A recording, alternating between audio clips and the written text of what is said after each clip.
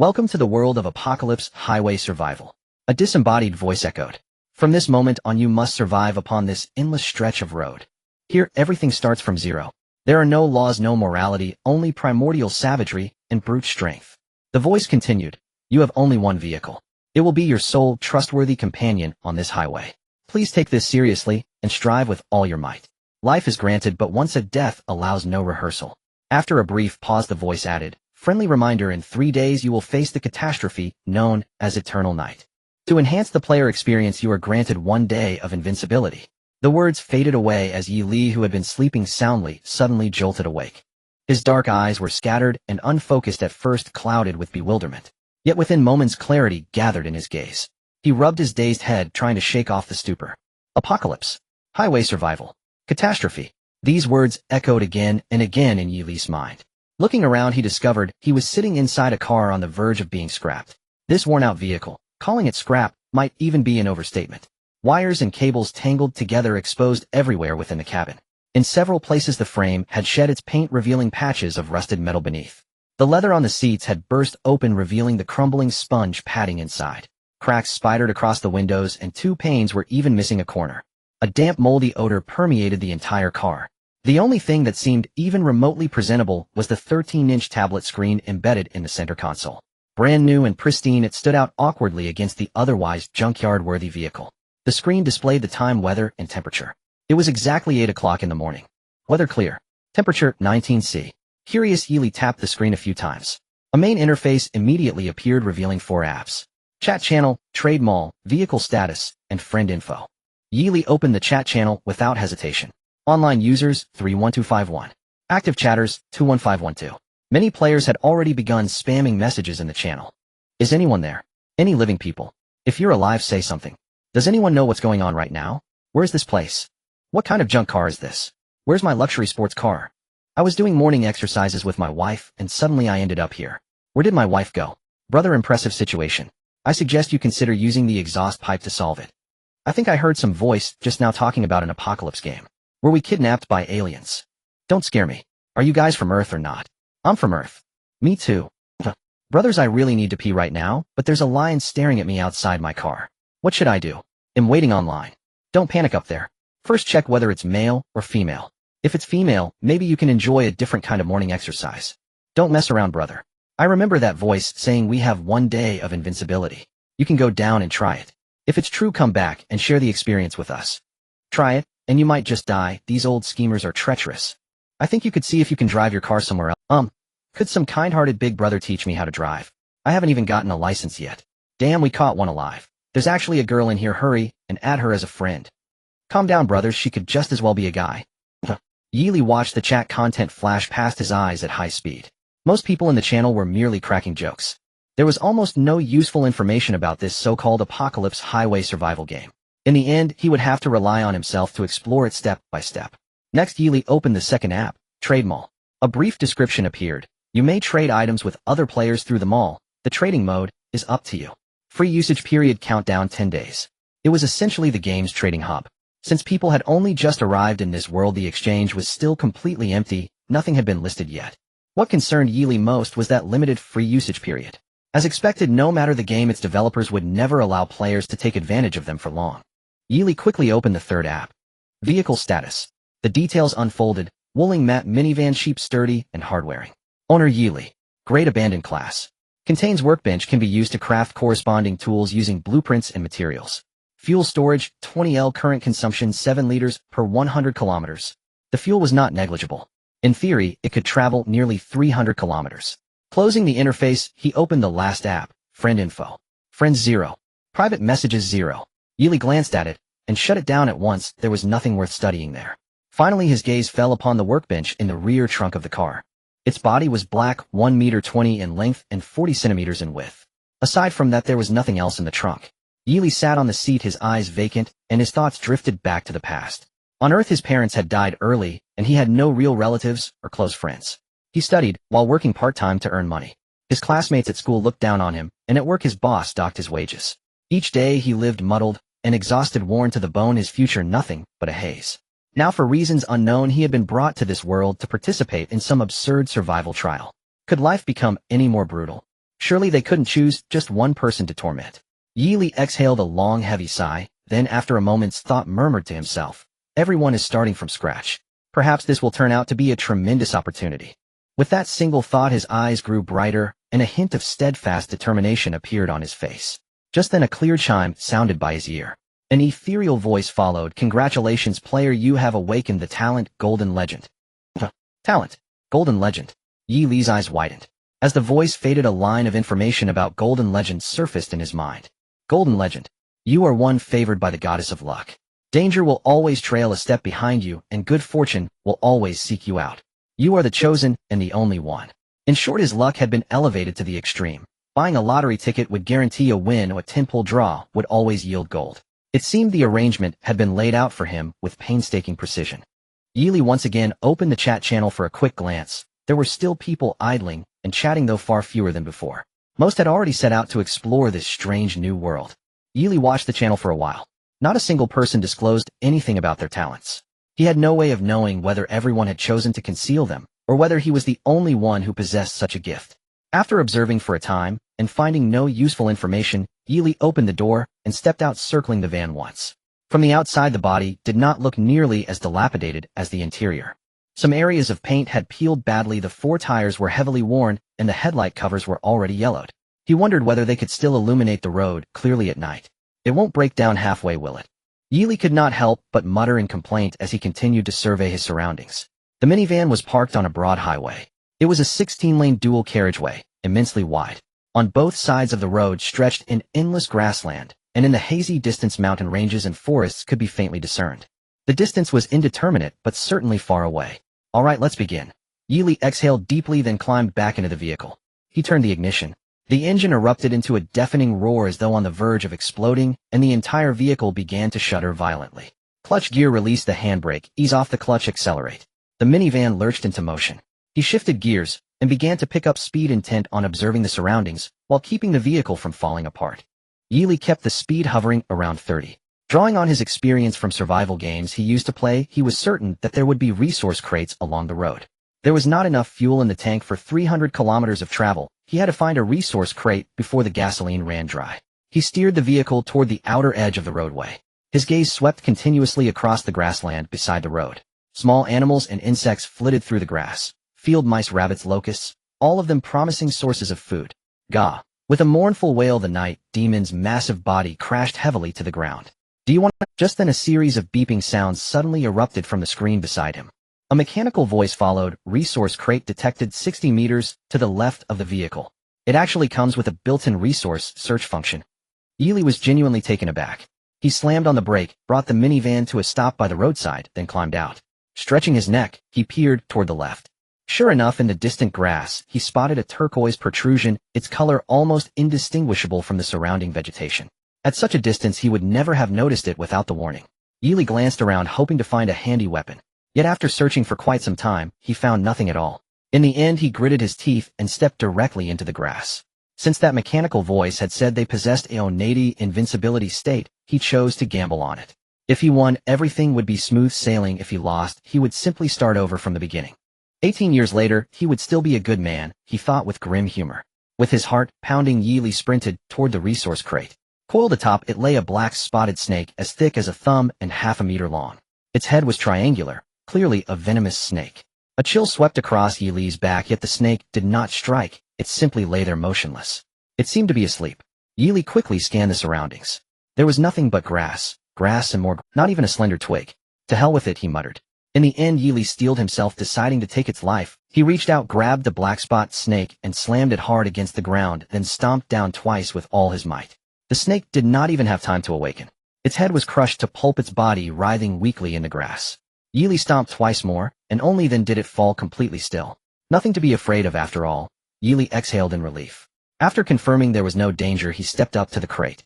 The moment his hand touched it, a new line of text surfaced in his mind. Bronze chest usually contains basic supplies, equipment, and construction blueprints.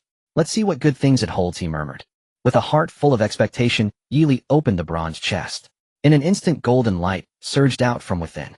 The brilliance was so intense that he had to squint.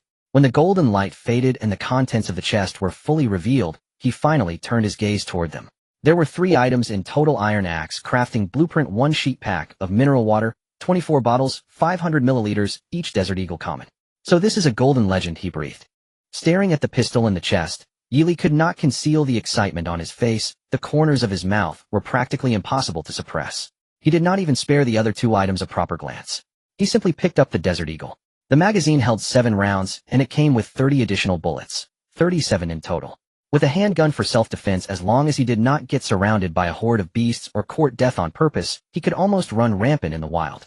The only pity was the limited number of bullets. Yili had never used a real firearm before, so he had little confidence in his marksmanship. Steadying his emotions, he gathered up the blueprint, the water, and the black spot snake on the ground, then hurried back to the van. Spending too long exposed in an unknown wilderness gnawed at his sense of security. Only when he shut the vehicle door did he finally breathe out in relief.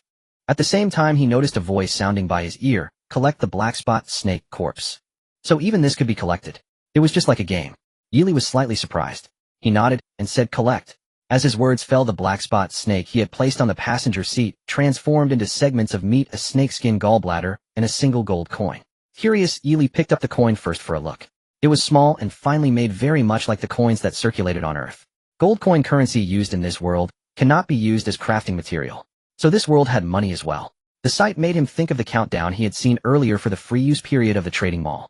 He wondered whether the coin had any purpose beyond that marketplace. Carefully stowing the coin away, he turned his attention to the iron axe blueprint. Iron axe crafting blueprint. Once learned, you can use a workbench to craft a decent iron axe, perfect for self-defense and logging. Required materials: iron ingot 1, a wooden stick 1, reusable. The description was simple and direct. Yili went to the back of the van and placed the blueprint on the workbench. The interface displayed materials insufficient, unable to craft. Yili opened the trading mall hoping to find the required components, but the mall was still completely empty. There was nothing available yet. He switched back to the chat channel for another look. Even fewer people were talking now, most having chosen to venture out into the world. At such a time, everyone was busy scavenging supplies. Almost no one would linger in the group to trade, wasting precious minutes. So Yili decided to keep driving and continue his own exploration ahead. Yili drove along the highway until noon, having traveled nearly 100 kilometers. The fuel gauge had dropped to a third. He hadn't encountered a single treasure chest. The long hours of driving and mental concentration had left him extremely fatigued. Plus, he was feeling a bit hungry and decided to stop for a rest. He would continue his journey in the afternoon. Ding, ding, ding. Just as he parked the car and prepared to grab a bottle of water, a series of urgent sounds echoed from the screen. Detected a resource box 57 meters to the right of the car. Yili, who had been weary, suddenly felt invigorated upon hearing the sound. If it weren't for the car roof being too low, he would have stood up immediately. It had been quite a while. He finally encountered the second resource box. Yili held the Desert Eagle in his hand. He quickly got out of the car and walked towards the prairie on the right. In the distance, he spotted a gray fox lying over 50 meters away from him. It seemed to be napping there, completely motionless. Next to the gray fox lay a bronze treasure chest identical to the one he encountered that morning. This creature's attack power isn't that formidable. Should I give it a try to see if it really is invincible for a day? Yili hesitated. Currently, he had no extra weapons aside from the Desert Eagle, which only had 37 bullets. Using 1 bullet would mean losing 1. 3 days later, disaster would strike. What he would face then would likely be 100 times more formidable than now. Yili was unwilling to waste any bullets. With that thought in mind, Yili decided to go ahead and give it a shot. He quickly approached the gray fox from behind and kicked its rear end without mercy. The powerful kick startled the gray fox awake from its sweet dream. Yelping, and with its tail tucked, it jumped up and turned to glare resentfully at the man who disturbed its slumber. It scolded, "Why are you looking for trouble instead of taking the main road? You're just bored, I'll bite you to death." The gray fox charged at Yili while yelping. Bang! However, before the gray fox could reach Yili, it leaped just under 30 centimeters from him. It crashed into an invisible wall, dazed and seeing stars. Although it looked strange, Yili was convinced that he truly was invincible at that moment, gazing down at the gray fox that had fainted at his feet. Yili wouldn't be kind enough to let it go. He lunged forward, pinning it to the ground with one hand, while striking its head with the Desert Eagle in the other. He continued to strike until the gray fox fell silent. A melodious voice echoed in his ears. Yili then paused. "Would you like to collect the gray fox?" "Collect." The gray fox on the ground immediately split into 3 pieces of meat, 2 gold coins, and a piece of fox fur. Yili picked up the gold coins first, then opened the treasure chest next to him. After a golden glow, 3 items appeared before Yili's eyes. Roast duck whole, gasoline 20L, space ring normal grade. Looking at these 3 items, Yili felt like Not only had lunch been resolved, but he also had gasoline now. Surprisingly, he even obtained a space ring. Yili held the dimensional ring in his hand. Information about the space ring immediately flooded into his brain. Space ring normal grade contains a small space of 100 cubic meters, can be used as a backpack. Looking at this information, Yili could only express that it was far more useful than a regular backpack. How cumbersome it was to take things in and out of a backpack. A space ring only required thought to retrieve or store items. He stored all the resources on the ground into the space ring. Satisfied, Yili returned to the car, deciding not to leave just yet. He directly started munching on the roast duck. At the same time, he opened the chat interface to gather intelligence and see if he could trade some iron blocks and wooden sticks. It was already noon. Many teams that had explored for half the day chose to rest. The chat group became lively again. Has anyone found food or water? Share a bit with me, I'm about to collapse. I searched all morning and found one resource box that yielded a bunch of who has food? They'll trade materials for it. Forget it, the person above, we all just arrived, who has that much food? But I do have raw meat, do you have fire? First of all, I'm not a show-off, and secondly, I don't want to tell you that I just opened a Buddha jumping wall. What? You're really despicable. You must have opened that box at the cost of your life, right? Go ahead, eat it, let's see if it choke. What? There's another resource box. Why didn't you say so earlier? I've been waiting here for half a day. Awesome, the person above, just wait to die. There are poisonous snakes and ferocious beasts next to the resource box. What should I do if I'm afraid to approach? What are you worried about? Didn't we all say we have a day's invincibility at the start? Those wild monsters can't get close to you at all. Really? If I'm lying, I'm a puppy. Who has water? I'm dying of thirst. If anyone can give me a sip of water, I'll call you daddy. Yili looked at the chat content in the channel. Half a day had passed. Those who ventured out to find supplies had mostly discovered resource boxes. Some managed to open food, while others found water. However, very few people could find both types of items. A significant portion of them had only obtained materials. Yili thought for a moment and decided to take out 2 bottles of water to exchange for the materials to craft an iron axe. After all, he couldn't always go barehanded to tussle with those monsters. It was not only inefficient, but also, Yili, I have 2 bottles of water, one 500 milliliters, one for an iron ingot, and one for a wooden stick.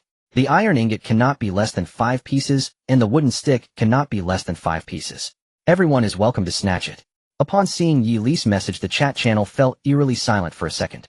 Then it erupted like a volcano. At such a time, water and food were essentials. Who would have thought someone would offer them for trade? And 2 bottles at that. Brother Yili, I'll offer 5 iron ingots. Brother Yili, I'll offer 20 wooden sticks. Damn, the person above, are you trying to drive up the price? What's wrong? I have a forest right next to me, come and compete with me if you can. I'll offer 6 iron ingots. I'll offer 6 iron ingots plus 10000 cash. The person above, cash isn't useful in this world, I'll add 1 gold coin. Brother Yili, look at me, I can be your girlfriend as long as you can give me water every day in the future. You shameless person. Once isn't enough, you want to keep leeching off me. Yili, look at me, I'll offer 6 iron ingots plus 2 gold coins. These guys had indeed obtained quite a few good items. Unfortunately, no matter how good the items were, without food and water they were useless. Yili looked at the prices offered by these people, clicking his tongue twice. Ding. A series of notification sounds echoed on the screen. Leechinga, hello, I only have 3 iron ingots, but I can offer 2 gold coins along with a crafting blueprint. A private message appeared on the screen, catching Yili's attention, especially when he saw someone was actually offering a crafting blueprint in exchange. Yili became even more interested and immediately replied, what crafting blueprint? Leechinga, a crafting blueprint for a multifunctional cooking pot for vehicles. A cooking pot. This item is indeed quite important. With it, there's no need to start a fire and meals can be prepared in the vehicle. In 3 days, eternal night will descend. The surroundings were engulfed in darkness. Cooking and eating in the vehicle is definitely much safer than down below. Sure, Yili replied directly. The value of a single blueprint far exceeded that of 5 iron ingots. Not trading would be foolish. The two quickly completed the transaction. A bottle of water disappeared from Yili's vehicle. In return, he gained 3 iron ingots, 2 gold coins, and a blueprint. Vehicle multifunctional cooking pot ordinary. After studying it, one can use a workbench to craft a decent multifunctional cooking pot that can prepare delicious meals. Crafting materials, 10 iron ingots, 1 electronic component, can be used. Once looking at these 2 crafting materials, Yili couldn't help but feel a bit overwhelmed. He only had the 3 iron ingots he just exchanged for, and now he needed an unfamiliar electronic component. He really needed to open some chests quickly. Yili opened the chat channel. He found the person offering the highest price for a stick and exchanged a bottle of water for 200 sticks. Looking at the truck filled with sticks, Yili felt a bit disoriented. Fortunately, the workbench could combine sticks into planks. 20 sticks could be combined into 1 plank. Yili kept 20 sticks and combined the other 180 into planks. This saved quite a bit of space. With the materials gathered, Yili crafted an iron axe and continued driving forward. He still had more than half a day of invincibility left. Not a second could be wasted. Ding! Yili drove another 50 kilometers. The road was wide and flat, and Yili was not worried about hitting anything, so he drove while observing the chat in the group. He checked if anyone had good items to trade. Unfortunately, after looking for a while, he found nothing worthwhile. Most were just trading materials. Iron ingots, wooden blocks, rubber, plastic. All sorts of materials. It was a pity that he didn't see any so-called electronic components. He also didn't see anyone offering a crafting blueprint. After all, it had only been half a day. There weren't many people who could produce good items. Even if they did, they wouldn't be fools. They would definitely prioritize using the most common items for trade. Yili drove in boredom. Without music or other sounds, he was the only one on the entire road. If it weren't for this bumpy vehicle, Yili would have fallen asleep long ago. Ding! Just as he was about to doze off, another notification sound rang out. Resource zone detected on the right side of the vehicle. A resource zone. Yili turned to look at the right side of the vehicle, where about 100 meters away stood a dense forest. From the outside, it appeared very thick and unfathomable. It looked like a giant beast with an open maw waiting for prey to fall into its trap. Let's go have a look.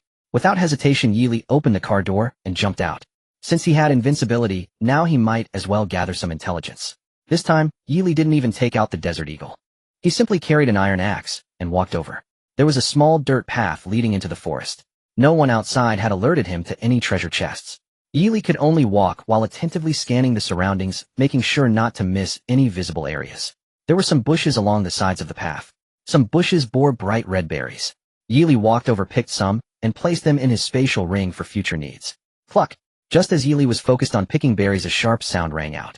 Yili looked up and couldn't help. A wild chicken burst out from the berry bushes. This patch of berries was its territory. It was furious that Yili dared to pick without permission. Puff! With one swing of the axe, the wild chicken that had just lunged at Yili was smashed to the ground. Do you want to collect the wild chicken? Collect. The wild chicken's body instantly burst open. Gained gold coins 1. A delicious wild chicken legs 2. Bird feathers 5. Looking at the chicken legs on the ground, Yili couldn't help but curl his lips. For such a large and delicious wild chicken, he only managed to collect 2 chicken legs. It felt quite wasteful. Yili dug around in the bushes with his axe. Sure enough, he discovered a bronze treasure chest. With excitement, he opened the chest. As a golden light flashed, the items inside appeared before Yili. Windproof lighter, headlamp, ordinary electronic components 5. This haul was truly to Yili's liking. A lighter is an essential item for survival in the wild. With a headlamp, he could face the eternal night in 3 days without having to search for supplies in the dark. And he also got electronic components. It was as if everything he wanted was coming to him.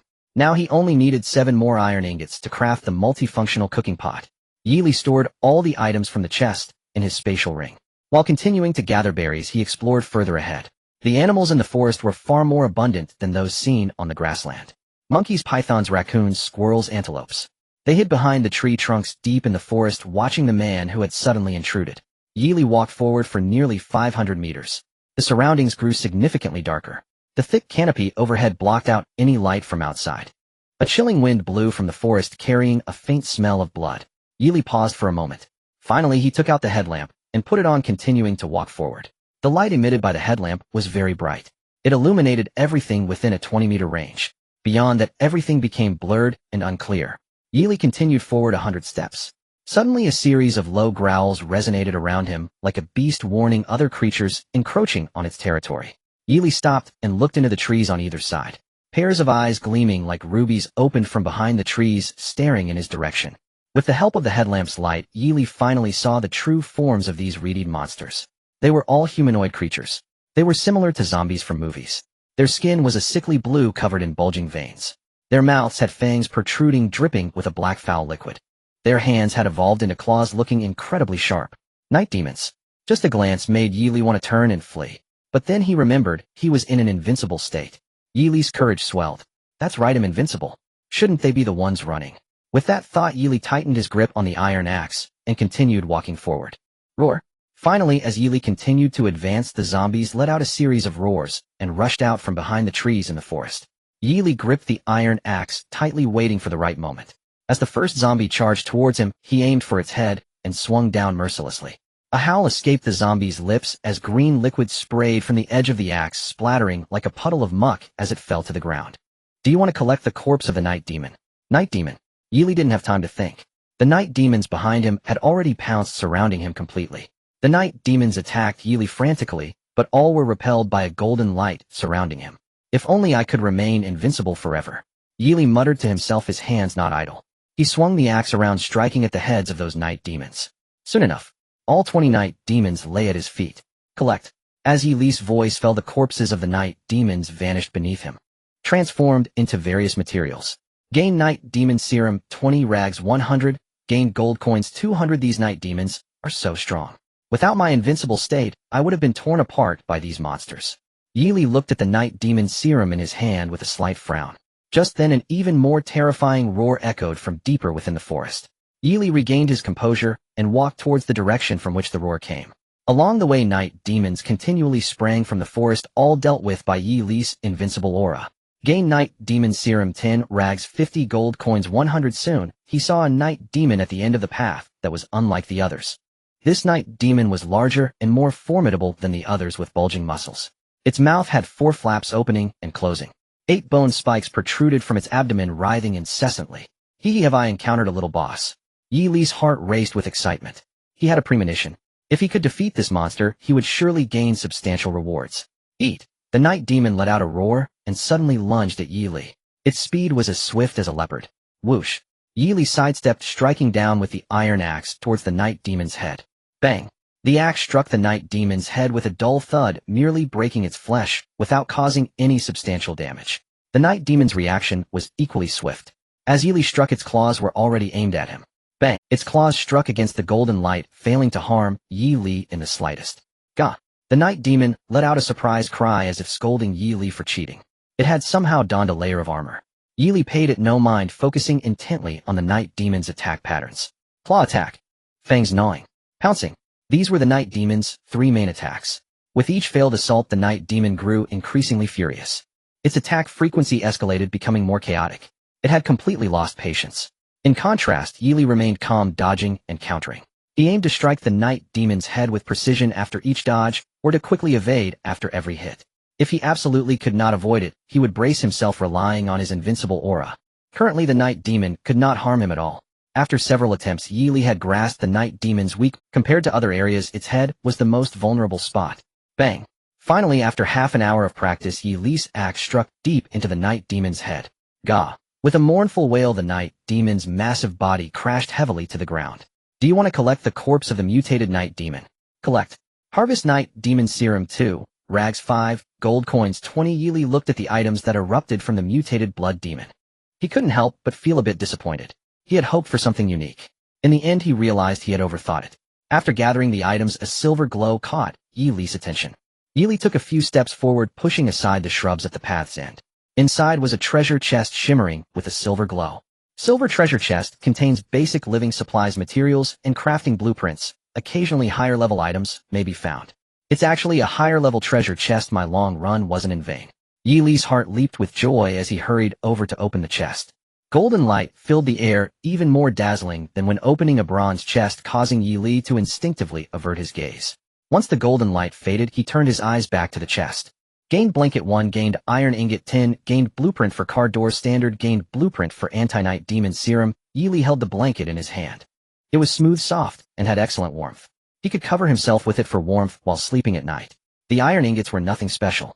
This material was the most common in chat channels and trading malls. Yi Li's gaze was primarily fixed on the 2 crafting blueprints. Car door standard blueprint required materials, iron ingot 30, usable 5 times 5 times. Just enough to replace all 5 doors of the van.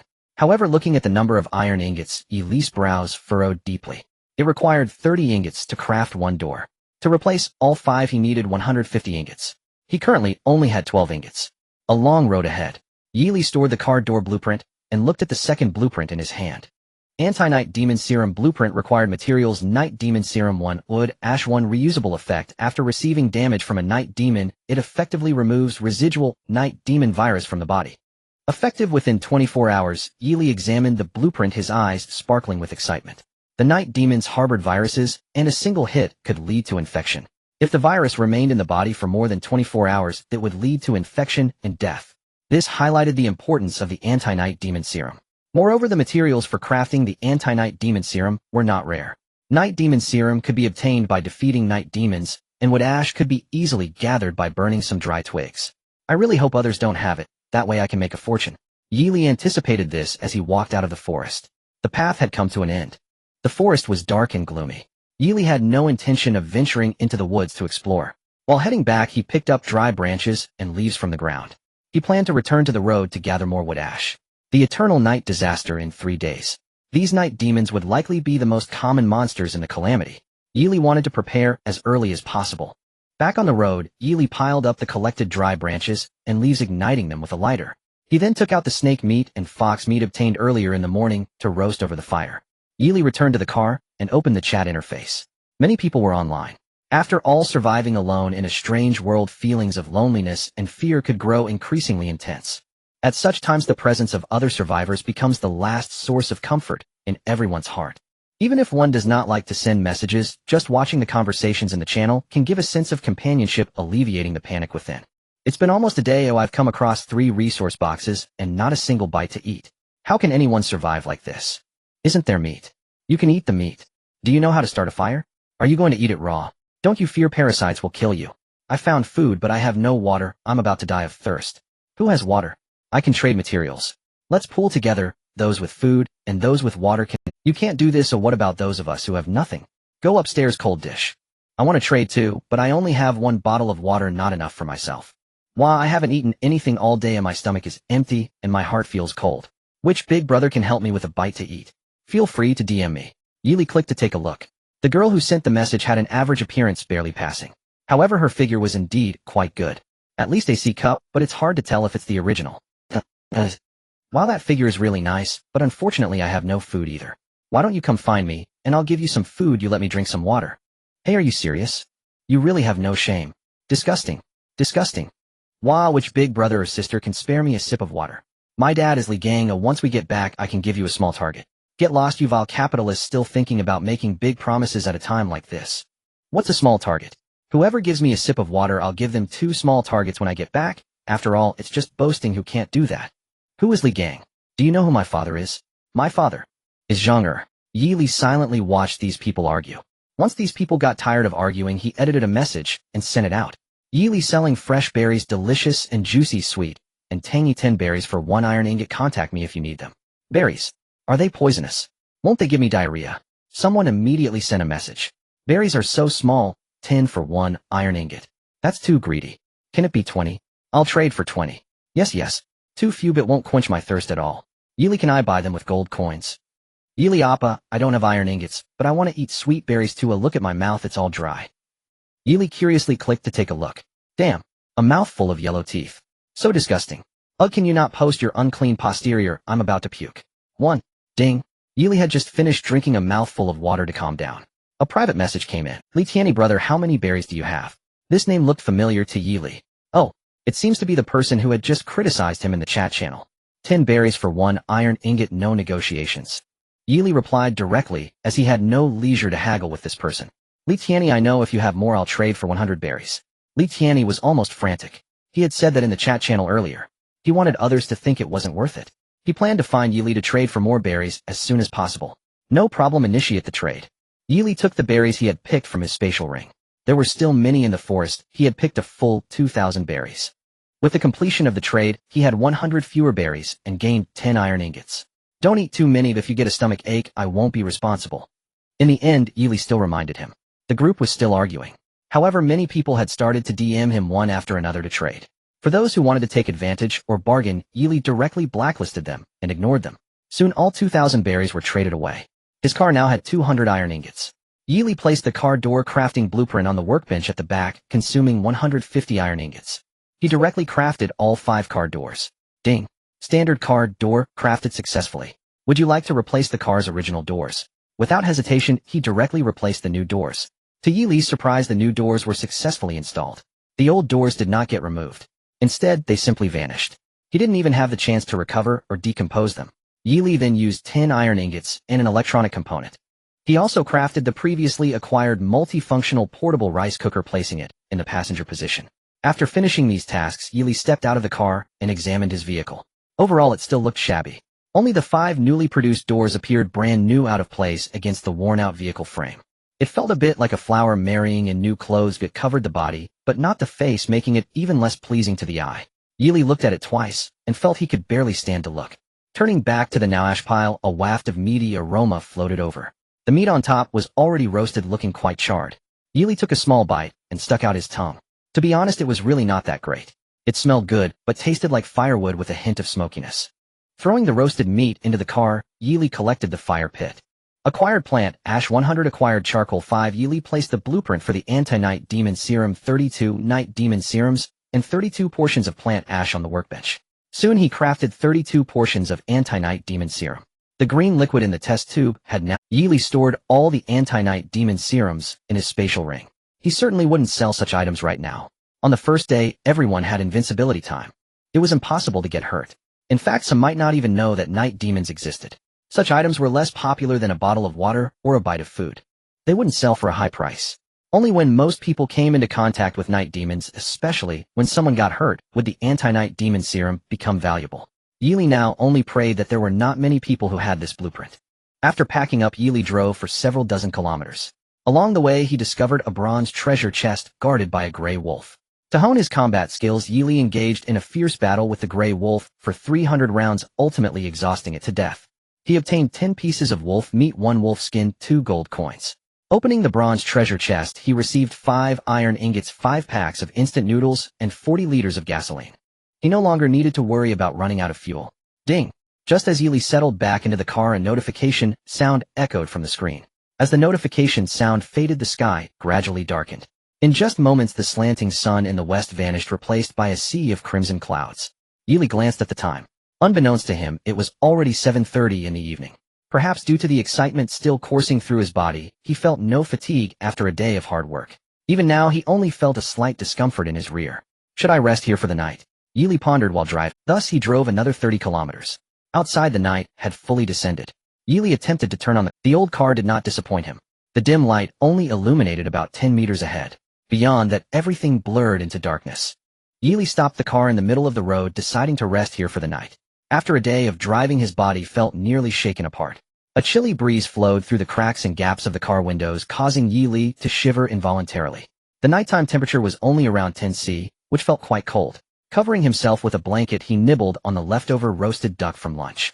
Apart from the small space being a bit uncomfortable, Yili found it wasn't too bad. Life was even more pleasant than when he was on Earth. Yili looked at the display screen. At this moment, most people had chosen to rest. The chat channel was much livelier compared to the afternoon. Well, what should I do? I've never slept alone in the wild before. What if some pervert or killer shows up? No worries, there's probably no pervert, but there are definitely wolves. I just killed 3 of them earlier. What are you afraid of? We still have invincibility time tonight. I actually hope more come, that way our food supply will be secured. For the 9,999th time, I'm begging for help. I've gone a day without food or water. Please, someone give me something to eat. What time is it? Still thinking about freeloading. 3 pieces of roasted wild boar meat for a bottle of water. If anyone needs it, hurry and private message me. They'll trade 5 iron ingots for a bottle of water. Woo, which brother can give me a sip of water? I can add you as a friend for remote guidance. Attached image. Yili clicked to take a look and immediately formed an opinion. Appearance 7 points. Figure 8 points. Plus she's a glasses girl, another point. He could join the gallery. Remote guidance was one thing, but he couldn't touch her. Everyone step aside, I want to capture the one upstairs. Whoever tries to snatch it from me will face my wrath. Do you have water?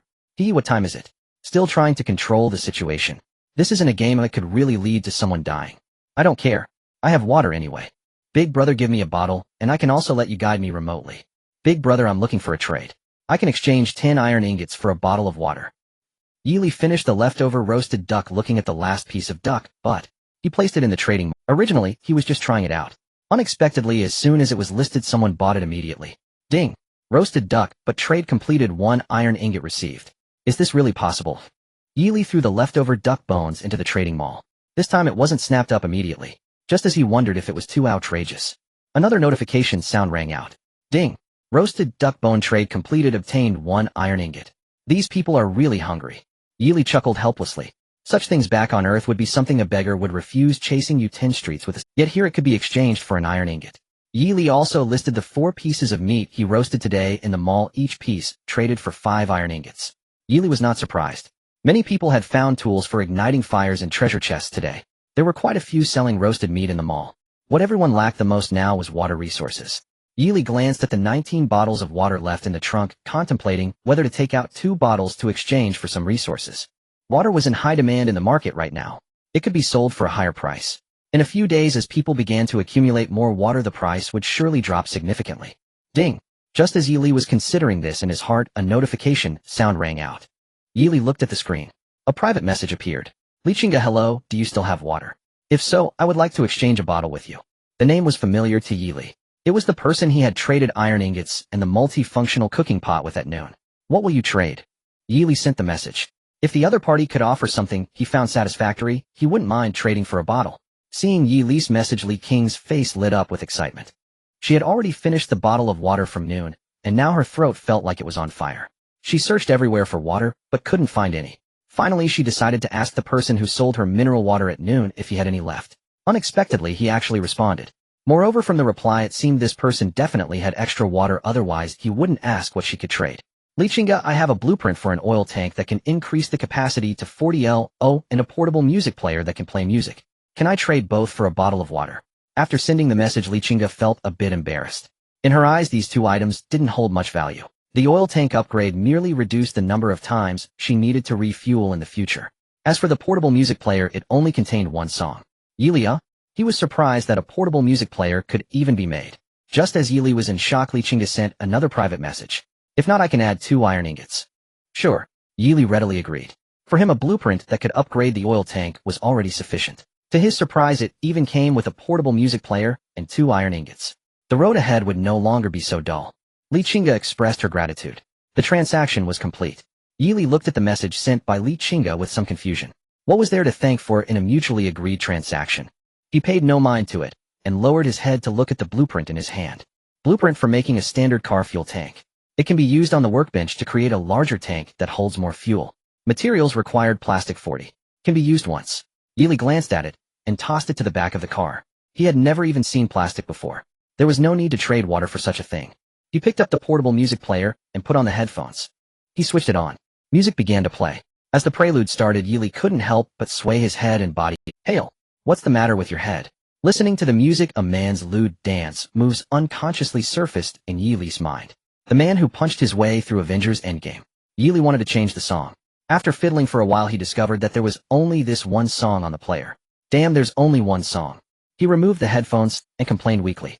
No matter how good a song is, listening to it on repeat will eventually make it unbearable. Meanwhile, Lichinga had already taken a refreshing gulp of water, instantly extinguishing the fire in her throat. Although it still felt a bit scratchy, Lichinga restrained her inner desire and set the bottle of mineral water aside. She hoped this bottle of water would last until she found the next treasure chest. The long night stretched ahead. The surroundings were silent. Yili reclined the seat and closed his eyes to rest. Driving all day had not seemed tiring. Now that he suddenly stopped, drowsiness surged upon him like a flood. Soon Yili fell asleep.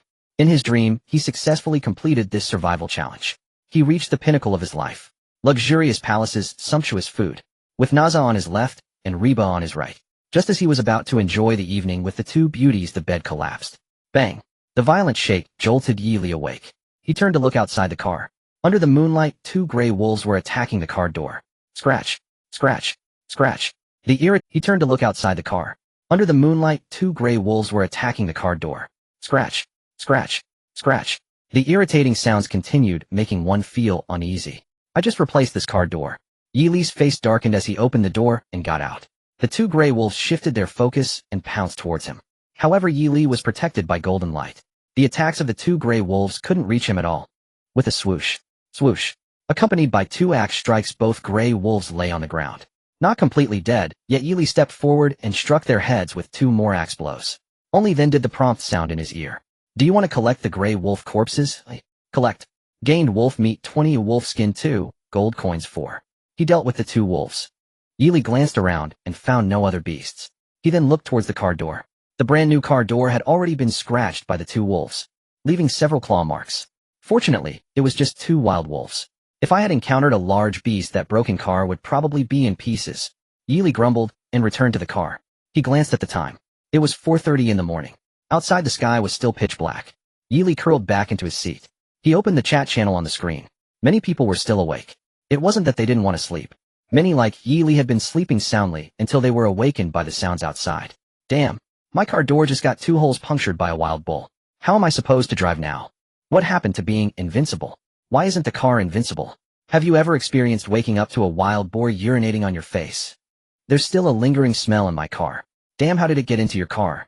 I didn't close the window. Then, don't mention it.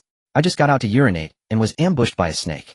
If it weren't for the golden light protection, my little brother would have been gone. Everyone must be careful. Our invincible time will soon be over. When that happens, it will be our true test. Whoa, I want to go home. I want my mom. I don't want to stay in this place. Stop thinking about home. Just a reminder, our invincible time is running out. We might as well continue driving forward now. Who knows, we might find some new resource boxes before it ends. Not to hide it from you, I drove from 8 o'clock yesterday until now. I'm barely holding on. Big brother, you are really tough. The number of people in the chat channel dwindled as many chose to keep driving. Yili was no exception. The earlier encounter with the 2 wolves had robbed him of all drowsiness. He closed the chat channel and turned on the music player, singing as he drove forward. Ding. Soon a prompt sound echoed on the screen. Detected a resource box 30 meters to the right of the vehicle. Yili stopped the car, donned his gear, and quickly jumped out. To save time, Yili sprinted towards it. Soon he spotted a cheetah lying ahead with faint snoring sounds. Yili rushed over. The cheetah seemed to sense something and opened its green eyes. Yili was already in front of it, swinging the iron axe towards its head. It was swift and clean without any hesitation. Roar! A low growl erupted.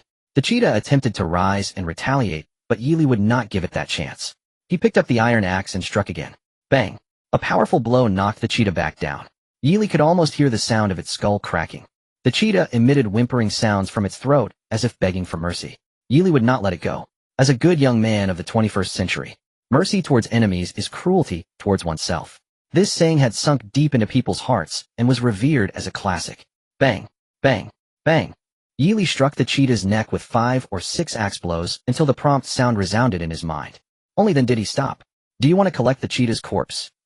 Collect. Gained leopard meat 30, a leopard skin 1, gold coins 5. Yili directly stored all these items in his space ring. He arrived at the treasure chest. It was another common bronze chest. Yili opened the chest. Gained beef burger 5. Gained plastic 5. Gained blueprint for making a vehicle-mounted water condenser standard. Yili stored the beef burgers and plastic into his space ring. He held the blueprint in his hand and began to read it. Blueprint for making a vehicle-mounted water condenser premium. The condenser will automatically absorb moisture from the surrounding environment and purify it into pure water with an efficiency of 3050 L per day. Materials required: iron ingot 10, plastic 30. Can be used once. PS standard good premium perfect epic. A high-quality water condensation device. It's 2 grades higher than a regular one. With this, won't I become the king of pure water? Yili rushed back to the car and opened the chat channel. Mineral water clearance sale: 1 bottle of mineral water for 15 plastics. Hurry up, if you need it, only 2 bottles available. What the hell? Am I still asleep? 15 plastics for a bottle of water. It's Yili again. Yili, how much water have you secretly gotten? You didn't drive the car into the river, did you? Yili, I don't have plastics, but I have a heart that loves you. Can I exchange it for iron ingots? Rubber works too. These 2 bottles of water are mine. If anyone tries to snatch them from me, it's like they're going against me. Shout. So domineering. Yili is from your family. Ding. You have received a trade request. Yili didn't care who it was, clicked to check and saw it was for 30 plastics, so he directly agreed. Yili, trade completed. Whoa. Who is it? Who has such quick hands? I was still counting my plastics. Which idiot? Step forward and admit it, otherwise when I see you in the future I won't spare you. It's me, Xiao Tian. Unlan, I remember you. I'm waiting for you to come find me. The chat channel was filled with tension. A group of people was already cursing. All fingers pointed at Xiao Tian. 15 plastics for a bottle of water was practically free for them. Everyone wanted to take advantage of this deal. In the end, they watched helplessly as it was snatched away by one person. Who would be happy about that? Just that no one could reach him now. Otherwise, these people in the chat channel could easily tear Xiao Tian apart. At this moment, Yili, who sparked this dispute, had already laid out the blueprint and materials for the condensation device on the workbench. High-quality vehicle-mounted condensation device successfully created. Do you want to install it now? A prompt sound rang out from the screen. Install. It must be installed as soon as possible. As Yili finished speaking, a clanging sound echoed from the roof of the car. Yili looked up and saw something resembling a water tank appearing out of thin air on the roof. Inside the car, a soft tube extended down from the roof along the car's frame. Water vapor had already begun to form in the tube. Drops of water began to trickle out of the tube. Yili hurriedly placed an empty mineral water bottle under the tube and then secured the bottle with iron ingots. Considering the current humidity of the outside air, the condensation device could produce a maximum of 50 liters of pure water each day. This means he could obtain at least over 2 liters of water every hour. A bottle of mineral water has a capacity of 500 milliliters. He would have to change the mineral water bottle 4 times an hour. The main issue is that he doesn't have that many mineral water bottles to rotate. No matter how thirsty he gets, he can't possibly drink 4 bottles of water every hour. Therefore, Yili returned to the chat channel and sent a message: who has the blueprint for making water containers? I can exchange it for a bottle of water. Yili, look at me. I'm your son. Damn it, how much water do you have? Are you mining mineral water with your lifespan? Yili, let me have a sip. I want good luck too. I want a sip too. Slurp slurp. 1-1. Yili felt a chill run down his spine. He instantly felt like his body was unclean. Ding. Another prompt sound rang out from the screen. Lu Ting, Yili, I'm so thirsty, can I have a bottle of water to drink? If we meet in the future, you can play with me however you want. Attached image. Yili glanced at it, and his eyes nearly popped out. Goodness. So beautiful. That figure. That face. Save image. Block friend. All in one go. Yili was afraid that if he acted too slowly, he would really be tempted by this woman. Ding ding ding. A series of prompt sounds rang out. Yili checked them one by one. Some were worshipping the big boss to get familiar. Some wanted to take advantage for free. Others wanted to trade resources. He ignored them all. Ding. Lichinga, hello, I have a blueprint for a regular vehicle-mounted water tank, which can store up to 50 L of water. Is that okay? This guy has contacted me 3 times already. Could it be that the system assigned me an NPC? Whatever I lack, I get exactly what I need. Yili couldn't help but complain at the familiar name. He quickly typed a reply: sure. The two finished the trade. Vehicle-mounted water tank, regular blueprint, can store a capacity of 50 L. Materials needed: plastics 20, iron ingots 5. Again, need plastics. Yili looked at the 13 bottles of water left in the cargo hold. After pondering for a moment, he finally made up his mind to take out 2 bottles for the exchange. As long as he could make the vehicle-mounted water tank, he could save a lot of trouble. Just as Yili was preparing to shout in the channel again, another prompt sound rang out. Lichinga, I have 20 plastics here, do you need them? The system, if you keep playing like this, I really won't feel involved. Yili continued to complain internally. He quickly replied, yes, I can exchange it for 750 milliliters of mineral water. Lichinga, thank you.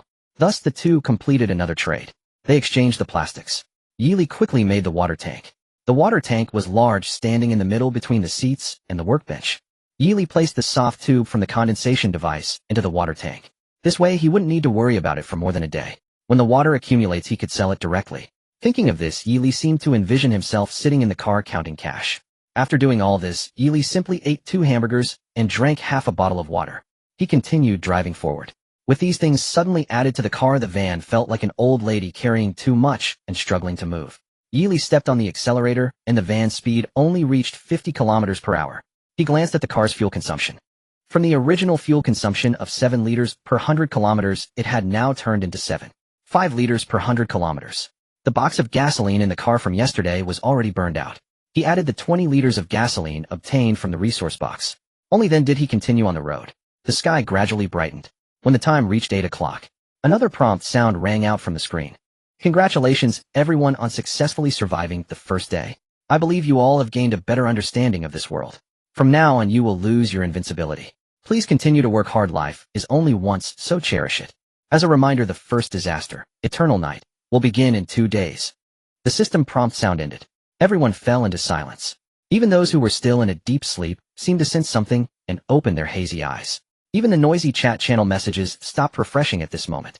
The number of online participants displayed in the channel 31251. In just half a minute, it had changed to 31240. This indicated that at the very moment the invincibility time ended, 11 people had already died. What should we do? What should we do? What are we supposed to do? Did you notice that the number of online participants has decreased by 11? It's only been less than half a minute, and already 11 have gone offline. Did they die? Damn it, I don't want to play. I want to find my mom, I want to find my wife. Let me go back. I want invincibility, just let me be invincible for one more day. Brothers, there are wolves all around my car, what should I do? Who can save me? My car has been overturned by a raging bull, and it's now trying to crawl into my car. Someone comes. Fear and anxiety erupted all at once as the invincibility time ended. Yili parked the car on the looking at the number of people in the chat channel. Half an hour had passed, and aside from the initial 11 who died, no one else had perished. In fact, those 11 people had not calculated the invincibility time correctly. The moment the invincibility time disappeared, they failed to react and thought that the beast would not harm them. They were killed due to a moment of carelessness. Yili also considered this possibility. However, now he saw a lion lurking not far away. Yili's heart was pounding incessantly. We have to face this sooner or later. Let's go for it.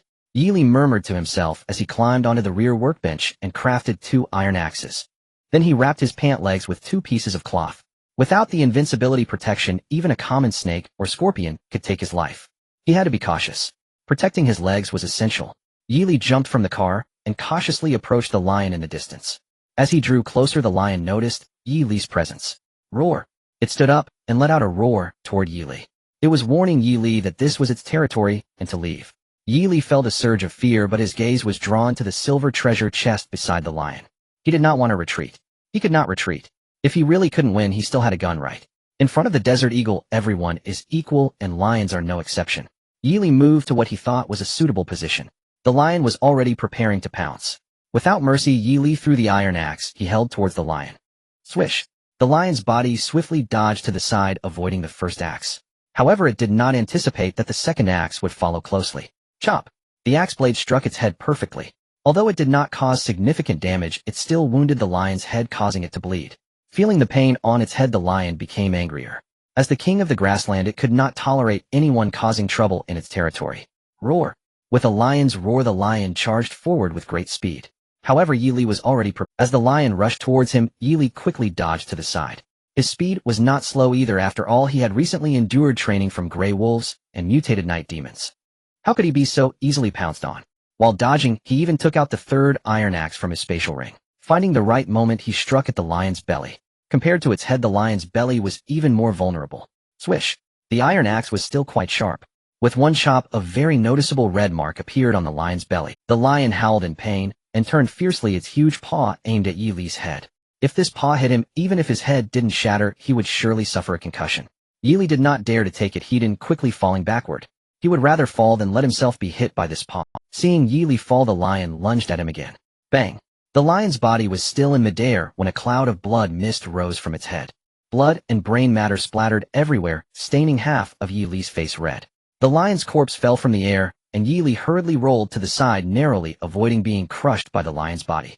Phew! Looking at the lion's corpse, Yili rubbed his slightly numb arm. The recoil of the desert eagle was not to be underestimated. Firing one-handed was still a bit challenging for him now. If it weren't for that lion charging at him, he believed he wouldn't have been able to shoot so accurately from a distance. A handgun is definitely more effective. Yili collected the lion's corpse. Obtained lion meat 100, lion skin 1, lion whip 1, gold coins 8. Lion whip, after consumption, it replenishes energy, boosts vitality, and strengthens the kidneys. It really is user-friendly. Yili looked at the 10-centimeter piece of meat in his hand, carefully storing it away for possible future use. He collected all the other items as well. Yili approached the silver treasure chest, rubbing his hands together in excitement, ready to open it. Roar! Suddenly another lion's roar echoed. Yili looked into the distance and saw a lioness quickly charging toward him. There's still another one. This time, Yili gripped the desert eagle with both hands, aiming at the lioness. He only pulled the trigger when the lioness was within 5 meters of him. Bang! The muzzle erupted with deadly flames. A cloud of blood mist burst from the back of the lioness' head. Her legs buckled, and she collapsed right in front of Yili. Would you like to collect the lioness corpse? Collect. Obtain lion meat 100, lion skin 1, gold. What a pity it's a female, no cubs. Yili said with a look of regret as he collected everything.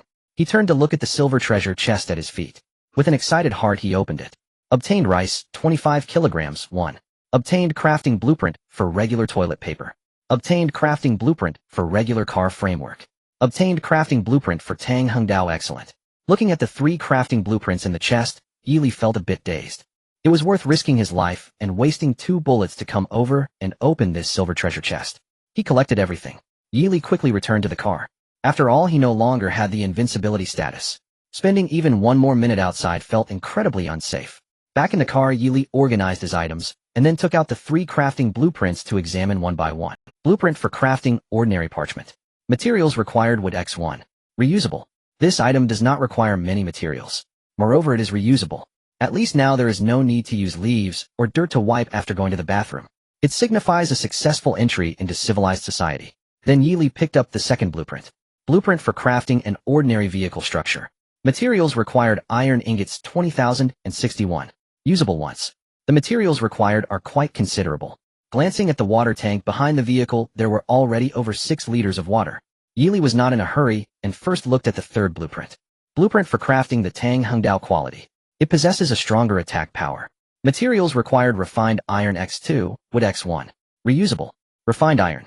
I wonder if anyone has crafted it yet. Yeely tried to place the iron ingots on the workbench to fuse them, but unfortunately, there was not a hint of reaction. Thus Yeely returned to the driver's seat and opened the chat channel. Yeely selling mineral water. Those in need can exchange it for iron ingots or iron crystals, 2 pieces of refined iron for a bottle of water, or 15 iron ingots for a bottle of water. Wow, it's Yeely again. Many people exclaimed in the chat channel upon seeing Yeely's appearance. Although Yeely did not chat often, he was definitely the first person in the chat channel to exchange water for resources. Almost everyone had deeply ingrained this name in their minds. Yeely, how much water do you have? I feel like you're playing a different game from us. Yeah. From yesterday until now I've only managed to get 2 bottles of water, not nearly enough to drink. Is this the luck of playing a game with a lifespan? Crying. It's really infuriating to see someone else doing better. Looking at these messages, Yeely felt speechless. Why are these people's points of focus so peculiar? Not online at all, are they? Was he asking about water? He was clearly asking about refined iron. Yeely ignored those people. Anyway, the message had already been sent out. Those in need would naturally message him privately. Closing the chat interface, he opened the trading mall. The items inside were dazzling. Iron ingots, wood, plastic, rubber, and various materials. There were also some chunks of meat and animal skins which held little value. After all, everyone could obtain them just by opening resource chests. Some people in the mall were also listing mineral water. The prices were exorbitant. Each bottle of water required more than 50 units of materials to exchange. Such listings were almost entirely for show. Although people had only been in this world for a day, everyone already understood the rarity of materials in this world, not to mention whether anyone possessed over 50 units of materials.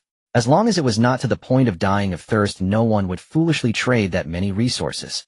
Yeely browsed the mall for quite a while. There was nothing particularly valuable. Not even a single crafting blueprint. There were even no iron crystals. After pondering for a moment, Yeely listed a bottle of mineral water for trade. The trading method was for negotiation. Anyone who wanted to trade had to get approval first. Additionally, there was a trading note attached. 500 milliliters of water for 2 iron crystals or various crafting blueprints, with a mineral water bottle included. Those in need can message me directly. Be honest, those looking to take advantage will be blocked. Soon various notification sounds echoed on the screen. The private message page instantaneously turned to 99. Yeely checked them one by one. Most of them were people wanting to exchange 15 iron ingots for water. Yeely casually traded 10 bottles of water. 150 iron ingots were received. Adding the previous 61 iron ingots, he had gathered all the materials required for the ordinary vehicle structure blueprint. After stating in the chat channel that he would not be trading iron ingots for now, he ran to the workbench and crafted the ordinary vehicle structure. Ordinary level vehicle structure, crafting completed. Would you like to replace the original vehicle structure? Replace. As Yeely's voice fell, a white light enveloped the vehicle. Once the white light dissipated, the previously rusted and pitted vehicle structure had been completely renewed. Inside the entire vehicle, everything except the seats had turned brand new. All the wiring had been hidden away. Yeely got out of the car to take a look. The entire exterior of the vehicle had also become brand new, shining with a silver brilliance under the sun. The only downside was the 2 yellow headlights and the tires that were about to wear out, which lowered the overall aesthetic of the vehicle. Yeely returned to the car and finished reading the remaining private messages. A few wanted to exchange plastic. Yeely remembered the ordinary fuel tank crafting blueprint he had obtained earlier. Thus he exchanged 1,500 milliliters of water for 45 pieces of plastic, successfully upgrading the fuel tank from waste level to ordinary level. The fuel tank capacity increased from the original 20L to 40L. The needle on the fuel gauge instantly dropped by more than half. After finishing reading the remaining private messages, Yeely did not find anyone offering refined iron. Therefore, he prepared to continue advancing. Just as Yeely was about to set off, another notification sound rang out. Xiao Tian, brother, can we negotiate? 1 piece of refined iron for a bottle of water. This item is significantly harder to obtain than iron ingots. There's only one in a silver treasure chest. No negotiations. Yeely replied directly. He glanced back at the water tank. There were still 5L of water inside. Although it was not a small amount right now, he was the only one in the entire channel selling water. Only a fool would undervalue himself. Xiao Tian. At that moment, Xiao Tian sat in the car, looking quite miserable. Earlier he had found a silver treasure chest, surrounded by more than a dozen gray wolves. After a tremendous effort, he managed to kill all those gray wolves and successfully opened the silver treasure chest.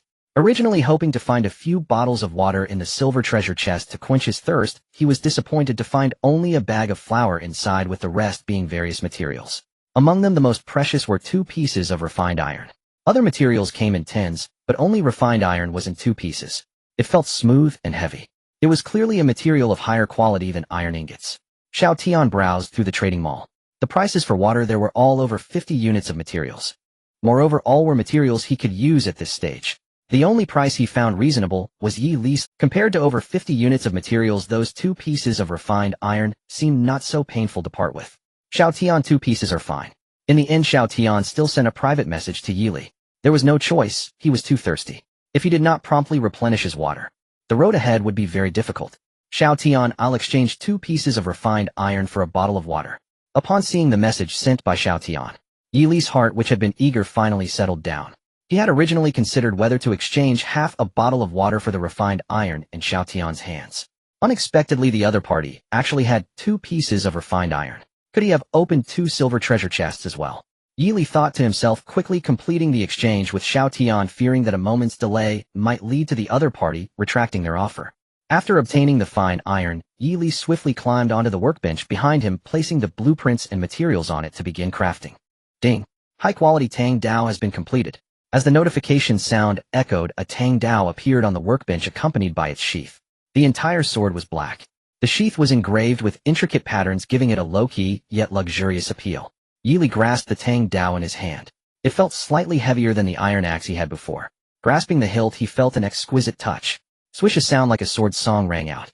As the sharp blade was unsheathed, a cold light flashed before him, and then quickly retracted. The blade measured 72 centimeters, the hilt 28 centimeters, and the blade width was 3.2 centimeters, it with a thickness of 0.5 centimeters. The entire sword was black, with only the edge giving off a silvery gleam. Just a glance made one's hair stand on end. Yi Li stepped off the vehicle and set an iron ingot on the ground. He gripped the Tang Dao tightly and swung down with force. Clang!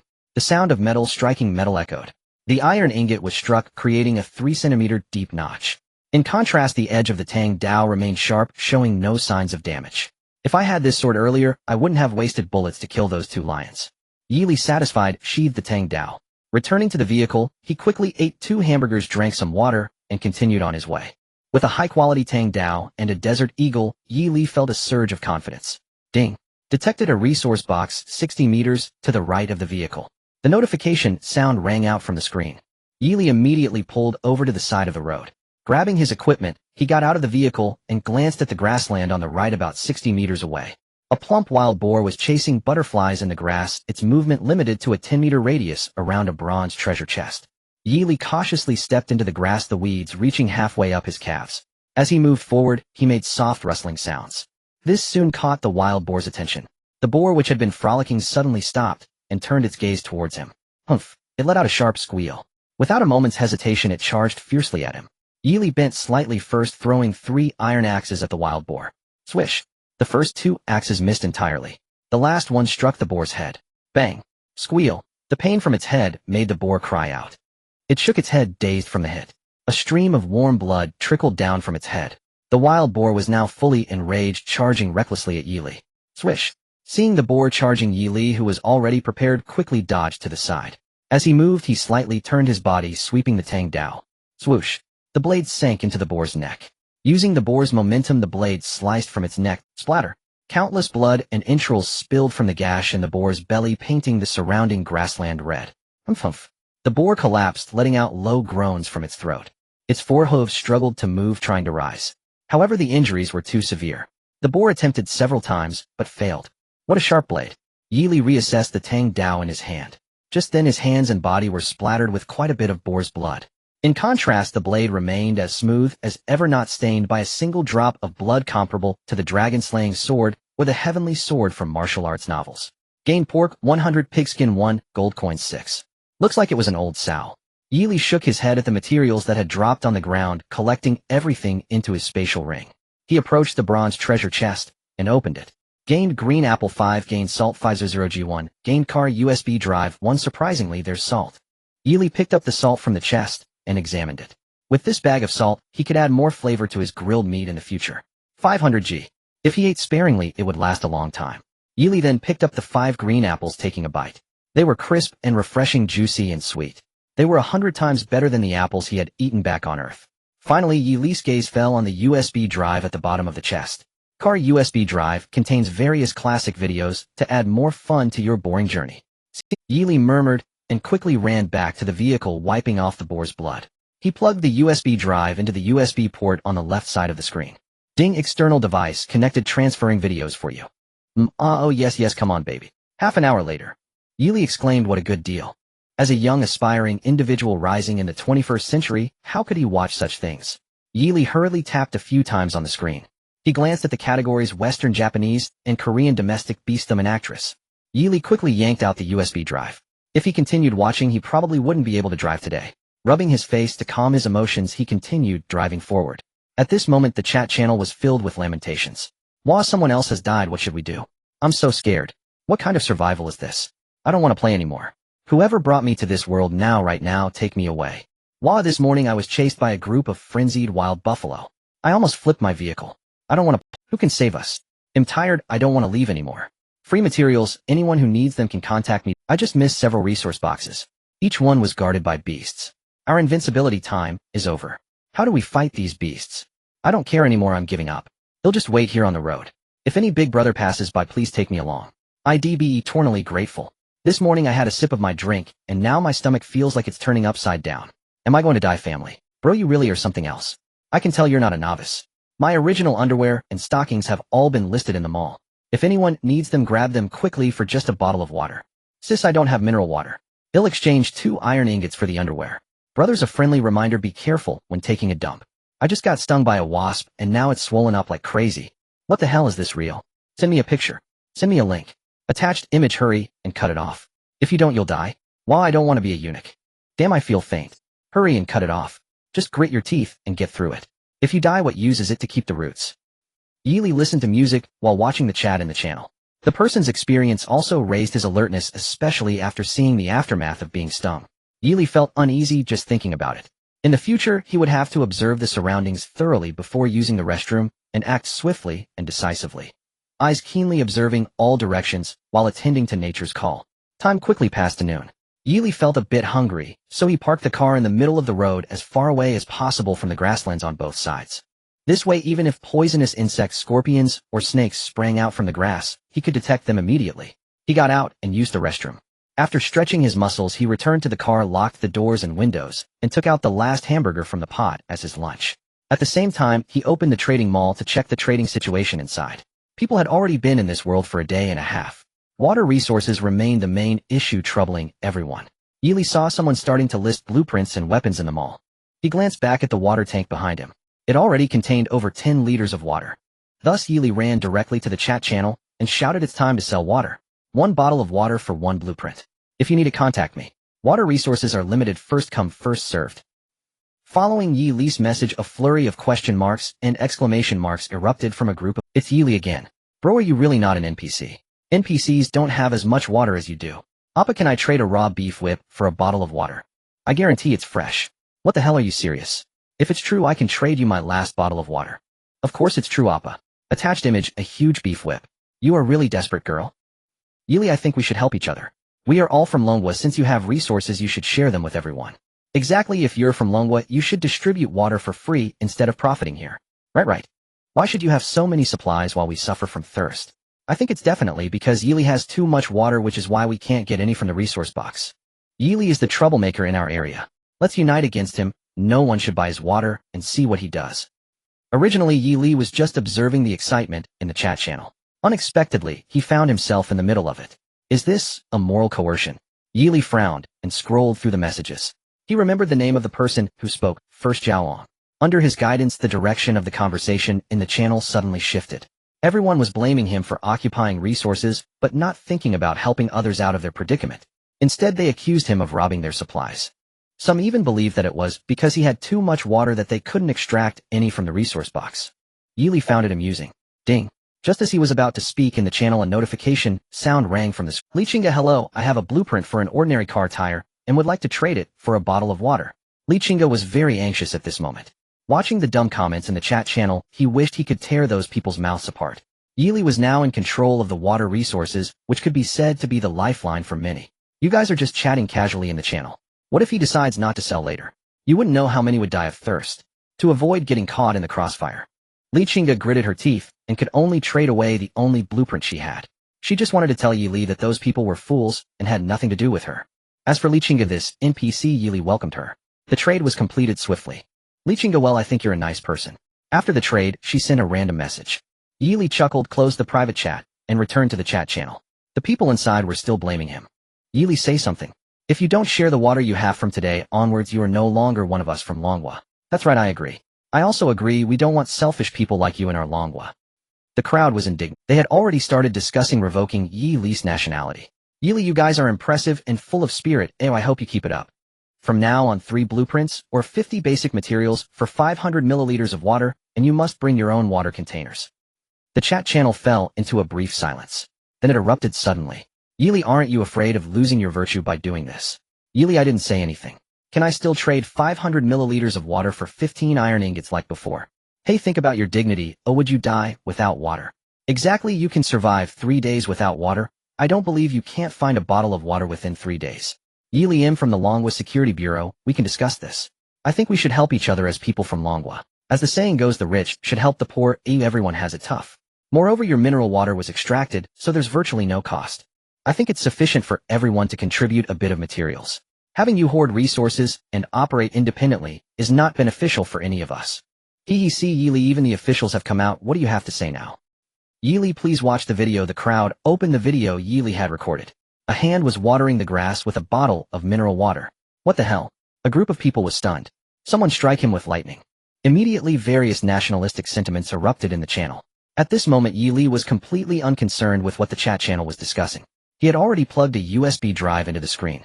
He found a Japanese-Korean action blockbuster studying new moves while looking at the blueprint that he had just traded. Blueprint for making ordinary car tires. Materials needed: rubber, 10 iron ingots, 3 can be used 4 times. Oh, what a pity, no rubber. Yili sighed helplessly. His luck with opening boxes was indeed very good. But it was precisely because it was too good that the most basic resources were extremely scarce. Let's save it for later to see if I can open more boxes. He placed the blueprint on the workbench at the back and comfortably. The weather at noon was not hot. A slight cool breeze blew in through the cracks of the glass, bringing a hint of comfort. By the time Yili woke up, it was already 2 o'clock in the afternoon. Occasionally, a series of notification sounds echoed from the screen.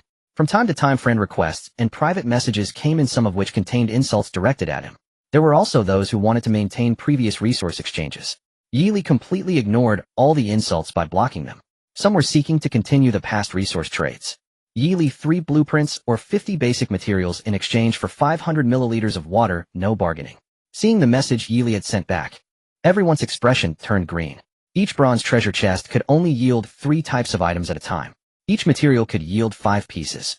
Even if a bronze treasure chest contained only materials, it could only yield a total of 15 pieces. Yili immediately asked for 50 pieces of materials. The resources from 3 treasure chests were not enough. The materials they worked hard to gather for half a day could only be exchanged for a bottle of water in the end. Everyone couldn't help but curse Yili as a profiteer and capitalist. Yili was indifferent to their thoughts. He glanced outside the vehicle and noticed no signs of danger. He got out to wash his face. He filled the gas tank with the last 40 liters of gasoline and drove forward, listening to Star-Lord's exclusive BGM. Yili's body swayed with the bumps of the car. Ding! Just as Yili was immersed in the BGM, unable to extricate himself, a notification sound rang out from the screen. Detected a resource box 80 meters to the left of the vehicle. Yili immediately stepped on the brakes. He turned off the BGM and looked towards the grassland on the left. In the grass over there, a group of adorable little white rabbits were hopping around grazing. After observing for a while, no signs of ferocious beasts were detected. Could it be another poisonous snake or something? Yili couldn't help but feel a hint of vigilance. In a certain sense, poisonous snakes and scorpions were even more terrifying than lions and tigers. Those ferocious beasts were large enough to be seen. You could see them at a glance. Even if you couldn't defeat them, you could run away. But those poisonous snakes and scorpions lurked in the shadows, ready to ambush at any moment. A single bite or sting could be fatal. Yili sat in the car contemplating. In the end, he still decided to go take. Yili found some torn cloth to wrap his calves tightly. He jumped down from the car holding a tang knife and pushed aside the grass in front of him. Confirming that there was no danger around, he quickened his pace towards the location of the treasure chest. The little white rabbits scattered around grazing saw someone approaching. They all jumped away, burrowing back into their nests. Soon Yili arrived in front of the bronze treasure chest. He circled the chest twice. He did not detect any signs of ferocious beasts. There were also no poisonous snakes or scorpions. For safety's sake, Yili took out an iron axe from his spatial ring and threw it at the chest. Bang! The axe struck the chest, producing a sound of metal clashing. Still no danger occurred. Am I being too sensitive? Yili thought to himself as he cautiously walked in front. Standing at a distance, he pried open the chest with his tang knife. A golden halo spread out. Yili immediately jumped back. The golden halo disappeared, and still there was no danger. Only then did Yili cautiously approach the chest and look inside. Acquired iron ingot 5, acquired rubber 5, acquired normal transmission blueprint. Yili collected. He quickly ran back to the car looking at the blueprint in his hand. Normal transmission blueprint. Required materials iron ingot 50 can be used once. Yili pouted and tossed the blueprint into the trunk. He continued driving forward. Ding. Detected a resource box 60 meters to the right of the vehicle. Yili quickly parked the car. He looked towards the grassland on the right. A serval cat was pouncing on a rabbit in the grass. Yili approached and swiftly dealt with the serval cat. Then he came to the bronze treasure chest and opened it. Acquired iron ingot 5, acquired melon seeds 500G1, acquired normal car engine 1. Yili returned to the car with his spoils. The surroundings were gradually darkening. The evening glow in the western sky was as splendid as yesterday. Yili glanced at the time after getting back in the car. It was already 7:30 in the evening. Yili did not plan to move further. While there was still some light, he boiled a bag of instant noodles, slicing the 2 chicken legs he obtained yesterday into pieces and cooking them. Paired with the seasoning packet from the instant noodles home. A pot of freshly made braised chicken noodles was ready. Yili took his screen and snapped a few photos of the pot. Then he sent the photos to the chat channel. Yili, delicious boiled noodles. Too bad there are no sausages or eggs, but having chicken legs is not bad. Damn. At this time most people chose to park and rest preparing dinner. When they saw what Yili was eating and then looked at their own charred meat pieces, they all exploded in curses. Yili, you bastard, you better not die a good death. Yili, just enjoy it, it won't choke you to death. Why is there such a big gap between people? I still haven't opened anything that can catch fire. I'm just relying on the 2 bags of bread I opened yesterday. We're all about to die of thirst, and you still have water to boil noodles. Yili, do you deserve to be a citizen of Longwa? Yili, being your compatriot is my shame. Brother Yili, I not only want to be your compatriot, but I also want to be your woman. Just give me a bite of noodles, just 1 bite, and I'll let you see below. Attached image. Yili ate while clicking on the image to take a look. Good heavens. It was too much for the eyes. His appetite was completely ruined. Yili quickly closed it. At the same time he blocked the woman who sent the image. Yili, hee, I just love seeing you all wanting to hit me, but unable to. People saw the message Yili had sent, and each of them gritted their teeth in anger, wishing they could dive into the screen and beat Yili up. Yili, I'm full now, going to take a shower. I haven't washed in 2 days and I stink. I want to form a convoy to hunt down Yili. Who's joining? Me 1-2 am joining too. Whoever dares to associate with Yili will be our enemy, and we will hunt. Exactly. Let's hunt together. Yili gnawed on an apple, chuckling as he watched the messages people were sending in the chat channel. It's more entertaining than opening treasure chests. Ding, ding, ding. One notification after another rang out from the screen along with several friend requests. Yili ignored all the friend requests and then looked at the private messages one by one. Marong, Yili, I'm sorry for speaking too loudly at noon. I apologize, please give me a bottle of water. I'm about to die of thirst.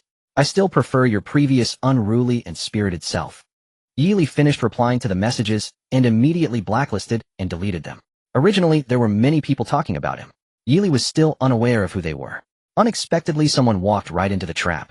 Not blacklisting and deleting would be unfair to him. Yili continued to look down. Some were cursing him, while others were actively seeking trade. The water in the marketplace was already in short supply. Even if someone offered a high price for 50 materials, they would be snatched up immediately. Many people still couldn't get any. Currently, the price of a bottle of water in the marketplace had skyrocketed to 100 materials, or even more. These people were no longer selling water. They merely treated the trading marketplace as a temporary warehouse. At the same time, they were showing off to others. They were the ones with water. People always love to flaunt what others do not have. That feeling of being sought after is quite exhilarating. Facing the private messages from these people, Yili didn't mind the trouble. Outside, the sky had safely darkened. He had plenty of time to reply to their messages. Most were inquiring about the price of pure water. Yili answered them all. 3 blueprints can be exchanged for 500 milliliters of pure water or 50 materials for 500 milliliters of pure water. Bring your own bottle. No bargaining. For those who wanted to haggle, Yili chose to ignore them. After all, he couldn't blacklist everyone. What if someone later figured it out? That wasn't impossible. Just as he was replying to messages from behind, 2 people in front had already sought him out for trade. They all offered 50 materials. I used to be too kind. Yili looked at the large amount of materials in the car, filled with regret. If he had done this earlier, the entire car would probably be brand new by now. Boss, can I exchange 10 iron ingots, 10 glass shards, and 30 pieces of wood for a bottle of water? Sure. Boss, I have a blueprint for making a sport shirt, a blueprint for casual pants, and a blueprint for making a plastic bottle. Can I exchange for a bottle of water? What are those? Sure. Everyone in the chat channel condemned Yi Li. They resisted Yi Li. Yet behind the scenes they all rushed to Yi Li to exchange for supplies. Soon the water in the storage tank ran dry. Everything was exchanged for resources and blueprints. The private message alerts on the screen kept ringing. Yi Li had no choice but to return to the channel and shout, "Today's water sales end here. If you need it, come back." Hey. The bustling chat channel was instantly occupied by a barrage of question marks and ellipses. Who is still secretly looking for Yi Li to buy water? Stand up. I feel ashamed for your behavior. A bunch of shameless things lackeys. Not drinking water. Can you die of thirst? Yi Li silently watched the messages in the channel. Many people stood up to condemn him. Among them several had just traded pure water with him. At this moment they were shouting loudly in the group, hoarsely yelling against exploitation and monopoly. In the future, just snatch these people and feed them to the lions. Yi Li watched for a while, then took the blueprints he had obtained today and climbed to the back workbench to start crafting. Ding! Ordinary level car, tire crafted successfully. Do you want to replace it? Replace. Ding! Ordinary level car, engine crafted successfully. Do you want to replace it? Replace. Ding! Ordinary level car, transmission crafted successfully. Do you want to replace it? Replace. Ding! Ordinary massage seat, blueprint materials needed: iron ingot 2, rubber 10, fabric 10, animal skin 5. Can be used twice. Craft. Ding! Ordinary massage seat, crafted successfully. Do you want to replace it? Replace. Yi Li flipped through the blueprints in his hand. The resources exchanged for water this time were mostly materials. There were only a few blueprints. Apart from this massage seat, everything else was to enhance living enjoyment. A collapsible barbecue rack, clothes, pants, shoes, gloves, foot spa basin. He organized and categorized all the blueprints on the workbench and returned to the driver's seat. Sitting on the comfortable massage seat, his entire body felt incredibly relaxed. It was much better than the broken chair that used to dig into his backside. Yi Li opened the vehicle information and took a glance. The car's fuel consumption per 100 kilometers had dropped to 6.5. The interior of the car had been completely transformed. Only the 8 windows remained battered and bruised. Occasionally the wind would sneak in. Yi Li used the workbench to make 2 sets of clothes to cover all the windows, preparing to lie down and rest. At that moment the screen sounded a prompt again. Ding! Lichinga, hello, do you still have water? I want to exchange water with you. The NPC is here. Seeing that name, Yi Li couldn't help but smile. He originally thought this NPC wouldn't show up today. Yet here she was after all. Sure, same price as before. Lichinga, can I use materials? Sure, Yi Li replied. Soon Lichinga initiated a trade request. Received iron ingot 15 material. Yi Li prepared to rest. Yet the screen sounded another prompt. Yi Li stood up to check. Lichinga requests to add you as a friend. Agree. Is there something? Yi Li proactively asked. I can't sleep, want to find someone to chat for a while. Lichinga replied. Oh, Yi Li responded. Then both sides fell into silence. Are you a boy or a girl? After a long time Lichinga sent another message. Yi Li was almost asleep. Drowsily glancing he replied, boy. Oh, another long silence. How old are you? Lichinga sent another message. Only Yi Li's snoring responded. Lichinga waited for a long time without receiving a reply from Yi Li and sighed deeply. She was indeed a bit bored and wanted to find someone to chat with. For the past 2 days she had been searching for supplies, driving and looking for supplies. She had hardly communicated with anyone. The most communication had only been with Yi Li. However, it seemed that this person was very reluctant to chat with her. Lichinga had no choice but to return to the chat channel, boredly watching those people talk. Until now, those people were still mostly discussing Yi Li. Why do you think Yi Li has so much water? I can't believe he got it all from resource boxes. Could it be that he actually drove his car into the water? You see, now he requires us to prepare our bottles for trading water, obviously not from resource boxes. Is it not mineral water? Lichinga glanced at the nearby water bottle. When she opened it just now, it was indeed. A sharp thud jolted Yi Li awake. Instinctively he seized the Tang's sword beside his seat and turned his gaze toward the window. Outside, the beast simultaneously lifted its head to meet his eyes, a lion's head. For 2 silent seconds man and beast locked stares. Then came a deafening, earth-shaking roar, like thunder erupting from the heavens, bearing boundless force that surged forward like a tidal wave. Yi Li felt his eardrums tremble on the verge of rupture. He instinctively clapped his hands over his ears as his skull reverberated with a hollow, persistent hum. Boom! A muffled impact echoed again. Yi Li watched in disbelief as the lion slammed a massive paw against the windshield. The entire vehicle shuddered violently. The already fractured glass groaned under unbearable strain. Fine web-like cracks spidered outward across its surface like frost blooming on ice. Annoying. Yi Li scrambled from the driver's seat into the rear compartment, snatched up his Desert Eagle, and cracked the window open just a sliver. Roar! Seeing Yili retreat, the lion unleashed another sky-rending bellow, pivoted its massive head, and lunged after him. Claws raised for another strike. Bang!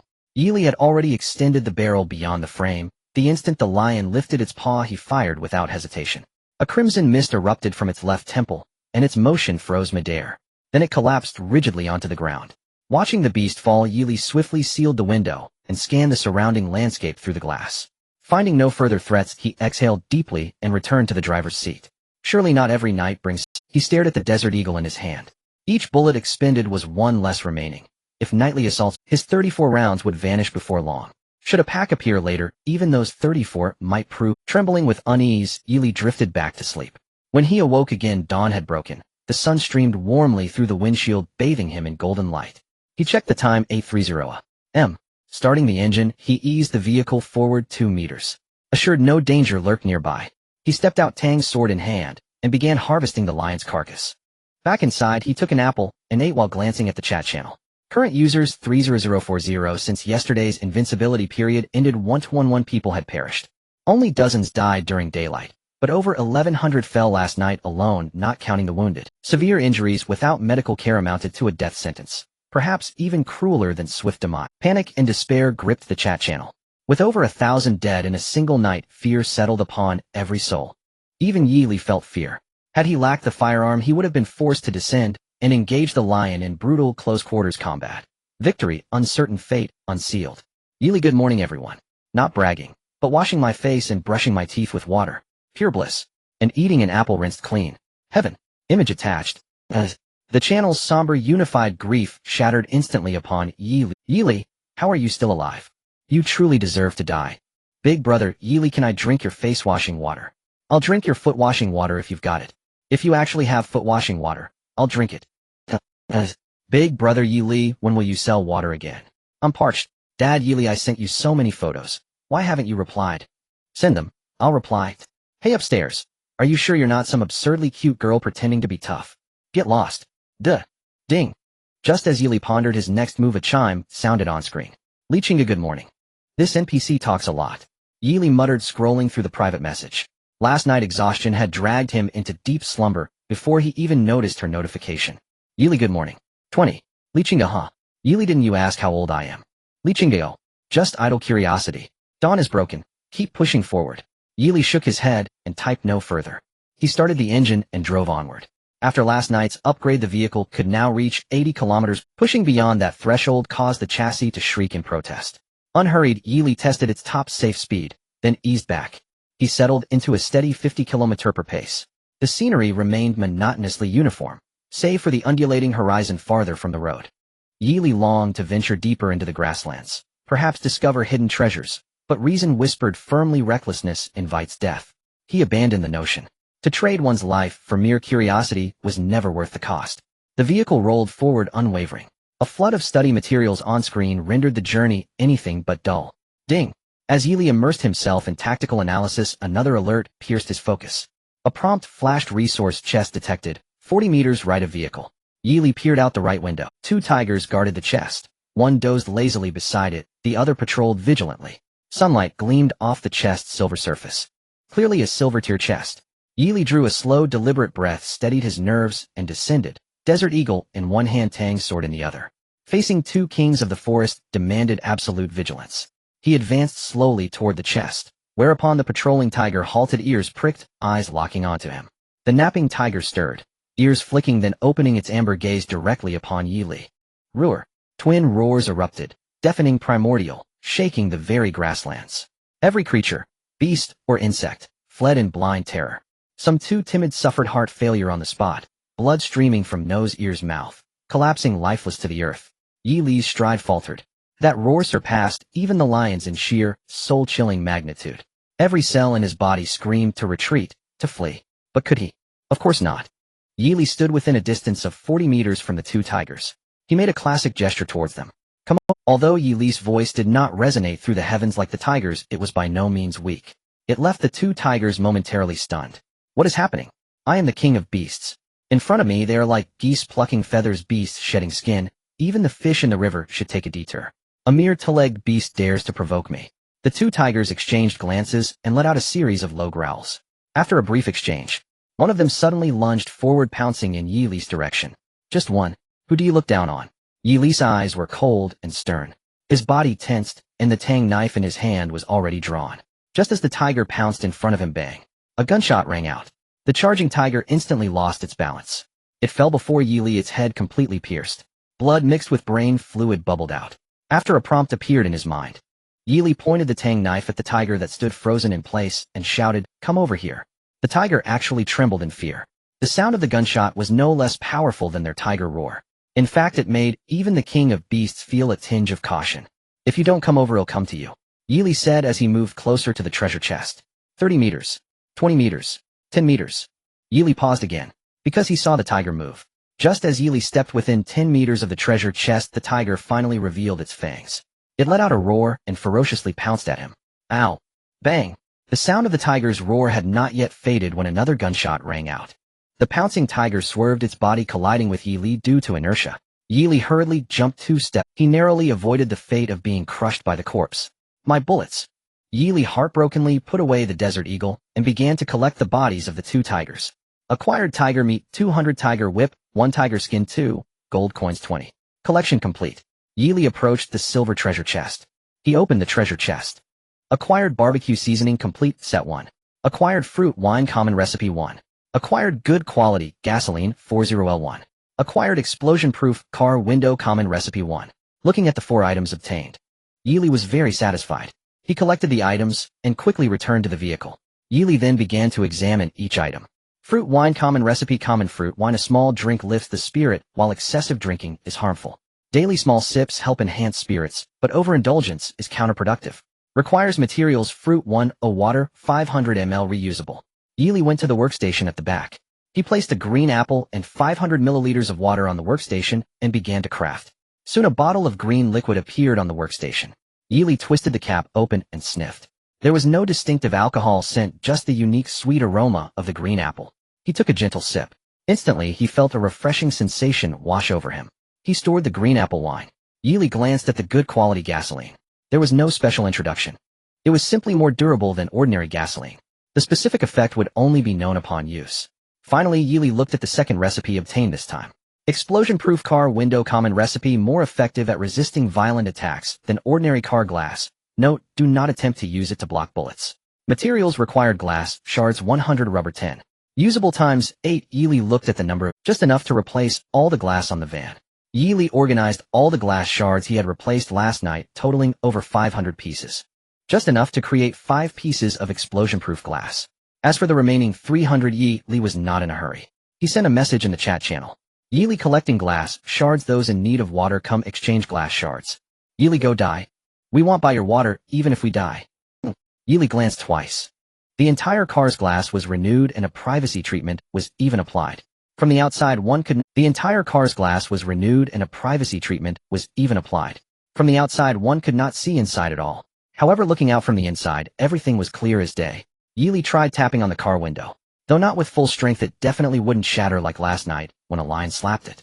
At noon, Yi Li crafted the portable retractable barbecue grill and iron skewers he had collected last night. He cut the tiger meat and tiger whips he obtained today into small pieces and started barbecuing. The smoke curled upward, creating quite a sense of outdoor cooking. Yi Li enjoy life, love life. Today is an outdoor cooking day. Attached image. Damn, it's Yi Li again. You must have a lot of materials, even setting up a barbecue grill. It drives me crazy. If you can send your location, and I'll bring 100 pounds of meat to visit you. Why should I? Why do you get to use a barbecue grill to cook meat? There's nothing to envy. Whether you have a barbecue grill or not, it's all the same. Without seasoning, it all tastes the same. Exactly, so prideful. Is having a barbecue grill really something to be proud of? I have a purely natural fire pit that tastes even better. Yi Li, sorry to disappoint you. Oh, I not only have salt, but also barbecue seasoning. Having a barbecue grill is really something. Ooh, barbecued meat with wine, the more you eat the more. Attached image. Yi Li posted a piece of grilled meat sizzling with oil in the chat channel. It was sprinkled with cumin pepper chili powder.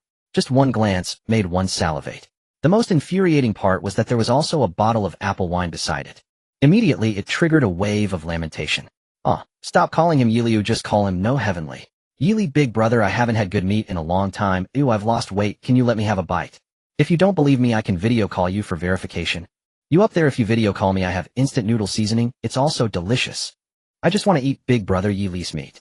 Yili Big Brother, I want wine, please give me a sip. I haven't had wine for 2 days. Why do you have wine when we don't even have water? No, heavenly.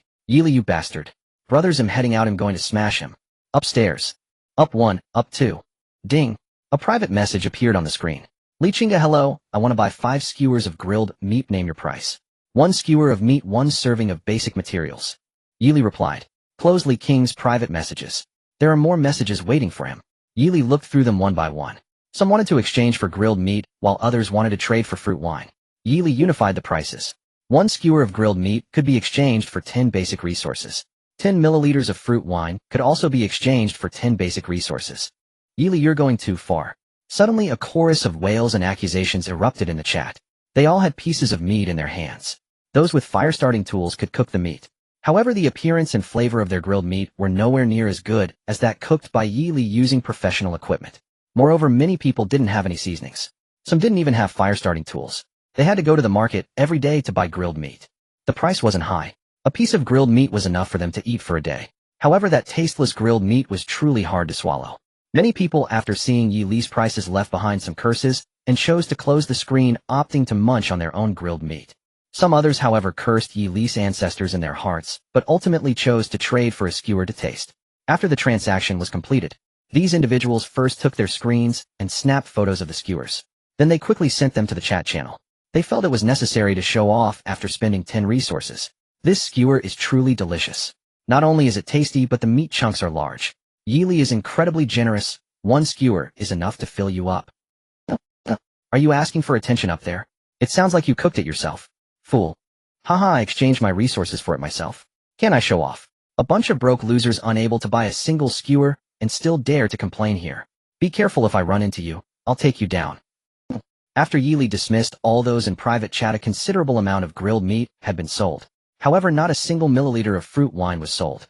After all, 10 basic materials could only be exchanged for 10 milliliters of wine, which wasn't even enough for a sip.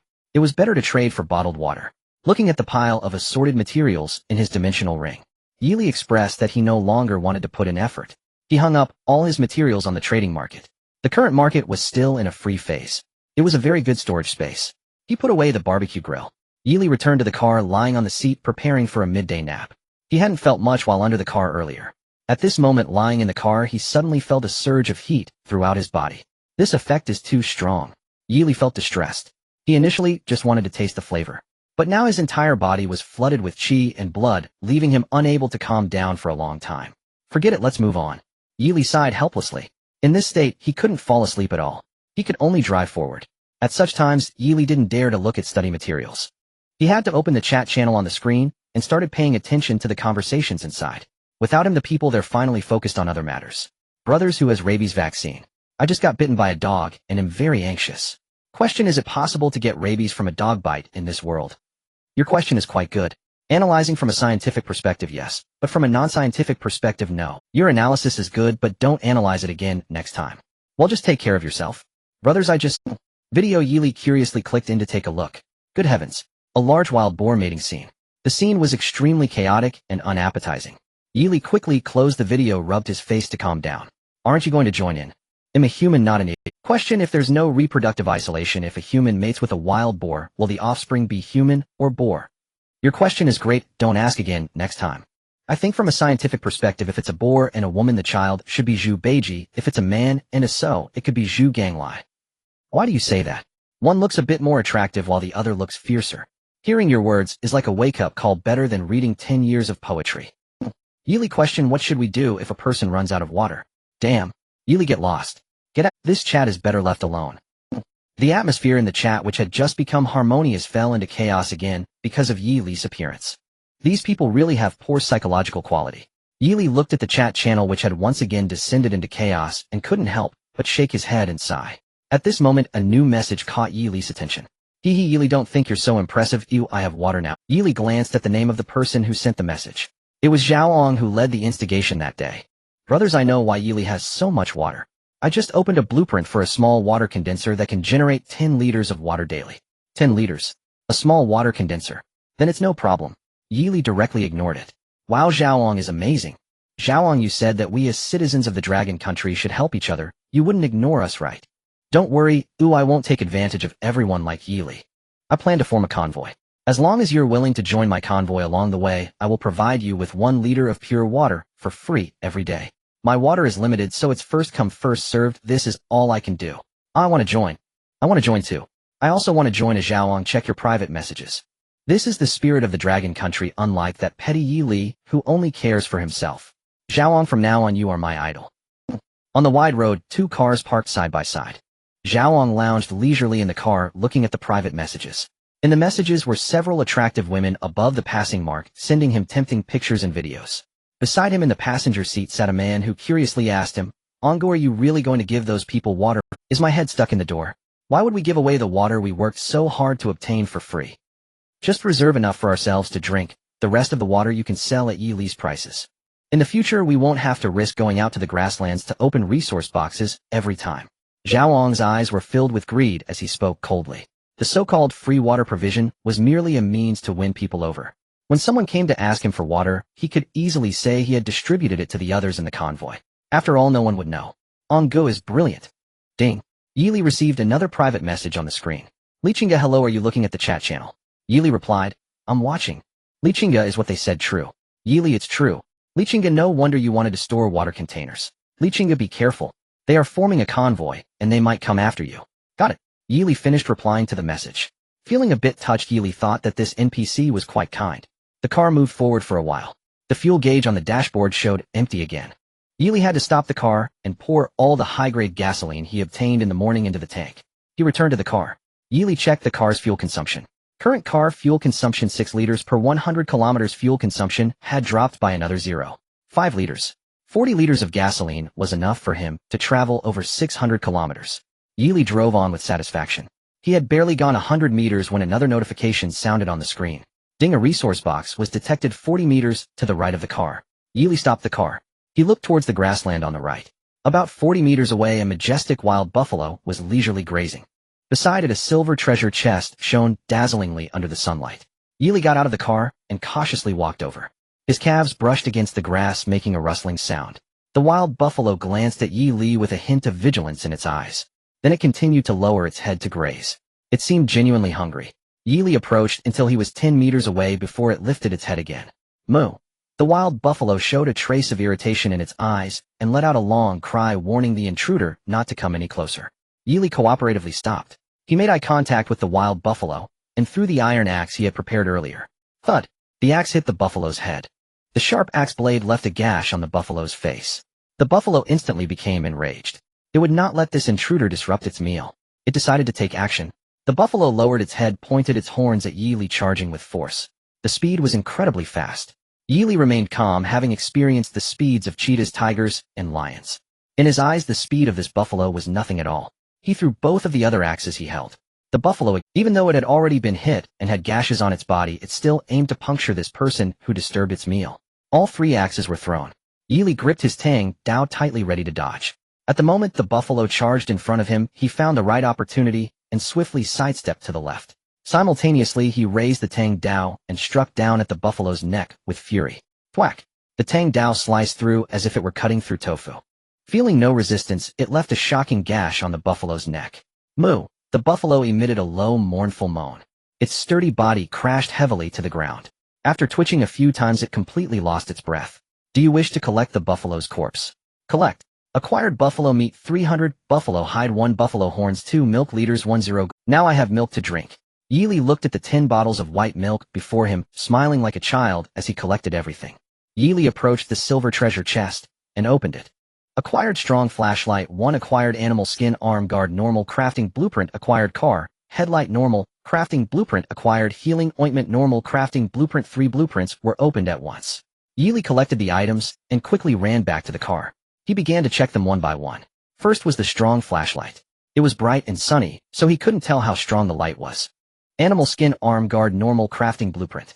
Materials required animal skin 1, iron ingot 1 reusable. Yili took the blueprint to the back of the car and retrieved the buffalo hide and iron ingot he had just collected.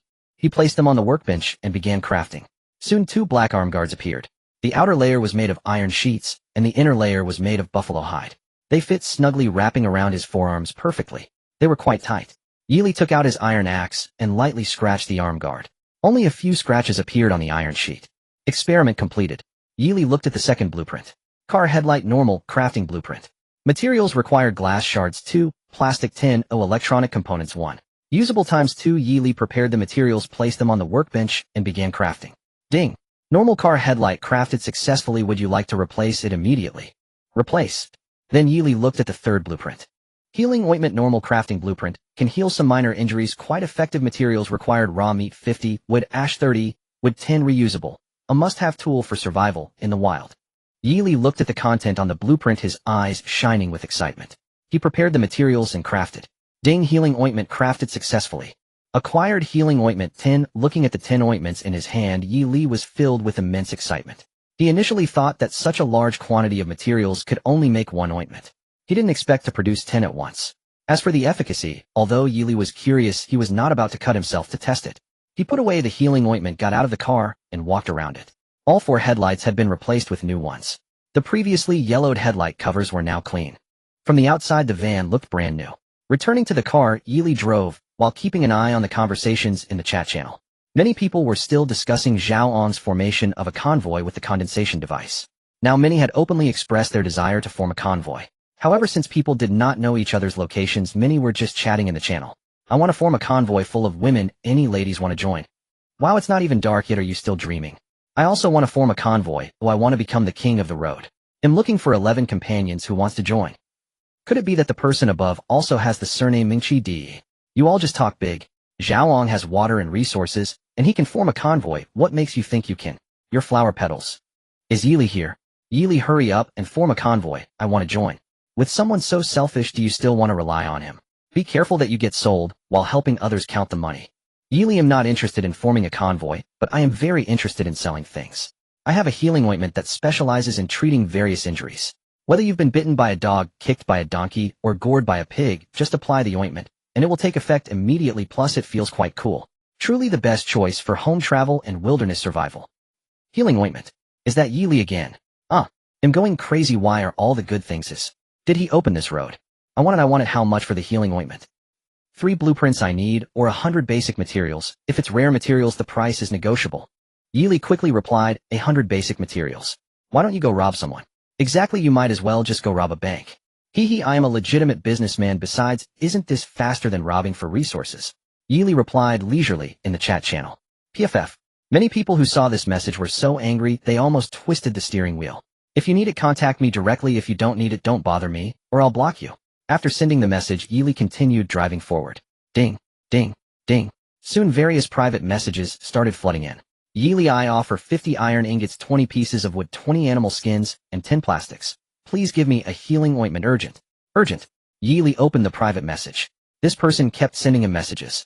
One wonders how severe their injury could be to make them so anxious. To make him so anxious. Sorry, no animal skins. If you have other materials, you can exchange them, or if not, one blueprint will do. Yili pulled over to the side and decided to handle these private messages first. Dad, Grandpa, I was just scratched by a tiger. My chest is still bleeding. I really can't hold on much longer. Please give me one, I beg you. The man, upon seeing Yili's message, turned even paler. Tears streamed down uncontrollably.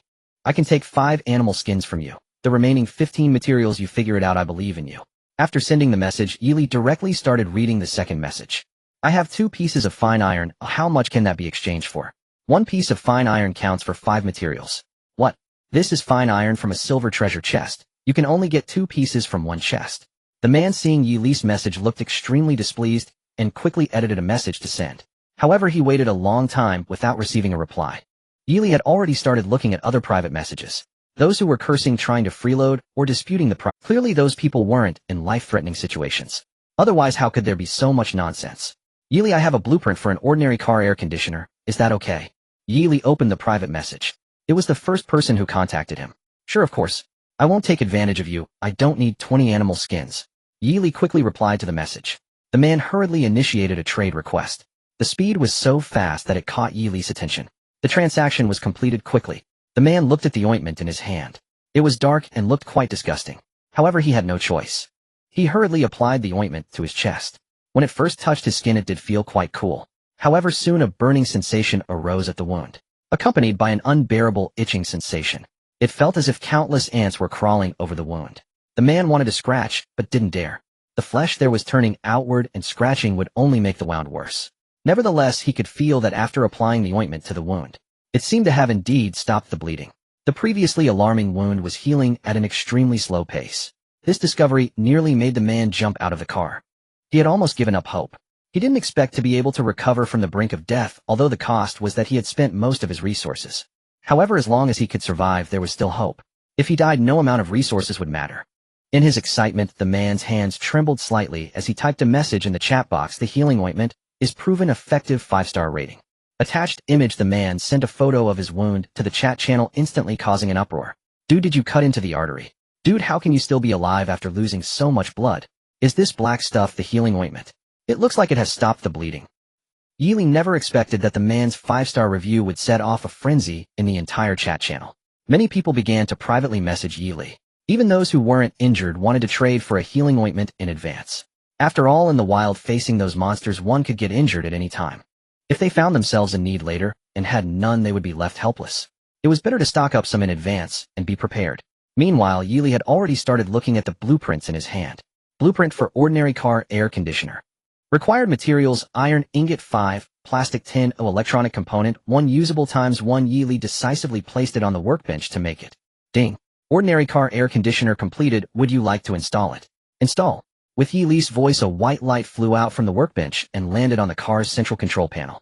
Yili climbed back into the driver's seat and began to study it. The car air conditioner could not only adjust the temperature, but could also circulate air inside and outside the car. It was very considerate. Now the temperature inside the car was quite pleasant. After trying out the air conditioner's functions, Yili turned it off and continued to look at the private messages on the screen. In these past few days, everyone had fought directly against beasts for treasure chests. Many people had sustained various degrees of injuries. Therefore, many people were privately messaging Yili.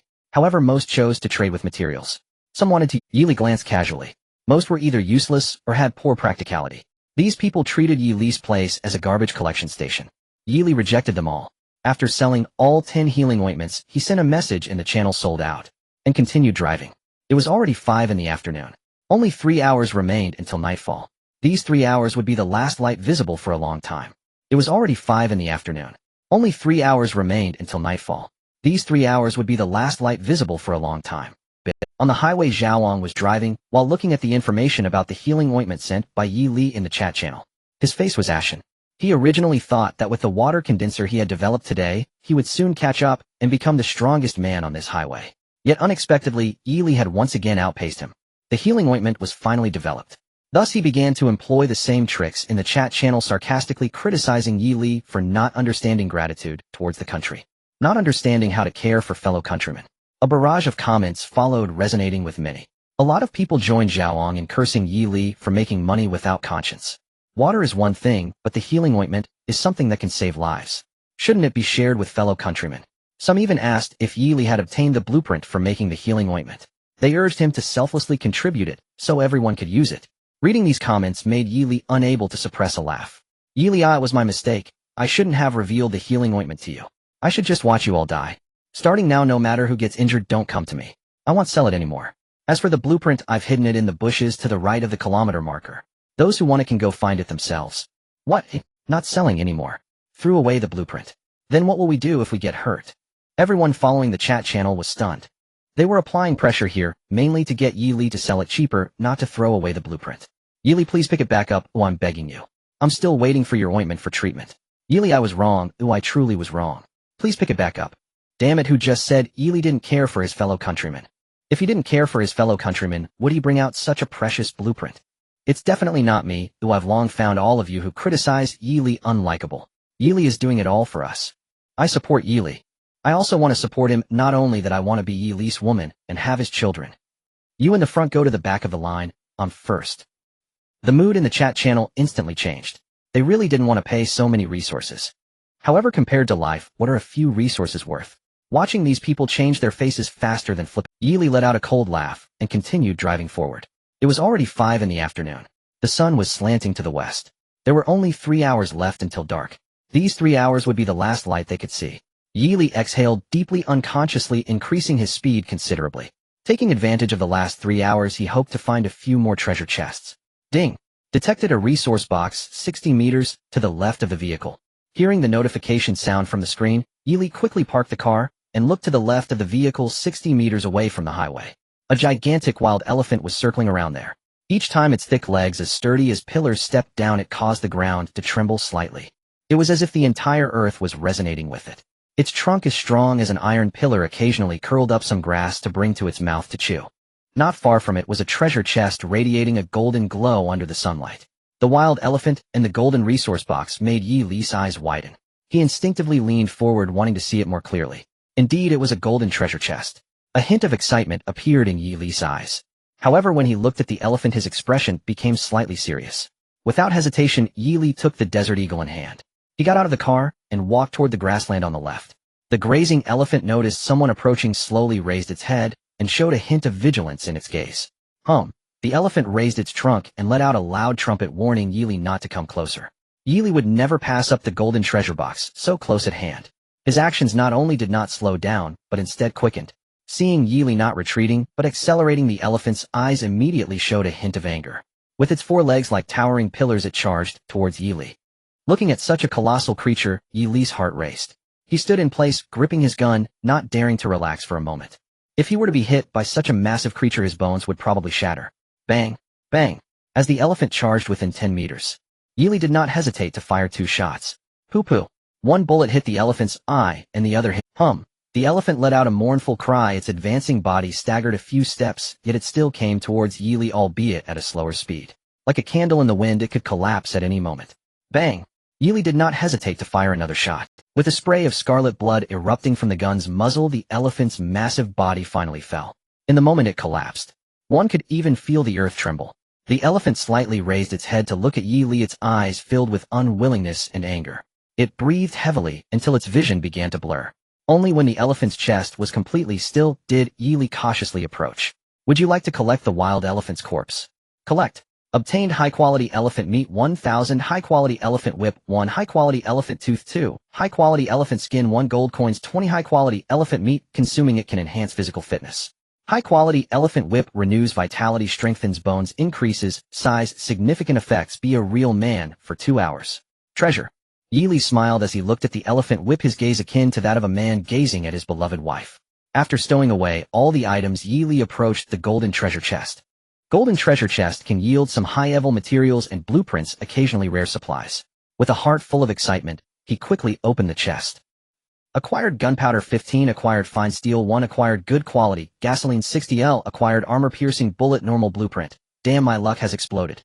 Yi Li took out the blueprint from the box, glanced at it, and almost fainted from excitement. Armor-piercing bullet normal blueprint can use the workbench to create various types of bullets. Materials needed: gunpowder 1.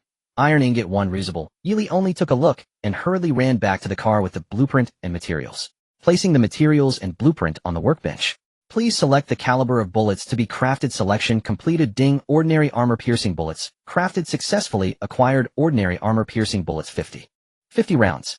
Yi Li looked at the number of bullets on the workbench. This was the quantity produced from just 1 portion of gunpowder. Yi Li had 14 more gunpowder left.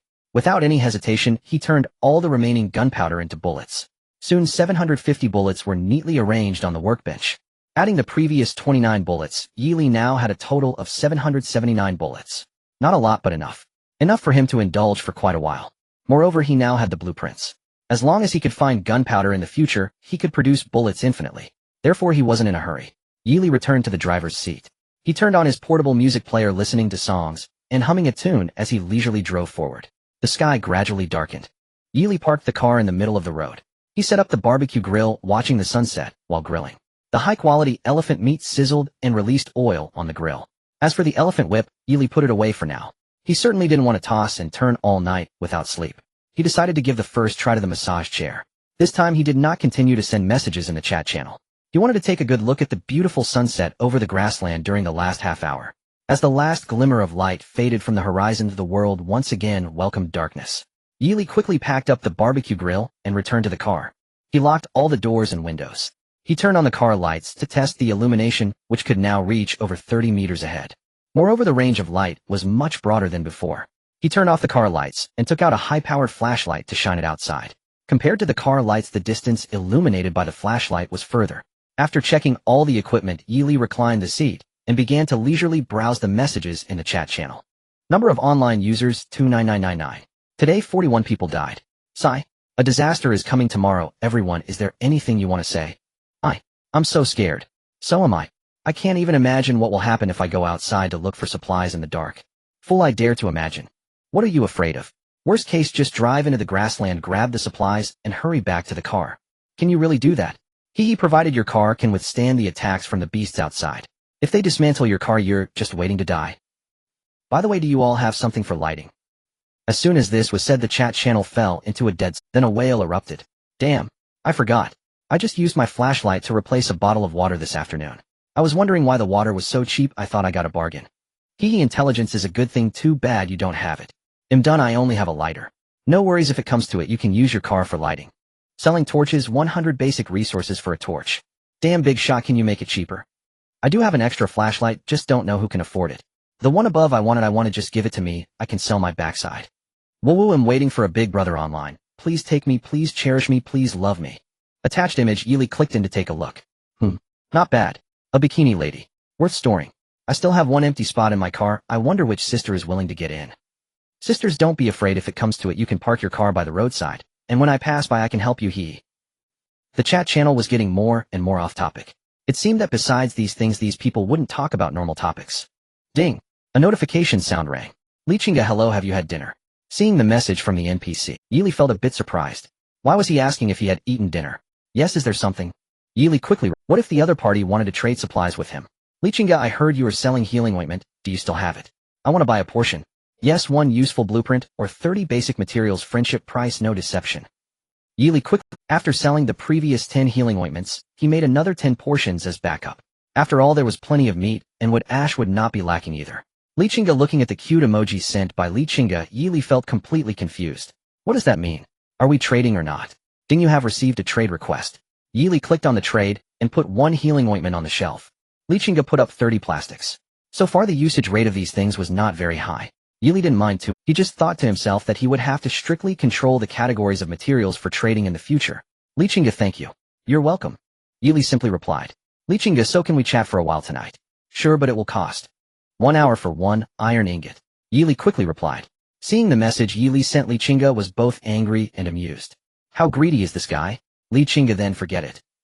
After all, every material was hard won. Lichinga was no exception. She wasn't so bored as to trade resources for company. Yili simply replied. Then he returned to the chat channel. Many people were still asking for lighting tools. After a long negotiation, the price for a torch was finally set at 10 basic materials. Time passed little by little. Around midnight, Yili heard footsteps outside. Before he could get up, bang! The car was already hit. He hurriedly sat up, holding his Desert Eagle. With more bullets, Yili didn't feel overly panicked. Looking outside, several gray wolves were circling his car, seemingly searching for the weakness of this iron lump. Yili counted the number of gray wolves outside. There were more than the previous 2 nights. A total of 7. 2 on the left, 2 on the right, 2 behind, and 1 in front. Yili quietly lowered the window a little. He extended the gun barrel out through the gap in the window, aiming at one gray wolf. Bang! The gunshot shattered the tranquility of the night. The gray wolf he aimed at fell to the ground, emitting a series of whimpers. The other gray wolves, seeing this, howled towards the sky.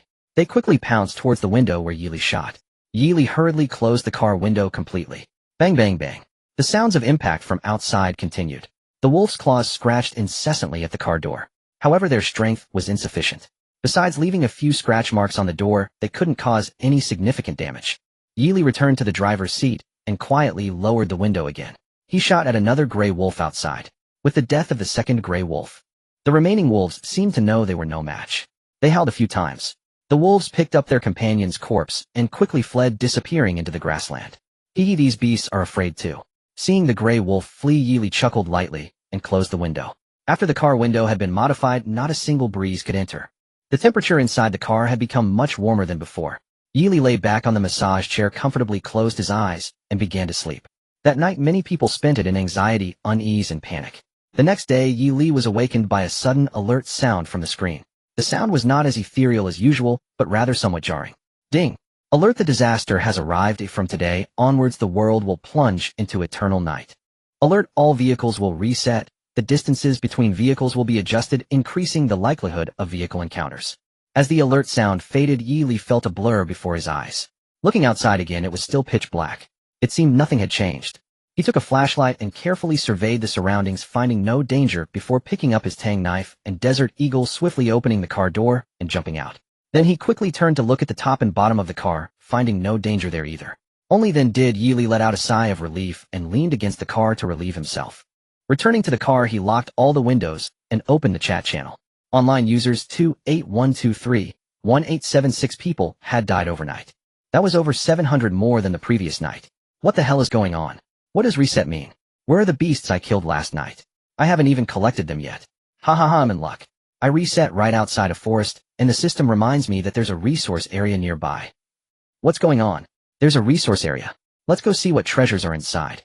Hee, be careful. The forest is much more dangerous than the grassland. Don't end up dead without finding any resources. Brothers, a group of reed monsters appeared outside my car. They look like zombies. What should I do? What? Zombies. Soon that person sent a picture. Hey, indeed there are night demons. Yi opened the picture and took a look. Although he had seen them before, he was still startled when he opened the picture. In the image, the face of the night demon was almost pressed against the window. With its blood-red eyes staring inside combined with its twisted and grotesque face, it looked like a vicious ghost that had just crawled out from the depths of hell. What the hell is that thing? It's terrifying. Who will protect me? Please, anyone, I will do anything. This was sent by a girl in a voice message. Yi could even hear her current fear and despair. I need to pee, but I'm afraid to get out of the car. What should I do? Damn, at a time like this, why care so much? Just do it in the car. If you have a container, use it. If not, just pee through the door gap. I need to take a dump. Everyone, don't be afraid. Compared to those fierce beasts on the grassland, zombies aren't that scary. Just attack their heads with weapons. The only thing to watch out for is not to get caught or bitten, or you'll be in trouble if you get infected. I would rather face the beasts. Yi, good morning, everyone. Don't be afraid of being caught or bitten. I have the anti-night demon serum. It works instantly. It is now available in the trading mall. Contact me if you need it. No deception here. Just 2 valuable blueprints or 20 high-level materials, and you can have it. A dead silence fell. Everyone who saw this message was petrified. Some drivers even looked at the chat channel. Upon seeing that the message was from Yi, one was so excited that they almost drove into a ditch. Even Zhaoong, who was taking a dump in the car, was so shocked by Yi's message that he pulled back half of his stool. More question marks filled the screen. Why, Yi, did you pay to win? Did you cunningly conspire behind the scenes? You better speak up. Brothers, let's establish a code. If we encounter a car on the road, honk 3 times, beep beep beep, and whoever doesn't honk is Yi, will just crash into him and steal his supplies. Duan Yu is on a mission and nothing will grow. Let's do this. You idiot, you just revealed the code. Oh, what use is that? What the hell, those zombies aren't zombies. They're called night demons. Dude, your focus is so strange. Shouldn't we be concerned about why someone has the antivirus serum so early in the disaster? Ding. The screen alert sound rang out. Ma Rong, brother, Yi, please protect me. I'm willing to be your little kitty. Attached image. Yi clicked to take a look. So ugly. Pass. He clicked to the next one. It was just continuing to the next one. Damn. Why is there a guy? And so small like a sewing needle, how dare he send this? Yi directly blocked and deleted it. Continuing to the next one. Terribly dark. Next one. Lichinga, good morning, I want to ask you something. Yi replied. Lichinga, are you an NPC? Huh. Yi looked at the message and sent back a big question mark. An NPC actually asked him if he was an NPC. Of course not. Yi replied. Lichinga, oh, I thought you really were an NPC. Yi. Closing the private chat, Yi began to prepare breakfast. Instant noodles paired with quality elephant meat slices. After a bite, warmth flooded his stomach. That warmth spread throughout his body, filling his limbs and bones. Very comfortable. He took a small sip of apple cider. Delightful. Yi, a new day starts with a bowl of steaming hot wild elephant instant noodles. Attached video. Is this never ending? Are you childish or not? Always showing off. What are you bragging about? You up there, clean your mouth. Who are you cursing? Yi's dad, father, son is here. Hey, I don't want to eat. Just give me a sip of instant noodle soup. I want to. I'll give 2 iron ingots. Damn, 2 iron ingots. What am I, a beggar? I'll offer 100 gold coins. Gold coins are so easy to get out. Who doesn't have them? I'll offer 120. Yi's dad, why are you blocking people? They really want a bowl of steaming instant noodle. Yi instant noodle soup is now available in the mall. Only 500 milliliters for 10 iron ingots, first come, first served. As soon as Yi sent the message to the chat channel, an alert sounded on the screen. Instant noodle soup, trade completed. Gained iron ingots 10. So fast. Yi couldn't help but marvel at the speed of these people. At this moment in the chat channel, a group of people were lamenting. Who is it? Whose hand is so quick? I just opened the shop. Damn it, even a bowl of soup is snatched away, so quickly do they have no shame. No matter who it is, could you leave me just one sip? Just one sip, I'll offer 1 iron ingot. Yeely, if you have soup that you can't finish in the future, just trade with me directly. No need to list it in the shop. Why should I give it to you? I'll take it all for myself in the future. Many people in the group were still arguing. Yeely was already driving on the highway. Although still on the grassland due to the darkness, the entire highway appeared extraordinarily quiet and profound. Yeely drove continuously for an hour. A notification sound rang out from the screen. Ding. Detected a resource box 40 meters to the right of the car. Yeely parked the car across the highway. He shone the headlights toward the grassland. In the faint light, he could see a shadow swaying 40 meters away. The ghostly green eyes glimmered in the darkness. Yeely put on his headlamp, held a powerful flashlight in his left hand, and a tang knife in his right, quickly getting out of the car. He flashed the powerful flashlight around, and finding no danger, swiftly walked into the grassland to the right. Under the beam of the powerful flashlight, Yeely finally saw the appearance of the beast. It was a wolf. It stood there watching him warily. Rustle. As Yeely approached, the gray wolf let out a growl and charged at a lone wolf not very strong in combat. Yeely didn't wait in place this time. Instead, he rushed toward the gray wolf. The blade flashed. The gray wolf's head was directly severed by him. Gained wolf meat 10 wolf skin 1 gold coins 2. Yeely quickly ran to the bronze treasure chest. He opened the treasure chest. Gained copper ingot 5, gained 20 L of gasoline, gained crafting blueprint for leather armor normal. Yeely swiftly stored the items and ran toward the car. Only after locking the car door did Yeely let out a heavy sigh and look at the obtained blueprint. Crafting blueprint for leather armor normal leather armor, made from different animal hides, has different defense levels. Materials needed normal animal hide 2. Iron ingot 5 can be reused. Yeely searched through the pile of animal hides for a long time. He only had 1 piece of cowhide left which offered better defense. In the end, he had no choice but to browse. There were various animal hides available inside. Finally, he exchanged 2 iron ingots for a piece of cowhide. Along with the previous piece, he now had exactly 2. Ding. Obtain normal grade cowhide armor 1. Yeely eagerly put on the cowhide armor. It was made of black cowhide. It had a high collar that protected the neck, just right, extending down to cover the lower back. Some places were inlaid with iron pieces for decoration. 2 iron plates were embedded at the heart position at the front and back. It resembled an ancient breastplate. Wearing it felt heavy. Yeely tried it on, and then took it off. Driving was already tiring. Wearing this while driving would be even more exhausting. Inside the car it wasn't that dangerous, so there was no need to wear it while driving. He could put it on again when it was time to get out. The car continued to move forward. Yeely controlled the speed at 30 kilometers per hour. Then he focused his attention on the chat channel. Brothers, I've come across a resource box. What should I do? Should I get out of the car? Don't be afraid, we are with you. Amen. Actually, there's nothing to fear. I already went down once and had a good harvest obtaining a crafting blueprint for car parts. I can upgrade my car again. Suddenly someone posted a video in the chat channel. Yeely curiously clicked to take a look. In the video, a man was trapped in his car. He was holding a gasoline can in his arms. Outside, a group of night demons surrounded his car. Among them, 2 night demons had even smashed the car window and were leaning halfway inside. Their claws were frantically waving at him. The man's face looked pale and weak. Tears could be faintly seen. Brothers, I'm really going to die. He gasped weakly. I hope everyone who sees this video can do me a favor. My wife's name is Li Xiofan. If anyone happens to encounter her in the future, please tell her she is the one I love most in this life, but I can no longer accompany her. Please take good care of yourself. After a moment of silence, he continued to choke out, also, everyone must remember resource zones are very dangerous, never ever go in alone. There are night demons and beasts everywhere. The man's voice grew weaker, his face paler. Although it was hard to see clearly, he was definitely severely in. Damn it. If only I had a cigarette to smoke. As long as I could have a puff, even just one, I could stand up and take down a few of them. The man showed a bitter smile, his eyes revealing endless unwillingness and anger. As he spoke, more night demons broke the car window and lunged inside. Yeely could even see the night demon behind the man opening its mouth, sharp fangs aimed at the man's neck. The man seemed to sense something. He stretched out his trembling right hand, laboriously lighting a lighter. Without any hesitation, he ignited the gasoline can. Boom. The flames ignited. The video ended here. The originally lively chat channel suddenly fell into a dead silence. It was as if time had frozen. Everyone was shocked by the heart-stopping scene in the video, filled with an indelible sense of panic and anger. Damn it. Stupid night demons. Come on, let's kill them.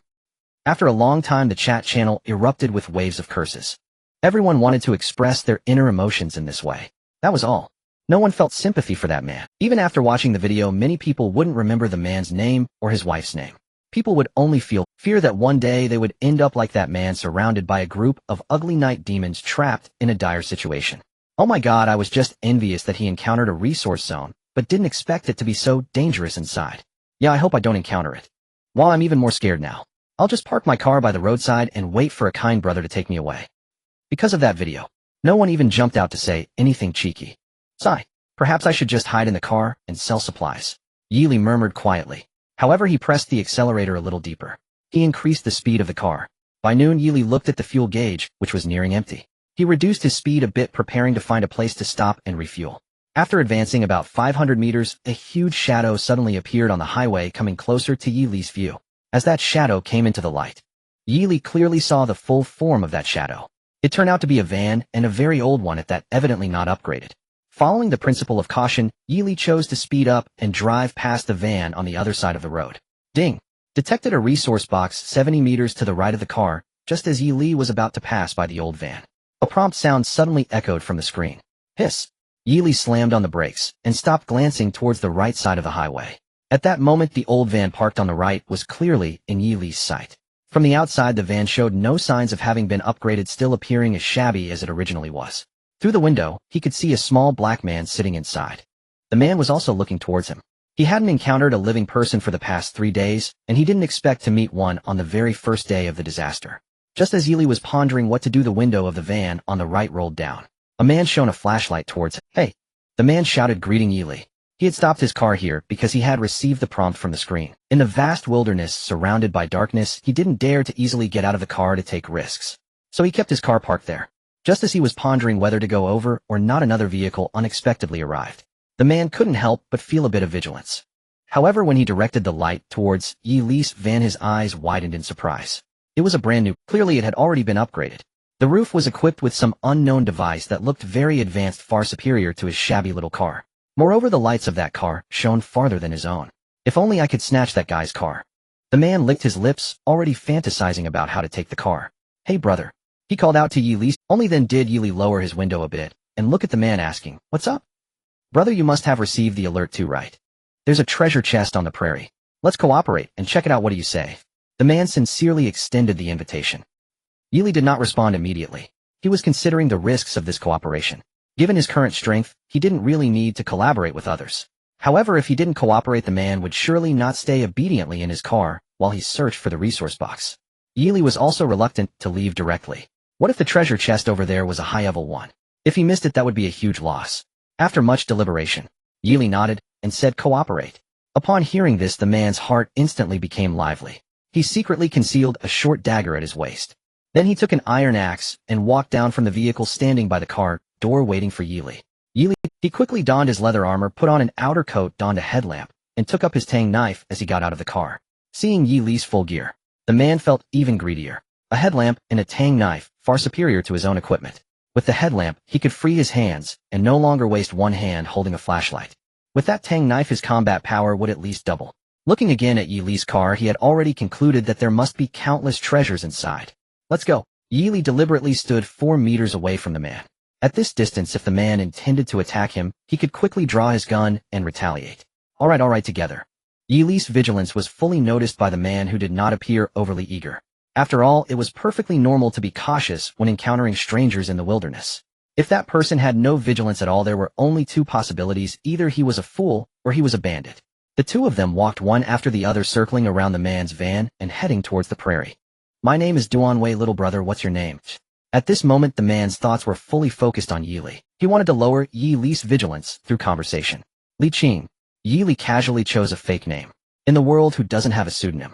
If he directly told the man that his name was Yili, it would likely lead to unforeseen troubles. His name was somewhat well known in this area. Li Qing. Duanwei murmured, seemingly recalling something amusing, chuckling. Can you perform the Moss Triangle kill? Off. Yili responded in confusion. Looks like you don't play games. Duanwei smiled. Yili was too lazy to bother with it further. He had already seen the treasure chest in front of the prairie. It was a silver chest. Nearby, 4 gray wolves were surrounding it, their eyes glowing green, cautiously watching the 2 of them. Damn 4 wolves. Good thing I didn't come down alone earlier. Duanwei felt relieved. At the same time, he withdrew a couple of steps, glancing at Yili, a hint of ruthlessness flashing in his eyes. Brother Li Qing, what do you think? Fairly 2 each for us. As for the resources in the chest, we split it in half. If there are blueprints or equipment, we can trade them for materials or other things. Yi Li spoke straightforwardly without any hesitation. Since they were cooperating, they needed to clearly define the benefits to avoid any future disputes. Good. Duan Wei nodded, expressing his agreement. Yi Li continued to move forward intentionally, maintaining a certain distance from Duan Wei.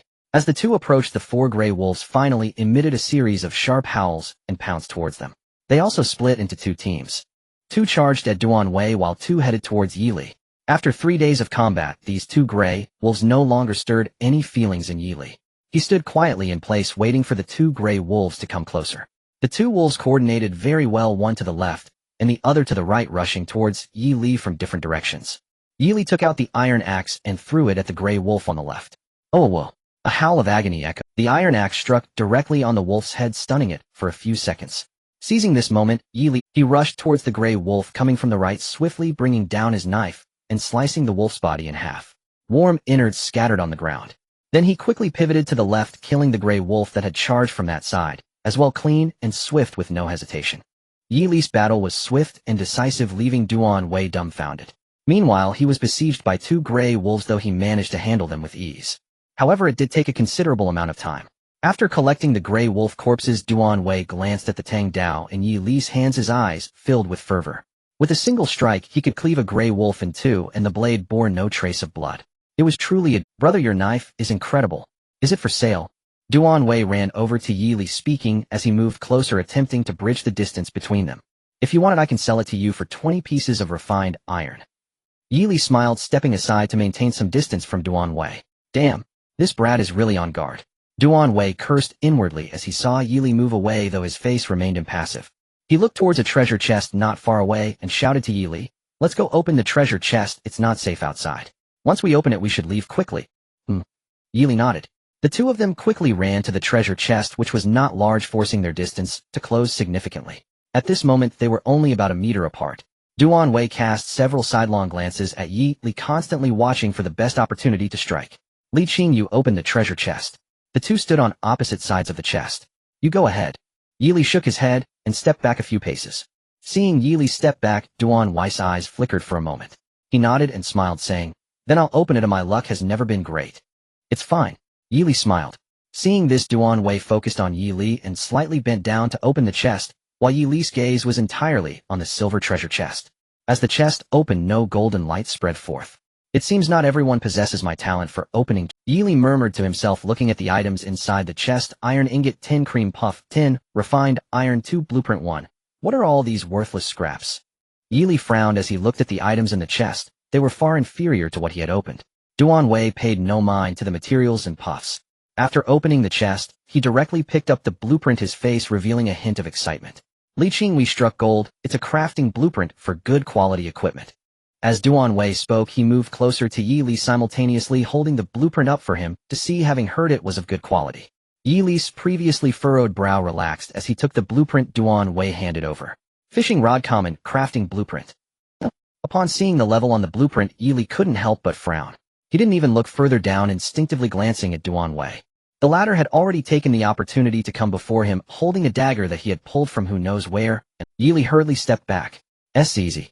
A hint of excitement appeared on Duan Wei's face. He had succeeded. However, the next second, a sharp, piercing sound rang in his ears. The sensation from the dagger and the crisp sound were definitely not the feeling of piercing flesh. Bang! The next moment, Duan Wei felt a heart-wrenching pain radiating from his lower body. A shudder that came from his very soul made him drop the dagger he was holding. He fell to the ground, clutching his groin. Both of his jewels felt utterly shattered, and he could feel it. Damn! Attempting to ambush me. Does he not know I practiced martial arts before? Yi Li looked at the torn fabric on his chest, his expression darkening. He kicked Duan Wei's head again. "Oh, odd." Duan Wei emitted a low, mournful wail. "I was wrong. Big brother, I truly was wrong." He struggled to speak, raising a hand. "Please forgive me. Please forgive me." Tears and snot covered the man's face, and his heart was filled with despair. Both were shattered. From now on, he could only live as a eunuch. However, he had no future left. Yi Li, furious from the ambush, showed no mercy, relentlessly kicking Duan Wei's head. Had he not reacted quickly enough, wearing leather armor and a chest guard, that earlier strike would have severely injured him. Bang, bang, bang. With each kick from Yi Li, Duan Wei's sounds grew fainter until in the end, there was even no sound at all. "Would you like to collect the corpse?" "Collect."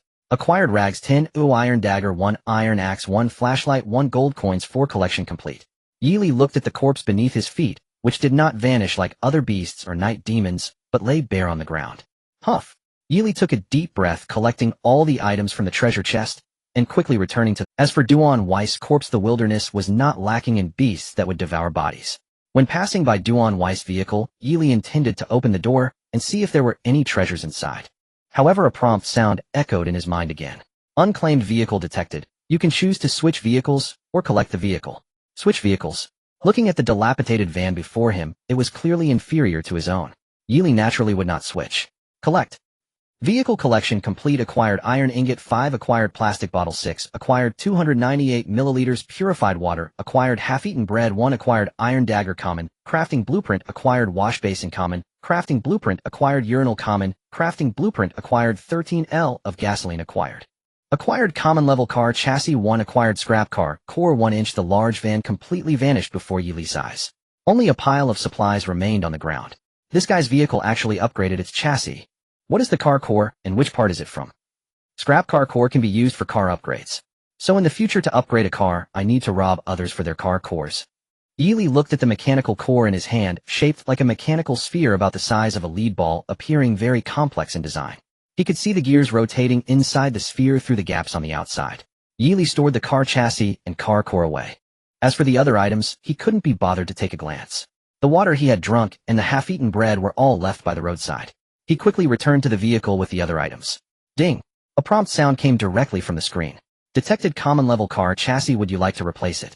Replace. Ding! Common level car chassis replacement complete. Ding! Prompt: all parts of the car meet upgrade conditions. You need a scrap level car core to upgrade. Ding! Detected that you have a scrap level car core. Oh, would you like to upgrade? Upgrade. Yili didn't. A moment's hesitation would be a disrespect to life and the bread van. Upgrade. With Yili's voice falling, the mechanical sphere in his hand transformed into a white halo enveloping the entire car. 10 seconds later, the white light dissipated. The entire car appeared more aesthetically pleasing, and all the interiors were renewed. The internal space seemed a bit larger. Ding! Car upgrade successful. Current vehicle level ordinary level. Resource detection range extended to 200 meters. Car fuel consumption adjusted. Fuel consumption per 100 kilometers reduced to 5L. After the upgrade, aside from a significant boost in overall defense, the greatest advantage was the ability to detect resource boxes from a greater distance. Previously, the detected resource box range had not exceeded 100 meters. It seemed the car's level was too low. Now it was upgraded to ordinary level. The detection range had at least doubled. However, this also meant that the farther the resource box was, the deeper into the grassland it would be. The unknown dangers encountered would multiply. The more danger, the more valuable the resources. Yili smirked as he started the vehicle. Virum. After the upgrade, the car's overall coordination and flexibility had improved significantly. Shifting gears and accelerating felt much smoother. Yili shifted to the highest gear and pressed the accelerator hard. The car surged forward. Yili glanced at the speedometer. Now his van could reach a maximum speed of 120 km/h. On the road, Li Qingge was driving her car forward. Suddenly, she saw two cars parked ahead. Two men were exchanging something between the vehicles. Seeing a car approaching, they waved, signaling Li Qingge to stop. Initially, Li Qingge did not want to get involved. However, she received a notification on her screen. Detected a resource box 50 meters to the left of the car. Only then did Li Qingge stop the car. The two men hurriedly approached. However, when they saw the person getting out of the car, they were completely stunned. The person who got out was a beautiful woman. Tall and slender, her black dress flowed with the wind, resembling a goddess of the night. Her snow-white skin radiated a faint glow under the lights. Her exquisite features were unadorned, and her gaze was cold and profound. Like a masterpiece meticulously carved by a master sculptor, she was breathtakingly beautiful. Her shiny black hair cascaded over her shoulders like a waterfall. As it brushed against her fair skin, it only accentuated her ethereal beauty and extraordinary temperament. She stood there, needing no words or actions, already captivating the two men. Li Qingge and the two men exchanged glances. They saw the desire in each other's eyes. However, when they noticed the embroidered spring knife in Li Qing's hand, they forcibly suppressed their desires. Beautiful lady. Good evening. One of them attempted to greet her. However, Li Qingge completely ignored him. The way those two looked at her made Li Qingge feel incredibly nauseous. She directly ignored them and walked toward the grassland on the left. Beautiful lady, wait. The two men were displeased when Li Qingge ignored them. They raised their weapons and quickly ran a few steps to block Li Qing's path. Is there something you need? Li Qingge frowned slightly, coldly looking at the two. We know there's a treasure box over there in the grassland, but it's too dark now, and it's too dangerous for you to go alone. How about we go together? The man on the left said with a smile, his gaze constantly roaming over Li Qingge. That black dress highlighted her figure beautifully. If you want to go together, then let's go, but please keep your distance. Li Qingge coldly reminded. The looks from these two men were too disgusting. They were definitely two perverts. Hee, you can rest assured we will protect you from the side, and whatever comes out will be yours. The two laughed without a care. A woman with such character would be even more rewarding to conquer. Li Qingge ignored them and continued walking forward. Soon the three of them spotted a treasure box ahead. Under the light, it radiated a golden glow. It turned out to be a golden treasure chest. The eyes of the two men shone with barely concealed excitement. Even Li Qing's cold gaze revealed a hint. This was the first time she encountered a golden treasure chest since arriving in this world. However, soon the three people's gazes shifted to the side of the treasure chest. There sat a black bear gnawing on the body of an antelope. Blood, bits of flesh, and entrails were scattered all over the place. The scene was extremely bloody. Looking at the black bear sitting before them, which was even taller than them standing, the two men's legs trembled. Beautiful lady, how about we go back and wait for more people? Yes. Let's wait for a few more people to come together, it's safer. No need. Li Qingge said, striding forward with her long, fair legs. The black bear noticed someone approaching and put down the antelope. It roared towards the three, warning them not to come. The earth-shaking roar frightened the two men to the point of nearly kneeling on the ground. Seeing Li Qingge ignore the warning, the black bear's eyes turned furious. It directly threw the antelope's corpse at Li Qingge. At the same time, it dropped to all fours and ferociously. The distance between the bear and Li Qingge was no more than 10 meters. At this moment, Li Qingge had no time to escape. Oh no. This beautiful girl is going to be ravaged by a bear. Damn it, if I had known, I should have had my way with her on the road earlier. I haven't had a woman in 3 days, and this girl is simply exquisite. The two men stood behind, filled with regret. Finally, they took one last reluctant glance and turned to run swiftly back to the road. They could only hope that after the black bear killed Li Qingge, it wouldn't come looking for them. Once they encountered more people, they would bring others to deal with this black bear. Damn it. Next time a foolish woman like this comes by, we'll enjoy. Exactly, let's not let this beast take advantage. The two returned to the road, standing at the roadside looking towards the grassland. The two figures had already blended into the darkness. Nothing was visible. They could only vaguely hear a few bear roars. Oh, that woman is probably already dead. Let's go check what she has in her car. The two said, walking towards Li Qing's car. Ding, this vehicle is owned unable. The two tried to pull the car door for a long time, but it wouldn't budge. It seems this car's body and windows have been. One man said, looking at the brand new exterior of the car and the completely uncracked windows. Forget it, just smash it open and see, maybe there's that woman's original underwear inside. The other man said with a lewd expectation. The man raised the axe in his hand, ready to smash it against the car window. At the critical moment, he was yanked back by the man beside him. What are you doing? The man asked, displeased. Are you stupid? This car is obviously upgraded better than ours. Once that woman is dead, we might be able to take this vehicle, and what you're about to smash is our future car? That seems to make sense. The man nodded, patting his head and putting down the iron axe. However, half an hour passed. The two had tried countless times, but were unable to unlock the car. What's going on? That woman isn't dead yet. Could she have been taken down by that black bear? Just then a voice came from behind. What are you doing beside my car? The two were in the midst of guessing. A cold voice suddenly rang out from behind. The two were startled and hurriedly turned around, pointing their weapons and flashlights behind them. They saw Li Qingge standing not far away, draped in a bear skin, cradling a pile of materials, blueprints, and her gaze was sharp as she looked at them. Damn, you killed that bear. The two stared wide-eyed as if their eyes nearly popped out of their sockets. Get out of the way, Li Qingge said coldly, yet neither of the two moved. They observed Li Qingge, whose clothing was tattered in many places with torn fabric fluttering in the wind, revealing large patches of pale skin. Her skin was as translucent as sheep fat jade, captivating to behold. The glimpses of her figure were even more tantalizing. Although Li Qingge appeared calm and composed, it was evident from the rising and falling of her chest that she was extremely weak. The two men exchanged glances, unconsciously revealing a sinister smile. Hee, little sister, you look injured. Come, let uncle check your body. If you don't treat it well, you might die. The two completely dropped their pretense and approached Li Qingge, their burning gazes as if they wanted to devour her. If you leave now, I can let you go, Li Qingge said coldly. Ha, let us go? It's not up to you whether we let you go. The two laughed heartily as they lunged at Li Qingge. Li Qing's expression darkened as she threw the materials and blueprints in her arms at the two. Previously, a bear had scratched her chest, nearly ripping her clothes apart. A large amount of blood burst from her wounds, staining her skin crimson. The two men could not help but feel a pang in their chests upon seeing this. However, they were not looking at the surface, but at the essence. The two red-stained buns were even more alluring, making one want to take a bite. With a clang, the sound of a blade echoed. The two saw Li Qingge draw her knife, but did not think much of it. Given her current state, how could she possibly be a match for them two big men? Their speed in lunging forward did not diminish, or rather they became more eager to pin this cold beauty to the ground. Lichinga did not simply stand there waiting to be captured. Instead, she charged at the two. The blade flashed as she slashed towards one man's head. The man attempted to block with his weapon, but Lichinga's move had transformed from a slash into a thrust. The man's expression changed instantly as he tried to dodge, but it was too late. Puff! A dull sound echoed. The blade had pierced through the man's chest. The sudden turn of events turned the other man's face pale with fright. He never expected that Lichinga would still have the strength to resist at this moment. He abandoned the other man beside him terrified and turned to flee. Lichinga would not let him escape. She withdrew the blade and hurled it at the man. Puff! The blade sank into the man's back.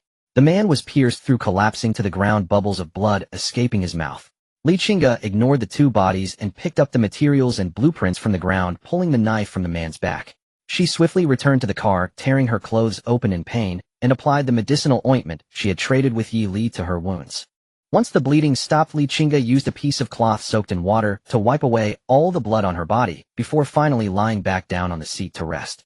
As the distance for car resource exploration increased, Yi Li discovered more and more resource boxes. Now, every few kilometers he would encounter a prompt. He opened numerous bronze and silver treasure chests, most containing basic resources.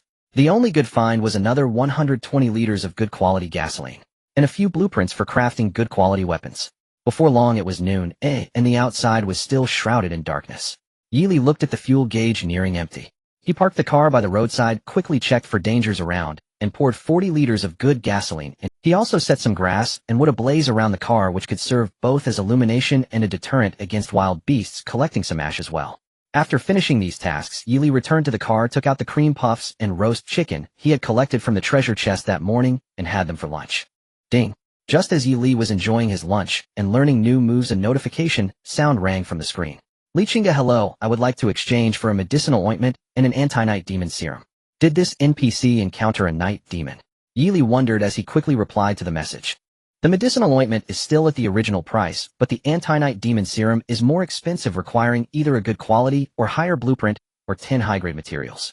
Lichinga, what qualifies as high-grade materials? At least items from silver-grade treasure chests like refined iron, refined copper, or gunpowder. Lichinga, how about a blueprint for a good quality frying pan? Yi Li, sorry, I don't need a frying pan. Lichinga, Yi Li, gather the materials and come back to trade. Once you have enough, come find me for a trade. Lichinga, then let's trade for a medicinal ointment for now. Alright, Yi Li replied. He quickly accepted Li King's trade request. Maybe I should adjust the price of the medicinal ointment in the future. Yi Li looked at the various materials listed in the store with a helpless shake of his head. He was now indeed the king of materials. Lichinga, by the way, you should be careful of other people you encounter on the road. They are more dangerous than the other threats on the prairie. Looking at the message from Lichinga, Yi Li felt a warmth in his heart. Truly, NPCs can be caring. I know you, be careful too. Yi Li edited a message back. After a moment's thought, he couldn't help but tease, you must be a woman, right? Be careful of the wolves on the road trying to take you away. Lichinga exclaimed, no way, I am very capable. Yi Li couldn't help but mutter to himself, of course you are an NPC, if you aren't impressive, who would be? He didn't send any messages. He turned off the private chat. Looking at the private messages, there were already over 999. The bright red number made Yi Li feel a bit dizzy. These private messages contained everything. Freebie seekers, insulters, seducers. Yi Li couldn't ignore them all. After all, some people genuinely wanted to trade with him. He could only scroll through them one by one while eating. If he encountered someone who wanted to trade and was still alive, he would send a message to request a trade. If they were already dead, there was nothing he could do. Yi Li could only silently chant Amit Ba. Suddenly, bang.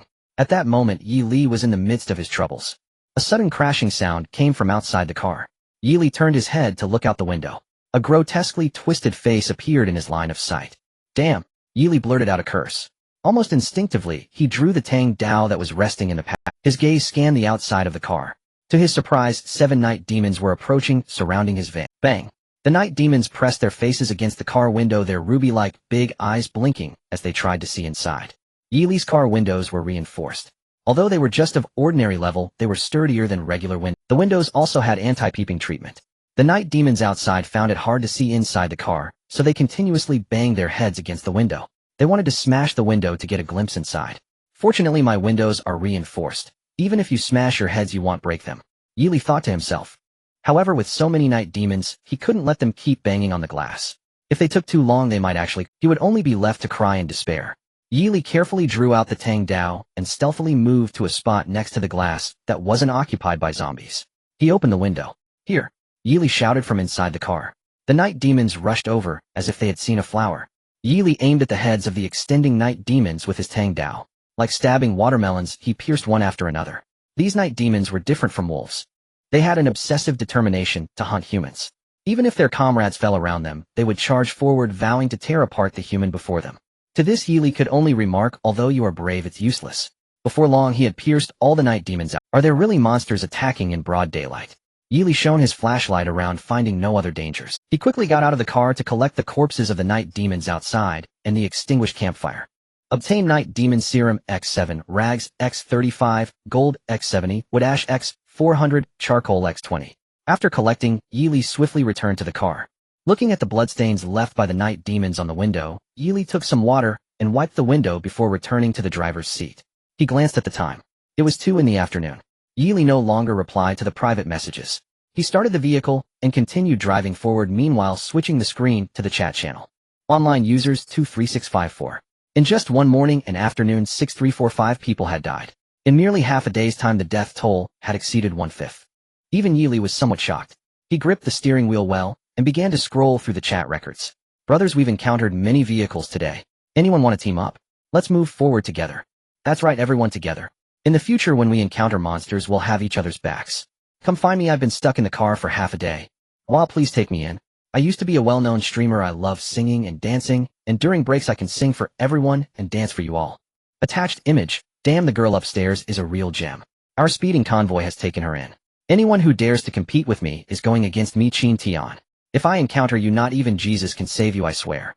Brother Chin is mighty. I want to join too. Everyone, I'm from the Dragon Country Security Bureau. My name is Zhao Jinghua. Welcome everyone to join my convoy.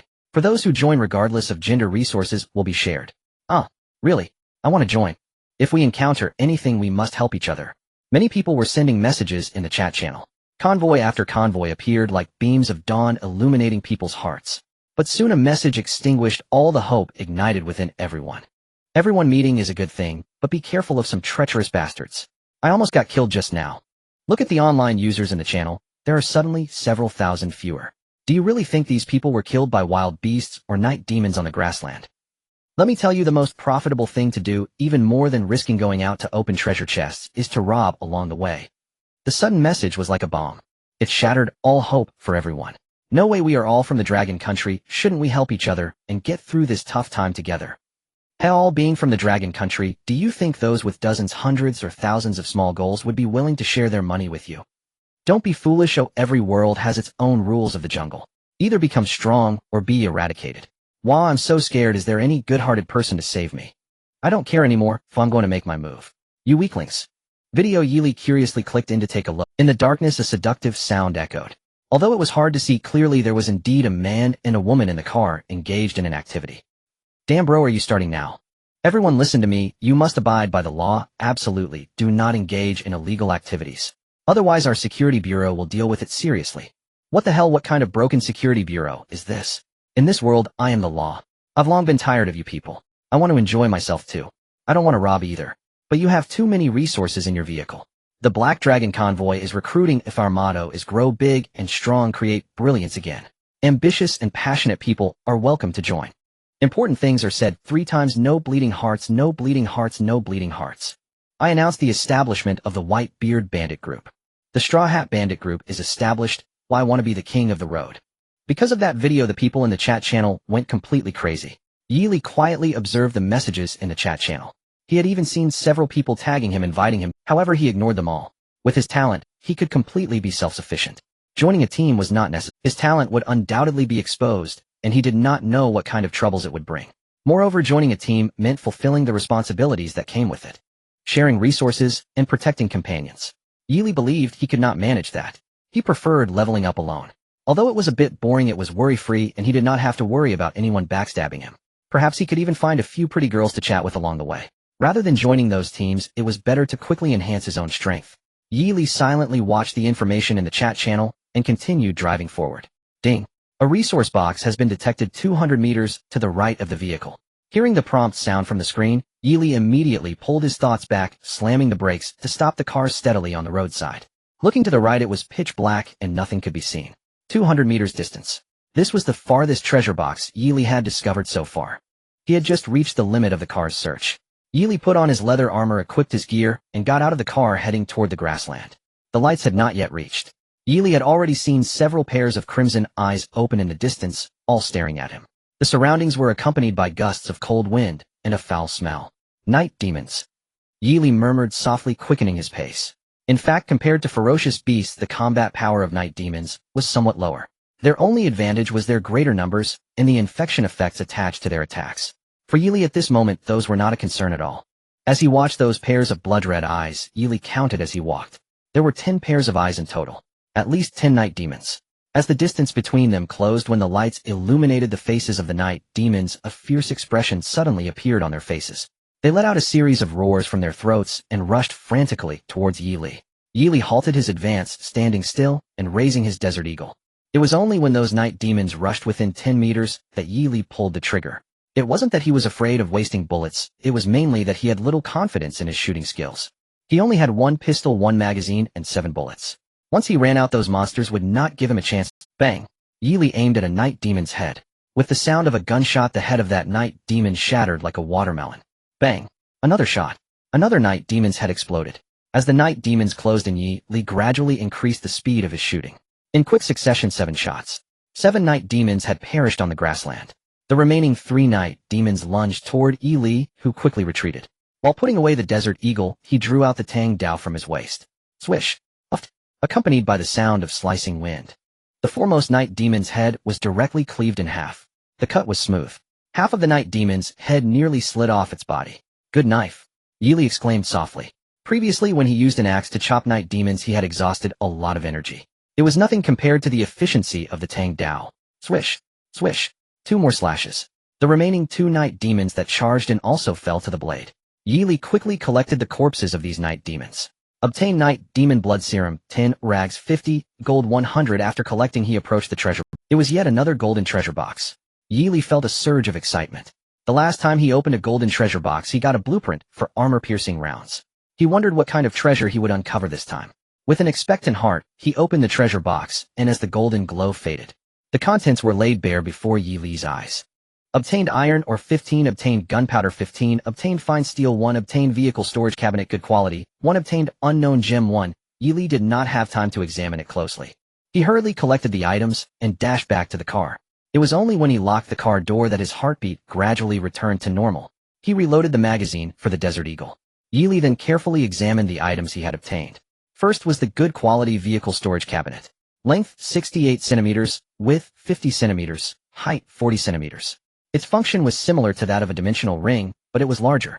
It had an inbuilt space of 400 cubes. Yili placed it under the workbench at the back, then took out the materials he had hung in the shop and placed them inside. When needed in the future, he could take them directly from the storage cabinet. Next, Yili looked at the unknown gem. This stone appeared plain and ordinary with nothing special about it. Its shape resembled that of a dinosaur egg. When he touched the gem, a piece of information suddenly appeared in his mind. Unknown gem description: dripped blood on the gem, and there may be unexpected surprises. Unexpected surprises. I love surprises. A glimmer of light suddenly flashed in Yili's eyes, and a faint smile crept onto his lips. That sudden, unexpected yet exhilarating experience was also a form of enjoyment. The Tang Dao beside him had just slain the night demons. Yili did not dare to gamble whether it had been contaminated with a virus. He used the workbench to craft a dagger again to cut his palm. Drip! Drip! In an instant, blood dripped onto the unknown gem, like a pillar swiftly absorbed by the gem. The stone, which had originally been as hard as rock, faintly began to show an enchanting red color.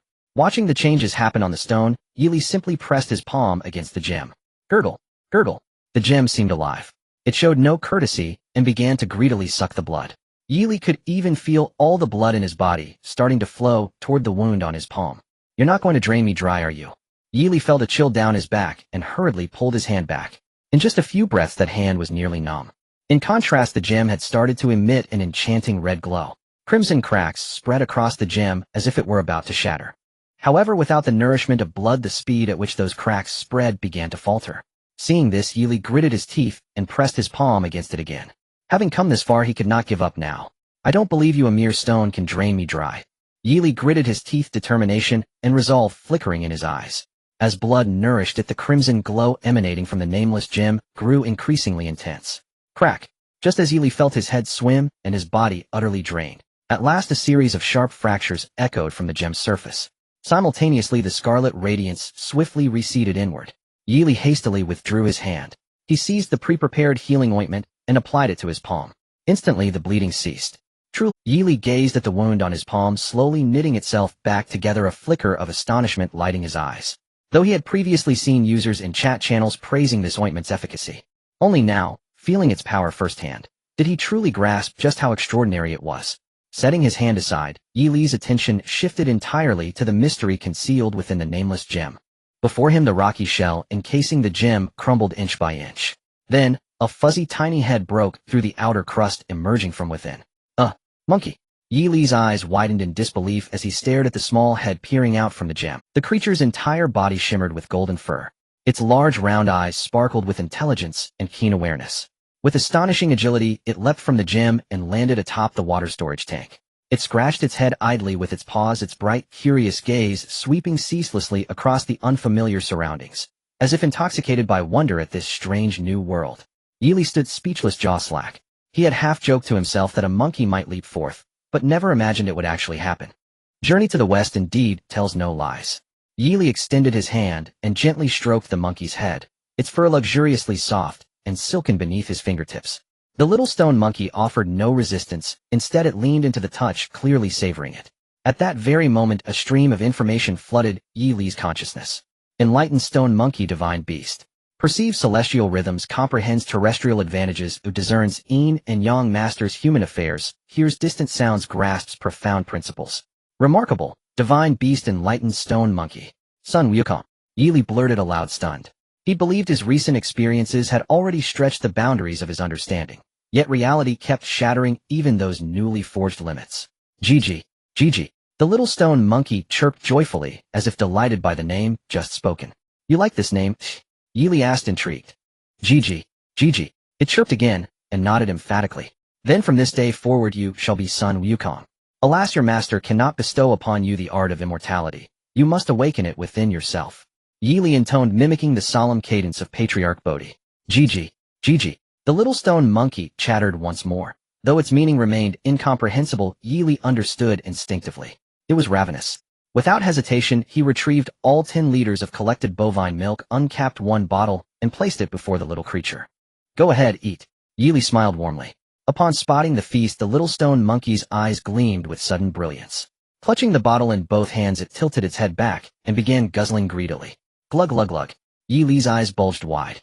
An entire liter vanished, consumed in an instant. Its belly swelled taut, round and plump as a ripe kiwi fruit. Gigi. Gigi. Sated, it let out a contented trill, tossed the empty bottle aside, and leapt onto Yili's massage chair to nap. What a carefree little fellow. You eat, then sleep. Yili sighed helplessly.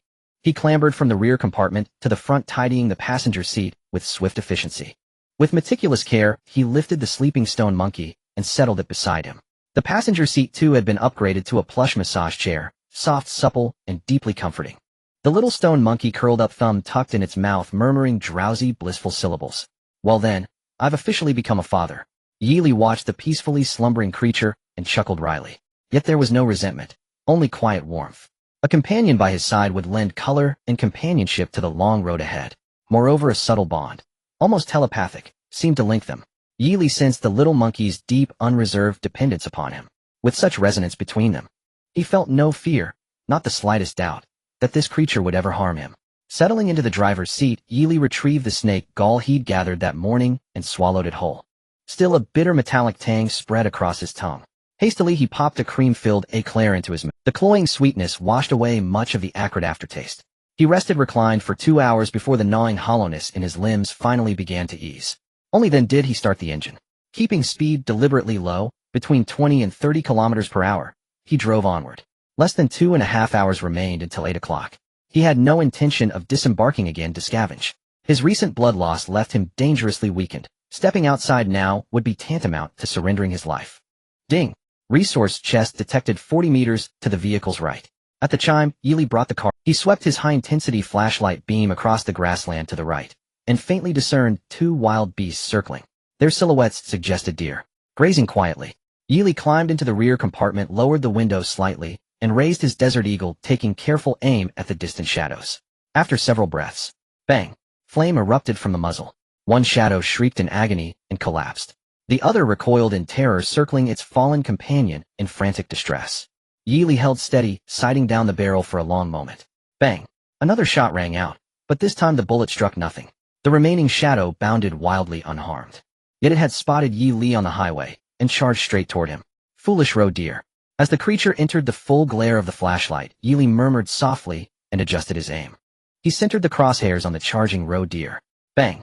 Another report echoed, and the creature dropped instantly. I still need practice. Yi Li lowered his weapon and sealed the window. The gunfire had awakened the stone monkey napping in the passenger seat. It rubbed its sleepy eyes, clambered onto the headrest, and yawned widely. Ding! Warning: nights under the eternal night grow exponentially more perilous. Never disembark lightly. Hearing the alert, Yi Li quickly inspected all windows, finding them intact, before returning to the driver's seat and retrieving premium elephant meat to prepare a meal. Premium elephant meat enhanced physical constitution, exactly what Yi Li needed most at this moment. Beside him, the little stone monkey, still clutching its milk bottle, suddenly found the bovine milk far less enticing. It chittered, eagerly reaching out for the elephant meat. You wish to taste this? Yi Li held up the cut of meat, raising an eyebrow. Gigi. It nodded vigorously, drool already glistening at the corners of its mouth. Patience, I'll serve it to you once it's ready. Yi Li gently tousled the little stone monkey's crown and smiled tenderly. A man and a monkey consumed a full 2 pounds of high-quality elephant meat. Most of it ended up in the little stone monkey's belly. Yi Li looked at the sleeping little stone monkey with curiosity. He wondered how such a small body could hold so much food. Rubbing the little stone monkey's belly, Yi Li opened online users 23982. Compared to the afternoon, there were 672 fewer people. After the events of the morning, many had learned to be more cautious. They were also more vigilant. When encountering others, they either kept their distance or maintained a safe space. Damn, this afternoon I encountered someone asking for help by the roadside. As soon as I got out of the car, he stabbed me in the kidney. If I hadn't been prepared, I would have been dead already. If I meet that person again, I swear, I will dig out both his kidneys. Why didn't you just dig out his kidneys then? I wasn't prepared at the time. Damn it, this afternoon I met a woman who tried to seduce me into her car. As soon as I got in, she attacked me. If I hadn't been cautious, she would have succeeded. Everyone be careful in the future, don't be a fool. Wow bro, how thrilling. Hey brothers, I urge everyone to be cautious. People's hearts are dark, you won't even know how you died if you're not careful. The brother upstairs, you're not bad. Look at my two here providing resources and people. Just look at their bodies, so tender and fresh, truly enticing. Attached to the message was a picture. Among a pile of materials, 2 young women with decent looks and figures were bound together. Their clothes barely covered them, exposing large areas of their fair skin. Wow, brother, these 2 women are really something. Did you enjoy it? After you're done, make sure to treat the brothers. I'm willing to offer 50 units of basic materials. Brother, who you know how to play. How can you treat those girls like that? Don't you feel guilty about their trust in you? Exactly, I'll offer 55 units of basic materials. Leave me a fresh one. You men are truly no good. Hey sister upstairs, don't be afraid. I'm different from those nasty men, I'm a good person. I won't tie you up. Just send me a photo so I know what you look like, and I'll protect you. In exchange, just sleep with me once. Get lost. You idiot. 666. Haha brother, you are the best. Your worst. Malicious thoughts spread through the chat channel. Many people shared their gains from the day. There were no moderators. Such revealing photos and videos would not be deleted. All information was laid bare. In fact, someone had even publicly solicited in the chat channel, planning to set up a mobile brothel on the highway. What once seemed like easy opportunities after a day of chaos became a warning bell for everyone viewed as a disaster. Just a few days ago, people were clamoring to help each other. In the blink of an eye, they turned their knives on their own kind. Yi Li had anticipated such a situation, but he hadn't expected it to happen so quickly. Are all those in my area a bunch of villains? Yi Li thought to himself, continuing to watch the chat channel. Someone had already ed him. Yi Li, are you there? I need a dose of the anti-night demon serum, please. Attached was a picture. Yi Li curiously opened it. The image showed an arm that had been scratched. The arm was already rotting, and under the light it appeared a bluish gray. Even the blood flowing from the wound had turned a dark green. My goodness, what happened? Was this done by a night demon? It looks disgusting. Yi Li frowned slightly. It was his first time seeing such a situation. Yi Li, can you afford the price I'm asking? Upon seeing Yi Li's reply, the chat channel exploded. There were now very few people saying Yi Li was disregarding his fellow countrymen. I have 6 pieces of fine iron, 8 pieces of fine copper, and a whole bunch of basic materials. I can give you everything I have. Please just give me a dose of the anti-night demon serum. The person was excitedly replying upon seeing Yi Li's message. He could hardly feel the sensation in that rotting arm anymore. Yi Li, you should keep trying. The price I'm offering is non-negotiable. Please just give me one dose. If you do, I'll be your dog from now on. The person was screaming. The anti-night demon serum was his only hope. Yi Li, if you don't have enough high-level materials and good quality blueprints, you can try cutting off that arm and come to me for a healing ointment. You should have some basic materials. By the way, starting tomorrow, the trading materials for the healing ointment will change. Comrades, keep up the good work. Once this precedent is set, endless troubles will follow. And Yi Li despised nothing more than trouble. Upon seeing Yi Li's message, the chat channel fell into a brief silence. Only the man desperately pleading for the anti-night demon serum continued to cry out. In the end, he started cursing. Yi Li, I'll cover the materials that are lacking. Just as the man fell into despair, a new message in the chat channel caught his attention. The dim look in his eyes rekindled a glimmer of hope. Looking at that message, he could hardly believe his eyes. At this moment, someone was willing to step up to help him. Thank you, big brother. Thank you. From now on, you're my boss. Even if it means going through fire and water, I will definitely repay you. The man excitedly messaged in the chat channel, and soon he received a private message along with a trade invitation. Yi Li was also a bit surprised. He looked at the name of the person who messaged him, Zhao Jinghua. This name frequently appeared in the chat channel. Yi Li remembered him well as the national security officer who had initially encouraged him to help everyone voluntarily. Everyone, I know you are all scared right now, but you must believe in hope. Only through unity can we survive in this world. My convoy is open to all who harbor light in their hearts. Welcome to join. Brother Zhao is truly a great benefactor. I want to follow Brother Zhao from now on. Brother Zhao, you are like Guan Yu of this world, so righteous, why I want to follow you. A group of people began to praise Zhao Jinghua in the chat channel. 6 pieces of fine iron can easily win people's hearts. Such a deal is truly too profitable. Zhao Jinghua looked at the gratitude and compliments from everyone in the chat channel, a slight smile curling at the corners of his mouth. One person's power is too small. To survive in this world, one must rely on the strength of a team. He already has his own plan. In the past, he was a bodyguard for a high-ranking leader of the country. The so-called members of the security bureau were merely an official facade he had donned for himself. This way he could better earn the goodwill of ordinary people. By providing small favors, he could win their hearts. Then he would gather people along the way, forming an extraordinarily strong convoy centered around him, effortlessly becoming the most powerful force in this area. These days, relying on his rich combat experience, those wild beasts were no match for him. He had not missed a single treasure chest encountered. Unfortunately, 4 days had passed.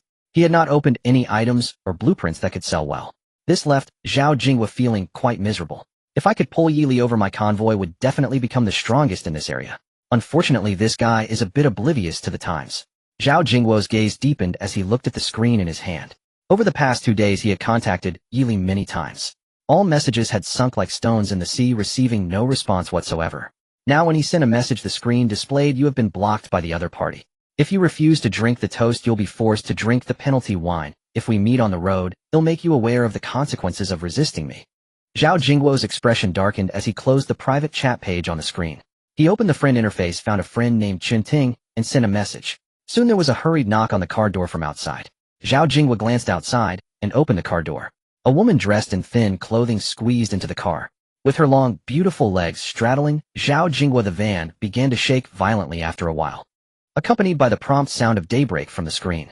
Yi Li woke from her dreams. There was a faint smell of urine in the car. Yi Li suddenly became alert, almost instinctively looking towards the passenger seat, where a small stone monkey was drinking milk.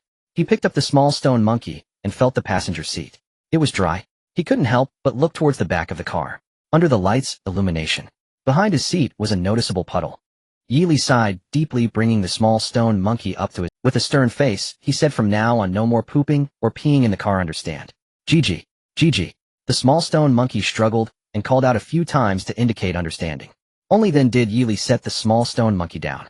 He looked outside the car and detected no danger. He quickly got out to collect the 15 corpses of the night demons he had killed last night. After using the restroom, Yi Li ran towards the grassland. He collected the 2 silly deer corpses and the bronze treasure chest from last night. Returning to the highway, he cleaned the car inside and out several times, until the smell of urine in the car became almost imperceptible. Only then did Yi Li return to the car to start making breakfast. Under the fragrant aroma of premium elephant meat, only the smell of meat remained in the car. The small stone monkey, who had just drunk 1 L of milk, began to look longingly at the quality elephant meat in the pot. "Oh, I can't afford to raise this." Yi Li sighed helplessly. While eating breakfast, he glanced at the chat. Online users 21513 last night, another 3141 people died. The number has decreased by nearly one-third compared to the beginning. And this does not include the infected individuals.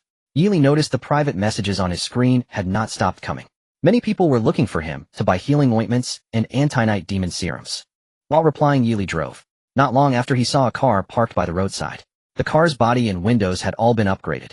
Not hearing the notification sound from the screen, Yili didn't want to linger. He pressed down hard on the accelerator, preparing to leave. Compared to those beasts and night demons, humans were evidently far more dangerous. One moment, they might be calling each other brothers, and the next they could stab you in the back. Just as Yili was about to leave, quickly the door of that car suddenly opened. A pair of long, slender, white legs extended from inside the car. Immediately after, a stunning figure appeared before Yili. A light blue knitted cardigan over a white tank top paired with a lace-stitched skirt and white sneakers. Her slender waist and long legs were fully exposed. Xiaolu. Absolutely stunning. Yili's heartbeat involuntarily quickened. The tiger whip and premium elephant meat he had eaten these past few days had shown remarkable effects. Moreover, he had been learning new techniques every day during this period. Upon seeing that beautiful figure, his body instinctively reacted. Wait a moment. The woman stood in the middle of the road excitedly, waving her arms at the vehicle driven by Yili. The bright headlights illuminated her, and her face looked very familiar. Xiaolu, is that you? Yili eased off the accelerator and pressed the brake. He never expected to encounter a big star in a place like this. What a surprise. Out of caution, Yili took out the Desert Eagle, hiding it in the shadow of the car, and lowered the window halfway. Seeing the car stop, Xiaolu jogged up to Yili's car, and when she saw Yili, she was slightly taken aback. Isn't that Ping Yuyan? No, this boy looks even younger than her. Hello, is there something you need? Yili scrutinized the woman outside the car. Seeing her up close confirmed his suspicion about her identity. She was definitely the big star Xiaolu. Unexpectedly, she looked even more beautiful in person than on television. Aside from appearing a bit pale, she was impeccably clean, completely unlike someone who had been struggling to survive in the wilderness for 4 days. Hello handsome, I'm Xiaolu. My car ran out of gas, could you lend me some gasoline? Xiaolu spoke somewhat shyly, her eyes filled with anticipation. In the first 4 days, she had relied on her fame to find quite a few fans in this area.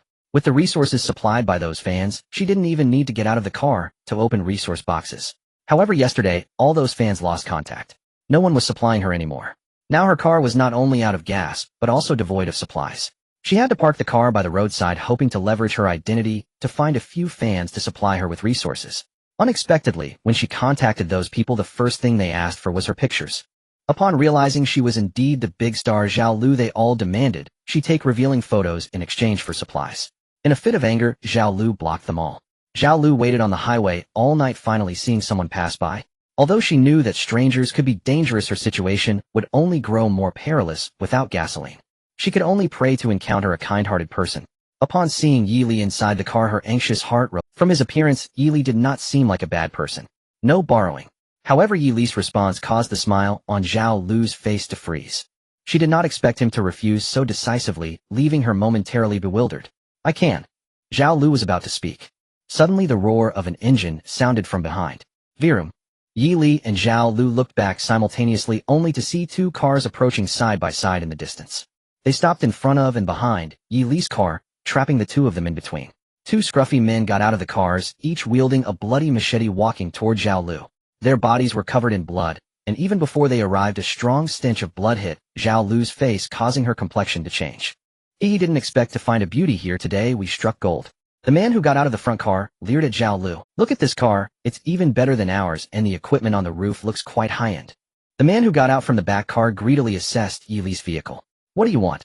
Xiaolu leaned against Yili's car, glancing nervously at the 2 approaching men. Oh, this little girl seems familiar.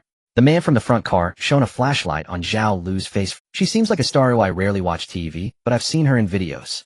The man from the back car scrutinized. A glimmer of excitement flashed in his eyes. He didn't expect us to be so lucky to encounter a big star. The man from the front car's eyes gleamed with lust, a wicked smile on his lips. As they joked, they reached out to grab Xiaolu. Terrified, she screamed and tried to escape, but her escape routes were completely blocked by the 2 men. With Yili's car behind her, she had no way to flee. Instead, she was grabbed by the arms and forcefully pressed against Yili's vehicle. Help me, please. Tears streamed down Xiaolu's face as she desperately turned to Yili in the car.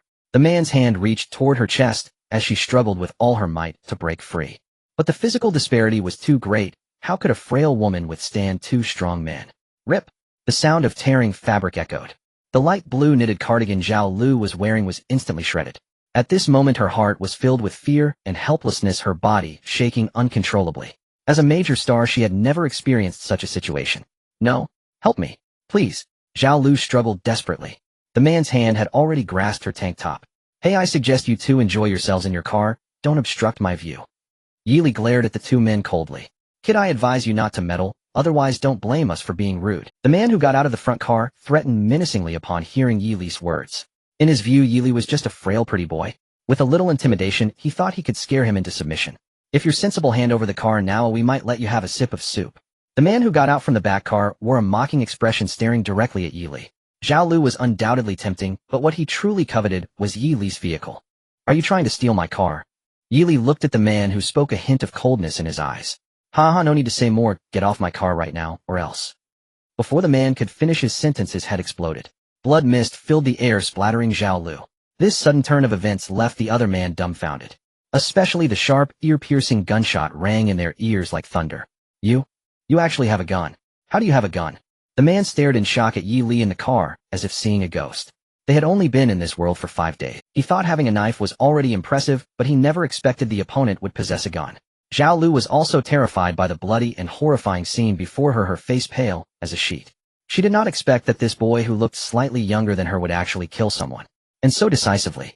Yet she felt grateful inside for Yi Li killed to save her. I'm just a bit luckier, Yi Li said with a slight upward curve of his lips, aiming the gun at the man. No, don't kill me. He wanted to steal your car, I just wanted to toy with this woman. Seeing Yi Li aiming the gun at his head, the man panicked. He quickly raised his hands, desperately explaining, I had no intention of stealing your car. You want to toy with? Yi Li's voice seemed to come from the depths of hell, chilling to the bone. Your woman. The man trembled even more in fear. I didn't know she was your woman. If I had known, even if you lent me 100 courage, I wouldn't have dared. He saw Yi Li's finger on the trigger move slightly, as if he would pull the trigger any second. Fear surged like a tidal wave, and the man's legs went weak, collapsing to the ground. Sorry, big brother, I was wrong, I really was wrong. I did not recognize the great mountain, and offended your wife. Please spare my life. The man begged, desperately banging his forehead against the ground, producing a crisp sound. His forehead quickly became red and swollen. But the man did not dare to stop. At this moment, preserving his life was the most important thing. Zhao Lu was completely dumbfounded. She stared wide-eyed in disbelief at the boy inside the car. This person actually said she was his woman. Bang! Suddenly, a deafening, thunderous sound echoed in her ears. Zhao Lu trembled in fright, involuntarily letting out a sharp scream. The man who had been desperately banging his head on the ground now lay in a pool of blood. His head was like a broken watermelon, blood and brain matter staining the surrounding ground. Zhao Lu's face turned ashen, her body trembling even more violently. She had never witnessed such a bloody and terrifying scene. Yi Li once again pointed the gun at Zhao Lu.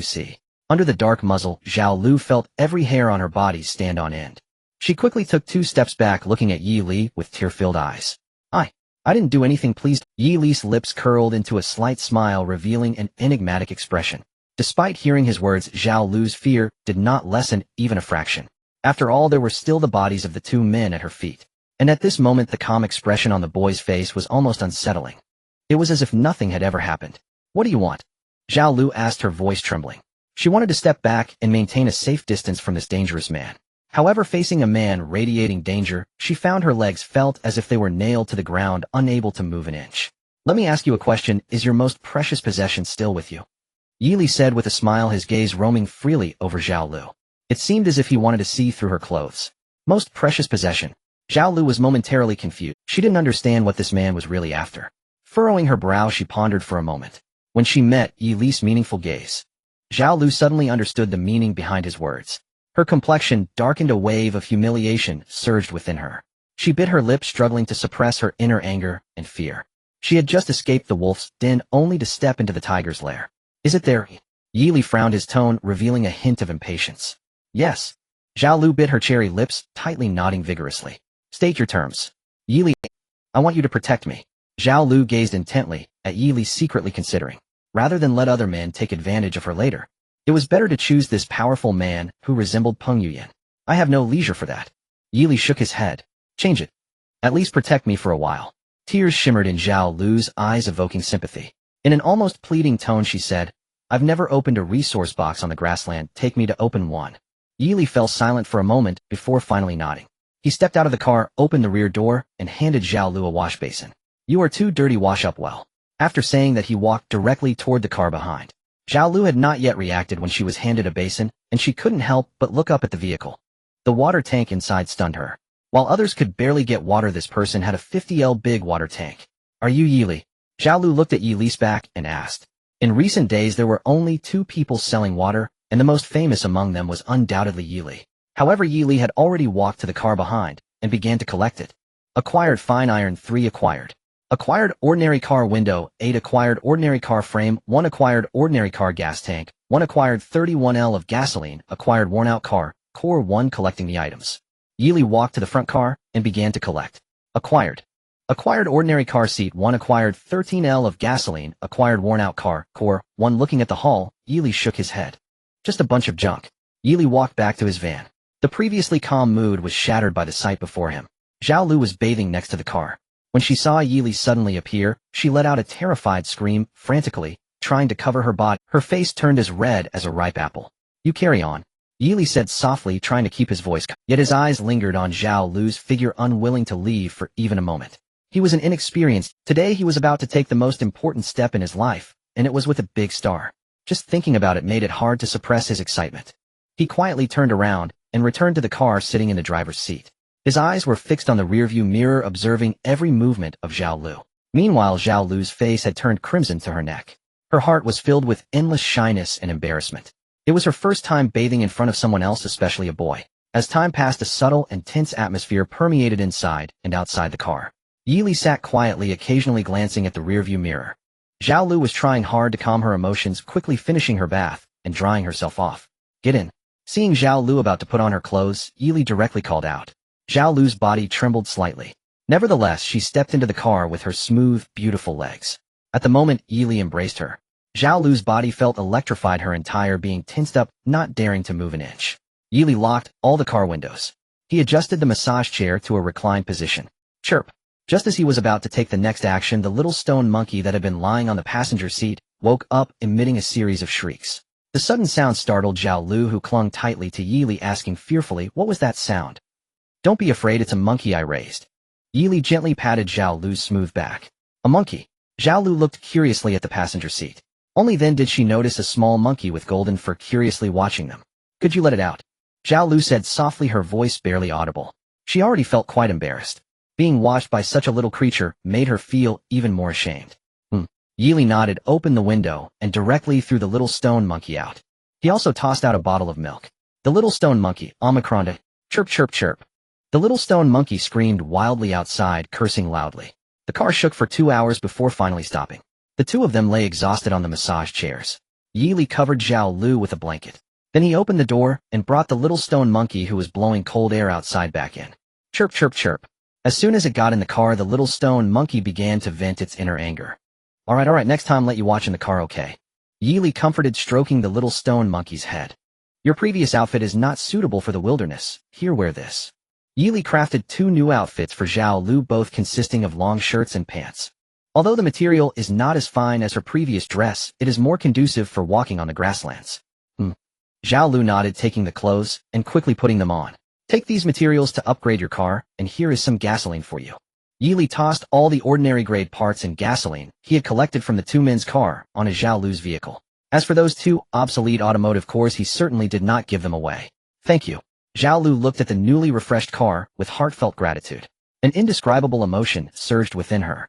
Perhaps due to the recent events, her gaze towards Yili had also. However, in response to Zhao Lu's sincere thanks, Yili merely replied coolly, "This is just a transaction between us. As agreed, I will take you to find a treasure chest."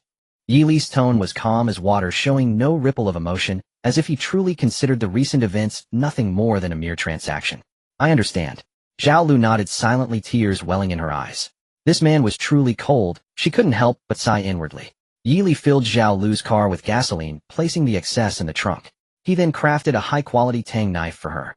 He then returned to his own vehicle, starting it up. Yili continued to drive forward, while Zhao Lu hurriedly started her car, closely following behind. Ding! Less than an hour after they set out, a prompt sounded on Yili's screen. Detected a resource box 80 meters to the right of the car. Yili quickly slammed the brakes, stopping the car. Zhao Lu, who was following, parked beside him and received the same alert on her screen. Seeing Yili get out of the car, she took a deep breath holding the tang knife as she jumped down from her vehicle. Originally, she intended to walk directly to Yili. However, Yili naturally created some distance between them.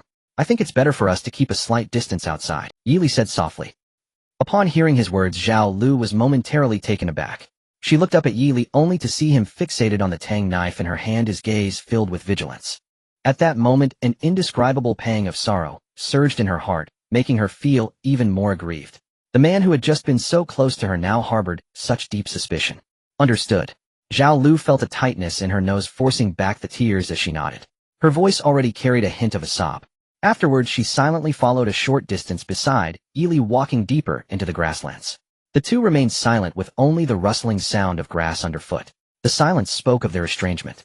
Under the beam of the strong flashlight, the two soon spotted two tigers prowling in the distance, along with a silver chest emanating a silvery glow. You're lucky, the first treasure chest is silver. However, two tigers are still too difficult for you as a novice. Yili remarked, his voice flat, revealing no emotion. Does this guy really not worry about me at all? Zhao Lu looked at Yili, feeling bitter inside. Bang! Just as she was feeling troubled, the sound of a gunshot shattered the night silence. One of the distant tigers let out a low growl, collapsing to the ground, while the other, witnessing its companion being killed, let out a roar. It quickly lunged towards the two. Yili held his breath, aiming the gun at the charging tiger. Bang! Another gunshot rang out. The bullet pierced through the darkness, striking the tiger's leg.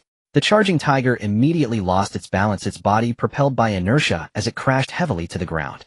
Zhao Lu gazed at Yili, her previously heavy bitterness gradually dissipating. This man was cold on the outside, but warm on the inside, clearly considering her well-being. If it weren't for that, why would he waste two bullets for no reason? Just as Zhao Lu was lost in this sweetness, Yili's voice suddenly rang out, "Go and take down that tiger." She instinctively looked in the direction where Yili pointed his gun, only to see that the tiger which had lunged earlier was still alive. But without one leg, it clearly could no longer display its former might and prowess. But without one leg, it clearly could no longer display its former might and prowess. Zhao Lu looked at Yili with flickering eyes filled with hesitation and conflict. Though she knew that the tiger posed no real threat to her, the thought of killing it still filled her with an indescribable. After all, back on Earth, she had only inadvertently stepped on a few ants or insects, never even killed a chicken. Now she was being asked to kill a tiger. Are you afraid? Yili's penetrating gaze fixed on her. Zhao Lu nodded without a hint of concealment. To say she was not scared would be a lie. Don't be afraid, I'll be watching you. If you want to survive in this world, you must conquer your inner fears. Yili encouraged her. Zhao Lu took a deep breath, tightly gripping the tang knife in her hand. Under Yili's urging gaze, she took heavy steps towards the tiger. As the distance closed, the atmosphere between the person and the tiger grew tense. Zhao Lu's heart felt like it was about to leap into her throat. Roar! The injured tiger, though moving clumsily, was not any less imposing than before. Its thunderous roar echoed across the grasslands. Zhao Lu nearly fell to the ground in fright. But remembering Yili behind her, she forced herself to calm down. She let out a scream sharper than the tiger's, raising the tang knife high and swinging it down at the tiger's. Zhao Lu felt a warm flow splash onto her face. When she opened her eyes again, the tiger's head had been cleaved in two. She did it. Looking at the grassland stained red with blood, Zhao Lu felt her stomach churn. Not bad. Yili praised. You can collect by placing your palm on the tiger's corpse. Collect, Zhao Lu murmured, attempting to place her hand on the tiger's belly. A prompt sound immediately echoed in her mind. Do you wish to collect the tiger's corpse? Gathering. As Zhao Lu's words fell, the tiger before her disintegrated into countless resources. Zhao Lu's eyes widened as she stared at the chunks of meat and the tiger's skin before her. It felt like she was playing a game. In a moment, you can move these things to the car, and you won't lack food in the future. Come over and open the box first. Yili called out to her. Zhao Lu immediately followed him to the silver treasure chest. You open the chest. Zhao Lu complied. A silver radiance spread out from the treasure chest, making it hard for both of them to open their eyes. What's happening? Silver legend. Yili squinted at the silver glow emanating from the chest, filled with confusion. The last time he encountered a man opening a chest, nothing like this had happened. It was just like opening an ordinary box. Zhao Lu was also caught off guard by the silver glow, quickly averting her gaze. She had never opened a treasure chest before, so she felt no significant stir in her heart, only that the light was a bit dazzling. Once the silver glow dissipated, the items from the chest appeared before them. Abalone tin car engine, normal blueprint car, tire, normal blueprint Glock, normal one. Looking at the contents of the chest, Yili couldn't help but smack his lips. This woman's luck seemed to be no worse than his. She opened a handgun from the first chest. Even Zhao Lu was somewhat surprised. Was it really that easy to obtain a handgun? She did not move, but quietly watched Yi Li. She had a premonition that if she were to pick up that gun, Yi Li would likely shoot her on the spot. Yi Li, however, was quite unceremonious, taking everything from the chest. I'll keep this handgun for you. I'll give it back when we part ways. Yi Li spoke. He inspected the handgun, which had only one magazine, filled with 17 bullets. You can have it if you want. Zhao Lu said. Haha, I'm not the kind of person who takes advantage of others. Yi Li replied discontentedly. Yes. Zhao Lu nodded heavily in agreement. The two of them carried supplies back and forth to the car several times. This was mainly because Yi Li wanted to train Zhao Lu's physical strength. She didn't have a spatial ring, so she would have to rely on herself to transport all supplies in the future. By the time they had moved everything from the grassland back to the car, it was already past noon. Yi Li took out the grill and started cooking meat. Zhao Lu went to clean the 10 abalones she had just obtained using the multifunctional rice cooker from Lu Li's car to steam them. She occasionally stole glances at Yi Li beside her. Although they had already reached that point, they still felt like two familiar strangers at this moment. Yi Li didn't even let her come within 3 meters. This person is more suspicious than Chow Chow. Zhao Lu pouted in dissatisfaction. Back when she was a star on Earth, countless men flocked to her. Yet this person treated her like a wolf guarding situation. Soon the skewers were done. Yi Li finally called Zhao Lu over and handed her 2 skewers. Zhao Lu bit into one fiercely. The meat was chewy. The moment it went down her stomach, it transformed into a warm current that filled her limbs. That feeling was simply too comfortable. What kind of meat is this? Zhao Lu finished the 2 skewers in a flash, no longer caring if Yi Li paid attention to her, and curiously asked beside the grill. High-quality elephant meat, which can enhance physical fitness when consumed. Yi Li glanced at Zhao Lu casually, seeing that she wasn't carrying any weapons. He didn't say much, and gave a simple explanation. So amazing. Zhao Lu exclaimed, naturally picking up another skewer and taking a bite. Delicious, I've never eaten such tasty meat before. As a food enthusiast, nothing made her happier than tasting delicious food. The little stone monkey stood aside watching the two eat without acknowledging it, and began to cry out anxiously. Yi Li naturally wouldn't neglect it, handing the largest skewer to the little stone monkey, which then happily jumped aside and started munching. What did you do before? Zhao Lu looked at Yi Li and curiously asked. She felt that this man was truly impressive, capable of doing everything. A student, Yi Li replied. A college student. Yi Li nodded. A college student. Zhao Lu looked at him in disbelief. Haha, there's no choice, I've been an orphan since childhood. If I didn't rely on myself, I would have starved to death long ago. Yi Li smiled self-deprecatingly. Zhao Lu looked at Yi Li, her eyes showing a hint of sympathy. She couldn't even bear to imagine how hard life must have been for him growing up alone. Why don't I accompany you in the future? Zhao Lu said gently. No need. Yi Li shook his head decisively, without a second thought. Why? A hint of disappointment flashed in Zhao Lu's eyes as she spoke. I definitely won't harm you. What? Once you've accompanied me, you can't leave me. Yi Li looked at Zhao Lu with a teasing expression and asked. Who can't leave you? Conceded. Zhao Lu rolled her eyes at Yi Li. It's better to part ways. I don't want to share resources with others. Yi Li said directly, his expression like a local tycoon afraid of being robbed. You. Zhao Lu was so angry that she wanted to slap this man. She snorted and ran back to her car. Women are really troublesome. Yi Li murmured as he packed up the grill and returned to the car. Looking at the pot of abalones, he rolled down the car window and shouted at Zhao Lu, hey, your abalones are ready. Are you going to eat them? Eat it yourself. Zhao Lu coldly replied. If you don't want it, then forget it. Yi Li picked up a piece of abalone and took a bite. It melted in his mouth and was delicious. This was Yi Li's first time eating such a thing. Are you really not going to eat? It would be a shame not to taste what you made. Yi Li stood outside Zhao Lu's car, knocked on the window, and called out. However, the person inside didn't respond. If you don't eat, I'm leaving. Yi Li glanced around. A chilly breeze blew in, giving him a sense of insecurity. Just as he was about to leave, Zhao Lu rolled down the window. Give it to me. Zhao Lu stretched out her hand angrily towards Yi Li. Yi Li turned around and handed the 2 abalones in his hand to Zhao Lu. If you're reluctant to part with me, you can add me as a friend. Pahu would be reluctant to part with you. Hurry up and leave. After saying that, Zhao Lu raised the window and no longer wanted to pay attention to the person outside. Yi Li shrugged and returned to his car, locking all the windows. He picked up the screen and opened the chat channel. This had become an essential part of Yi Li's daily routine after meals. As usual, he first checked the number of online users. 21345 people. Only 168 had died that morning. It seemed everyone had become more cautious, no longer trusting so-called compatriots or mutual assistance.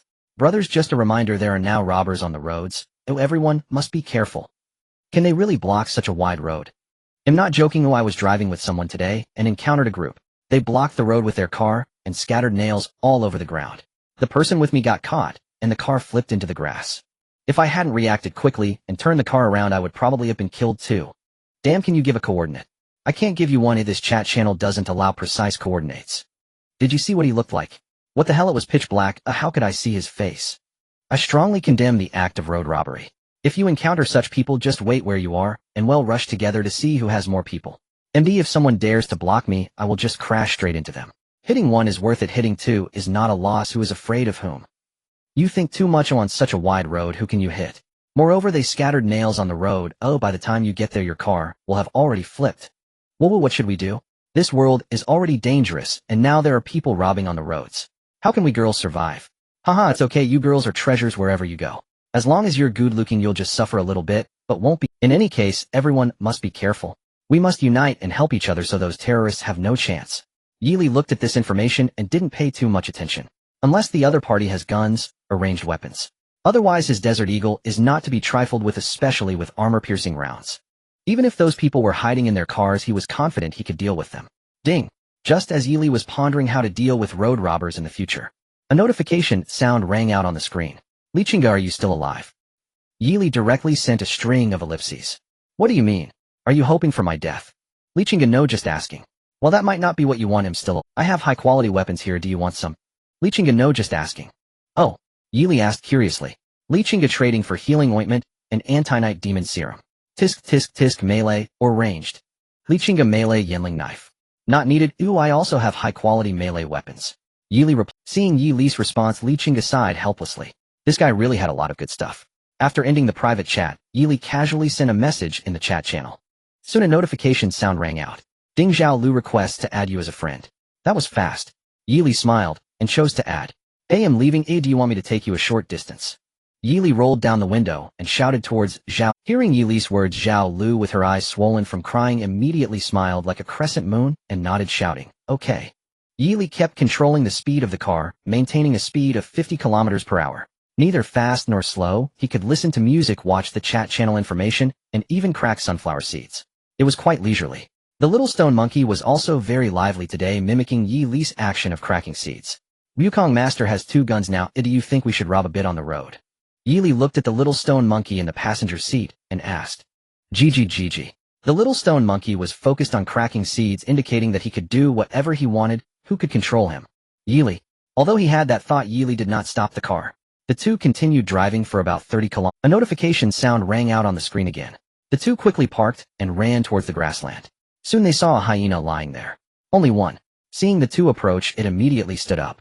It watched them warily, emitting a low growl. This hyena is up to you. I won't intervene this time. Yili stood aside and sheathed his tang knife. Got it. Zhao Lu nodded, cautiously approaching the bronze treasure chest in front.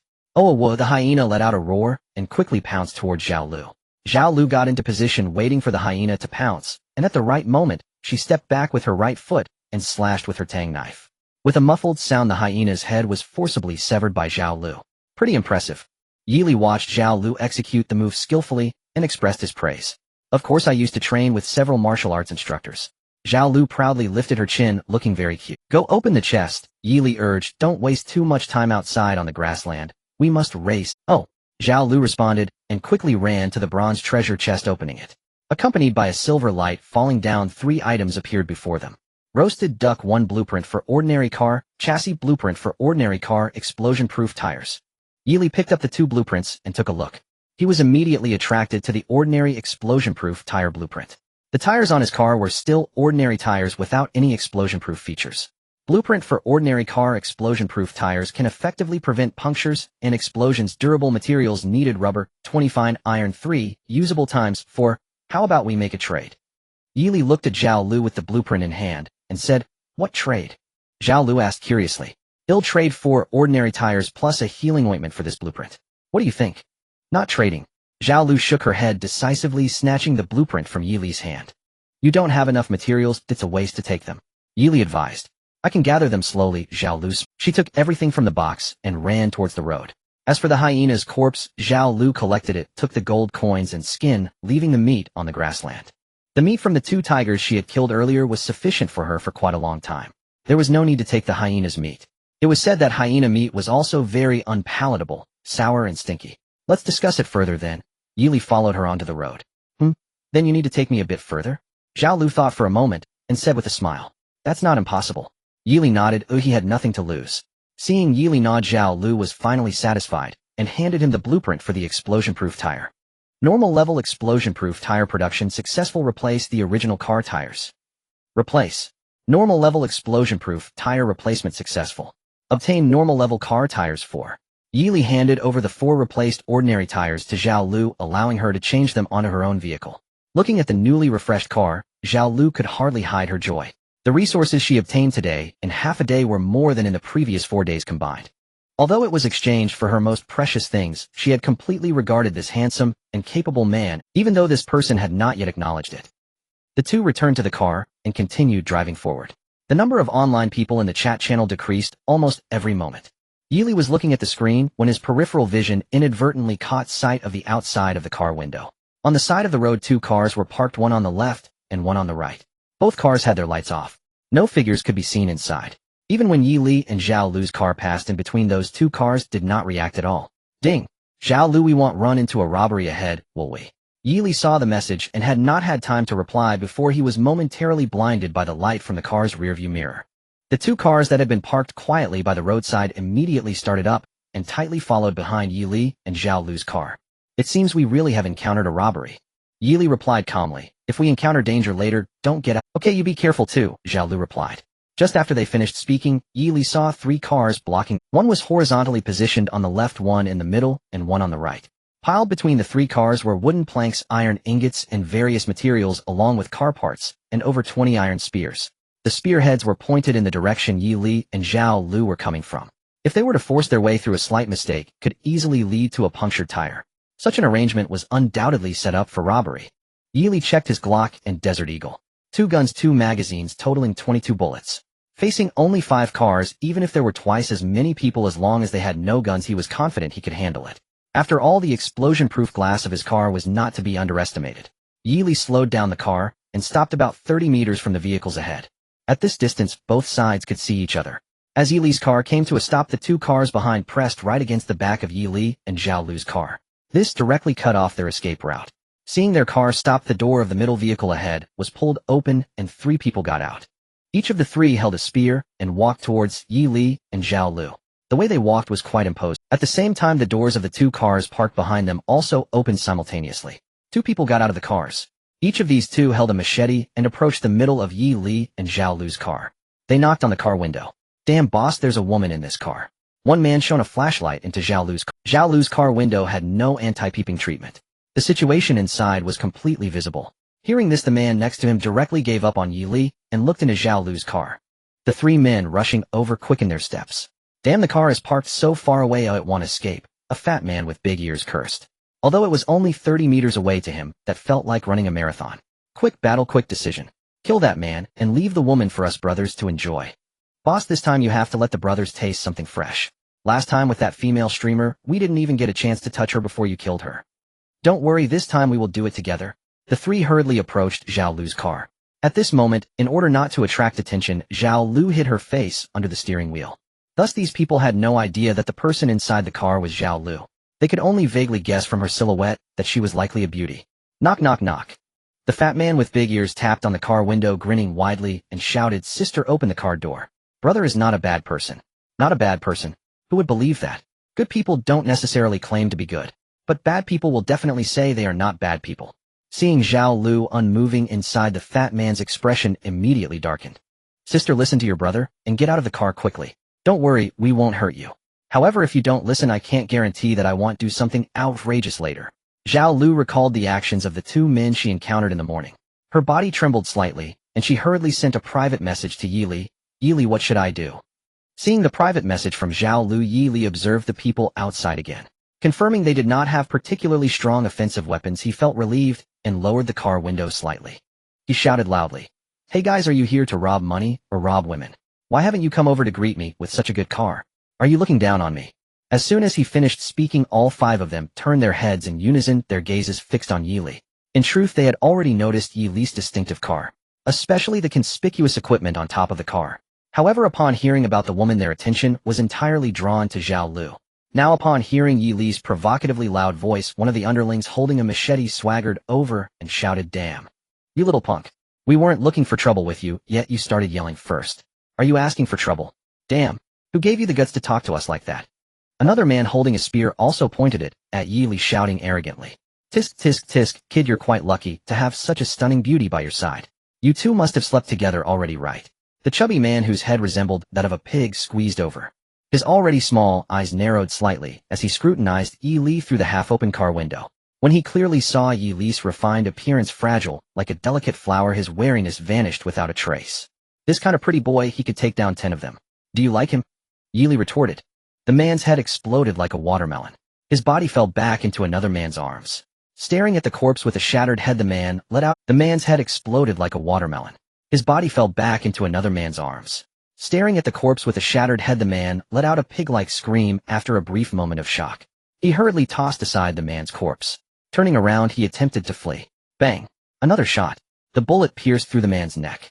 The man's body flew sideways, crashing into Zhao Lucy's car, then fell limply to the ground. After a few convulsions, he lay still. Blood flowed from beneath him, instantly staining the ground red. Run? Do you think you can run?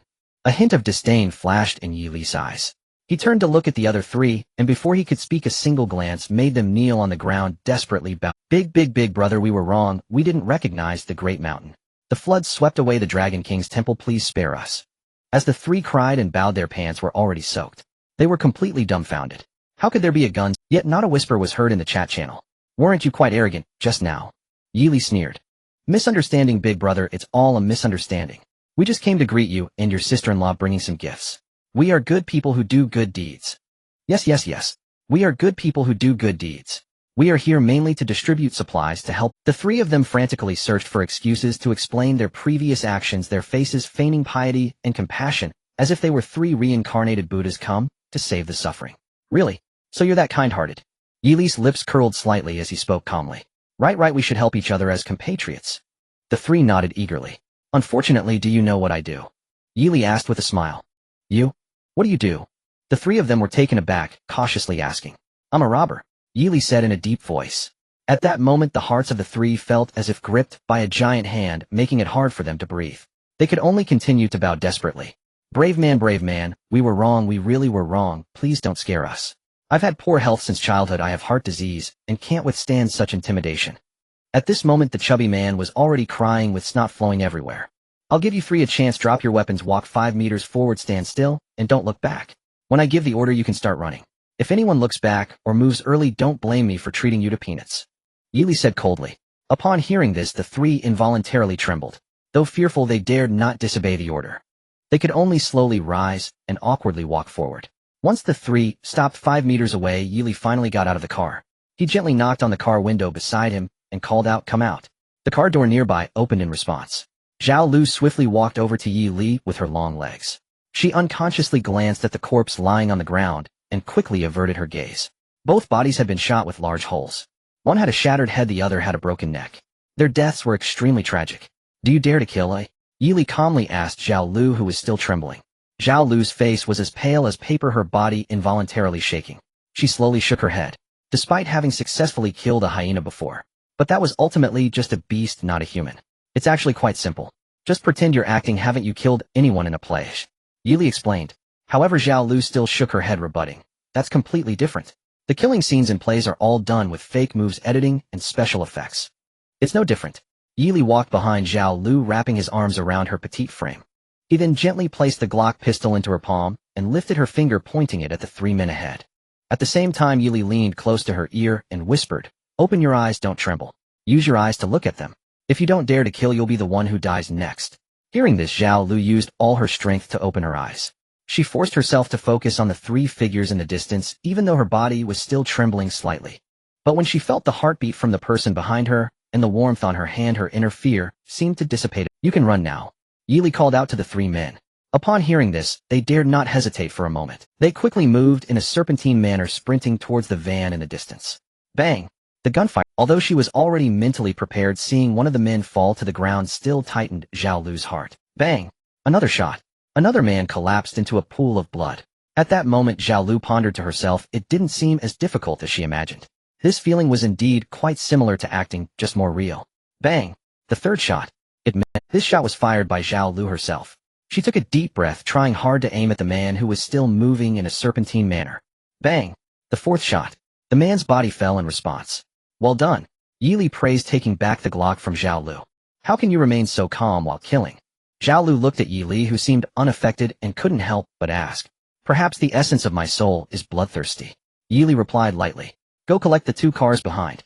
Yili reminded her as he got into the car, and to avoid those people suffering from not being dead, Yili drove the car over their bodies. Finally, he stopped steadily in front of their cars. He collected all 3 cars. Yili collected all 3 vehicles. In addition to 3 old-level car cores, there were some ordinary car parts and various materials and blueprints. The materials on the ground and the iron spear were all of ordinary level. Just as Yili finished collecting and was about to get in the car to wait for Zhao Lu, a deafening roar suddenly came from deep within the grassland on the right side. The sudden sound made Yili's heart tighten. He instinctively turned his head to check the situation. 2 scarlet eyes like burning flames directly entered his field of vision. Following that, a shadow rushed towards him like lightning from afar. In the blink of an eye, it pounced onto the road. Yili's expression changed slightly, not daring to delay for a moment. He quickly drew his Tang Dao and Desert Eagle from his waist. Yili could already see the true form of that shadow. It was a strange-looking night demon. This night demon was on all 4s with a massive and strong body. Like a fierce tiger or leopard, it emanated a chilling aura. It was even more terrifying than the mutated night demon he had encountered in the forest. Faced with such a fierce monster, Yili did not hesitate to pull the trigger. Bang! However, what Yili never expected was, at the moment he fired, the night demon's body suddenly dodged to the side in an extremely strange manner. Poochie! Its speed was fast, but compared to the bullet, it was still slightly slower. Although it avoided the fatal blow, the bullet still struck its shoulder, leaving a bloody hole. Roar! The pain in its shoulder made the night demon extremely furious. It let out a low growl and quickly charged towards Yili. Bang! Bang! Bang! 3 consecutive gunshots rang out. The night demon, which charged in front of Yili and was about to attack, fell straight down. It now had 3 bloody holes in its head. You scared me. I thought you were formidable. Looking at the corpse beneath his feet, Yili let out a heavy sigh of relief. The speed and agility of this night demon were much stronger than any he had encountered before. Yili placed his hand on the night demon's corpse. Would you like to collect the mutated night demon's corpse? Collect. Night demon serum 1, gold coins 20. Mutated night demon. It seems different from the one I encountered in the forest before. It appears these night demons can mutate into various different forms. Yili thought to himself as another roar echoed in his ears. Not daring to be careless, he quickly ran back to the car. Almost as soon as he got in the car, 2 more mutated night demons charged over from the grassland. At the same time, Zhao Lu also drove her car over. Bang! She directly drove the car and knocked one of the night demons away. The other one crashed into Yili's car, shaking the entire vehicle. The little stone monkey hiding in the passenger seat hugged its head with both hands, emitting a series of frightened squeaks. Ding! Zhao Lu, Yili, are you okay? Yili had no time to reply. He moved the little stone monkey aside. He rolled down the passenger window a bit. The night demon heard the movement and immediately shoved its head over. Bang! A gunshot rang out. A spray of blood erupted from the back of the night demon's head. Its body fell straight back. Yili's gaze fell once again on the road ahead. The night demon that had just been knocked down by Zhao Lu's car was already struggling to get up from the ground. It seemed it hadn't suffered too much damage. It charged towards Yili's car with astonishing speed, accompanied by a loud bang. Bang! The night demon crashed hard against the windshield of Yili's car. The violent impact made Yili feel a headache. That night demon also appeared somewhat dizzy from the collision. You idiot! Yili couldn't help but mutter. Confirming that there were no other threats nearby, he quickly opened the door and got out. Standing behind the car door, he aimed the Desert Eagle at the night demon on the ground through the car window. Bang! Bang! 2 crisp gunshots rang out. Both bullets hit the night demon's head with precision. A low mournful sound escaped its throat. It fell helplessly to the ground, unable to move. Yili let out a slight sigh of relief. First, he reloaded the Desert Eagle with bullets, ensuring his weapon was ready for use. Then he approached the 2 night demon corpses for collection. When he came to the side of the car to check, the place where the car had been hit was already deeply dented, creating a large pit. Its skull is really hard. Yili sighed helplessly. Fortunately, he had collected several ordinary-level car doors from the 3 vehicles earlier. He replaced them directly, and everything looked new. The efficiency was much higher than that of car repair shops on Earth. Zhao Lu also ran down from the car, holding her Tang Dao, standing at a distance to avoid making Yili suspicious. Are you okay? Zhao Lu asked with concern. Yili patted the non-existent dust on himself and smiled casually. It's nothing, just 2 night demons, not a problem at all. Zhao Lu reported back to Yili about what she had just collected. Among them, several vehicle parts had been upgraded. She was quite lucky. After all the replacements, all the components on Zhao Lu's car had reached ordinary level. Then she took out the collected old-level car cores and began a comprehensive upgrade of the dilapidated van. Zhao Lu stood by anxiously and expectantly watching the van enveloped in a white glow. Waiting for the white glow to completely fade, a brand new van appeared before her.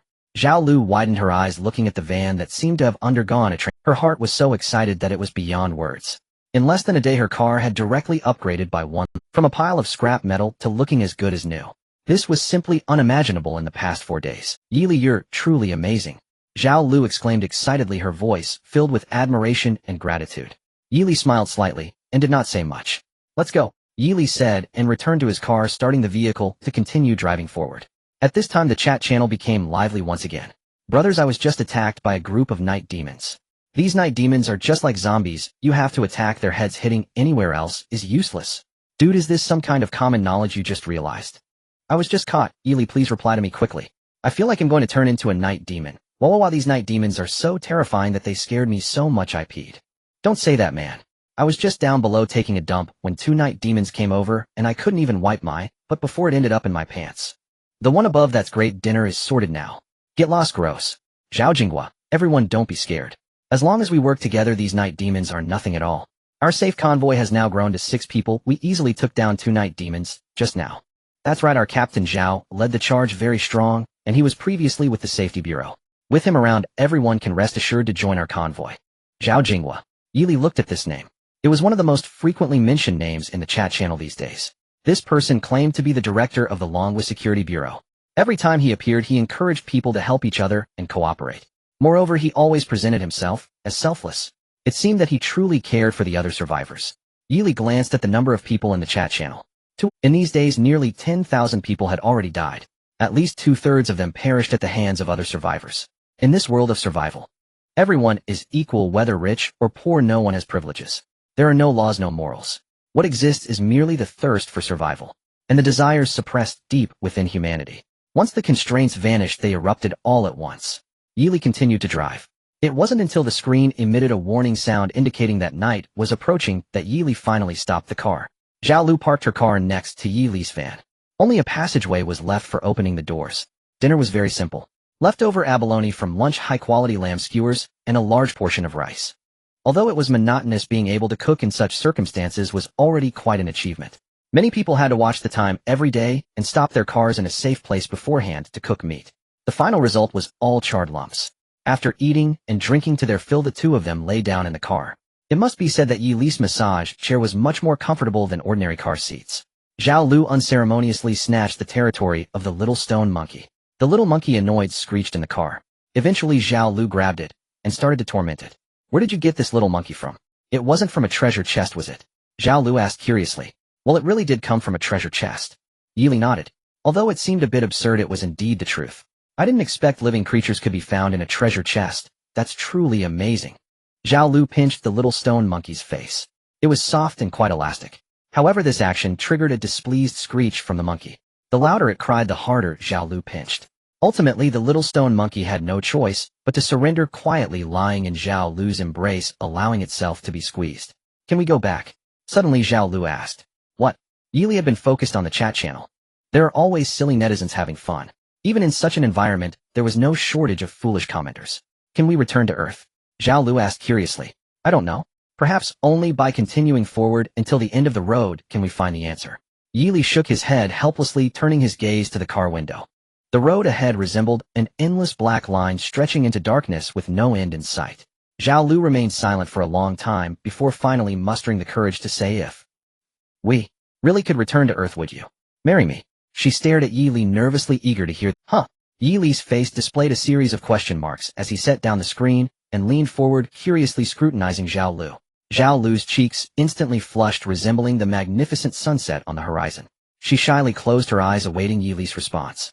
However, just as she closed her eyes, she felt a warm hand gently pat her forehead. You're not running a fever. Why are you suddenly talking nonsense? Yili asked in confusion. You're too much. Zhao Lu opened her eyes shimmering with tears, glaring reproachfully at Yili. What is wrong with this man? After all, he is a big star. He doesn't know how many boys dream of marrying her. Our relationship is merely transactional, but don't think too much into it. Yili said coldly. You truly are a cold-blooded, emotionless guy. Emotions are the most useless things in this world. Let go of your cheap feelings, and you'll be, Yili said earnestly. Humph. Zhao Lu vented all her frustrations on the little stone monkey in her arm. Yili continued to focus on the chat channel on the screen. Many people had already reached the stage of obtaining the condensation devices. Numerous individuals started shouting in the chat channel about selling water. However, the healing ointment and anti-night demon serum were still exclusively sold by Yili. After some thought, Yili slightly adjusted the prices for the healing ointment and anti-night demon serum. He began to collect the car cores from people. This item was used to upgrade cars and would only appreciate in value. There was no possibility of depreciation, unless the car level reached its limit. Yili, good evening everyone. From now on I will be purchasing car cores. One scrap-grade car core is worth 20 portions of ordinary materials or 2 portions of advanced materials. Welcome everyone. Car core. What is a car core? Some people had not yet gathered vehicles and had never seen a car core, asking curiously. Someone immediately provided an answer. A car core can only be obtained by gathering vehicles, and to gather vehicles you must turn that vehicle into an unowned one. In other words, you have to kill someone to take their car. What? Kill and rob cars? Yili, aren't you inciting us to turn against each other? Exactly what are your true intentions? Yili ignored these people. He had already started to browse through private messages. Time passed slowly. At night after the night demon attack, Yili instructed Zhao Lu to return to her own car to rest. The next day the two had a simple breakfast and set off again. Less than an hour into their journey, a junction appeared on the road ahead. Apart from the main road in the center, there were 2 paths extending into the grasslands on both sides. Ding. Tip: you have reached a junction ahead. The branch road will offer more surprises, but will also come with greater dangers. Please proceed with caution. Yili stopped the car at the junction. Zhao Lu also halted. She turned to look at Yili. Ding. Yili, let's part ways here. The branch road is too dangerous. You should continue on the main road. We may have the chance to meet again later. Seeing the words part ways in the private message, Zhao Lu's eyes involuntarily became misty again. Ding. You have received a trade request. Zhao Lu clicked agree. The screen displayed the items Yili had put up for sale: a Glock pistol and 100 rounds of 9mm ammunition. Zhao Lu wiped her eyes and looked around. Not detecting any danger, she directly got out of the car and approached the driver's door of Yili's car. Is there something else? Yili rolled down the window, his face filled with confusion. Here, take this. Zhao Lu gazed at Yili, a hint of sadness swelling within her as she reached into the car. What is it? Yili looked at the item in Zhao Lu's hand. A red string. A strand of hair. Not worth much, Yili scoffed. Give me your hand. Zhao Lu said firmly, extending her hand towards Yili. He obediently extended his hand, allowing Zhao Lu to tie the hair and red string around his wrist. After all, it was free, he had nothing to lose. Stay safe. Zhao Lu kindly reminded him before turning back to her car, accepting Yili's earlier trade request. With everything arranged, Yili drove without hesitation towards the left fork in the road. Choosing left over right, life aligned with destiny.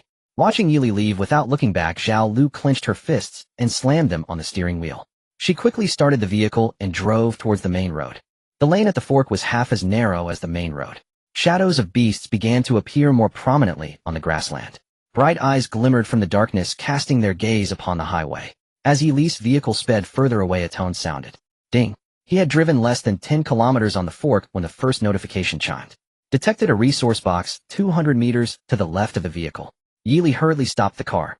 Since yesterday, he had been urging Zhao Lu to open resource boxes. He was already itching to open one.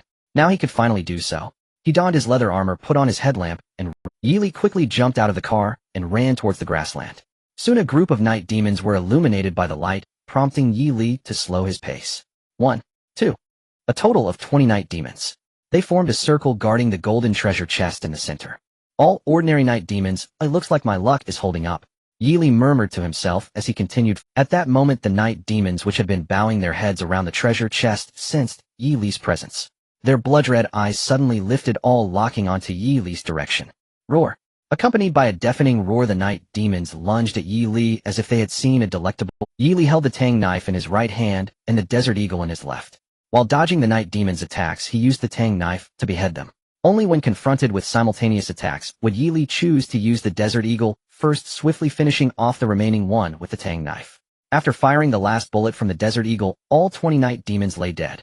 Yili quickly reloaded his handgun, collected the corpses of the night demons, and finally arrived at the golden treasure chest. Opening the golden treasure chest, a long-lost golden light spread out once more from within. Acquired vegetable bundle 20 pounds, acquired fine steel 1, acquired gunpowder 15, acquired car frame, good upgrade blueprint, acquired good grade AK-471. Yili's eyes sparkled as he gazed at the items in the chest. 20 pounds of vegetable bundle. To be honest, it isn't much.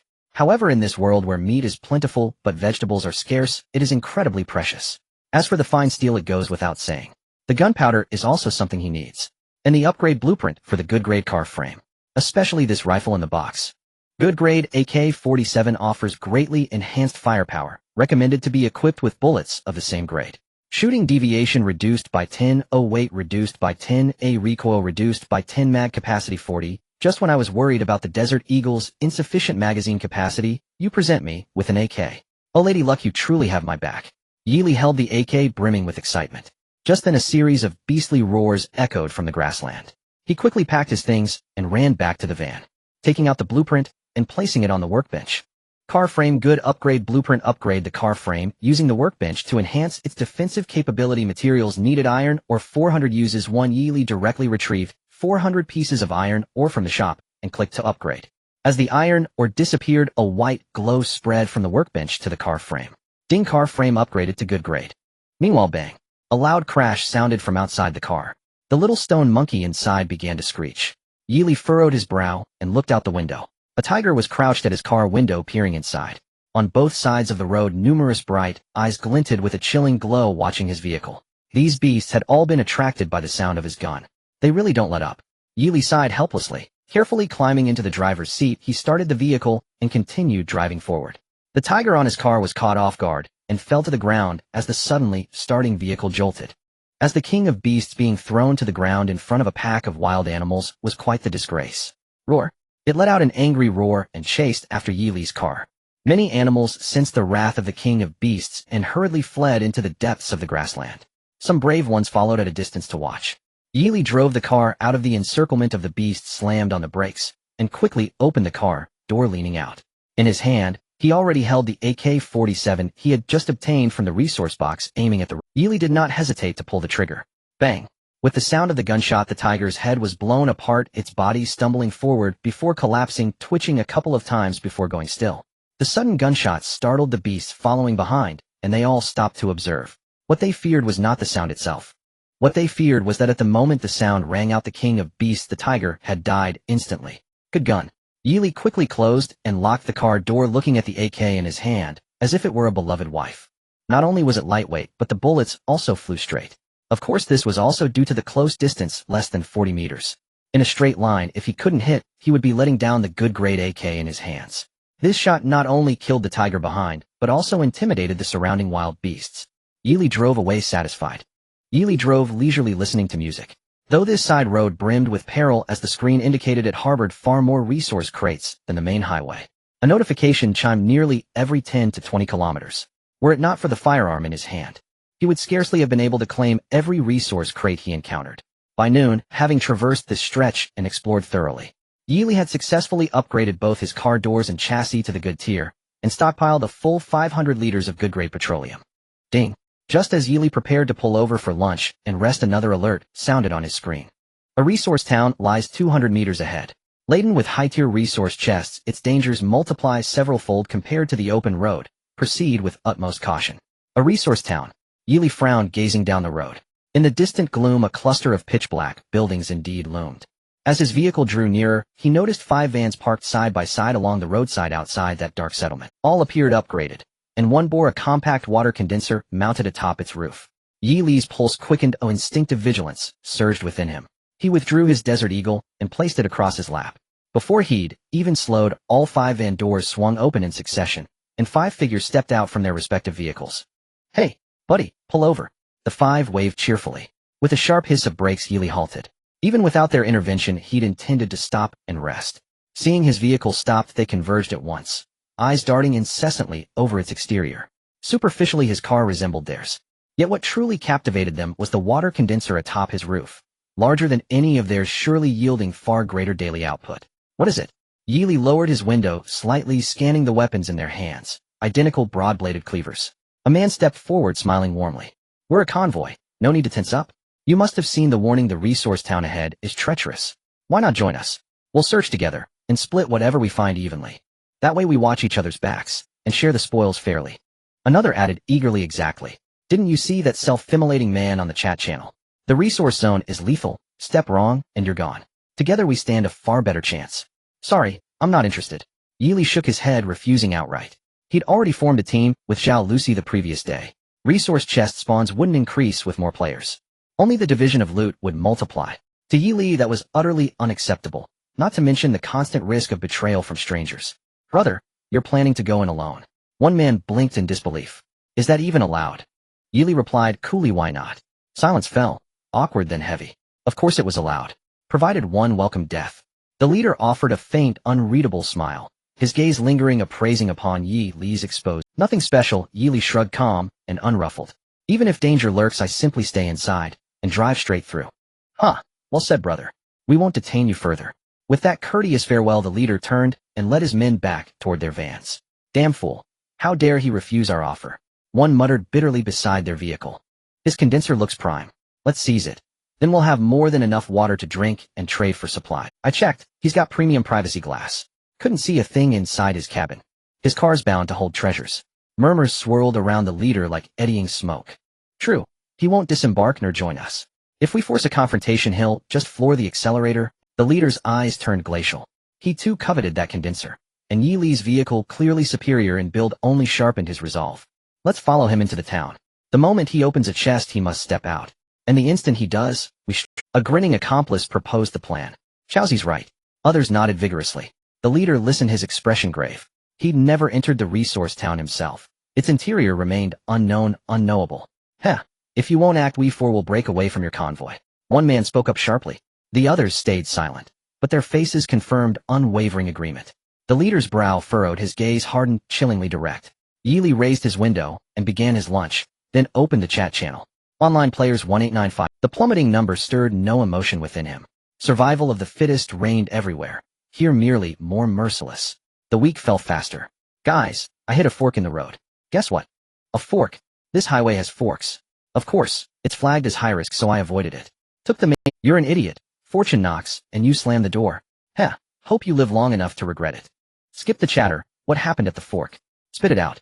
I didn't enter. Ugh, get lost. Half sentences cost 10,000 years off your life. You're doomed. I went in. Nothing extraordinary. Just more crates, and far more beasts. Impossible to collect them all. Ugh, get lost. Half sentences cost 10,000 years off your life. You're doomed. I went in. There's also a resource zone inside, packed with chests. But don't get out. I spotted an abandoned convoy by the roadside. Some unlucky crew wiped out entirely. Ding. Yili was watching the chat channel. Suddenly a notification sound for a private message rang out. Currently, only his two friends had the private chat reminder. Zhao Lucy and Li Qingge. All others who had not added him as a friend were blocked from sending private messages. Otherwise, the flood of private messages would drive him mad. Li Qingge, hello, I have 2 car cores and a blueprint for upgrading a good quality fuel tank. I would like to trade them for a healing ointment and an anti-night demon serum. No problem. After reading the private message sent by Li Qingge, Yi Li quickly replied. Soon after, Li Qingge initiated a trade request. Yi Li's gaze fell on the blueprint in his hand. Blueprint for upgrading a good quality fuel tank.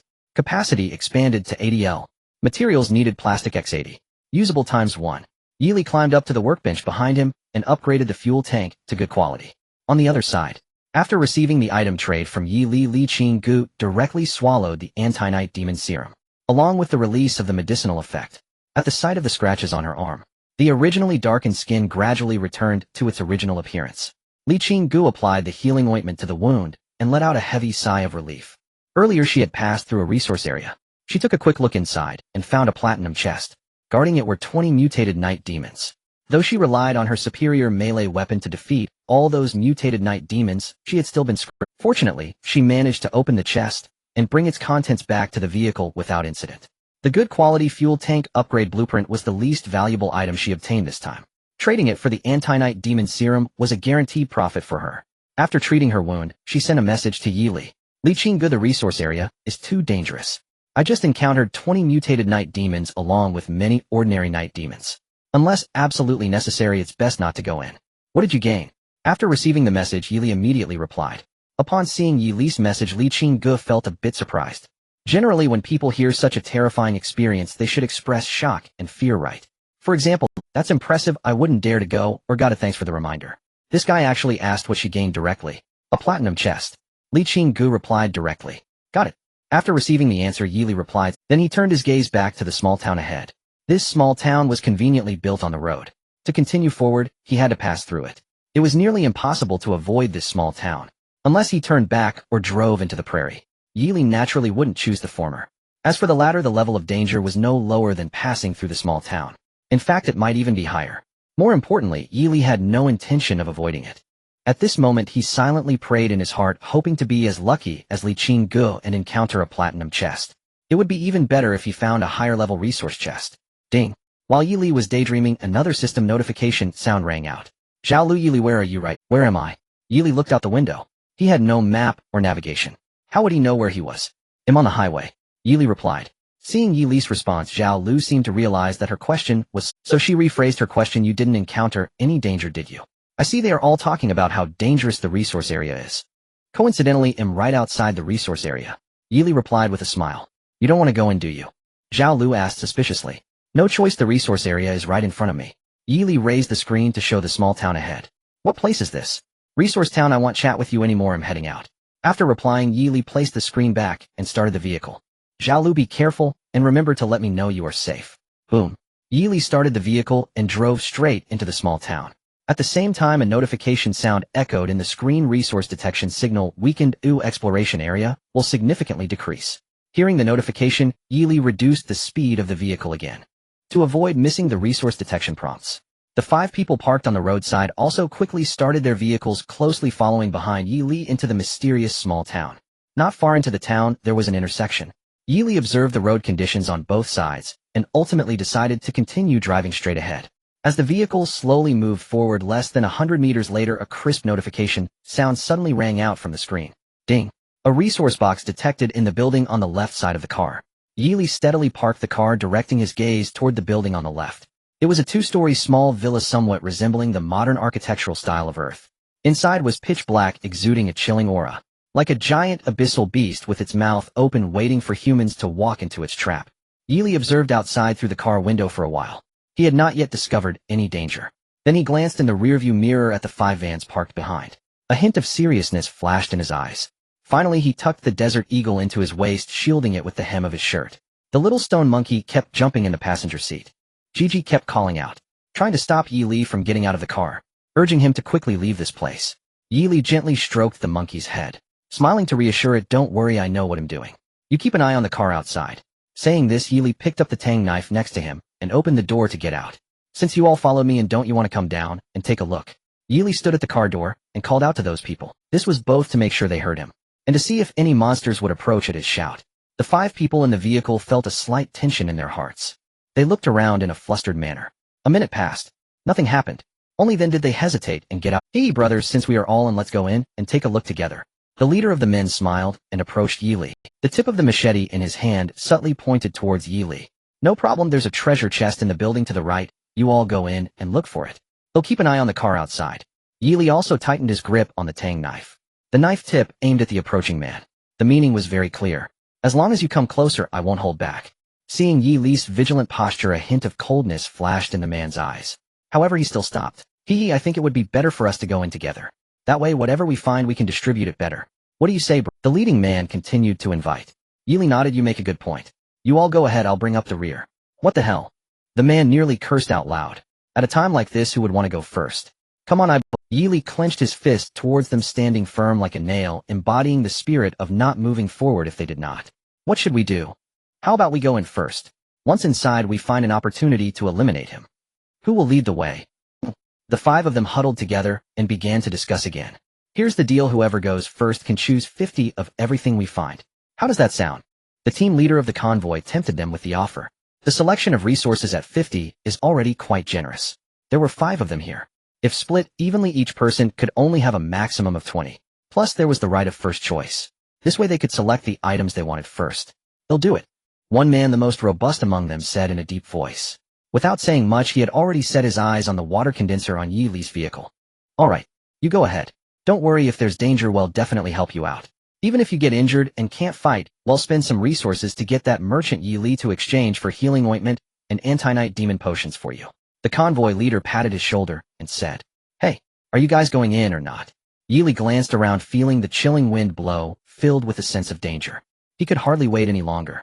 Once you've made up your minds, you follow behind us. But we need to make it clear if you don't contribute, or if you think of running away later, we won't let you off easily. The convoy leader said coldly. Don't worry, hurry up and go in. Yili urged. Only then did the five of one person led the way, followed by four. Two by two they moved forward. Yili held a tang knife in one hand, while the other hand cautiously rested on his waist, silently trailing 3 meters behind them. The door of the building on the right was shut. The robust man walked over and cautiously pushed it. The door was surprisingly pushed open a crack.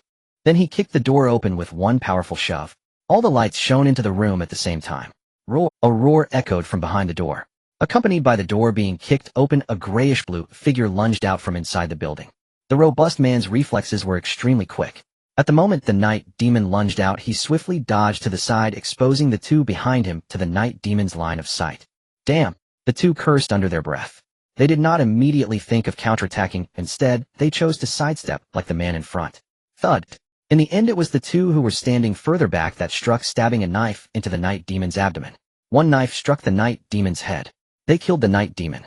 Damn it, a bunch of useless fools.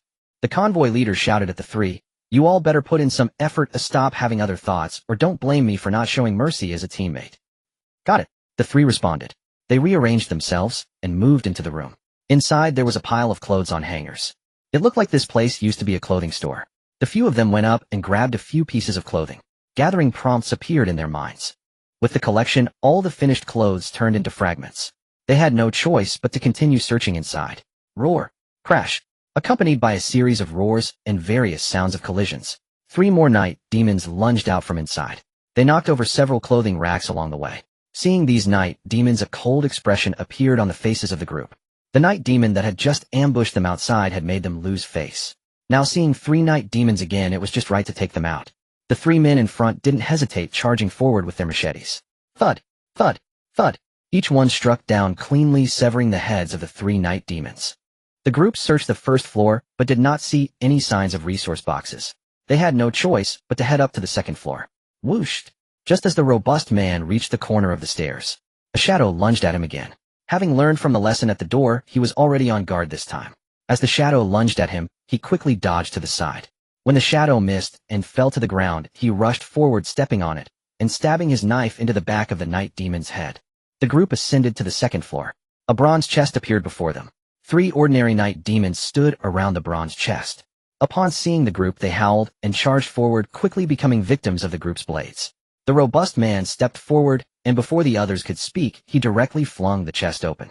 Iron or 5 plastic, 5 mineral water. One looking at this junk, Ely shook his head in disappointment. However, what troubled him more was that this man opened the chest without any flickering light. Hey, brother, do you see anything you want? The convoy leader looked at Yili beside him and asked. No need, you can divide it among yourselves. Yili waved his hand and directly went downstairs. To him, these items were nearly worthless, akin to dirt. The 5, seeing this, were not polite and quickly divided the materials. Then they exchanged glances. Swiftly they chased after Yili, who was heading downstairs. Hearing hurried footsteps behind him, Yili turned to take a glance. The 5 ran up from behind and surrounded him. What? Planning to rob me? Yili gazed expressionlessly at the group before him. The ferocity on their faces was no longer concealed. Their threatening demeanor was apparent, as if they wanted to devour him. If you're sensible, hand over everything you have, and we won't make things difficult for you. The convoy leader said, his tone cold and laced with a hint of threat. Yes, if you don't want to suffer, hurry up and hand over your belongings. Perhaps if we're in a good mood, we might let you go. The robust man immediately echoed. Oh, Yili sighed helplessly upon hearing this. He asked. Another man in the group interjected. We don't want to be too ruthless. You can keep 1 bite to eat, 1 drink, and 1 weapon. Give us everything else, especially the water condenser on your vehicle. Didn't expect you to have some conscience.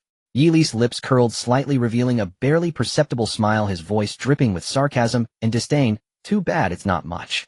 Stop wasting time, move quickly, or don't blame me for being rude. The most ferocious-looking man among the 5 glared fiercely and shouted. Yili calmly nodded and turned his gaze towards the man who had just been shouting. He asked quietly, do you know why my hand is always resting on my waist? Is your waist hurting? Even if you... Bang! The man's words were cut off, and a gunshot rang out, leaving a bloody hole in his head.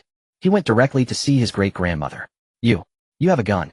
The other 4 were stunned, not expecting Yi Li to possess a firearm. Bang! As soon as the man finished speaking, a spray of blood erupted from the back of his head, and his body fell stiffly to the ground. Yi Li aimed the gun at the other 3. The 3 were so frightened that they wet themselves. With a thud, they all knelt on the ground. This person before them was indeed a true bandit. They were at most minor thugs. Big brother, sir, we were wrong. We were blind, please spare us this time. The three kept bowing their heads, not daring to stop for a second. He'll ask you a question. Get it right, and he'll let you go. Yili flashed a friendly smile at them. You ask, we will definitely tell you everything. The three hurriedly displayed a flattering expression. What am I holding? Yili shook the gun in his hand and pointed it at the man on the far left. You say, it's a pistol. Bang. The man's words were drowned out by the deafening gunshot. Wrong answer. Yili said flatly, aiming the gun at the person in the middle. You say, I know it's a Desert Eagle. The man answered eagerly. Bang. Another gunshot rang out, and the man's head exploded. Yili pointed the gun at the leader of the convoy. What is this? Don't kill me, please don't kill me. The convoy leader dared not answer. The first two responders were already dead. He was terrified. This man clearly had no intention of letting them go. Bang. Another round of gun. All five fell into a pool of blood. Wrong answer. Yili quickly collected the materials these people had just divided and walked out the door. It was still quiet outside. The gunshots he had just fired did not attract any monsters. Yili quickly gathered the 5 vehicles and returned to his own car. Looking at the blueprints in his hand, they were all useless scraps. Yili put the unnecessary and repetitive blueprints and vehicle parts on the market to exchange for materials. As the car continued moving forward, Yili arrived at the central square of the town. A prompt sounded again on the screen. Detected a resource box on the right side of the vehicle. Detected a resource box on the left side of the vehicle. Yili quickly stopped the car and looked to the left and right. The central square was not large. It was about the size of 3 basketball courts. Yili shone a high-beam flashlight to both sides and soon saw the resource boxes in the square. The one on the left was a golden treasure chest. The one on the right seemed to be a silver treasure chest, but it looked somewhat different from the silver treasure chests he had encountered before. Could it be a platinum treasure chest? Yili widened his eyes and boldly speculated. At the very least, he could be sure. It was definitely not a diamond. Yili shone the flashlight around. He did not find any traces of night demons or beasts. The little stone monkey in the passenger seat started chattering again. It frantically pointed outside, warning Yili that it was dangerous. I know, Yili replied, patting the monkey's head to reassure it. There were railings at the connection between the square and the road. Even if he wanted to drive the car, and he couldn't. So he had to get out and walk to open the treasure chest. On both sides of the square were 2 rows of greenery. The wind rustled the leaves, adding a touch of horror to the quiet night. Yili thought for a moment and finally decided to hold a Tang Dao in one hand and the Desert Eagle in the other as he got out of the car. As for the good quality AK, Yili also chambered a round and kept it in the spatial ring ready to be drawn at a moment's thought. Yili walked towards the treasure chest on the right. It was less than 10 meters away. He walked for a minute, forcing him. Although there was a trace of anxiety in his heart, he arrived beside the treasure chest without encountering any monsters. Platinum treasure chest contains higher-grade resources and some rare materials. It really is a platinum treasure chest. Yili felt a surge of excitement and directly opened the lid of the chest. A golden glow flashed. Suddenly the sound of night demons howling erupted around him. Yili hurriedly looked around. Pairs of crimson eyes appeared on the rooftops. Dozens of night demons jumped down from the rooftops, pouncing towards him. Bang! Yili hardly thought about it. Instinctively, he raised the Desert Eagle and shot at the night demons. While shooting, he retreated towards the cars on the road.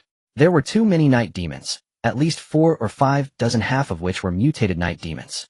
After firing 7 bullets before he could switch to the AK, 2 extremely fast mutated night demons had already pounced beside him, their sharp claws aiming for his chest. Slashing. The night demon shredded the fabric of Yili's shirt. Fortunately, he took a step back and barely avoided the attack. At the same time, he lifted the Tang Dao in his hand, mercilessly slashing at the night demon attacking him. Poochie. Although the mutated night demon looked terrifying, it was no match for the sharp, high-quality Tang Dao. With one stroke, he decapitated it. The blade did not lose momentum and continued to slash towards another mutated night demon's head. He forcefully severed half of its skull. Taking advantage of the moment when the other night demons had not yet rushed over, Yili quickly took out the AK from the spatial ring. Without hesitation, he pulled the trigger. Da-da-da. The gun spewed deadly bullets. Faced with the overwhelming number of night demons, Yili no longer pursued a single kill. He simply sprayed bullets everywhere. As long as the bullets hit the bodies of these night demons, even if they did not hit vital spots, they would still create a massive wound, inflicting serious injuries on them. When all 40 bullets were fired, nearly all the surrounding night demons were only 2 intact mutated night demons and 5 wounded ordinary night demons remained still, clawing and pouncing towards Yili. Yili put away the AK in the spatial ring and charged towards the night demons with the Tang Dao in hand. Swish, swish, swish. With the swing of the Tang Dao, both mutated night demons were severed. The remaining ordinary night demons posed no threat to him and were easily dispatched. With no time to collect the corpses of the night demons, Yeely dashed to the platinum treasure chest and looked in. Yeely acquired 10 premium roasted meats, 10 premium tea cakes, an upgrade blueprint for an explosion-resistant car window, good 1 bar of refined metal Jingjin, 1 quality enhancement scroll perfect, and 1 ordinary grade laser cannon. He stowed everything into his spatial ring and then ran back to the vehicle. First were the premium roast meat and the premium tea cake. The former strengthens the body, the latter sharpens the mind. Over the past 2 days, many people had posted in the group about selling premium beast meat. That had instantly ignited the otherwise sluggish beast meat trade. Yet so far nothing capable of enhancing spiritual power had circulated in the chat channels. Yeely looked at the tea cake in his hand. It was undoubtedly more precious than beast meat. He put the tea cake away and glanced at the blueprint beside him. The blueprint was for an explosion-resistant car window good. A good-grade explosion-resistant window already offered a measure of bullet resistance. Required materials: ordinary grade explosion-resistant car window x 1 glass fragments x 100. Uses 8. Yeely did not hesitate and upgraded all the car's windows. He inspected the thicker windows that nevertheless did not impede visibility and nodded with satisfaction. He then placed the refined metal Jingjin, a rare resource, directly into the vehicle's storage compartment. The quality enhancement scroll perfect could raise any item's grade by 1 level applicable to items below perfect. Yeely fell into thought over the scroll's description. Many of his possessions could now be upgraded. Since the scroll could elevate something to perfect, he resolved to use it with care and raise a premium grade item. The premium grade water condenser provided enough drinking water for his daily needs and did not require upgrading yet. The premium Tang Saber's power was also sufficient for the present dangers, so it too could wait. After some thought, Yeely decided to tuck the quality enhancement scroll into his ring and save it for a better opportunity. Finally, he turned his attention to the last item he had obtained. It was an ordinary grade laser cannon, a vehicle-mounted weapon with formidable destructive capability. It required a 24-hour recharge between uses. Only usable once every 24 hours. Sounds impressive, Yeely murmured, then chose to install it without hesitation. As the installation success chime sounded, Yeely felt the whole vehicle gain a new presence.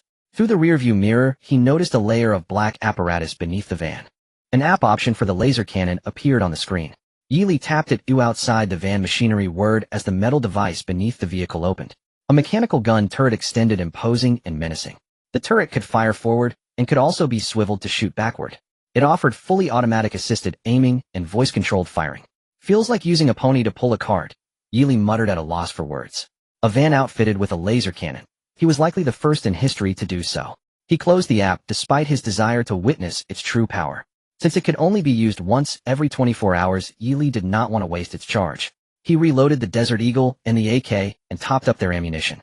Yeely stepped out and opened the golden chest to his right. This time no night fiends appeared. It seemed the earlier commotion had drawn them all away. He peered into the chest. There was nothing, no note. Yeely took it out and read it.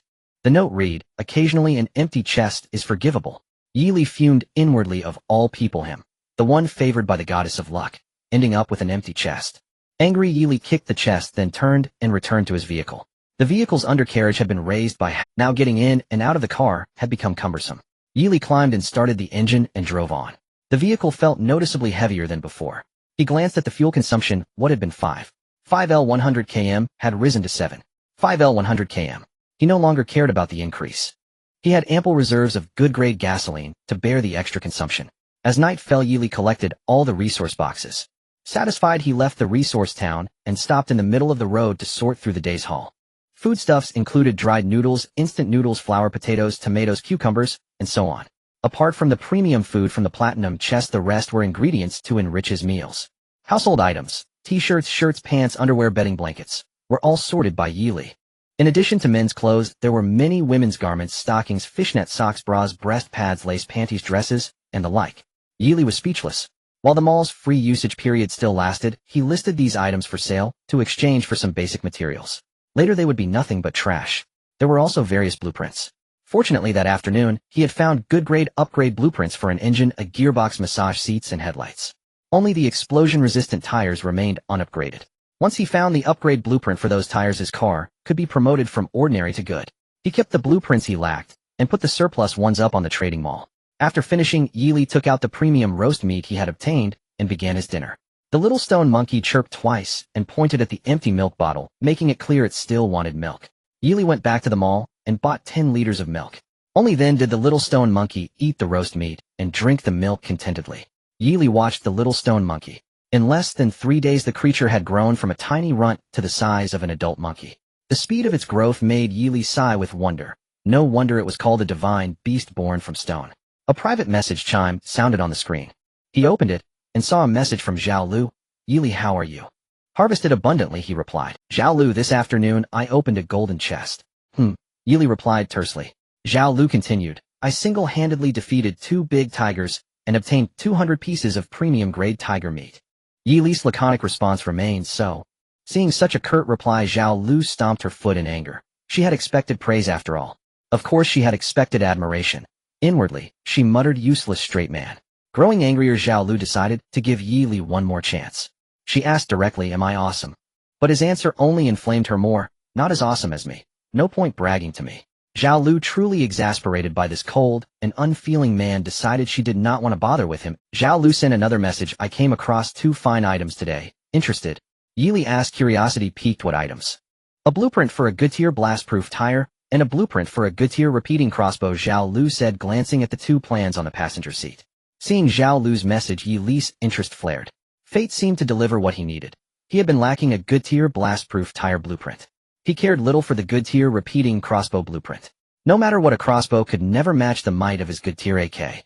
Moreover, a repeating crossbow still required loading bolts. I need the good-tier blast-proof tire blueprint. Name your price, he said. Yili straightened up from the massage chair and spoke. Seeing his need, a faint smile finally touched Zhao Lu's face. Zhao Lu replied, feed me for 2 days. I have no cooker in my vehicle. Yili sent a line of dots in reply, thinking this woman truly had no ambitions. Thinking it over, Yili rifled through his stack of blueprints and found a Commoneer multifunctional in-car cooker blueprint. He traded it to Zhao Lu. Make it yourself, he messaged. Then Yili placed the good-tier blast-proof tire upgrade blueprint he had acquired onto the rear workbench. He upgraded the blast-proof tire to good tier. A chime sounded and a system notice appeared, detected all vehicle parts upgraded to good tier. You may consume 1 Commoneer vehicle core to elevate the vehicle's rank. A Commoneer vehicle core. Yili glanced at the cores in his possession. They were all worn tier. He placed a worn tier vehicle core on the workbench. A prompt appeared, consume 10 worn tier vehicle cores to synthesize 1 Commoneer vehicle core. Yili hurriedly fetched 9 more from the storage chest and set them on the bench. He initiated crafting, and a white radiance began to spread. The 10 worn-tier vehicle cores fused together into a single brand-new vehicle core, its craftsmanship markedly superior to the worn-tier cores. The system detected a Commoneer vehicle core and asked whether to upgrade. Upgrade, Yili declared, and the white halo wrapped the vehicle again. A chime sounded, please choose the vehicle upgrade direction. Yili peered at the screen, curious about the available options. The display presented an array of vehicle models: a sports car, a sedan, a van, a pickup, an off-road vehicle. There was even a truck, and every conceivable model in between. One could customize the color, and each model listed the materials required for its upgrade. Different sizes and types demanded varying amounts of materials. Yili's gaze settled on the most luxurious off-road motorhome. 12 meters long, 3 meters wide, 4 meters tall. Its roof opened, allowing one to ascend from the interior to the top. Yili was captivated at once. It offered both comfort and off-road capability, the perfect choice for travel and living. Only the material cost was substantial. Not only did it require 3 Commoneer vehicle cores, it also demanded copious iron ingots, copper ingots, plastic lumber, electronic components, beast hides, scrap cloth, and more. Fortunately, in recent days, Yili had acquired many materials through selling healing salves and anti-nightmare serums. He could afford to upgrade this vehicle. He chuckled to himself. This was like trading a tractor for an aircraft carrier. He wondered whether other survivors on the road would die of envy. Filled with anticipation, he clicked upgrade. White light spread swiftly outward, and the once cramped space expanded dramatically. When the white halo faded, the vehicle had been transformed. At the very rear lay a private bedroom furnished with a double bed and 2 nightstands. Exiting the bedroom to the left was a separate bathroom and shower. Beyond the toilet and shower there was even a Commoneer washing machine.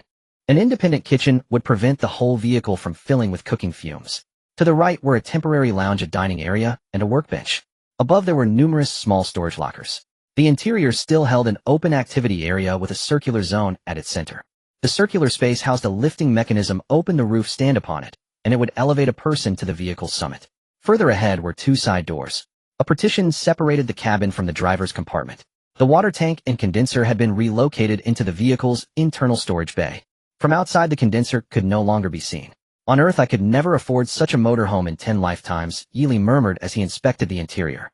He excitedly paced the exterior once more. With a bathroom and shower, he would no longer have to anxiously bathe or relieve himself outdoors. The only real drawback was its conspicuous size, which could attract attacks. But with his vehicle's good tier, ordinary beasts and night demons could now inflict negligible damage. It rivaled even an armored vehicle. Yili switched on the headlights. The good tier headlights illuminated up to 50 meters ahead. Xiao Shiho, seeing the dramatic change, bounded about with excitement. Compared to the previous cramped quarters, it clearly preferred this motorhome. A chime announced that the vehicle had been upgraded to good tier. Fuel consumption was adjusted to 15 liters per 100 kilometers, and the vehicle's resource search radius was increased to 400 meters. The fuel usage had merely risen by half, no great concern. More importantly, the resource search radius. Yili lounged on the sofa, sipping freshly brewed fine tea as he read the screen. Zhao Lu messaged, "I have." Other players chimed in protesting, "Hey, how do you conduct business like that? Are you forcing trades? Speak up." Yili shook his head with a rueful smile and sent a trade request. On the other end, Zhao Lu, busy cooking, had been staring at the screen. Seeing Yi Li's trade request, she snorted and without a second thought rejected it. Yi Li ignored it and switched to the chat channel. Online players 17544. Because night had fallen, many people idled after dinner. They crowded the chat to pass the time. "Comrades, I've upgraded my car to Commandeer. Keep striving." Someone boasted. Another player gushed, "Wow, envy the poster above. I only need vehicle tires. Who has spare blueprints? I have an extra Commandeer car frame blueprint. He'll trade it for an extra engine blueprint one offered. I have an extra car door blueprint. Why don't you trade it to me first, then use the door to swap with someone else for an engine?" Someone suggested. "Get lost. No way, I'm jealous you upgraded." Another snapped. "Damn." Followed, and the chat trailed off. "Brothers, today, I opened a golden treasure chest. Guess what I found inside?" A sudden message in the chat channel interrupted the flow of conversation. "A golden treasure chest. Oh my goodness, I have only seen silver treasure chests until now. How could someone have already opened a golden one?" Sucking up good fortune. Sucking up good fortune. "So what did you get?" A group of people eagerly asked. Even Yili became a bit. Perhaps it was a rare treasure he had never encountered before. A good quality composite bow and good quality arrows. Damn. Oh. Big brother, is it a one-time use, or can it be crafted repeatedly? I want to buy it, name your price. Oh. Big brother, is it a one-time use, or can it be crafted repeatedly? I want to buy it, name your price. A group of people began to chatter excitedly in the chat channel. A good quality composite bow, I wonder how much power it holds. Yili murmured to himself, also becoming curious about the price. He wanted to buy one to see it. After all, knowing oneself and the enemy is crucial for ensuring one's safety in the future. He just didn't know if this person was boasting or truly willing to sell. Cough, the price is reasonable, 2 blueprints or 10 high-grade materials. Big brother, you're selling it too expensively. Yeah, though remote weapons are rare, they definitely can't be sold at this price. Hee, I offer 1 good quality composite bow and 10 good quality arrows as a bonus. How powerful is it? Can it penetrate a car's metal? Someone asked with concern. This question was also on Yi Li's mind. Hee, of course, at a distance of 20 meters, 1 arrow can penetrate a standard car door, and a window will shatter at a touch. In actual combat, I once shot through a tiger with 1 arrow. That's a bit pricey. Yeah, I can't afford it. Lower the price a bit. Brother, I really want one. Could you please make it cheaper? Sorry, that's the price, no negotiations. The man sent the prepared message into the channel with a proud expression. He was now the only one in this area who owned and sold remote weapons. This huge business opportunity was something he was determined to seize. Watching the private messages flashing on the screen, the man decisively closed the chat channel, focusing all his thoughts on the private chat. He had already begun to fantasize about a future of luxury and ease. Ding. A notification sound also rang out on Yi Li's screen. Zhao Lu, I saw someone selling remote weapons. Be careful when encountering other survivors in the future. Yi Li quickly replied. After thinking for a moment, he typed a few more words. You be careful too. Seeing Yi Li's concerned words on the screen, Zhao Lu couldn't help but smile slightly. She revealed a happy smile and quickly typed back, got it. Ding. Yi Li received another private message. Lichinga, in the future, those who block the road outside are very likely to possess remote weapons, so be careful. Thanks for the reminder. Yi Li replied simply after reading it. Lichinga, no problem. If you die, I won't have any cheap healing ointment left. Maybe the one who kills me will sell it cheap. Yi Li replied. Lichinga, that makes a lot of sense, but I don't like to gamble. We know each other well enough. Hehe. I'll do my best to stay alive. After replying, Yi Li closed the private chat window, with Lichinga putting the screen down and returning to the back bedroom. Lying on the long-lost double bed, Yi Li let out a comfortable sound from his throat. Before long, he fell asleep. Woo-woo-woo-woo. In his dreams, Yi Li was awakened by a sudden wailing sound. The cries were mournful and sorrowful, stirring up inner turmoil. Yi Li suddenly opened his eyes, sitting up from the bed, and quickly pulled open the curtains to look outside. It was quiet outside the window with nothing unusual. However, that strange crying sound had not disappeared. It lingered in his ears, growing clearer, louder, and more penetrating. Upon listening carefully, he could discern that it was a woman's lament. What surprised Yili even more was that the crying seemed to be very close. It felt as if an invisible hand was tightly gripping his heart, making it hard for him to breathe. The little stone monkey was also disturbed and restless. It covered its ears tightly with both hands, rolling around on the bed, occasionally letting out squeaks to express its fear and dissatisfaction with the terrifying cries. Yili did not dare to let his guard down. He quickly picked up the Desert Eagle and a powerful flashlight from the bedside. He walked into the outer compartment of the vehicle. With the light of the flashlight, he carefully searched outside through the car window. However, after scanning around the vehicle and even farther, he still did not see any sign of a monster. In the end, Yili even instinctively pointed the flashlight beam toward the roof of the car. Although his car could open the roof, he didn't dare to do so at this moment. If a monster were really up there, the consequences would be unimaginable. Yili opened the chat channel on the screen. Many people were discussing hearing the crying sounds. Damn brothers, there's something crying near me, but I can't find where it is. What should I do? Me too, I heard the crying sound, but I searched all around and couldn't see where the monster was. Brothers, I found it, it's this thing. Attached image. Yili curiously clicked to take a look. It was a completely naked woman's slim waist and ample bosom. She had a very nice figure. Unfortunately, her hair and skin were all gray. Her punctured face looked very ghastly and terrifying. Damn brother, her figure is really nice, but her face. TSK, TSK, TSK. Where is the army of hotness? What is this thing? Big brother, where did you find this? I feel like my brain is about to explode. A group of people wailed in the chat channel. Clearly there were many who were troubled by this crying sound. This monster is called the crying succubus. It was on the roof of the car. I just got out and it pounced at me. If I hadn't been cautious, I would probably be dead. Brothers, you better pray for your own safety. Damn, a succubus. I suddenly have a bold idea. Too bad I haven't encountered one here. You upstairs, be a person. It really is on the roof. Yili's face turned grim as the cries grew. Yili had just exited the vehicle when he swiftly turned around, his movements as quick as lightning. A figure with disheveled hair and a bloodthirsty expression lunged at him with a piercing, shrill scream. Ignoring her bloodshot crimson eyes and frighteningly sharp fangs would be a mistake. Her skin was pale as ash. Yet the demoness was quite attractive, particularly her alluring figure. What a pity she's a monster. Seeing the demoness pounce, Yili decisively sidestepped. At the same time, he swiftly raised the incredibly sharp tang knife in his hand and struck fiercely at the demoness head. Slash! A head severed. A copious stream of dark green foul liquid gushed from her severed neck, splattering everywhere. Such a shame about that figure. Yili sighed regretfully, his gaze fixated on the demoness' twitching body on the ground. He couldn't help but reach out and gently pat her rounded, perky backside. His hand felt the skin smooth and delicate.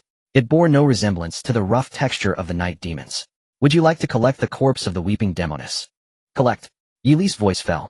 The corpse of the weeping demoness vanished, leaving behind a vial of anti-night demon serum and 10 gold coins. Having gathered everything, Yili quickly returned to the vehicle. With the weeping demoness slain, no other monsters disturbed them that night. The next morning, after finishing breakfast with the little stone monkey, Yili set off again. The large RV sped along the highway, resembling a mobile palace. On the other side, Zhao Lu prepared some food after getting up, originally planning to send Yili a morning greeting. But then she reconsidered. That guy didn't even think about her. She decided not to give him the satisfaction. After eating, she simply drove off. Before long, she spotted a sign on the road. It read, 500 meters ahead, there is a supply station. A supply station. Zhao Lu, glancing at it, cautiously drove forward. Soon she noticed a black building on the right side of the road, resembling a small convenience store. Zhao Lu parked. After observing her surroundings, she cautiously took her gun and tang knife and exited the vehicle, approaching the sales window. Supply station, common level. You can purchase basic supplies by spending gold coins. A screen at the sales window displayed various types of goods. Clothing, essentials, weapons, food, drinking water, gasoline. Zhao Lu curiously clicked in to take a look. Ladies' clothing, 1 set, 20 gold coins. Toilet paper, 1 roll, 10 gold coins. Sanitary napkins, 1 pack, 10 gold coins. Salt, 5 grams, 10 gold coins. Mineral water, 1 bottle, 500 milliliters, 20 gold coins. Gasoline, 1L, 10 gold coins. Note, each item is limited to 100 purchases. Zhao Lu looked at the items on display, a contemplative expression appearing on her face. She needed a complete set of ladies' clothing. Yili had only given her 2 sets, which were insufficient in the wild. Toilet paper and sanitary napkins were also essential. Although the traders claimed someone was selling them, they required materials and were quite expensive, especially the sanitary napkins that were a must for women. Salt was of course necessary as well. This item couldn't be bought in the market. Gasoline was equally valuable. She had acquired quite a bit of gold coins these days, but reaching the purchase limit was impossible. She could only select a few of the most crucial items. Just as Zhao Lu was deeply focused on choosing her goods, a faint yet exceptionally clear sound of footsteps reached her ears. having survived in the wild for so long, had honed her instinct for high alertness. She swiftly turned her head, her gaze warily scanning the sides. For figures emerged like phantoms from behind the convenience store. With sinister smiles plastered on their faces, they fixed their gaze on her. Haha, we really hit the jackpot today, running into a woman. One man with a face full of pockmarks leered at Zhao Lu, appraising her up and down. Standing beside the pockmarked man, another suddenly exclaimed, "Whoa, this woman seems to be a big star." The others widened their eyes, staring at Zhao Lu's face. No way, it really is her. We not only hit the jackpot, but we also encountered a big star, haha. To be able to have a go with a movie star in this lifetime is worth dying for. These men wore expressions of greed and lust. They approached Zhao Lu without a shred of restraint. Memories of that horrifying scene flashed in her mind, where those two evil men had forcefully assaulted her in Yi Li's vehicle, causing her complexion to turn pale. "Don't come any closer, or I won't be polite," Zhao Lu shouted nervously. "Ha ha ha, big star, you really shouldn't be polite with us. That's right, make sure to serve us well later. Exactly, definitely satisfy us later. Ha ha ha." The four wielding machetes continued to close in. Though Zhao Lu held a sharp tang knife tightly in her hand, to them, she posed no threat at all. How could a woman stand against four strong men? Bang! However, a gunshot rang out. One man fell to the ground, blood splattering. The other three were instantly dumbfounded. Staring blankly at the unfolding scene, their attention involuntarily shifted to Zhao Lu. "You actually..." One of them stammered, his voice filled with fear and disbelief. His body began to tremble, a thin layer of sweat appearing on his forehead. The other two were likewise horrified, their faces as pale as paper. They frantically discarded their weapons, raising their arms, nervously smiling. "Beautiful lady, it's all a misunderstanding, we mean no harm, please put down the gun, please." Bang! Bang! Bang! The man hadn't finished speaking. Zhao Lu fired 3 shots in quick succession. All 4 collapsed to the ground. Zhao Lu's chest heaved intensely. This was not her first time killing, yet an uncontrollable thrill surged within her. She took a deep breath, striving to calm herself. The words Yi Li once told her echoed in her mind, "In this cruel world, surviving is the most important thing." She hurriedly purchased the necessary items at the supply station and swiftly returned to the vehicle. Zhao Lu returned to the car and sent a message to Yi Li. "I found a supply station by the roadside. Is there anything I can buy some for you? What do you want?" Yi Li replied directly. "Some basic supplies like salt, water, gasoline, and the like." Zhao Lu quickly responded, sending Yi Li a list of a few items she deemed important. "You can get some salt and gas." Yi Li looked at the list of items Zhao Lu sent and selected a few. "I'm out of money. I need gold coins." "How many gold coins do you need?" Yi Li asked curiously. 20 gold coins for 5 grams of salt, and 20 gold coins for 1 liter of gasoline. I've already bought 50 portions for myself, and I can buy another 150 portions. Yi Li scratched his head, but these supplies were indeed very scarce and precious, so the high price was understandable. Zhao Lu quickly replied. "Oh." Yi Li acknowledged and swiftly sent a trading request. He gave Zhao Lu 3,000 gold coins. Zhao Lu got out of the car to buy the items for Yi Li. Naturally, she would also buy some things she needed with the extra money, counting it as labor compensation. Back in the car, she traded the items Yi Li needed. Zhao Lu continued to drive forward. Soon she encountered 4 vehicles parked by the roadside. Remembering the 4 people she had just killed, Zhao Lu indeed, they were all abandoned vehicles. She quickly collected the 4 cars. Back in the car, Zhao Lu sent another trading request to Yi Li. Looking at the pile of basic materials, blueprints, and ordinary car parts Zhao Lu had placed on the shelf, Yi Li couldn't help but frown and asked with confusion, "Did you encounter a robbery again? Or are you robbing others?" "Of course I encountered a robbery. How could I possibly rob others?" "Not bad, you are already a qualified survivor." Yi Li praised her, and then curiously asked, "So why are you giving me this junk?" "It's for you," Zhao Lu replied. "I don't need it. I have tens of thousands of supplies coming in every day, so you might as well keep it for yourself." Yi Li replied directly. He had already glanced over all the items Zhao Lu had sent. They were all basic items and did not include— "Oh." Zhao Lu lightly huffed and canceled the trade. Then she listed everything in the store for storage. After finishing these tasks, Zhao Lu started the vehicle and continued driving forward. Suddenly recalling the ambush scene at the supply station, she picked up the screen to send Yi Li a message. "The people who ambushed me earlier were hiding behind the supply station. You must be careful when you encounter supply stations in the future." "Got it." Yi Li's gaze was constantly scanning both sides of the road, hoping to also encounter a supply station and see what items were inside. Unfortunately, after a whole day of travel, he still hadn't encountered any so-called supply stations. Yi Li casually found a spot and parked the car on the roadside. Ding!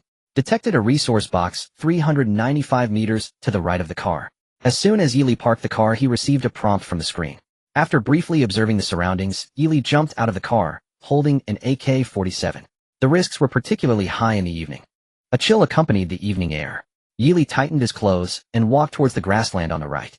The increased range of resource detection also meant he had to travel further. The dangers he would encounter increased as well. Yili had only walked less than 200 meters when two lions appeared before him. Bang bang. Without hesitation, Yili shot the two lions dead with 2 shots. After quickly collecting their bodies, he continued to move forward. As he advanced, over 40 pairs of crimson eyes opened in the darkness, locking onto Yili's direction. Roar, accompanied by a series of low growls. The bodies of those night demons also came into view under the light. Yili immediately stopped in place and pulled the trigger mercilessly. Da-da-da, da-da-da. At a distance of over 30 meters, the bullets flew out without any deviation. The bullets hit the night demons, instantly unleashing a chorus of wails. By the time all the bullets were expended, the mutated night demons had all collapsed. Only a few ordinary night demons were still clawing and rushing forward. Yili drew the tang knife from his waist and walked towards them. Swish, swish, swish. All the ordinary night demons were cut down. Without time to collect the corpses of the night demons on the ground, Yili quickly ran to the platinum treasure chest not far away. He opened the treasure chest. Acquired premium coffee beans 500G10, acquired gold 1, acquired blueprint for premium coffee machine 1, acquired high-quality night vision goggles 1, high-quality night vision goggles. Yili took out the night vision goggles and put them on. There was no need for light. He could see everything within. Not bad. Yili quickly put away the other items and collected the corpses of the night demons on the ground before swiftly returning to the car. Back in the cabin, Yili took a look at the blueprint. Blueprint for premium coffee machine, an incredibly powerful, fully automatic premium coffee machine. Suggested coffee-to-water ratio 1:16, required materials refined steel 2, plastic tin, rubber tin, electronic components, 1 usable times 1. Yili directly used the workbench to create the premium coffee machine. It even had temperature control. Even if he poured in cold water, it could still make a cup of warm coffee. Yili added the coffee beans and water he had just obtained. Finally, he added a bit of milk. A steaming cup of coffee was successfully made. The coffee even had a beautiful design on top. A rich aroma immediately spread throughout the cabin. Yili picked up the cup and took a sip. The coffee's texture was silky smooth, rich, and thick. Every drop contained endless flavor. The sweetness of the milk combined with the unique bitterness and fragrance of the coffee beans created a complex and harmonious layer that was intoxicating. Most importantly, as the coffee went down, a warm power spread throughout his body, leaving Yili feeling refreshed. His previously tired eyes now became bright. His thinking became clearer and more agile. This is the benefit brought by premium coffee beans. It can invigorate and mentally restore a person in a short time. Really good. Yili looked at the coffee in his hand. Many people had been complaining in the chat channel these days about their poor sleep quality at night and lack of energy the next day. And this premium coffee was just right to compensate for the energy deficit of these people. Yili first opened the friends list, found Lichinga and Zhao Lucy, and sent a message. I have premium coffee here, do you need it? Fair price, no cheating. Premium coffee. What effects does it have? Lichinga, who was eating exquisite roasted meat from a treasure chest, was startled upon seeing Yili's message. After all these days, it was the first time Yili took the initiative to contact her. This premium coffee was clearly not an ordinary item. 5 portions of premium materials, 250 milliliters of coffee. If you have rare materials, you can also exchange 1 portion of rare material. I'm not picky. Yili directly said, can I try it first?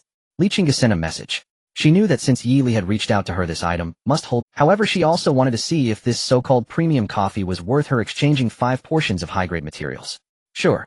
After sending the message, Yili found an empty bottle and poured 50 milliliters of coffee into it. The transaction was made. You really aren't losing out. Looking at the mere 2 sips of coffee, Lichinga couldn't help but complain. It's good enough that I'm letting you taste it for free. Yili retorted without reservation. Lichinga opened the bottle cap and drank all 50 milliliters of the beverage in one gulp. Feeling the changes within her body, her eyes sparkled significantly. Her previously lethargic mental state instantly revitalized after the coffee entered her stomach. Good stuff, she murmured while looking at the empty bottle in her hand. Not only was the effect good, but the taste was also quite pleasant. Compared to most coffees she had tried before, this one was significantly better. He'll buy one. After sending the message to Yili, she directly initiated a transaction request.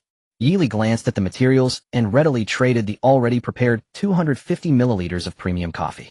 Then she looked at the message Zhao Lu had sent. Compared to Lichinga, Zhao Lu was much more straightforward. I want it. Exchange for materials. Haha, materialistic. Zhao Lu cursed lightly before initiating a transaction request. In the past 2 days, she had opened quite a few silver treasure chests and obtained several high-grade materials. People die for wealth, birds die for food. Yili didn't mind at all, feeling quite pleased. Don't drink too much or you won't be able to sleep. Got it. After trading with the two, Yili opened the chat. Online users 16488, Yili brothers, I have premium coffee here. 1 sip invigorates, 2 sips banish fatigue, 3 sips makes 1 dazed. Those in need should purchase quickly. You won't be disappointed. Just 10 portions of high-grade materials or 1 portion of rare materials will get you some. He's here, he's back with good stuff. He's here. He's eyeing our supplies again. Brother Sky, Brother Earth, Brother can stand tall. Damn, why are you singing up there? My heavens, he's back again. I've received less than I've given out so far. Heavens, who will bring him to justice? He's even drinking coffee now. I've already forgotten what coffee tastes like. Yili Gigi, this person really wants to drink. Why is your coffee so expensive? What special effects does it have? Didn't I already say? 1 sip invigorates, 2 sips banish fatigue, 3 sips grants immortality. Oh yeah. I suddenly remembered an advertisement for kidney treasure I saw many years ago. Yili, my credibility is evident to all. No need for further talk. Those in need come. Those who don't need, please refrain from disturbing. Yili, you've blocked us. Even if we want to drink, we have no way to contact you. Right, please unblacklist us first. Yili ignored these people and began checking private messages. At this moment on a highway, a dozen cars were gathered in a circle. In the center, a bonfire was rising. A dozen people were gathered around the bonfire grilling meat. Damn it, why are all the good things his? Zhaoang looked at the messages on the screen, his face full of anger. I don't know what kind of luck Yili has to have opened so many good items. The man sitting next to Zhaoang spoke up, as well, his face filled with jealousy. Dongzi, go find Yili and trade for a portion of coffee. I want to see what effects this coffee has. Zhaoang said coldly. Got it, Brother Ong. Dongzi nodded and quickly found Yili to chat privately. Such things were not happening only in Zhaoang's convoy. Zhaojing with Qin Tian. Many people from various convoys either grouped together or hid in their cars, their expressions grim as they stared at their screens. From the initial water resources to the later healing ointments and anti-night demon serums, Yili had almost monopolized everything. Now there was another kind of premium coffee that could instantly invigorate the mind. They could hardly imagine how wealthy Yili had become. Each convoy's leader wanted to recruit Yili into their teams. However, Yili had rejected them all. Damn it, if I meet Yili in the future, I must strip him clean and feed his little JJ to the wolves. Someone said fiercely. I am truly great. Yili completed the transactions for the coffee he had prepared to those who had sent private messages. At first there weren't too many people, but as time passed he believed that the customer base would surely grow. Due to the coffee, Yili felt no fatigue at all. He lay on the sofa outside until midnight. Gigi. Suddenly the little stone monkey quietly beside Yili opened its eyes, jumped onto the table, and looked. Hearing the little stone monkey's strange call, Yili immediately became alert, quickly putting down his phone screen and turning to look out the window. The once dark world had now transformed into a bizarre red. Yili stared wide-eyed in astonishment at the sky. Unbeknownst to him, a blood-red moon had quietly risen. The blood moonlight fell upon the grassland, cloaking the entire world in a strange and terrifying veil, as if one were in hell. Blood Moon Grassland. The chat channel, which had gradually quieted down, became lively once more. Many who hadn't gone to sleep began to marvel at this spectacle. Oh wow. Yili hadn't even had the chance to look at the chat channel when an eerie shriek suddenly sounded out. Yili hurriedly put on his night vision goggles. On the grassland, an endless pack of wolves was charging towards his camper. The wolf pack, under the illumination of the blood moon, seemed enveloped in a layer of crimson light. Their formerly gray fur had transformed entirely into a heart-stirring scarlet. Moreover, their expressions twisted and contorted due to the eerie moonlight, appearing increasingly ferocious and terrifying. Each one bared its teeth, saliva dripping like a fountain. Amid the wolf pack were also several large mutated night demons, which were similarly affected by the power of. They were even more violent and frenzied than before. Yili quickly took out his AK, half opened the window, and began shooting at the mutated night demons outside. Da-da-da, da-da-da. Although the night demons were empowered by the blood moon, they still could not withstand the armor-piercing rounds enhanced by the superior AK.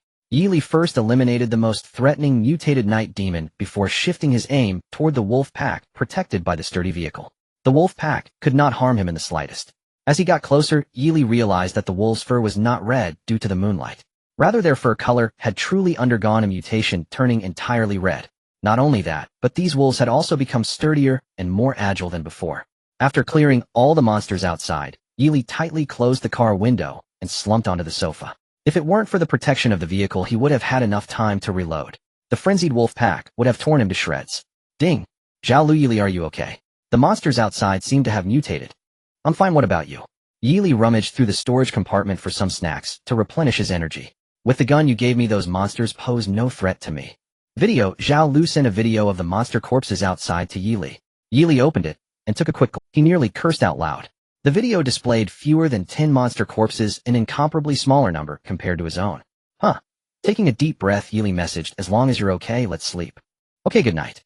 This night was anything but calm. Due to the blood moon, the beasts on the prairie had become exceptionally fierce, and many people trembled in their cars, unable to sleep well. The next morning, Yili was the first to get out and collect the wolf and night demon corpses outside. Only then did he return to the car, eating breakfast while checking the chat channel. Online users 14125 many were complaining in the chat. God, when will this end? Last night, over 2,000 people died.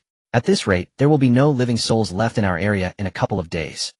I fought for over half an hour yesterday, and the car was covered in blood. My ordinary window was smashed by those night demons. Fortunately, I have shatterproof windows, sturdy and durable. This blood moon hasn't disappeared, yet it won't stick around forever, will it? The monsters outside have become feral because of this blood moon. Isn't it even more dangerous for us in the wild now? I couldn't sleep well last night. I'm dead tired and don't even want to look for resource boxes. Yili coffee, fine coffee, premium coffee cures insomnia and restless dreams, effective after just one sip. Ooh, don't miss out. Damn, you can still think of advertising at a time like this. Exactly. It just shows who you are. Yili, I want a cup. Ooh, I'm about to collapse. Thus Yili made another profit from high-grade materials. After finishing breakfast and tea, Yili stretched and returned to the driver's seat, continuing onward. Due to the blood moon, visibility on the road ahead had significantly improved. Hey, I must say this coffee that gets sold every day is really effective. Zhao Jinghua had others in the convoy help him buy a cup of coffee. After just a small sip, his head was clear and his mind was sharp. His awareness improved. Big brother, let us try it. A dozen people surrounding Zhao Jinghua looked at him with eager expressions. Everyone take a sip. Zhao Jinghua generously passed the coffee around. Hee, thank you, big brother. Sticking with Zhao is definitely the right choice. Everyone smiled flatteringly, eagerly sharing the coffee. After drinking, everyone felt invigorated, marveling at the wonders of the coffee. All right, everyone, let's continue moving forward. Zhao Jinghua waved his hand with a commanding presence. Upon hearing the order, everyone immediately sprang into action. Along the way, every time a resource box was spotted, he charged ahead. His fearless spirit and formidable combat power earned him the respect of everyone in the convoy. Almost all of them sincerely regarded him as their leader. The convoy moved forward, striving to keep pace with Yili. Zhao Jinghua maintained the highest speed the convoy could manage. By noon, he planned to find a place to stop and let the convoy rest. However, at the edge of his vision, another convoy appeared. About a dozen vehicles. A group of people was grilling meat under the cover of the vehicles. Their scale was not any smaller than theirs. Ding! Zhao Gu, there's a convoy ahead. Oh, what should we do? Someone in the convoy sent Zhao Jinghua a private message. Let everyone be vigilant. Don't get out of the car. Zhao Jinghua quickly replied to the message, firmly stopping the vehicle 10 meters away from the front convoy. Meanwhile, the people on the other side had also noticed Zhao Jinghua's convoy. They all grabbed their weapons and stood up from the ground. Tian Gut. There's a convoy. A man shouted. I'm not blind. Qin Tian cursed, holding a large knife. He stood behind a car, warily watching the approaching convoy. Hey, what are you up to? Qin Tian shouted loudly, his voice deafening. Those standing beside him couldn't help but cover their ears. Zhao Jing was seeing this, slowly rolled down the car window. With a smile, he called out, "We are a safe convoy. What about you?" "We are the rapid convoy."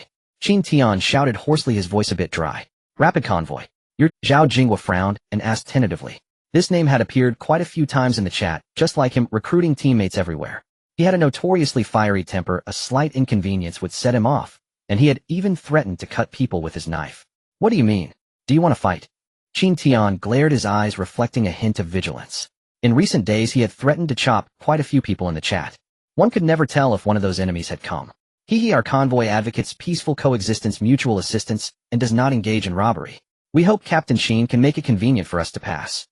Zhao Jinghua beamed a friendly smile, clasping his fist toward Qin Tian. "Damn it. I'm having dinner here. I'm not blocking your way, so just pass by the side.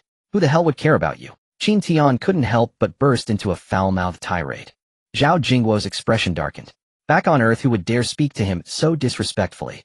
Even his employer treated him with deference. "Damn it. If I weren't upholding my image, I'd have twisted your head off long ago." Zhao Jinghua sent a message. He continued, leading the convoy forward. Qin Tian and the others stood at the rear of their vehicle, watching Zhao Jinghua's convoy recede into the distance before finally exhaling in relief. Even though the blood moon had enhanced the beasts of the grasslands and the night demons, to them humanity remained far more terrifying. The Pingan convoy. These must be the people assembled by that self-proclaimed high-ranking official of the Safety Bureau. A man standing beside Qin Feng finally spoke, watching Zhao Jinghua's convoy vanish. His name is apparently Zhao Jinghua. Damn fool, what high-ranking official of the Safety Bureau? In this world no one knows what anyone was before. I could just as well claim to be president of the beautiful country. Qin Tian scoffed dismissively, then led his people back to gather around the fire pit to roast meat. Yili parked his RV by the roadside. Leisurely listening to music, he prepared braised lion's head dumplings. Xiao Shiho perched nearby watching intently, occasionally letting out cheerful chirps remarkably studious. Xiao Shiho grew steadily each day. Now he had reached the size of an adult husky, and remained astonishingly eager to learn. He could already assist Yi Li in manufacturing healing ointments and anti-night demon serum using blueprints. Wukong, grow quickly. Soon you'll aid your master in subduing demons and exorcising monsters. Understand? Yi Li gently stroked Xiao Shiho's furry head, speaking with solemn warmth. Gigi. Xiao Shiho nodded earnestly. Once the braised lion's head was ready, Yi Li sat by the window savoring the meal alongside Xiao Shiho while gazing out at the passing landscape. Suddenly a beam of light pierced through the window. Yi Li turned and beheld a procession of minivans speeding down the highway behind him. What the hell is that ahead? Someone cried out inside the minivans. All vehicles halted directly behind Yi Li, next craned forward to peer at the luxurious RV ahead. One person even raised a screen to snap a photo and instantly shared it in the chat channel. The once bustling chat channel flooded with question marks. What the hell is that? Am I hallucinating? Tell me someone else sees this too. An RV. A massive RV. Drop the location. I'm coming right now. My god. I've only just upgraded my minivan to standard tier, yet you're already cruising in an RV. Could it be? Wuxianli. It's been days. Everyone's encountered night demons, yet Wuxianli remains utterly silent. Could this truly be his vehicle? How much resources does he even possess? In this apocalypse, while others still cling to basic minivans, he's already touring the world in an RV. Who the hell are these people? Yi Li leaned down, observing the 5 figures who had stepped outside his vehicle. They stood frozen before the opulent RV, eyes wide with awe, faces flushed with envy. Hey, is anyone inside? Come out. We wish to pay homage to the great master. Someone shouted from beneath the RV. Yi Li studied the 5 carefully, though each wielded a weapon. All were melee only. Only then did he calmly roll down the window. What do you want? He asked, voice cold and clipped. Brother, how did you upgrade your vehicle? One man, unable to contain his curiosity, blurted out the question. Once your vehicle reaches good tier, you may freely choose its upgrade path, transforming it into an RV. Yi Li replied matter-of-factly, seeing no reason to conceal such information. Good tier. The 5 exchanged bewildered glances. Many had only just gathered enough parts to elevate their vehicles to standard tier. Indeed, countless others in the chat channel hadn't even reached standard tier. Yet here stood a vehicle already at good tier, transformed into an RV. The disparity was staggering. Master Yi Li, are you him? Finally someone asked, eyes blazing with fervent intensity. Yes. Yi Li nodded. Holy hell, it really is Master Yi Li. Master, why do you possess so many extraordinary resources? Master, will you form a convoy? We're strong and loyal. Please take us in. They clamored all at once, eyes gleaming with raw avarice. Not merely at the RV, but at what it represented. To them, it was not just a vehicle, it was a boundless trove. Throughout the region, everyone knew Yi Li had amassed immense wealth through his healing ointments and anti-night demon serum. If they seized this RV, their future prosperity would defy imagination. Sorry, I don't form convoys. Yi Li refused flatly. Yes, please, Master Yi Li. A group of men batted their eyelashes flirtatiously. Ugh, Yi Li nearly vomited the braised lion. Yes, please, Master Yi Li. A group of men batted their eyelashes flirtatiously. Ugh. Yi Li nearly vomited the braised lion's head he'd just swallowed. If they'd been women perhaps, but grown men batting lashes. How revolting. Had they no shame? Get lost. Yi Li snapped coldly. He'd heard their scheming clearly from inside the RV. You. Hearing his curse, the 5 stiffened, expressions hardening. Yi Li, we're speaking to you civilly. Don't mistake courtesy for weakness. Your tires are still just tires, even at good tier. We will puncture them. And if we broadcast your coordinates across the region, do you truly think you'll escape? Hear how many covet your supplies right now. We're not greedy. Just give us 50 doses each of your healing ointment and anti-night demon serum, and we'll depart quietly. Seeing Yi Li unmoved by pleas, they shifted to threats, shouting demands in unison. Are you threatening me?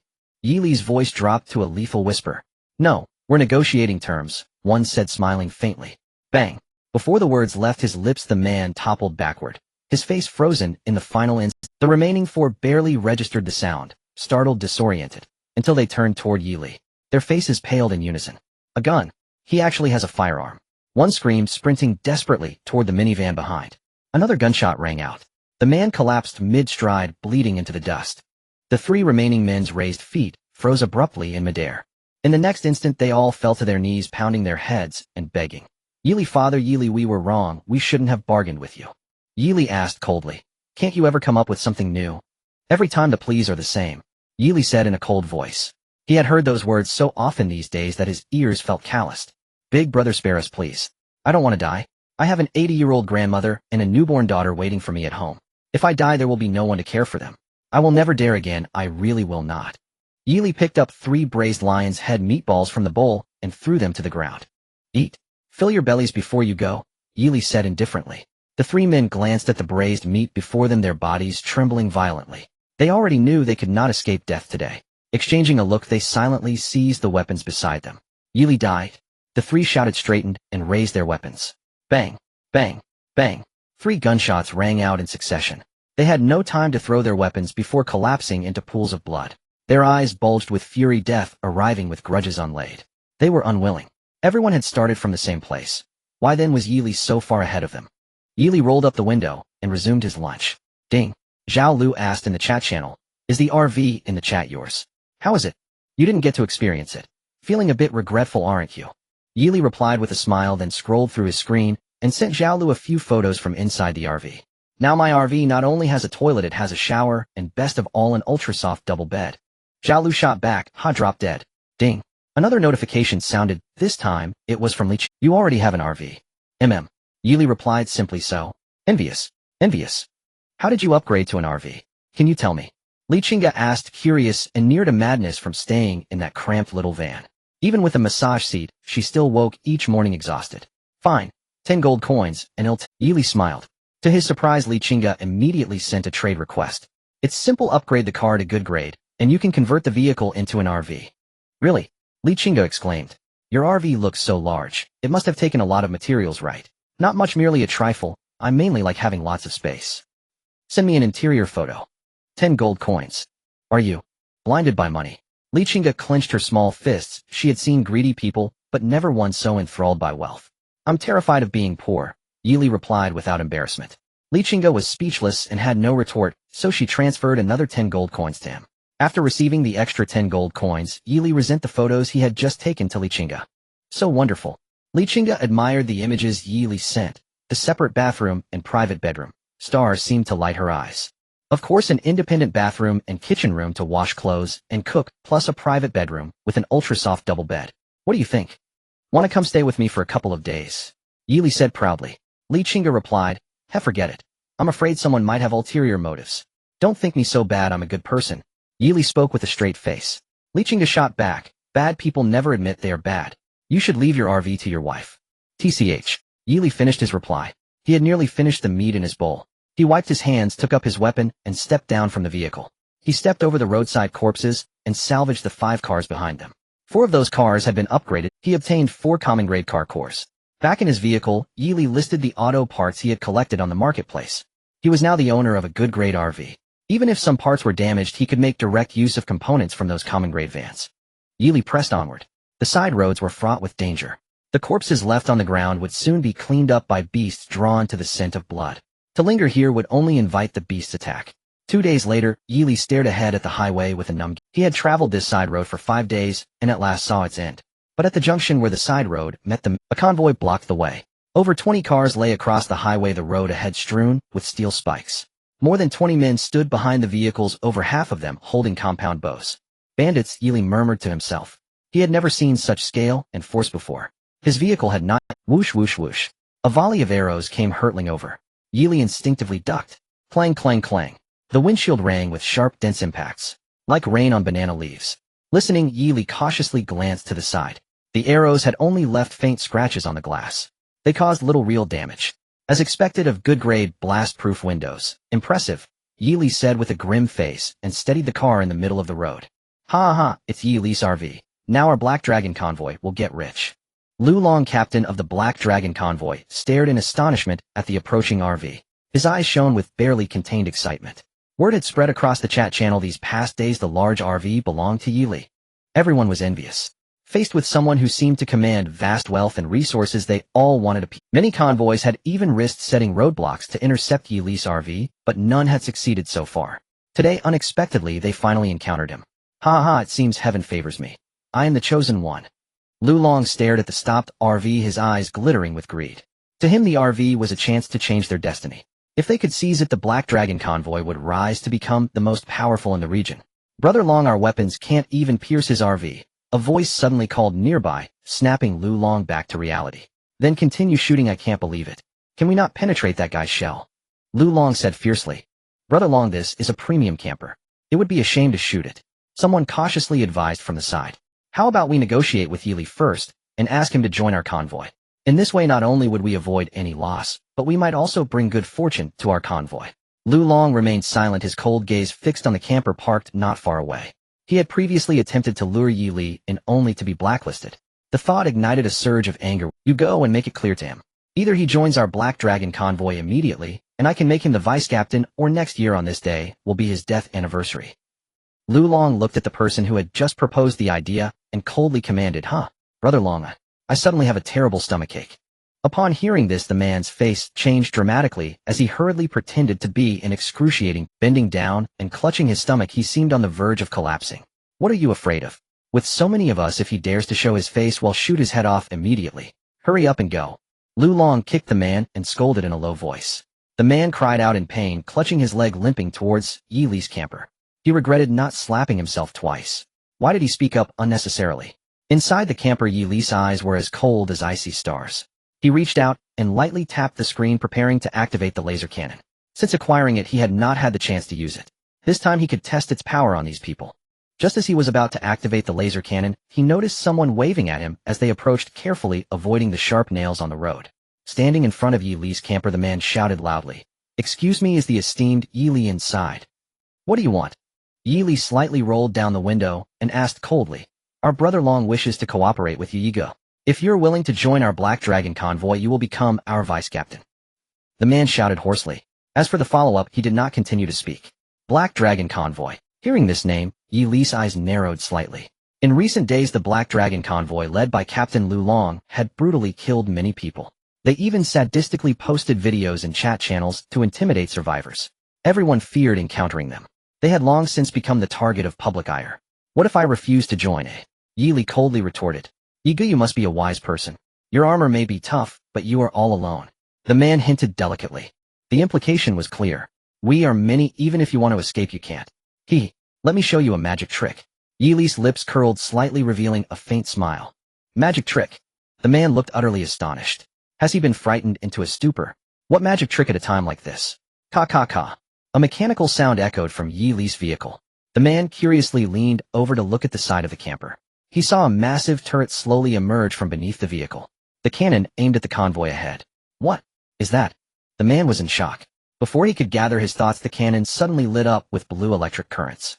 The crackling sound sent chills down his spine, making his skin crawl. At this moment, the two sides were not far. Everything happening on Yi Li's camper was vividly seen by Lu Long and the others.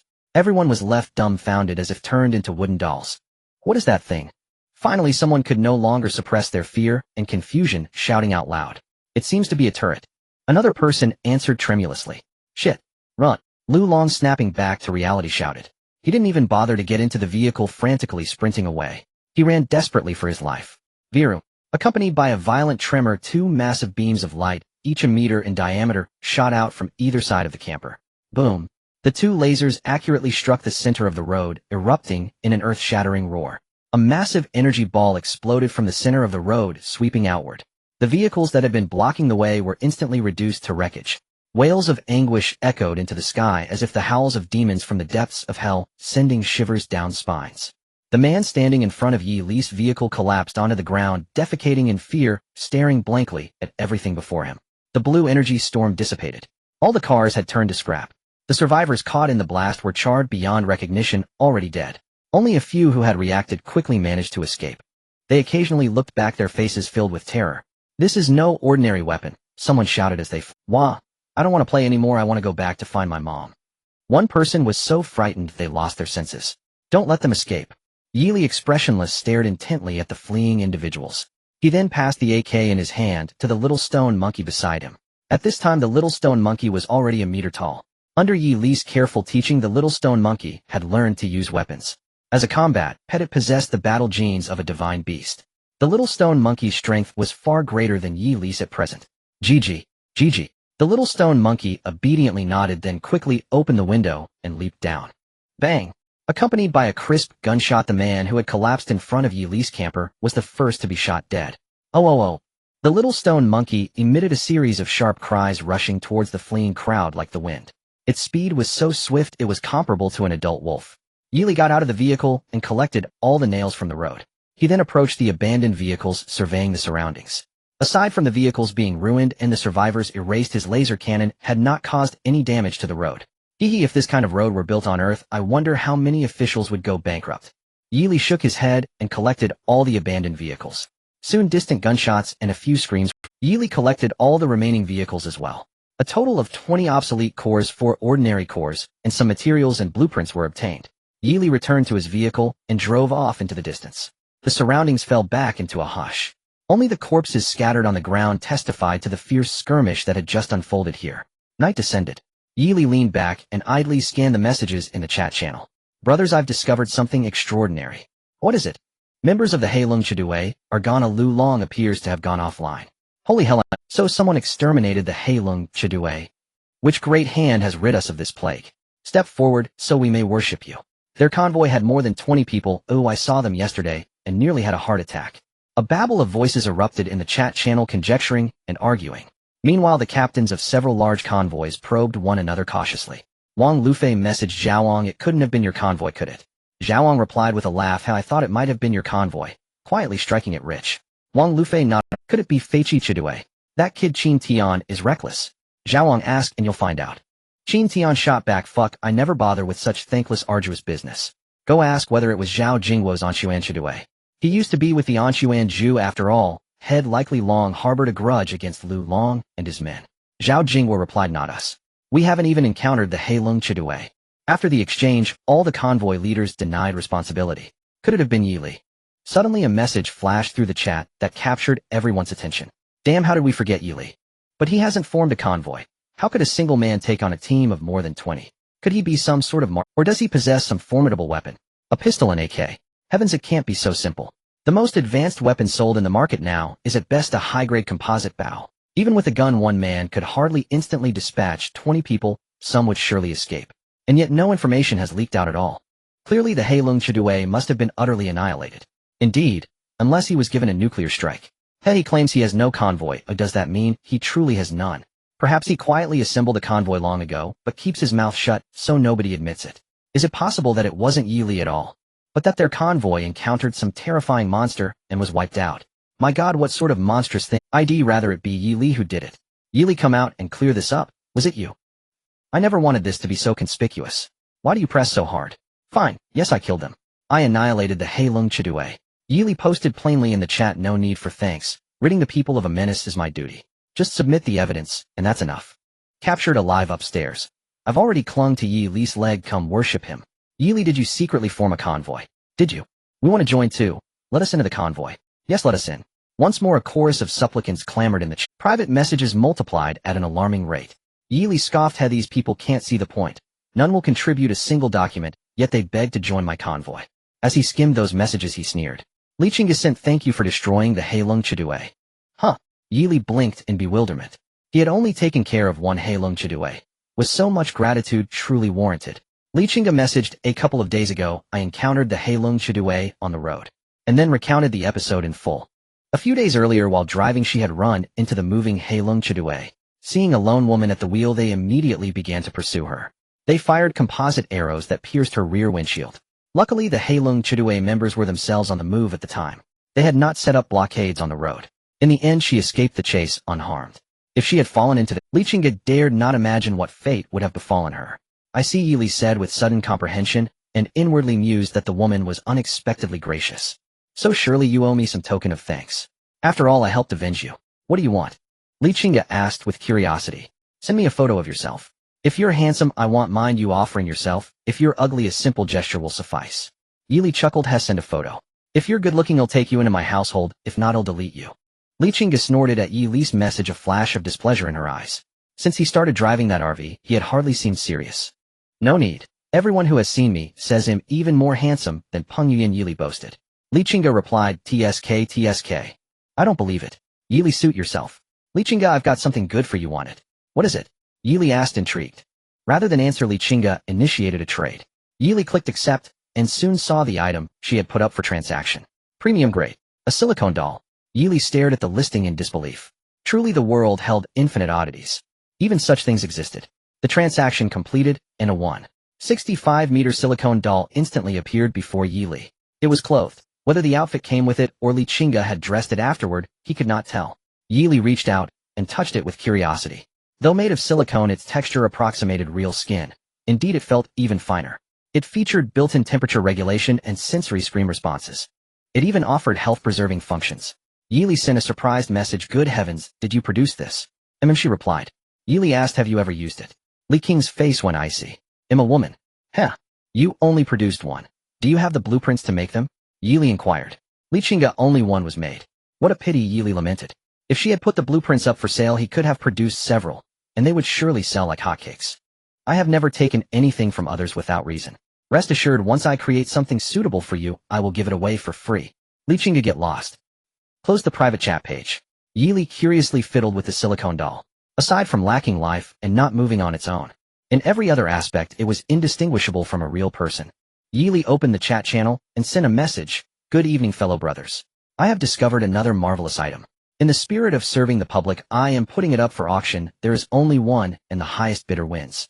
Another discovery by Yili. What good thing have you found this time? Can it be a bit cheaper this time?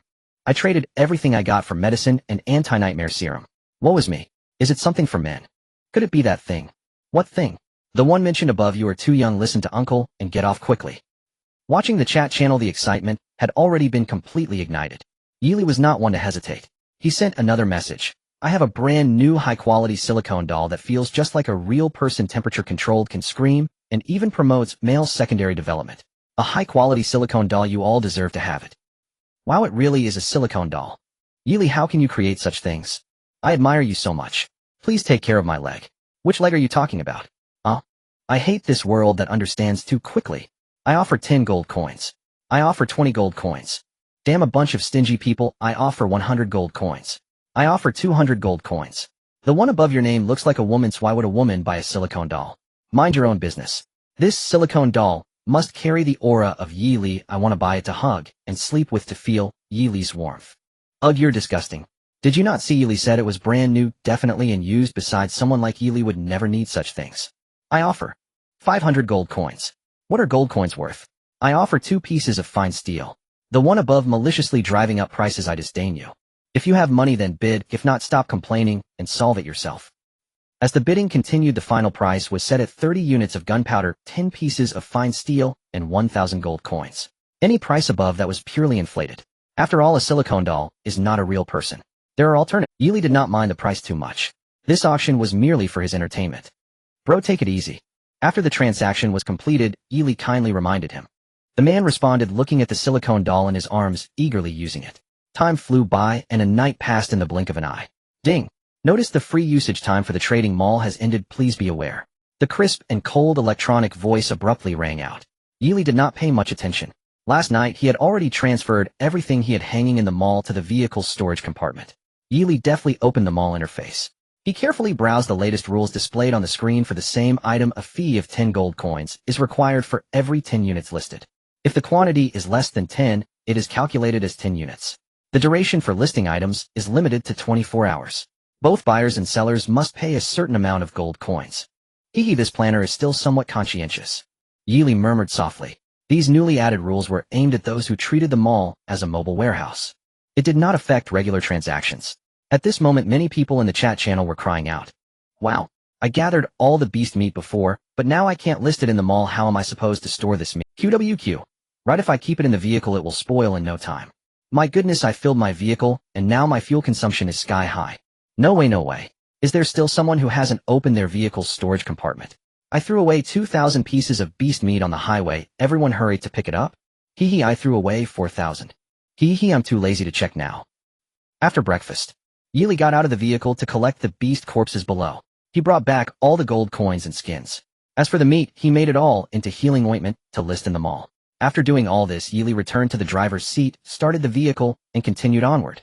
After driving for 100 miles, Yili saw the roadside sign. There is a supply station 500 meters ahead. Supply station? Yili had first learned about the supply station from Zhao Lu. Upon encountering it now, he naturally wanted to take a look. Just as he was slowly driving towards the supply station, he saw 7 vans parked ahead. They were precisely blocking the front of the supply station. Clearly, they did not want anyone getting close. As Yili's car approached, the doors of 2 of the vans suddenly opened. 7 men, with fierce expressions, jumped out of the vehicles. They all wielded weapons looking aggressive. However, when they saw the RV parked in front of them, their fierce expressions instantly froze. By now, almost everyone on this road knew that the one driving the RV was Yili. The originally ferocious expressions of these men turned into flattery. "Is it the great Yili, eh?" One man at the front asked with a smile. "Are you here to rob?" Yili did not answer their question, but instead coldly asked. The recent spate of killings had given him an imposing aura of authority. Just a single sentence made the 7 men shudder. No, absolutely not. We are not here to rob, we just want to do a bit of business here." The man hurriedly shook his head, eager to explain. They had already determined that the person in the vehicle was Yili. This was someone who had even taken down the Black Dragon team. Given their small team, how could they possibly be a match? However, when they looked back, they did not see any signs of Yili's other companions. Could it be that all of Yili's teammates are hiding inside this RV? This thought flashed like lightning through the minds of the 7 men, almost simultaneously surfacing in each person's heart. And they quickly confirmed this guess. After all, hiding a few people in such a large RV was a piece of cake. "Oh, doing business. What kind of business?" Yili asked with interest. Great Yili, please don't laugh. Isn't there a supply station by the roadside? We are just occupying this spot asking for some materials from those who want to use the supply station. Someone explained. However, we have never engaged in killing or smuggling. You certainly know how to do business. Yili chuckled. Although the supplies at the supply station were basic, many were essential for people. For instance, salt, gasoline. These items are not easy to obtain from treasure chests. Many people expend great efforts to unlock treasure chests only to find that the gasoline they acquire barely meets their own needs. They had no choice but to seek others to purchase it at high prices. How could we compare with you, boss Yili? The few people showed a hint of embarrassment, awkwardly smiling in response. I appreciate those who engage in business. Since this place is already occupied by you, why not name your price? Yili said. It is our honor to have boss Yili use it. How could we dare to ask you for supplies? You can use it freely. The 7 hurriedly waved their hands in refusal. They were just intimidating those lone travelers and weaker convoys. Faced with a figure of such caliber, how could they dare to actually take supplies from him? If they angered him, they wouldn't know how they would die. The 7 glanced over the car windows, already sensing that someone in the vehicle was aiming a weapon at them. As long as they dared to take anything, they would be dead on the spot in the next moment. Are you no longer doing business? Yili asked curiously. How could we dare to do business with you? The few smiled as they spoke. All right, but you need to drive the car forward a bit, otherwise I won't feel safe, you understand? Understood, we understand. The 7 nodded, hurriedly turning back to their vehicle and driving ahead. Yili put on his night vision goggles. Only after watching these people disappear over 100 meters away did he get out of the car with his weapon while instructing the little stone monkey to keep watch with an AK. Yili walked next to the supply station, looking at the supply options displayed on the screen at the window. After glancing briefly, his expression immediately turned grim. Salt and gasoline items that clearly sold for only 10 gold coins. Zhao Lu actually deceived him into thinking they were 20 gold coins, making a substantial profit off him. It seems that next time they meet, it would be necessary to develop some new strategies. A sneeze. Zhao Lu, who was driving on the highway, couldn't help but sneeze several times. Catching a cold. After buying some salt and gasoline, Yili returned to the RV and continued driving forward. The car of those people had stopped 200 meters away. Seeing Yili's car approach, they all rolled down their windows to greet the exhaust of Yili's vehicle. Big brother, should we also follow? Follow? Follow what? The leader of the convoy cursed directly. How many lives has he taken? Do you have any idea? Are you asking to die? I was just making a suggestion. The man chuckled awkwardly, his gaze turning toward the road ahead, filled with envy. Sigh, I wonder when we can also drive such an RV. Someone sighed softly. The 7 started their vehicles, turned them around, and parked in front of the supply station again. Li Qingge was driving. The blood color ahead suddenly thickened. Occasionally one could see patches of blood mist on the road. Continuing forward, the blood mist grew denser. Even though her car lights were already set to good visibility and the thick mist was only about 10 meters. Many had parked their cars on both sides of the road, not daring to proceed. Behind her, the road was left with no. She saw another car ahead. However, that car had already fallen to the ground. The windows were completely shattered. Li Qingge frowned and looked over. Suddenly a panicked and hideous face poked out from the car with blood-red eyes glaring at her. Roar! The night demon looked extremely ugly. Its entire body was rotting and covered in maggots.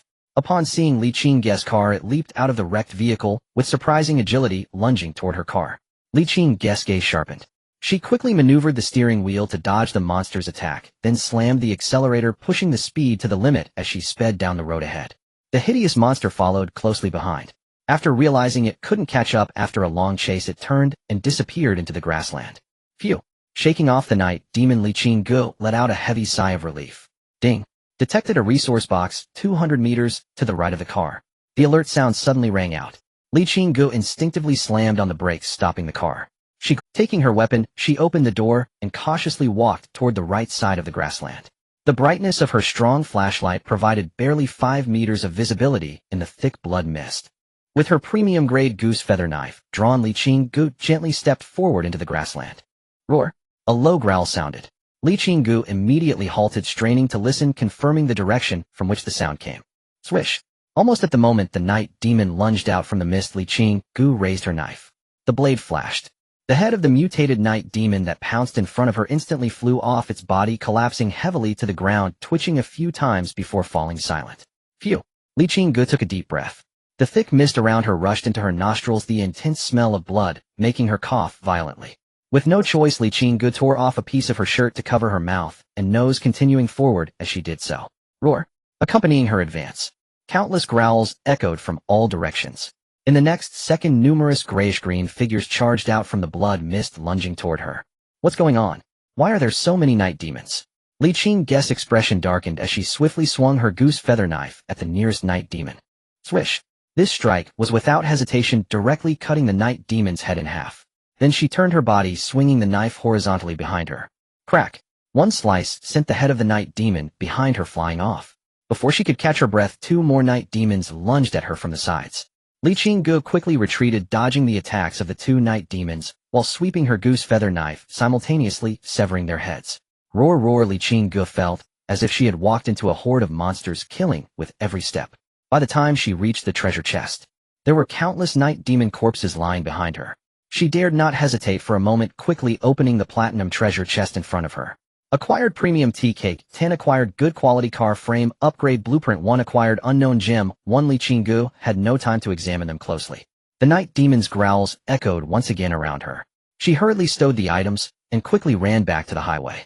Yili drove while sipping on tea. His attention also focused on the chat channel on the screen, which had been active since earlier. Many people were discussing the term blood mist in the channel. Brothers, there's fog on the highway and it's blood red. My goodness, is that blood mist? Everything is fine here. Could it be another trap? There are so many monsters in the blood mist. Many people have already stopped here, too scared to go in. Some people rushed into the mist earlier. I wonder if there's still. Those who are alive, make a sound and tell us if there's danger inside. Upstairs, is it possible that those who went in are in danger and have no chance to message you? Is anyone forming a team to go in together? As long as we have more people, those monsters can't do anything to us. I'm not going, you guys go ahead. I can hold out for a while longer. If anyone manages to come out alive, remember to say something in the chat channel. Aren't you a man? Hee, this is not about being a man or not. I just don't want to go die. The people in the chat channel were in a heated argument. However, no one provided any concrete information or useful details about the blood mist. Yili frowned and clicked to view the blood mist image sent by the first person. The image was drenched in crimson with a faint blood-colored mist swirling around. Although the color wasn't too deep, it still gave the illusion of being immersed in a sea of blood. Yili closed the chat channel. He sent a message to Li Qingga and Zhao Lu. Have you encountered the blood mist? Li Qingga did not respond. Zhao Lu replied first, no. Have you reached the blood mist? After a long while, Li Qingga finally sent a message. The blood mist is very dangerous. There are monsters all around. Be sure to be cautious when you enter. Seeing the message, Yi Li was momentarily taken aback. That blood mist was indeed in front of him. Gotta you be careful too, Yi Li reminded. He pressed the accelerator slightly harder. He was very eager to see what this so-called blood mist was. After a day of travel, Yi Li finally saw the dense fog swirling outside the car window. He glanced at the number of people in the chat channel. Online users 10121. Eternal night descends upon the 9 heavens. Over 20,000 have already died. Only 1/3 of the people remain. Just as Yi Li lamented the high death rate, a long line of cars began to appear outside. Almost every car was surrounded by dozens of night demons. The people inside the cars kept poking and slashing at the night demons outside with their weapons. Boom! Yi-Lee's RV roared as it drove down the center of the highway. This immediately caught the attention of the night demons. Many abandoned the vehicles in front of them and turned to rush towards Yi-Lee's RV. Yi-Lee slammed the accelerator to the floor, speeding ahead. Bang bang bang. The sound of endless collisions echoed outside the car, accompanied by the sound of crunching. The night demons rushing towards him were like paper in front of Yi-Lee's high-quality car. They could not withstand a single hit. Many night demons were directly knocked dizzy, losing their arms and legs, struggling to get up. Then they were crushed into meat patties by Yi-Lee's RV. In the center of the highway, a bloody path was forcibly carved out by Yi-Lee's car. The survivors hiding in their cars also noticed the RV rampaging outside, their eyes widening in disbelief. What? Am I seeing things? Is that an RV? I saw it too. Yi-Lee is here. Yi-Lee is here. So violent, so bloody. Those night demons are like clay figures in front of Yi-Lee's RV, utterly defeated. Yi-Lee, wait for me. I want to go into the blood mist with you. Yi-Lee, I want to have your children. Yi-Lee, let me on your car. As long as you take me with you, you can do whatever you want of me. You're just a little too big. If you got on Yi-Lee's car, wouldn't you blow out the tires? What do you know? Maybe Yi-Lee likes my type. Someone shouted. Someone had already posted Yi-Lee's whereabouts in the chat channel. Some were eager to chase after him. However, the night demons that had been left behind by Yi-Lee's RV, upon realizing they couldn't catch up, turned back to pounce on the cars parked by the roadside. Their cars were just ordinary vans, unable to rampage like Yi-Lee's off-road RV. They had barely started their vehicles when they were forced to stop again to deal with the outside night demons. Ding. Zhao Lu, have you reached the blood mist? You're so fast. Yi-Lee glanced at it casually and did not reply immediately. His gaze remained fixed outside the car. The number of night demons was truly overwhelming. His car felt wherever he went, it attracted the night demons that had originally surrounded other cars. As he charged through, he felt somewhat terrified. Fortunately, the exterior and power of the RV were formidable. It did not come to a standstill due to the obstruction of those night demons, even as the blood mist thickened around him. The number of vehicles parked on both sides of the highway gradually decreased. The number of night demons also started to diminish. By the time he fully charged into the blood mist, the night demons blocking his path had vanished.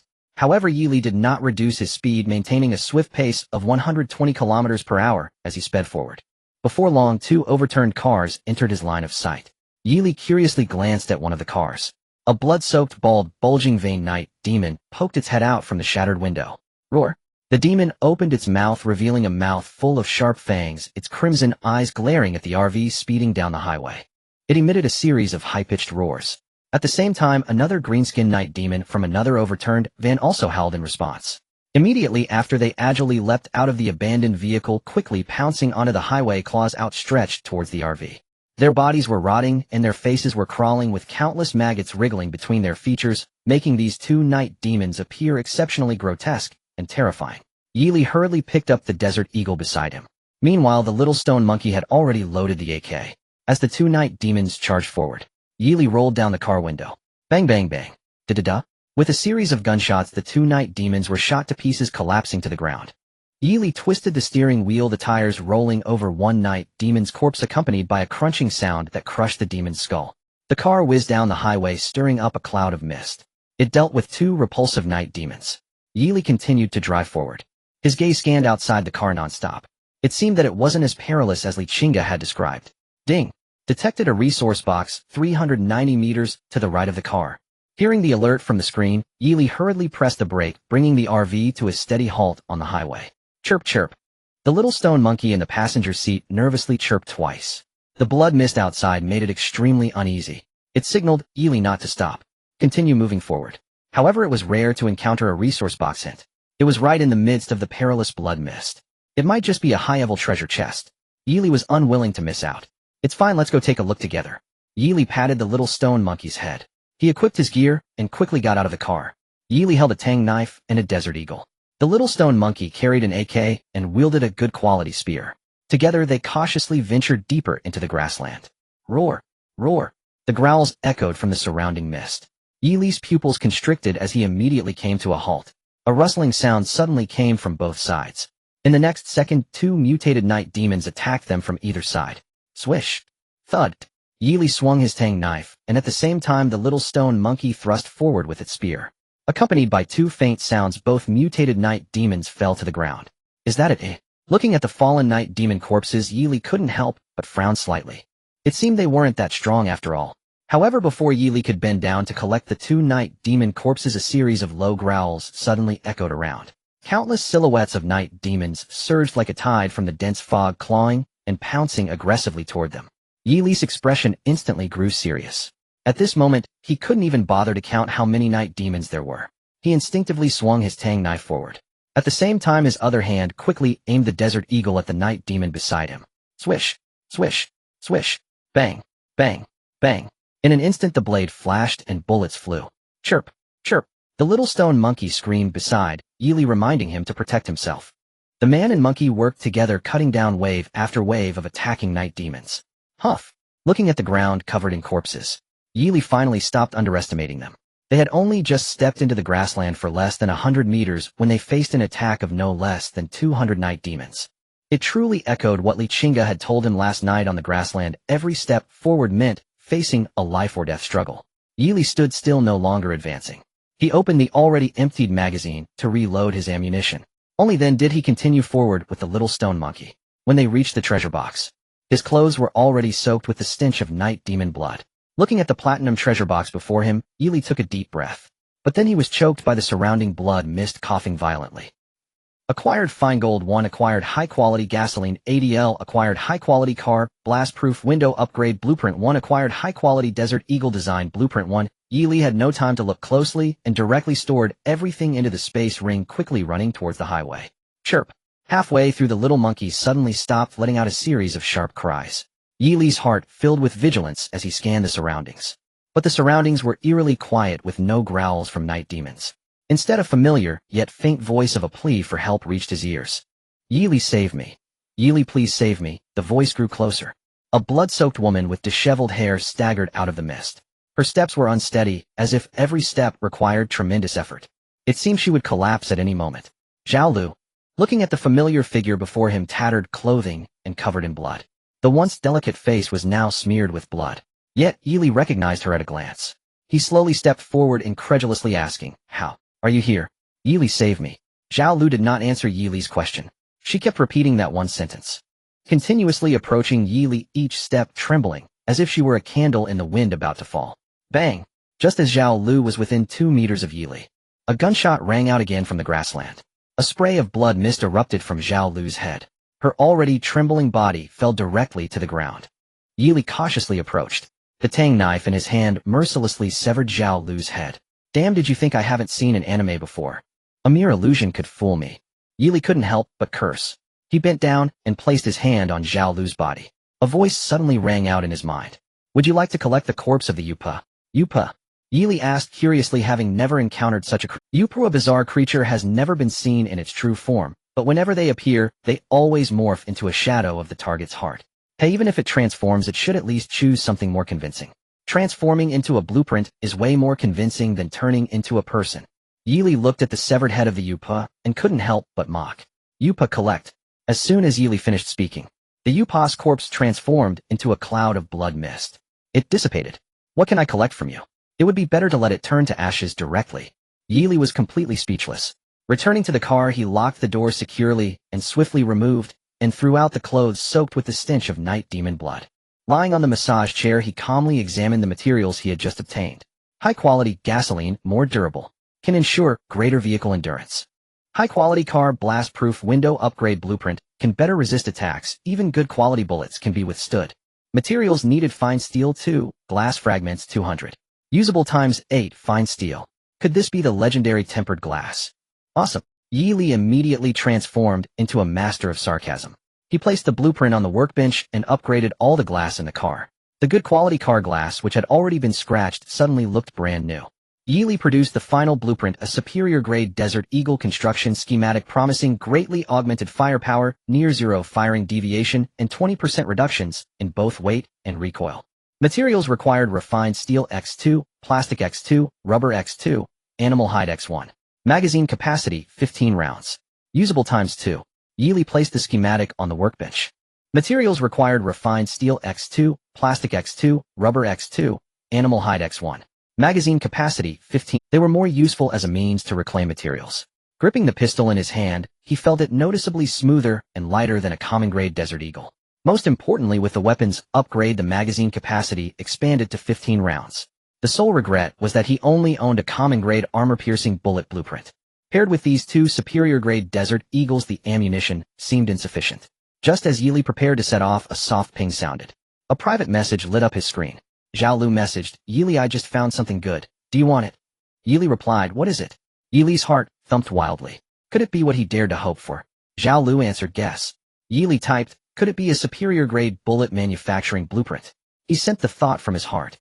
Now he cared for nothing but that item. Naturally, an even more powerful firearm would be most welcome.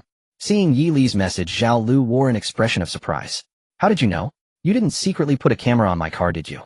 She tilted her head toward the roof as she messaged, "It really is a superior-grade bullet manufacturing blueprint." Yili felt his heart leap. He even emphasized the word superior grade, in parentheses. He could already imagine Lady Luck smiling in his direction. Zhao Lu nodded and asked, "Do you want it?" "Yes, of course," Yili replied hastily. She asked smugly, "What will you trade for it this time?" She still could scarcely confirm whether the blueprint in her hands was indeed a superior-grade armor-piercing schematic. She had pried it from a golden tier chest moments before.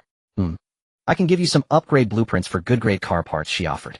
Yili asked, and Zhao Lu replied eagerly, "If the car upgrades to good grade, can I drive a proper RV then?" As a major star, when had she ever slept in a car, let alone this shabby van? Even with massage seats, it paled beside a proper bed. "As long as you have the materials," Yili messaged. "I'm still missing upgrades for the engine, transmission, tires, and windows. Do you have them?" Zhao Lu sent her requirements. Yili checked his inventory, pulled 4 car upgrade blueprints from the stack, and traded them to her. "You actually have them?" Zhao Lu exclaimed at the blueprints he listed. "No choice, just lucky," Yili replied. She praised him with a thumbs up. "Of course, you never fail to amaze." "There's one more thing." Yili asked curiously, "What is it?" Zhao Lu replied, "I'm out of bullets. Could you make me some?" Yili answered, You have to provide the materials yourself." "What?" "They'll give gunpowder, but I need to keep the iron ingots for upgrading the car." Zhao Lu banged a fist at the screen, chiding him for being stingy. "Then just give me all your gunpowder stock." Yili smiled, "Goodness, I feel cheated." They quickly completed the trade. As he looked at the blueprint in his hand, Yili's eyes gleamed with greed. His gaze shone as he examined the schematic, anticipation racing through him. It was a superior-grade armor-piercing bullet blueprint capable of producing various calibers of ammunition with greatly enhanced destructive power. Materials required gunpowder X1, advanced metal X1. Reusable. Yili experimented placing 2 portions of gunpowder and 2 ingots of refined iron into the workbench. He tapped craft. Each batch yielded 50 bullets. Yili proceeded to manufacture 2,000 rounds and forwarded 100 to Zhao Lu. Zhao Lu received the bullets and smiled with delight. After days of ceaseless exploration, her gratitude was obvious. She preferred to resolve those threats with bullets, safe and without blood splattering her clothes. Yili messaged a warning. "Hurry and upgrade the car, stock up on supplies. Once you enter the blood mist, stay inside the vehicle as much as possible. If you can find a reliable convoy, do so. There are far more monsters here than you can handle alone." Zhao Lu asked, "Is it really that dangerous?" Yili replied gravely, "Extremely dangerous." "Understood," she answered. Zhao Lu smiled sweetly. This fellow actually knew how to show concern. It was progress. Rescuing him wasn't in vain. Another chosen NPC, she joked. Holding the superior-grade Desert Eagle and the superior-grade armor-piercing rounds, Yili's confidence soared. 3 Desert Eagles in his hands combined with the good-grade AK and Xiaoshe house grip. Unless the enemy possessed aircraft or heavy artillery, few could stand against them. As Yili struck a dual gun pose, distant howls and roars rose from outside. Beasts began to howl and hiss beyond the vehicle. Xiaoshe tugged at Yili's sleeve and pointed frantically out the window, shrieking. Yili's chest tightened as he peered out. Countless grotesque, massive, mutated beasts swarmed. Each creature bore a snarling visage bearing fangs, and claws, eyes flickering with brutal malice. They battered and clawed at the motorhome, intent on tearing the sturdy vehicle apart. Yili's expression went cold. He flung the window open. Twin pistols in hand, he fired at the beasts. The RV's height kept them from easily climbing in. Gunshots cracked as superior-grade rounds sliced through the horde. One by one, mutated beasts collapsed to fatal headshots. Yili prioritized the enormous mutants that threatened the RV's safety, dispatching them first before turning his aim to the smaller creatures. Though those beasts possessed razor claws, they only managed to score a few superficial scratches on the vehicle's skin. The AK rattled as it emptied its magazine. Xiaoshe exhausted the AK's ammunition, then seized his good-grade spear and thrust it through the window toward the beasts below. Man and monkey stood guard on opposite sides. Before long, they had slain every beast that had rushed outside the blood mist. 3 convoys, each exceeding 50 members, arrived one after another, attracting considerable attention, though many had previously called for convoy formation in the chat channel. Most assembled groups numbered only a handful, even a dozen was considered commendable. Only 3 individuals had managed to organize such large-scale convoys in the chat channel. One was Zhao Jinghua of the Safety Convoy, another was Qin Tian of the Swift Convoy, and the third was Zhao Ong, the earliest survivor who built his influence through control of water resources. Unbelievable. We're witnessing all 3 major convoys of our region gathered together. What an extraordinary sight. Captain Zhao, does the Safety Convoy still accept new members? I'd like to join your Safety Convoy. The night demons along the highway had been cleared. Survivors resting by the roadside watched the arrival of the 3 great convoys and waved enthusiastically, shouting in hopes of receiving protection from these formidable forces. Undoubtedly, Zhao Jinghua's Safety Convoy drew the most admiration. He posted recruitment notices daily in the chat channel, vehemently opposed highway robbery, and tirelessly advocated mutual aid among survivors. Many held him in high regard. Friends, we welcome newcomers, but clearly this is not the moment for such discussion. We cannot halt in fear of danger, nor remain stranded here indefinitely. Today the Safety Convoy volunteers to lead the way forward for all of you. Anyone wishing to join us may follow closely behind. We advance together. Zhao Jinghua stepped out of his vehicle and shouted aloud across the highway. Meanwhile, he instructed his convoy secretary Chen Ting to announce in the chat channel, the 3 major convoys have successfully reached the periphery of the Blood Mist. Chen Ting, fellow survivors, our 3 major convoys have now arrived at the outer edge of the Blood Mist. Gather your courage, stay close, and march forward with us through this crimson shroud. Do not be afraid. Follow me, Zhao Jinghua, and you will break through. His resonant voice echoed across the desolate highway. Yet few responded. Though they revered and admired him deeply, none were willing to risk their lives as vanguard. No one wished to sacrifice themselves to light the path for others. They had lingered at the mist's edge for hours, constantly besieged by night demons. Within that eerie crimson fog lay unknown perils. And in such a life-or-death moment, self-preservation remained the dominant instinct. Captain Zhao, your words are wise, but the Blood Mist teems with unseen dangers. Without intelligence, rushing blindly inward would be tantamount to suicide. Exactly, Captain Zhao. You can't simply watch us leap into the fire. Absolutely. Don't gamble with people's lives. Voices erupted chaotically from every side. Zhao Jinghua listened to the clamor, and a flicker of barely concealed disdain crossed his eyes. Truly, these people were mud unfit for elevation. At critical junctures, each shrank from duty, cowardly, spineless, utterly without resolve. Just then a voice cut through the crowd. Captain Zhao, I suggest you lead your convoy inside first to assess conditions. Know your enemy and know yourself. Then victory is assured. We must not act blindly. As soon as the words left his lips, Zhao Jinghua fixed him with a fierce, icy glare. His gaze burned with cold fury. His heart screamed to cleave the man down on the spot. Yet he needed to preserve his image and could not. Sensing that murderous stare, the man snapped his mouth shut and vanished into the throng. You good-for-nothing piece of trash. You expect us to march in and die, while you sit safely outside reaping the rewards. What delusion! Our convoy offering to lead you is already an act of brotherhood. If you've got guts, follow. If not, stay and rot. No more excuses. Qin Tian snarled coldly. The 3 convoys have agreed, each takes turn leading for 1 day. Those willing to follow, do so. Those unwilling, remain behind. But consider this: how much supplies remain on your vehicles. How many more days can you cling to life here? Zhaoong spoke with a gentle, affable smile. I repeat, mutual aid is our only hope. Those with supplies contribute supplies, those without contribute strength.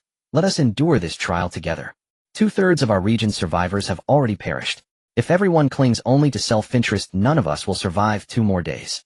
I'll join senior brother Zhaoang's convoy. Zhao Jinghua continued, calling out, his tone gentler than Qin Tian's or Zhaoang's. Then I'll join senior brother Qin Tian's convoy. I'll join.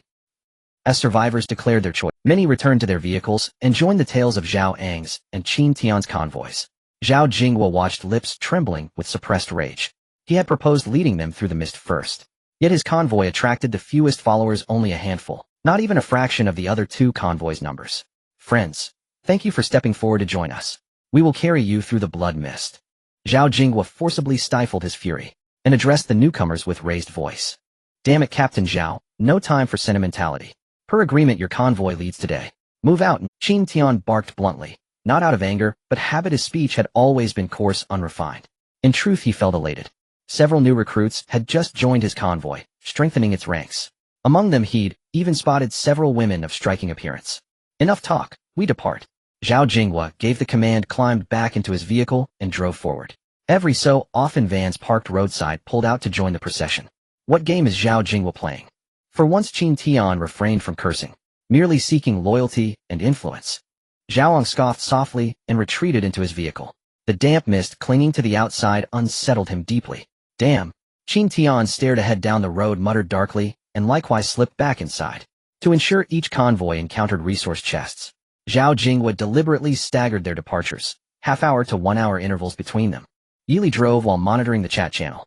Shen Ting's earlier announcement had ignited a frenzy of messages. Senior Brother Zhao, wait for me. I haven't even seen the blood mist yet. Ha. I've already joined a convoy. Turns out the blood mist isn't so terrifying after all.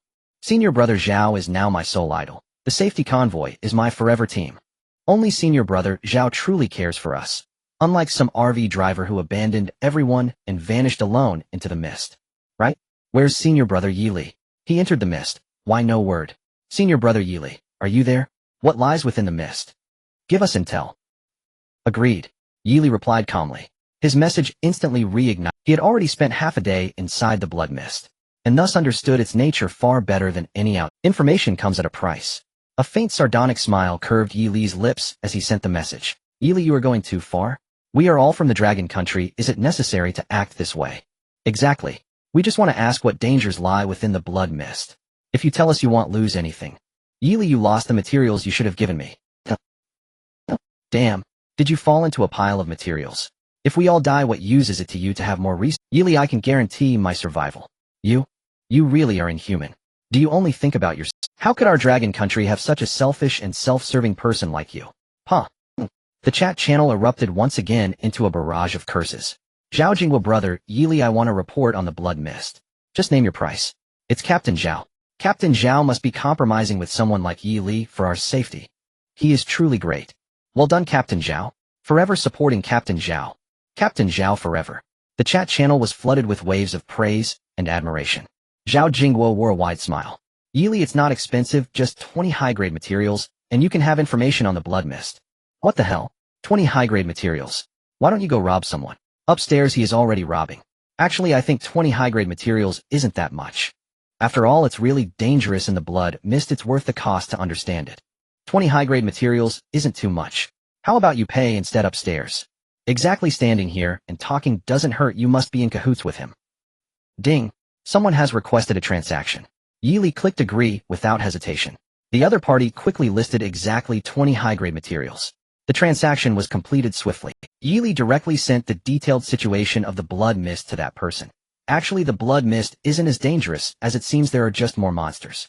As long as you enter the grassland, you will definitely be attacked by monsters. The only safe way is to not get out of the car and speed through the blood mist. Seeing the obtained information, Zhao Jingwa felt it was worth it. He promptly sent all the information to the chat channel to share with everyone. The blood mist is actually so perilous. If it weren't for Captain Zhao, we would have suffered greatly. Captain Zhao, even though I'm not in your convoy, as long as you encounter any difficulties, I will undoubtedly stand by your side. Captain Zhao, you are our savior. The chat channel erupted once again with waves of compliments. In terms of prestige, Zhao Jingwa was undoubtedly the top person on this road. Looking at the messages sent by Zhao Jingwa, Yili scoffed and did not pay too much attention. The strong have always been lonely. It is the weak who need to gather in groups.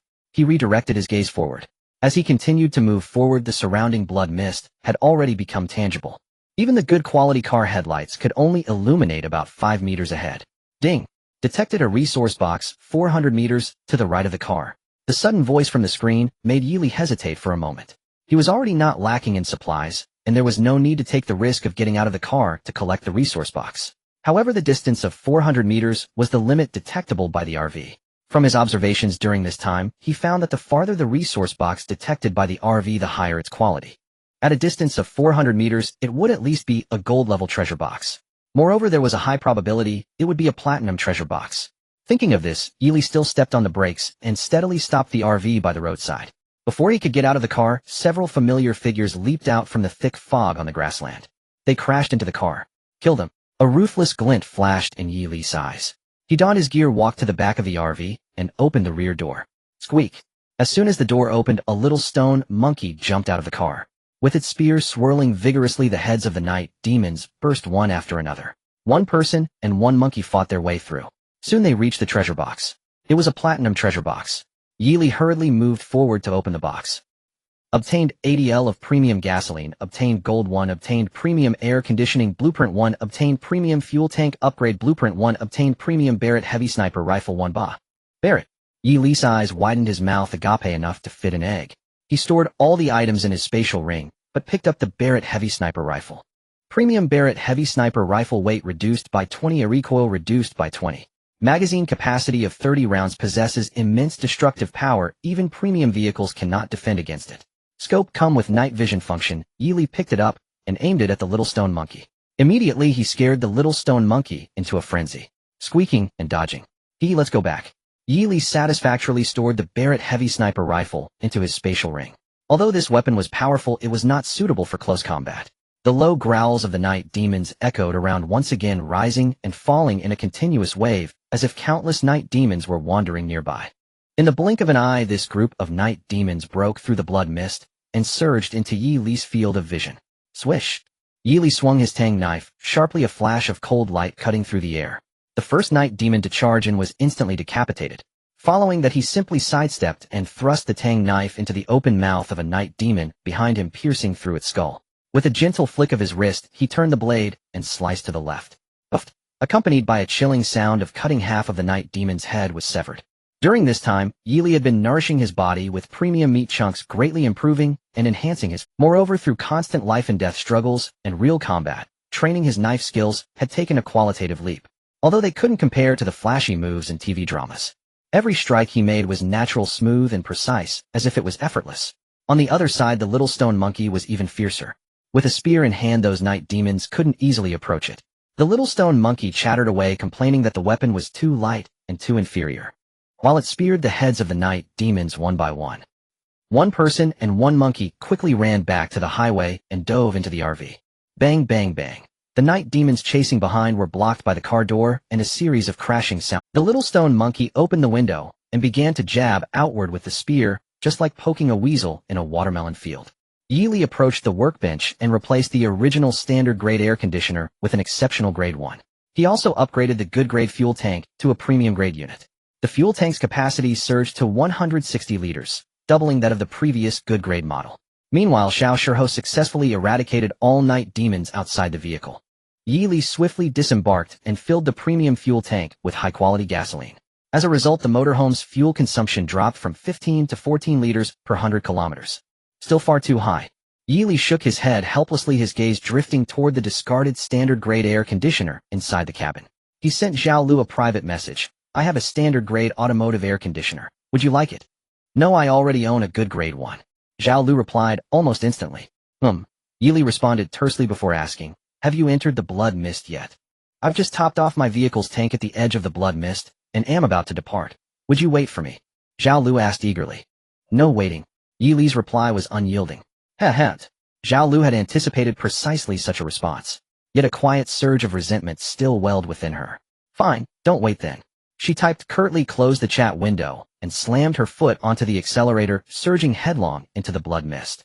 Night lay thick and heavy. The blood mist hung dense and pervasive. Within it, only endless crimson stretched in every direction.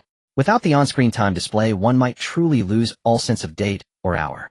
Yi Li continued driving forward while Xiao Shiho retrieved snacks, boneless chicken feet, hand-shredded beef, from newly opened storage compartments, and shared them with him. "How shall we rest tonight?"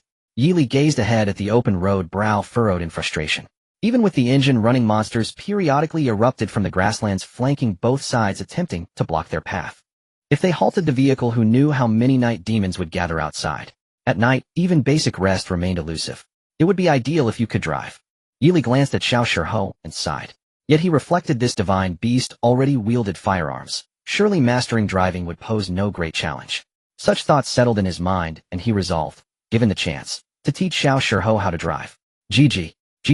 The moment Yi Li finished speaking, Xiao Shiho, who had been happily snacking beside him, suddenly cried out, "Xiao Shiho, I can drive." "What? You can?" Yi Li turned to him, expression earnest and incredulous. "Gigi." Xiao Shiho nodded vigorously and chirped twice more. His meaning was clear. "After watching you drive for so long, even a dog would learn. How could this great king possibly fail?" "Then drive," Yi Li declared, pulling over immediately and switching seats with Xiao Shiho. Xiao Shiho sat solemnly behind the wheel and adjusted the seat, then astonishingly fastened his seatbelt. Incredible. Yi Li raised a thumb in admiration. Gigi. Xiao Shiho crowed triumphantly. Child's play. He engaged the gear, released the handbrake, and eased off the clutch. The vehicle actually moved forward. Standing barely only 1.5 meters tall, Xiao Shiho looked comically mismatched at the wheel of the massive motorhome. Grip the steering wheel firmly, no wobbling. Don't ram those night demons, just drive straight ahead. Swerve around that wrecked car ahead. Do you intend to mount it? Crush it. Crush it. At first Xiao Shiho's driving was shaky and unsteady, but under Yi Li's urgent rapid-fire instructions, he gradually mastered the wheel. Simultaneously he let out 2 plaintive chirps. Master, please stop chanting. It's deafening. I'll drive properly, alright. Drive steadily. I'll prepare dinner. Seeing Xiao Shiho's control grow increasingly assured, Yi Li finally felt confident enough to retreat to the rear cabin and begin preparing supper. Ding! The moment he finished cooking, a private message alert chimed on his screen. Lichinga, I already possess an automotive air conditioner. No need. Very well.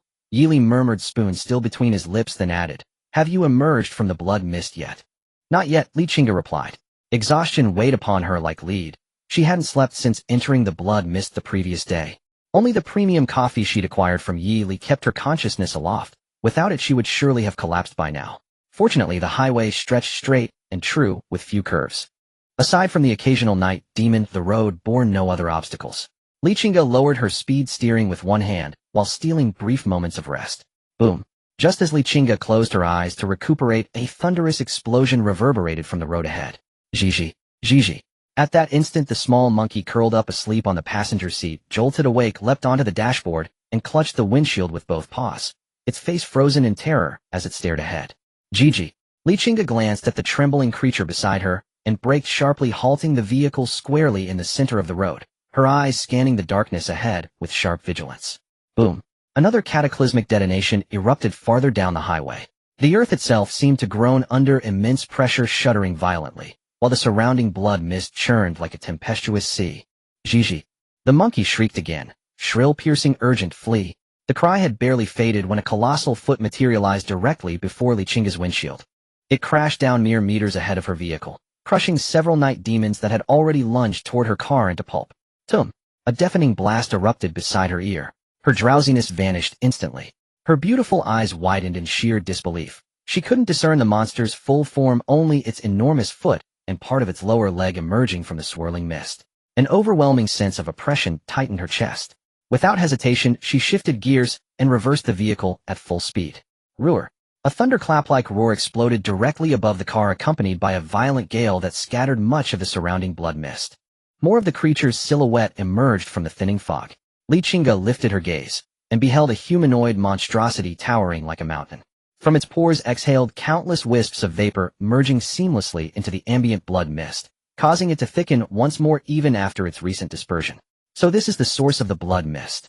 Lichinga's heart lurched with shock. Yet before she could process the revelation, another thunderous impact struck. A massive fist slammed down just short of her vehicle.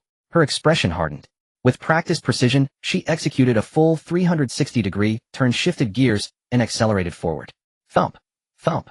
Thump! A relentless series of tremors shook the vehicle from behind, synchronized with surging waves of blood mist, revealing the colossal entity now sprinting after her, intent on crushing her car beneath its titanic tread. Ding! Yi Li was savoring her meal when a private message suddenly rang out from the screen. Lichinga, Yi Li, don't go any further, there's a monster. Monster? Hearing Li Qing's voice, Yi Li's expression turned grave. She could sense the urgency in Li Qing's tone and the faint sounds of a tremendous noise in the distance.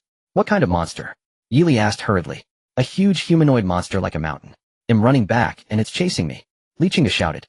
She glanced at the fuel gauge of her car. There was still a little over half a tank left. With more than 40 liters of gasoline, it was enough for her to run another 600 kilometers. However, the giant monster was relentlessly pursuing her. If the gasoline ran out, she would undoubtedly die. Lichinga, I'll give you all my supplies, otherwise when I die, all these things will go to waste. Alright. Yi Li naturally wouldn't refuse. She directly accepted Li Qing's trade request, gazing at the vast array of supplies Lichinga had posted. Yi Li exclaimed, what a rich woman. Just the blueprints for high-quality weapons manufacturing were several. There was even a blueprint for a high-quality crossbow and matching high-quality bolts. Various high-grade materials and numerous rare materials were included. There was even an ordinary great space ring. If it weren't for my golden legendary talent, I wouldn't have this woman's wealth. Yi Li murmured to herself and clicked to accept, taking everything. If I arrive and you're still alive, these things will be your ransom. If I arrive and you're dead, then these items will be the reward for avenging you. Yili messaged. Are you still coming? Li Qingge asked, surprised. Of course, how about it? Touched. Should I offer myself in return? Of course, if you're good looking. Yili messaged. But she couldn't help but think, nonsense, this world is inherently one of survival on the road, so one must continue forward. He really wanted to turn back. Someone had already done this in the previous channel. They went back with a full tank of gasoline. They consumed it all, without finding a single resource box. Evidently, the planners of this world intended for them to move forward and never turn back. Therefore, no matter what dangers lay ahead, they could only advance. Even if there were walls blocking the way, they would have to break through. Not to mention a mere monster. What time is it, and you're still joking around? Li Qingge looked at the message Yili sent, feeling complicated emotions. She didn't expect that a person she had never met would risk his own safety to save her. Could it be that this man really likes her? Li Qingge thought silently. I just wonder if this person is good looking. A thought surged in Li Qing's mind. However, just as she thought of this, a series of loud crashes from behind the car felt like a heavy hammer striking her heart. She hurriedly patted her forehead, casting aside those unnecessary thoughts. I'm not joking, I'm serious. Wait. Seeing Yili's message, Li Qing's heart raced. She sighed deeply and looked at Gigi beside her. With a wry smile, she said, unfortunately the mall can't trade living beings. Gigi. Gigi tugged at Li Qing's arm and called out twice. Gigi will always be by your side. Li Qingge felt touched. She drank the premium coffee from the bottle in one go, focused her mind, and controlled the vehicle to move forward. After sending the message, Yili took out the quality-enhancing scroll she had obtained earlier. Without hesitation, she upgraded the ordinary grade laser cannon to good grade. Good grade laser cannon power, increased attack range, increased charging time 12 hours, even though using it on ordinary grade equipment was somewhat wasteful. But if even the laser cannon couldn't inflict damage on that monster, then his other weapons would be even less effective. Even a high-quality Barrett sniper rifle. Yili felt its power could not compare to the laser cannon. After all, it was a cannon. After the upgrade, Yili returned to the driver's cabin and replaced the small stone monkey. She pressed the accelerator, deeply propelling forward at high speed, recklessly charging ahead. Even when encountering resource box reminders, as long as they were within 300 meters, Yili directly ignored them. After a long, intense night of driving, suddenly a deafening roar echoed from the road ahead, as if it was about to pierce through her eardrums. That terrifying sound was even more heart-pounding than a group of mutated night demons roaring in unison. I heard the sound. Yili's heart tightened, and she quickly sent a message to Li Qingge. At the same time, she swiftly turned the steering wheel, turning the RV around and stopping in the middle of the road. She deployed the laser cannon from the vehicle, ready to fire at any moment. If she could inflict damage on that gigantic monster, it would be even better. If it couldn't inflict damage, it wouldn't hinder her from driving away. Good. Li Qingge felt a surge of energy after receiving Yili's message. She didn't expect Yili to arrive so quickly. I parked in the center of the road. You need to drive on the right side and avoid crashing. Yili sent another reminder. Park. What are you going to do? Li Qingge couldn't help but widen her eyes, a look of astonishment on her face. You'll find out in a moment. Yili replied with a smile. After another 3 long minutes of waiting, Yili finally saw 2 beams of light shooting through the fog. Then a van broke through the fog, brushing past his car. Bang! Bang! Behind the van came the sound of heavy footsteps. Fire! Yili commanded in a deep voice. At the same time, he maneuvered the vehicle forward. The laser cannon required time to charge. He also had to ensure there was a safe distance between him and the monster behind. Zizzes! Outside the RV, 2 enormous cannon barrels were wrapped in blue electric wires. Circles of energy coiled around the barrels. Once charged, boom! 2 blue energy pillars, each 2 meters in diameter, shot out from the barrels. They pierced through the surrounding fog and struck the colossal creature behind. The terrifying blue energy expanded, dispersing much of the blood mist. Roar! A chilling wail rang out. The footsteps behind came to an abrupt halt. However, a gigantic shadow broke through the blood mist and descended from the sky. Boom! The shadow crashed heavily onto the ground. The blood mist surged, and Yili could feel the entire RV trembling. Li Qingge looked through the rearview mirror at the blue energy pillars emitted from the cannon turrets on both sides of the RV and was left dumbfounded. Then she burst out in an excited gasp. Laser cannon. Hee. Li Qingge felt her heart sink. They all came to this world at the same time, starting from scratch. Now her only ranged weapon was a high-quality crossbow. Yet Yili already had a laser cannon. Who could she complain to? No wonder this guy dared to say he would come to save her. It turned out he truly had the confidence. Li Qingge slowed down her speed a bit, ensuring that the RV behind remained in her line of sight. Get lost. No way, I'm jealous you upgraded. Another snapped. Damn. Followed, and the chat trailed off. Ickle and lower. A thick crimson mist still shrouded the surroundings, immersing him as though within a sea of blood-colored clouds. Yili could see nothing behind him. Yet the monstrous shrieks echoed persistently in his ears. Clearly the beast had not been slain. Yili brought the vehicle to a halt. He retrieved a Barrett heavy sniper rifle and moved to the rear compartment, opened the motorhome's roof, hatch, then ascended via the hydraulic lift to stand atop the vehicle. Aiming down the highway, vanishing into the crimson fog, he squeezed the trigger. Bang, bang, bang. Yili emptied all 30 rounds.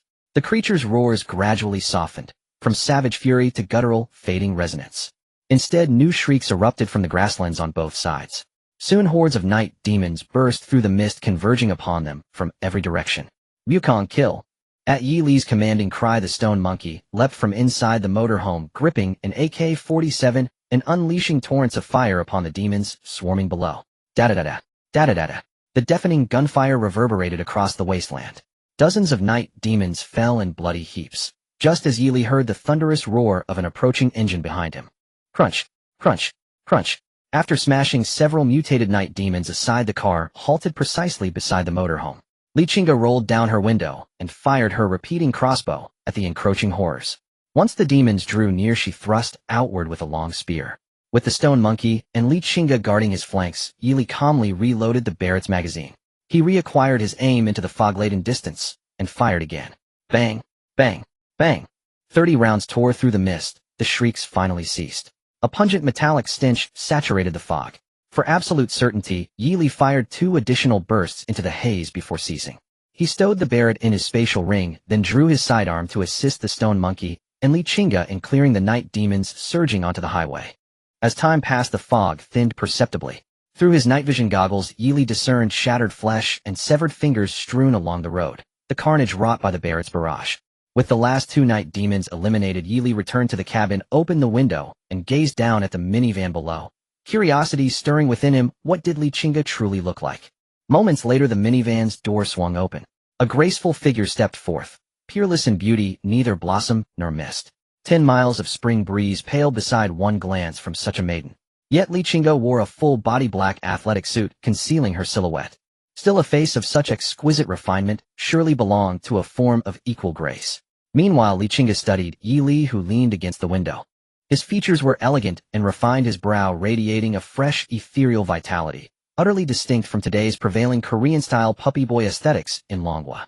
Such a youth embodied the classical ideal extolled by ancient sages: a gentleman walks the fields, jade-like and bearing, peerless in the world. Had enough staring. Yili's voice broke her reverie. Lichinga quickly steadied herself, cheeks faintly flushed with embarrassment. She hadn't imagined she'd ever gaze so intently at a man. Yili, she asked, gently dissolving the awkward silence. Yili nodded. You're Lichinga, oi. She affirmed with a firm, earnest nod. Yili smiled.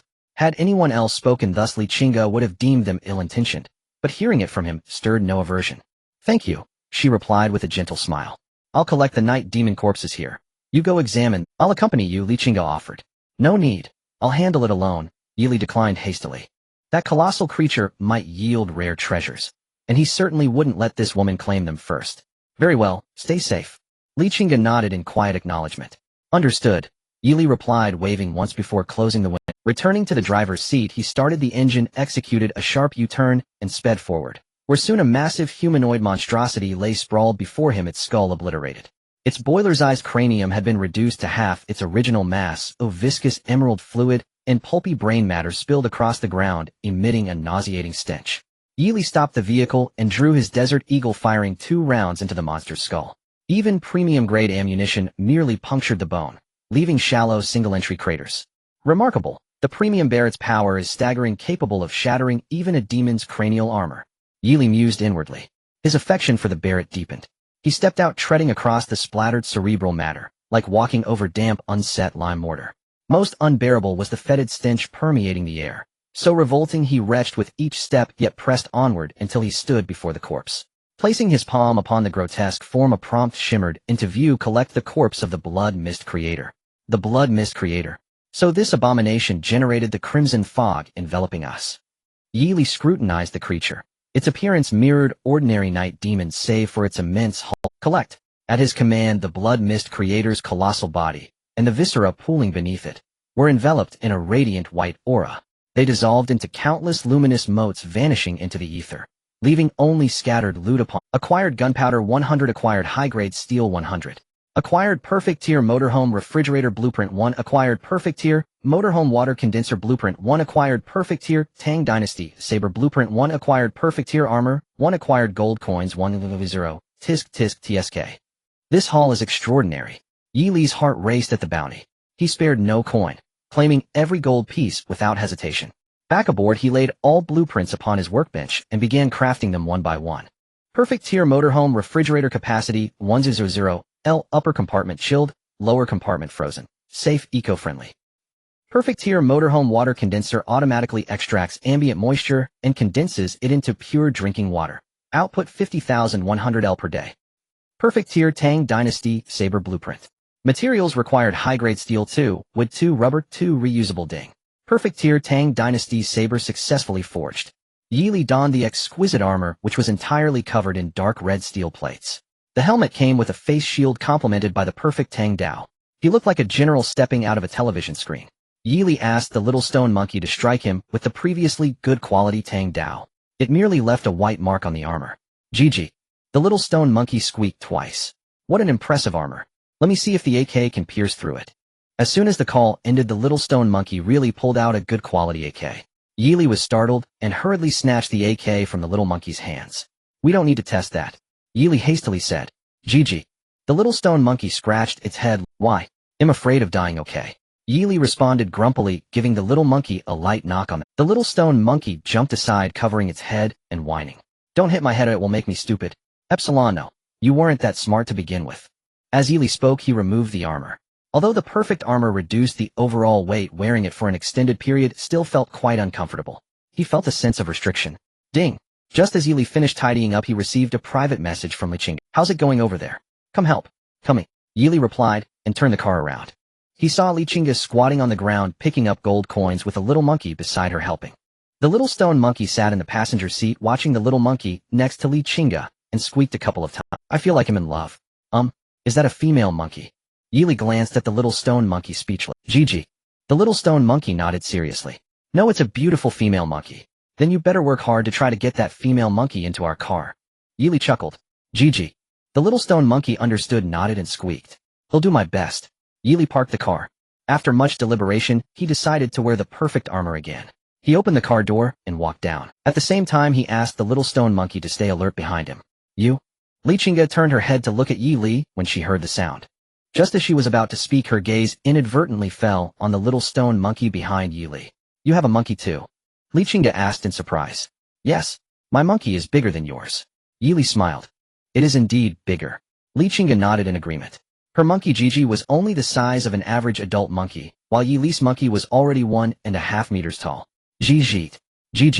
Sensing the little stone monkey's gaze, Gigi directed its attention toward the little stone monkey. The two monkeys' gazes collided in the air. They waved at each other. Hello, you two. You're beautiful. Oh no, my monkey can't be a lovesick Although Yi Li couldn't understand what Gigi was saying, he could understand the little stone monkey's calls. Gigi shyly glanced at the little stone monkey and jumped onto Lichinga. You are also handsome. Gigi. The little stone monkey, hearing this, nearly bounced up in joy, looking excitedly at Yi Li. She said, I'm handsome. Lichinga and Yi Li both had strange expressions. The blood mist creator has been eliminated. The blood mist around gradually thinned out. Yi Li returned the spatial ring to Lichinga, smiling. Here, this is for you. Inside is 200 L of gasoline. The other things can be considered my reward for saving you this time. You're welcome. Lichinga was momentarily taken aback when looking at the spatial ring in her hand, then smiled. Thank you. She hadn't planned to ask for the items she previously gave Yi Li back. You're welcome. Lichinga was momentarily taken aback when looking at the spatial ring in her hand, then smiled. Thank you. She hadn't planned to ask for the items she Lichinga lightly nodded in agreement. She hadn't slept much for 2 days and nights. Even with Yi Li's premium coffee keeping her awake, she still felt a bit sluggish.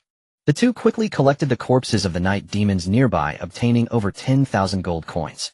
So do you want to come to my car for a shower and relax a bit? Yi Li asked, kindly standing at the car door looking at Lichinga. You don't mean to plot something against me, do you? Li Qing's eyes revealed a hint of vigilance and suspicion as she asked, Hey, look at what you're saying, I'm not a bad person. Besides, I just saved you. Even if you were to offer yourself, it would be justified. Yi Li shrugged, speaking matter-of-factly. Dream on. Lichinga shot Yi Li a glance and directly climbed into the van. What a pity. Yili looked at Li King's car again, sighed helplessly, and returned to the RV. After a quick rinse, he returned to bed. Ding. Zhao Lu, why has the blood mist dissipated? Because I killed the monster that created the blood mist. Yili replied directly. Is that true? Zhao Lu looked astonished. What benefit would I get from lying to you? Yili asked. Zhao Lu, you're amazing. Just know, do I want to talk to you anymore? I didn't sleep at all last night, so I'm going to rest. Yili yawned, looking sleepy. Zhao Lu didn't sleep all night. Yili simply replied. Zhao Lu, then hurry up and rest. I won't disturb you. After closing the private chat, Yili opened the chat channel again. Online users 9550 for the number of people in the region had dropped below 10,000.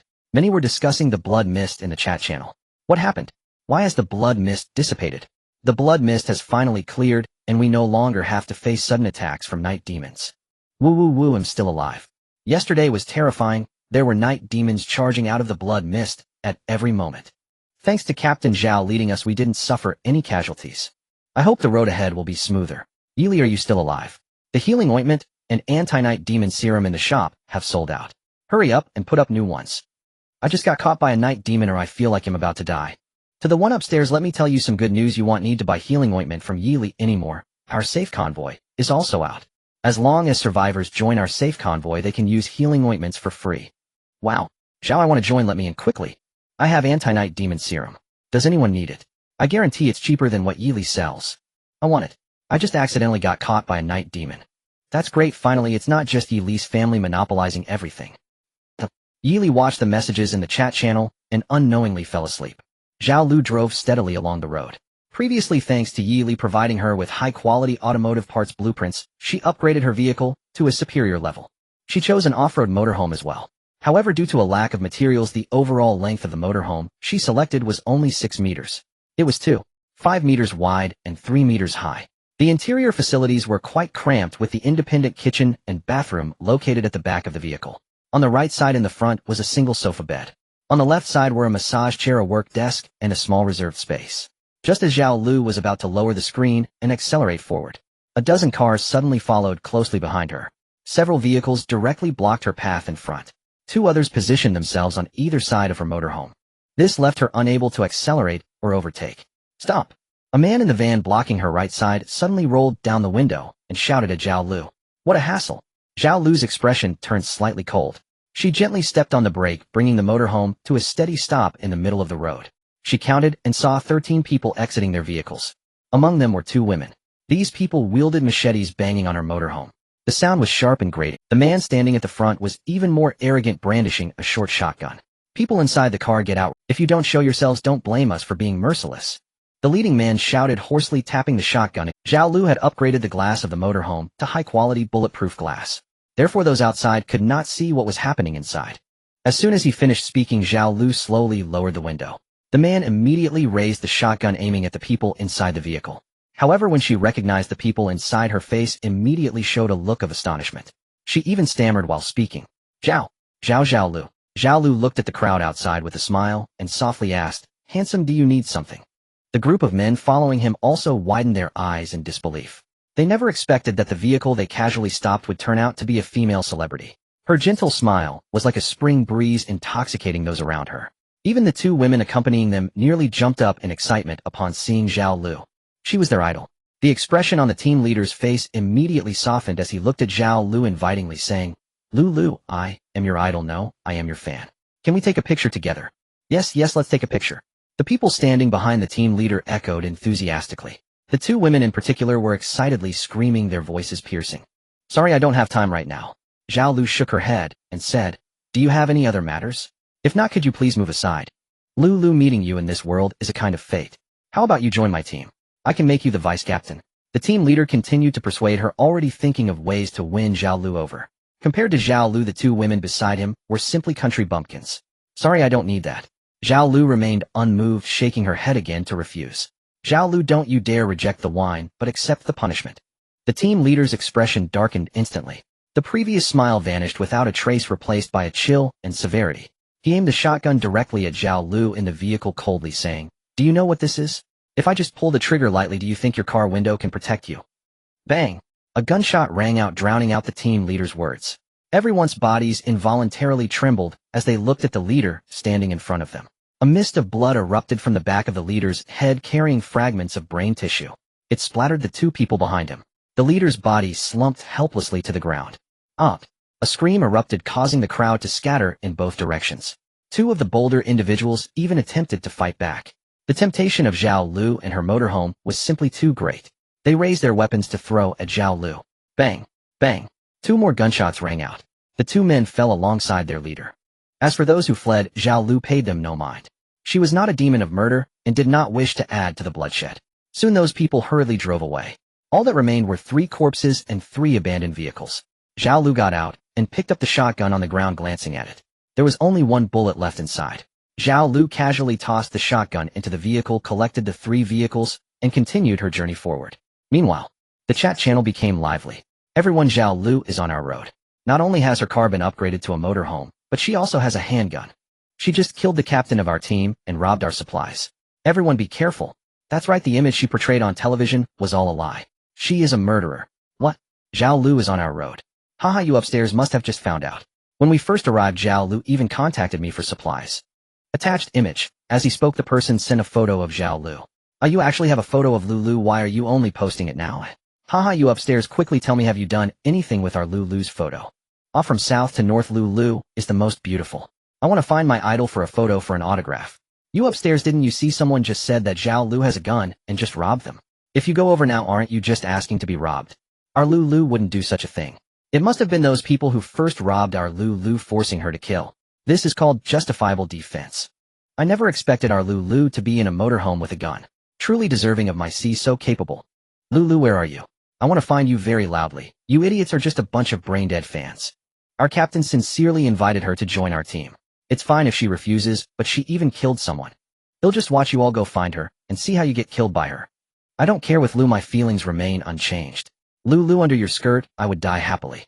Lulu, please come out and clarify. Zhao Lu, it was those people who tried to rob me, forcing me to fight back. I won't say much more if the truth is known by the people. I knew it. You must have provoked Lulu first. Our Lucy let you go, and you actually turned around to bite back. Don't let me meet you, otherwise I will make you understand what cruelty is. Epsilon no. Yili stretched lazily, rubbed his eyes, and slowly sat up from the bed. He glanced at the time on the screen. It was already 2 in the afternoon. After easily dealing with the night demon trying to pry open the car door, Yili began preparing lunch. Just as he was finishing up, Li Chinga sent a private message asking, "Are you awake? Just woke up, cooking right now. Want to come over and eat?" Yili replied, "You're not putting poison in the food, are you?" Li Chinga asked with a laugh. "Then you shouldn't eat it. I'm already doing you a favor by not charging you. How can you slander me like that?" Yili said indignantly. Li Chinga looked at Yili's reply on the screen and couldn't help but smile. She rubbed her stomach, which had been growling from hunger. She then glanced at Gigi, who was sitting in the passenger seat looking at her with the same longing. With a helpless sigh, she realized that she had traded all her supplies to Yili before and had forgotten to keep some rations for herself. Now the car was parked here. She couldn't find a single bite to eat. "Today's lunch is on you, I'll pay you back later." Li Chinga gritted her teeth and messaged, "Are you eating in your car or coming to mine?" Yili continued to ask. Li Chinga hesitated for a moment and replied, "I'll come to your car." "All right, but no weapons allowed. You're really cautious." "If I weren't cautious, I would have been dead by now," Yili replied noncommittally. Soon a series of knocks echoed from outside. Yili cautiously opened the car window to take a look. At that moment, Li Chinga had changed into a long black dress. From her appearance, she indeed didn't seem to carry any weapons. After confirming there was no danger, Yili felt relieved and opened the car door. Instantly, a delicious aroma wafted from inside the car. Gigi, who had been perched on Li King's shoulder, excitedly squeaked a couple of times. It couldn't wait to jump into the RV, its bright eyes fixated on the pot of food on the table. Saliva flowed from its mouth like a bursting dam. "Thank you," Li Chinga said, her lips curling into a slightly stiff smile. Yili carefully examined Li Chinga. This figure is really nice. Come on in." Yili shifted aside to make room for Li Chinga. Her heart was still a bit anxious, but she ultimately stepped into Yili's RV. Her gaze quickly swept across the entire cabin. A hint of envy flickered in her eyes. A separate kitchen and bathroom. A private bedroom. It was much better than her cramped van. "Do you want to take a shower first?" Yili asked curiously. Li Chinga immediately became alert. "Don't get me wrong, I just feel like you smell a bit strong." Li King's face turned a shade of crimson. She hadn't washed for nearly 3 days, so she was bound to. However, it definitely wasn't as bad as Yili made it out to be. "Don't worry, I won't peek," Yili said, sitting in the massage chair and closing his eyes. Li Qingge watched Yili lying there completely at ease without a hint of modesty and felt conflicted. Squeak. Gigi, squatting on the table, urged Li Qingge with a couple of calls. Hurry up and wash. I really want to eat. It was already nearly drooling. It couldn't wait to lift the pot lid and taste the delicious food inside. Li Qingge gritted her teeth and turned to enter the bathroom. If the man outside dared to do anything inappropriate, she would make sure he paid for it, even if it cost her life. Li Qingge thought to herself. She quickly began to wash up. Yili's RV was well-equipped even with shampoo and shower gel. After a while, when Li Qingge came out of the bathroom, Yili was already sitting at the dining table waiting for her. Let's eat. Yili smiled slightly at Li Qingge. Gigi, who had been waiting impatiently, lifted the pot lid. Suddenly, a richer aroma of meat wafted from the pot, enticing both Gigi and the little stone monkey. Yili found 2 bowls and filled them for the 2 monkeys. The 2 monkeys happily held their bowls and began to eat. During this time, Yili had taught the little stone monkey how to use chopsticks, while Gigi still ate like a wild animal, completely unconcerned with the gazes of others. Try this. Yili also filled a bowl for Li Qingge and placed it in front of her. Don't worry, there's no poison. These 2 monkeys have already tasted it for you. Yili smiled and pointed at the little stone monkey and Gigi. Only then did Li Qingge pick up her chopsticks and simply grab a piece of meat and put it in her mouth. How is it? Delicious, right? Yili asked. Li Qingge nodded. It was indeed very tasty. At least it was much better than what she could cook. Squeak. Gigi also called out a couple of times. This is what a monkey should eat. QWQ, you weren't a chef before, were you? Li Qingge, extremely hungry, finished all the pieces of meat Yili had given her in one go. It was rich, but not greasy, lean, but not tough. Not too salty or bland, it tasted amazing. I have, Yili said nonchalantly. You have? Yeah.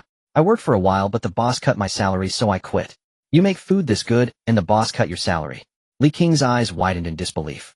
There's nothing I could do, the boss is an idiot. Yili shrugged helplessly. What did you do after that? Li Qingge continued to ask. I also worked as a security guard, a waiter, distributed flyers, and ran a small shop. I wouldn't have guessed you were so capable. Just average, I was only in the top 3 in the world. Yili's lips curled up slightly, revealing a confident smile. Li Qingge chuckled twice and filled her bowl with more meat. So you're the boss then, as she asked while eating. No, I'm just a poor student. Yili shook his head. But you opened a small shop, right? It went bang. Well. Li Qingge brushed her hair back from her forehead and began to focus on eating. In the afternoon, the 2 cars drove side by side heading down the road. By evening, a massive building appeared on the road ahead of the 2. It resembled a towering beast lying across the vast grassland, endless and stretching as far as the eye could see. Ding! Just as they were wondering what this place was, a notification sound echoed from the screen. Notification: safe zone ahead, Hope City. Safe zone. Yili couldn't help but frown. In this world filled with uncertainty and danger, there was actually a safe zone. He pondered to himself. Ding! Li Qingge, be careful, don't fall into a trap. Yili replied blandly. Yet he unconsciously pressed harder on the accelerator. The vehicle continued to speed down the road. Soon Yili drove his vehicle to the foot of the city wall.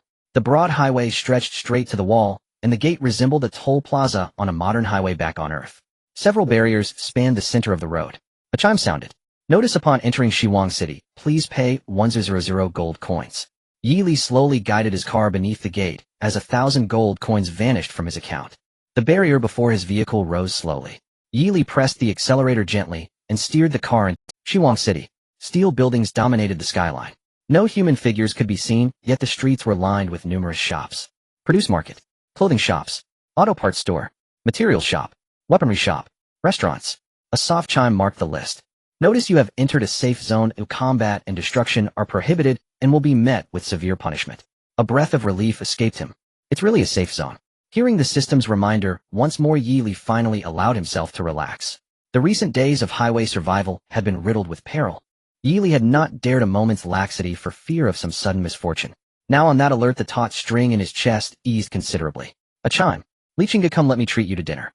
Yili glanced at the private message on his screen and parked the RV beside Li Qing's van.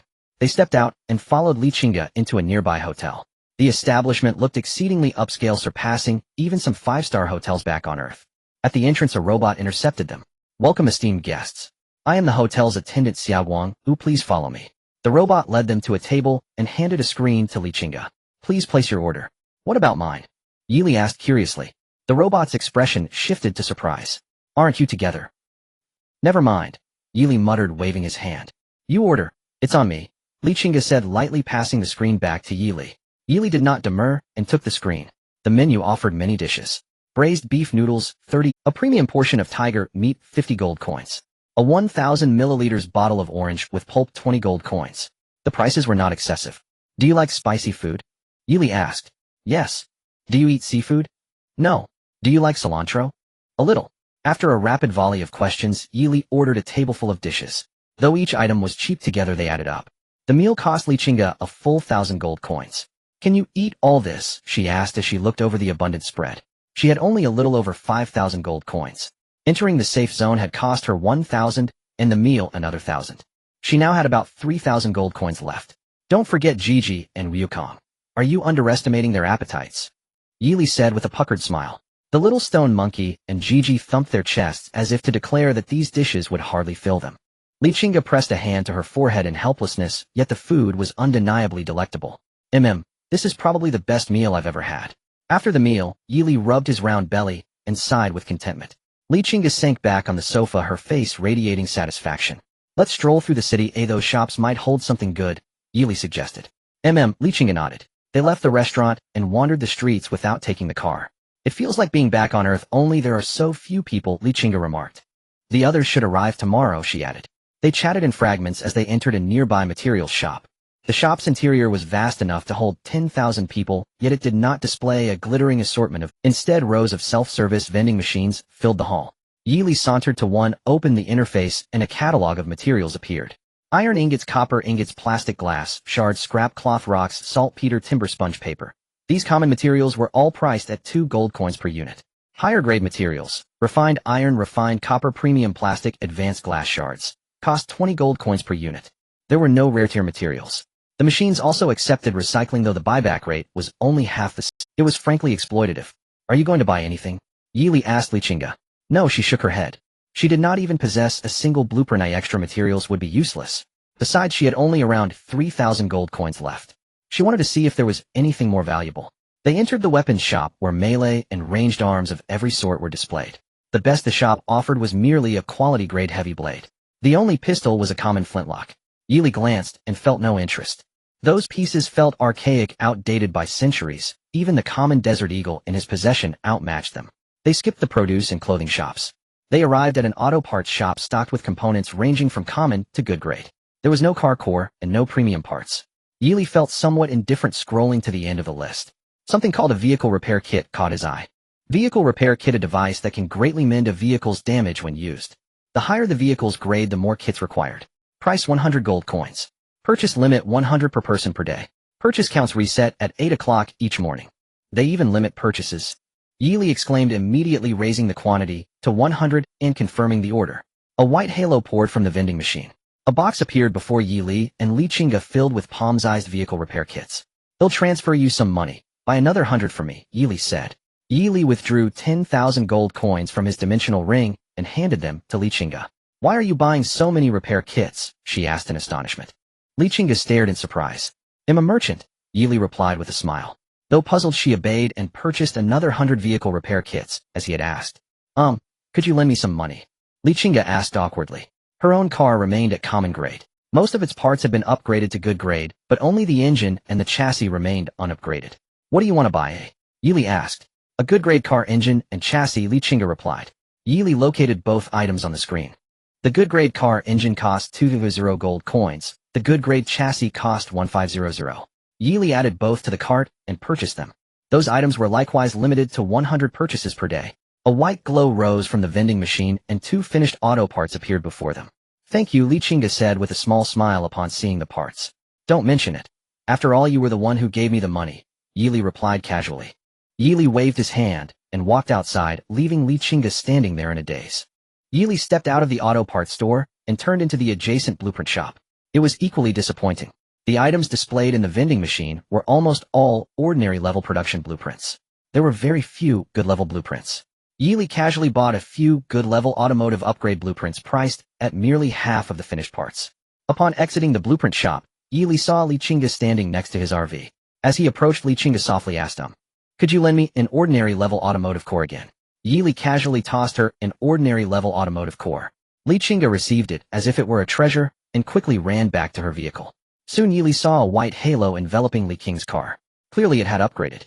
Yili did not rush back to his own vehicle. Leaning leisurely against the RV, he silently watched Li Qing's van upgrade. As expected, not long after Li Qing's head poked out from the car window. With her face flushed, she looked at Yi Li and awkwardly said, "How about you lend me 3 ordinary level automotive cores and 1,000 iron ingots? How will you repay me?" "I'll return you 3 times the amount," Li Qingge replied. "Or you can be my car wife." Yi Li smiled. Li Qingge instantly fell silent, her heart racing and her face turning even redder. Yi Li was indeed quite handsome. He was rich in resources. He was tall. He was domineering. He was powerful. He was truly fitting the image of her ideal boyfriend. But confessing now seemed a bit too fast. She wasn't ready yet. "Just kidding, I can lend you the stuff, but you have to return me 5 times the resources in the future." Yi Li smiled. Now was not the time to miss out on high-interest loans. Suddenly a voice shattered Li Qing's. "Got it," Li Qingge replied sulkily. This guy was so strong, yet surprisingly also such a money lover. That was enough. Yi Li threw the materials to Li Qingge. Soon her van rapidly stretched and expanded under the white halo. In the end it transformed into a 6-meter-long off-road RV. "Come in and take a look." Li Qingge opened the car door and invited Yi Li. Yi Li nodded. This was a safe zone. No one could use weapons here. Therefore he felt less worried. Stepping into Li Qing's RV, Yi Li casually glanced around. When upgrading his car, he had looked at various models. He had some understanding of the interior arrangement as well. The layout inside this small RV was very cramped. There wasn't even a separate bedroom. There was only a single sofa bed by the window. "Not as good as mine," Yi Li directly commented. Li Qingge, "Well, how impressive is yours? An RV required thousands of materials. Who could earn resources like you do?" Yi Li glanced around simply before returning to his own vehicle. He picked up the screen and opened the chat channel. Online users 9550 Yi Li, a new batch of automotive repair kits has arrived, 300 gold coins each. A new batch of good level automotive engines, 4,000 gold coins each. There are also various good level upgrade blueprints, limited quantity, first come first serve. Those short on gold can exchange with materials. Fair price, no cheating. Wow, is that Tianli? He's back again. What is an automotive repair kit? I've been in this world for 13 days and haven't seen one. God, look at him, good level automotive engines sold by the batch. Compared to him, we are mere mortals. Yi Li, do you need a maid for your vehicle? I can serve you every day and even warm your bed. Please accept me, great one. I wouldn't mind a dog. Hey stupid upstairs, have you ever seen a great one who lets a dog warm their bed? You only deserve to be a dog. At least I can be a dog. You aren't even worthy of a dog's fur. Family, am I seeing things? Is Yi Li only asking for gold coins this time? Haha, I have already obtained the hardest to acquire automotive engine and transmission, and it's really only for gold coins. I want it, don't snatch it from me. Everyone, the automotive repair kit is so useful. I used just one, and my broken car window is almost as good. I won't have to worry at night anymore. Boo-hoo, Yi Li is truly a living bodhisattva, such a useful item, only 300 gold coins. Looking at the increasingly towering and dazzling mountain of gold before him, Yi Li's smile was practically reaching his ears. Being a dog merchant felt truly fantastic. Unfortunately, everything in the vending machine was on a limited release. Even with Li Qing's help, those popular items could only be purchased in 200 quantities. I can only wait until tomorrow morning at 8 to make another profit. Yi Li thought to himself. Ding. A private message notification came from the screen. Zhao Lu sent a message. Which team did you rob this time? What kind of talk is that? Am I that kind of person? Yi Li replied somewhat irritably. After a long while, Zhao Lu finally responded a bit like. Lu Li, actually I encountered a safe zone on the highway, keep it up. Zhao Lu was surprised. A safe zone. There's actually a safe zone in this world. Yes, there is. Various goods are being sold inside. Although there isn't anything particularly valuable. Yi Li messaged. Zhao Lu was speechless. That's because all the valuable items were opened up by you. Yi Li, haha, seems so. Zhao Lu, then I won't sleep tonight trying to make it by tomorrow morning. Yi Li, go for it. After their conversation ended, Yi Li returned to the chat channel. Tonight's supplies have already sold out. Those who didn't buy shouldn't be discouraged. Tomorrow morning at 8, there will be another transaction. Please prepare your trading materials, and don't be late. Oh, who is so fast? It's already sold out. Yi Li, leave me a good level engine, transmission, chassis, and tire blueprints, please. Haha, I've already upgraded my car to good level. Hee. So envious. Envious one. Aren't you afraid that when they find out the truth, they'll skin you alive? Li Qingge couldn't help but ask. Haha, merchants prioritize profit over relationships. Being profit-driven is the essence of a merchant. If you're timid and afraid, you'll end up with nothing. Yi Li said seriously. A greedy merchant, no wonder your shop went bankrupt. Huh. Yi Li chuckled at Li Qing's ridicule, not taking it to heart. He did not mind it. At this moment, the captains of several convoys fell into deep thought upon seeing Yi Li's message. They simply could not understand why Yi Li had suddenly acquired so many resources. Could it be that he found some treasure? Zhao Wang frowned and said, could it be related to the previous blood mist? Zhao Jinghua pondered. It's not impossible. Zhao Wang's eyes sharpened. The sudden dispersal of the blood mist was indeed a bit. Damn it, we need to speed up, there must be good things ahead. Qin Tian cursed. Meanwhile, the safety zone remained quiet and peaceful. There was no need to worry about surrounding dangers at all times. That night was the most restful night Yili had after arriving in this world. The next morning, accompanied by the prompt sound at 8 o'clock, Yili woke from his sleep. The first thing he did was pick up the screen beside him to open the chat channel. Online users 9549 Yili, I will continue to sell resources today. Those in need should contact me quickly. The prices are the same as last night fair and square first come first served.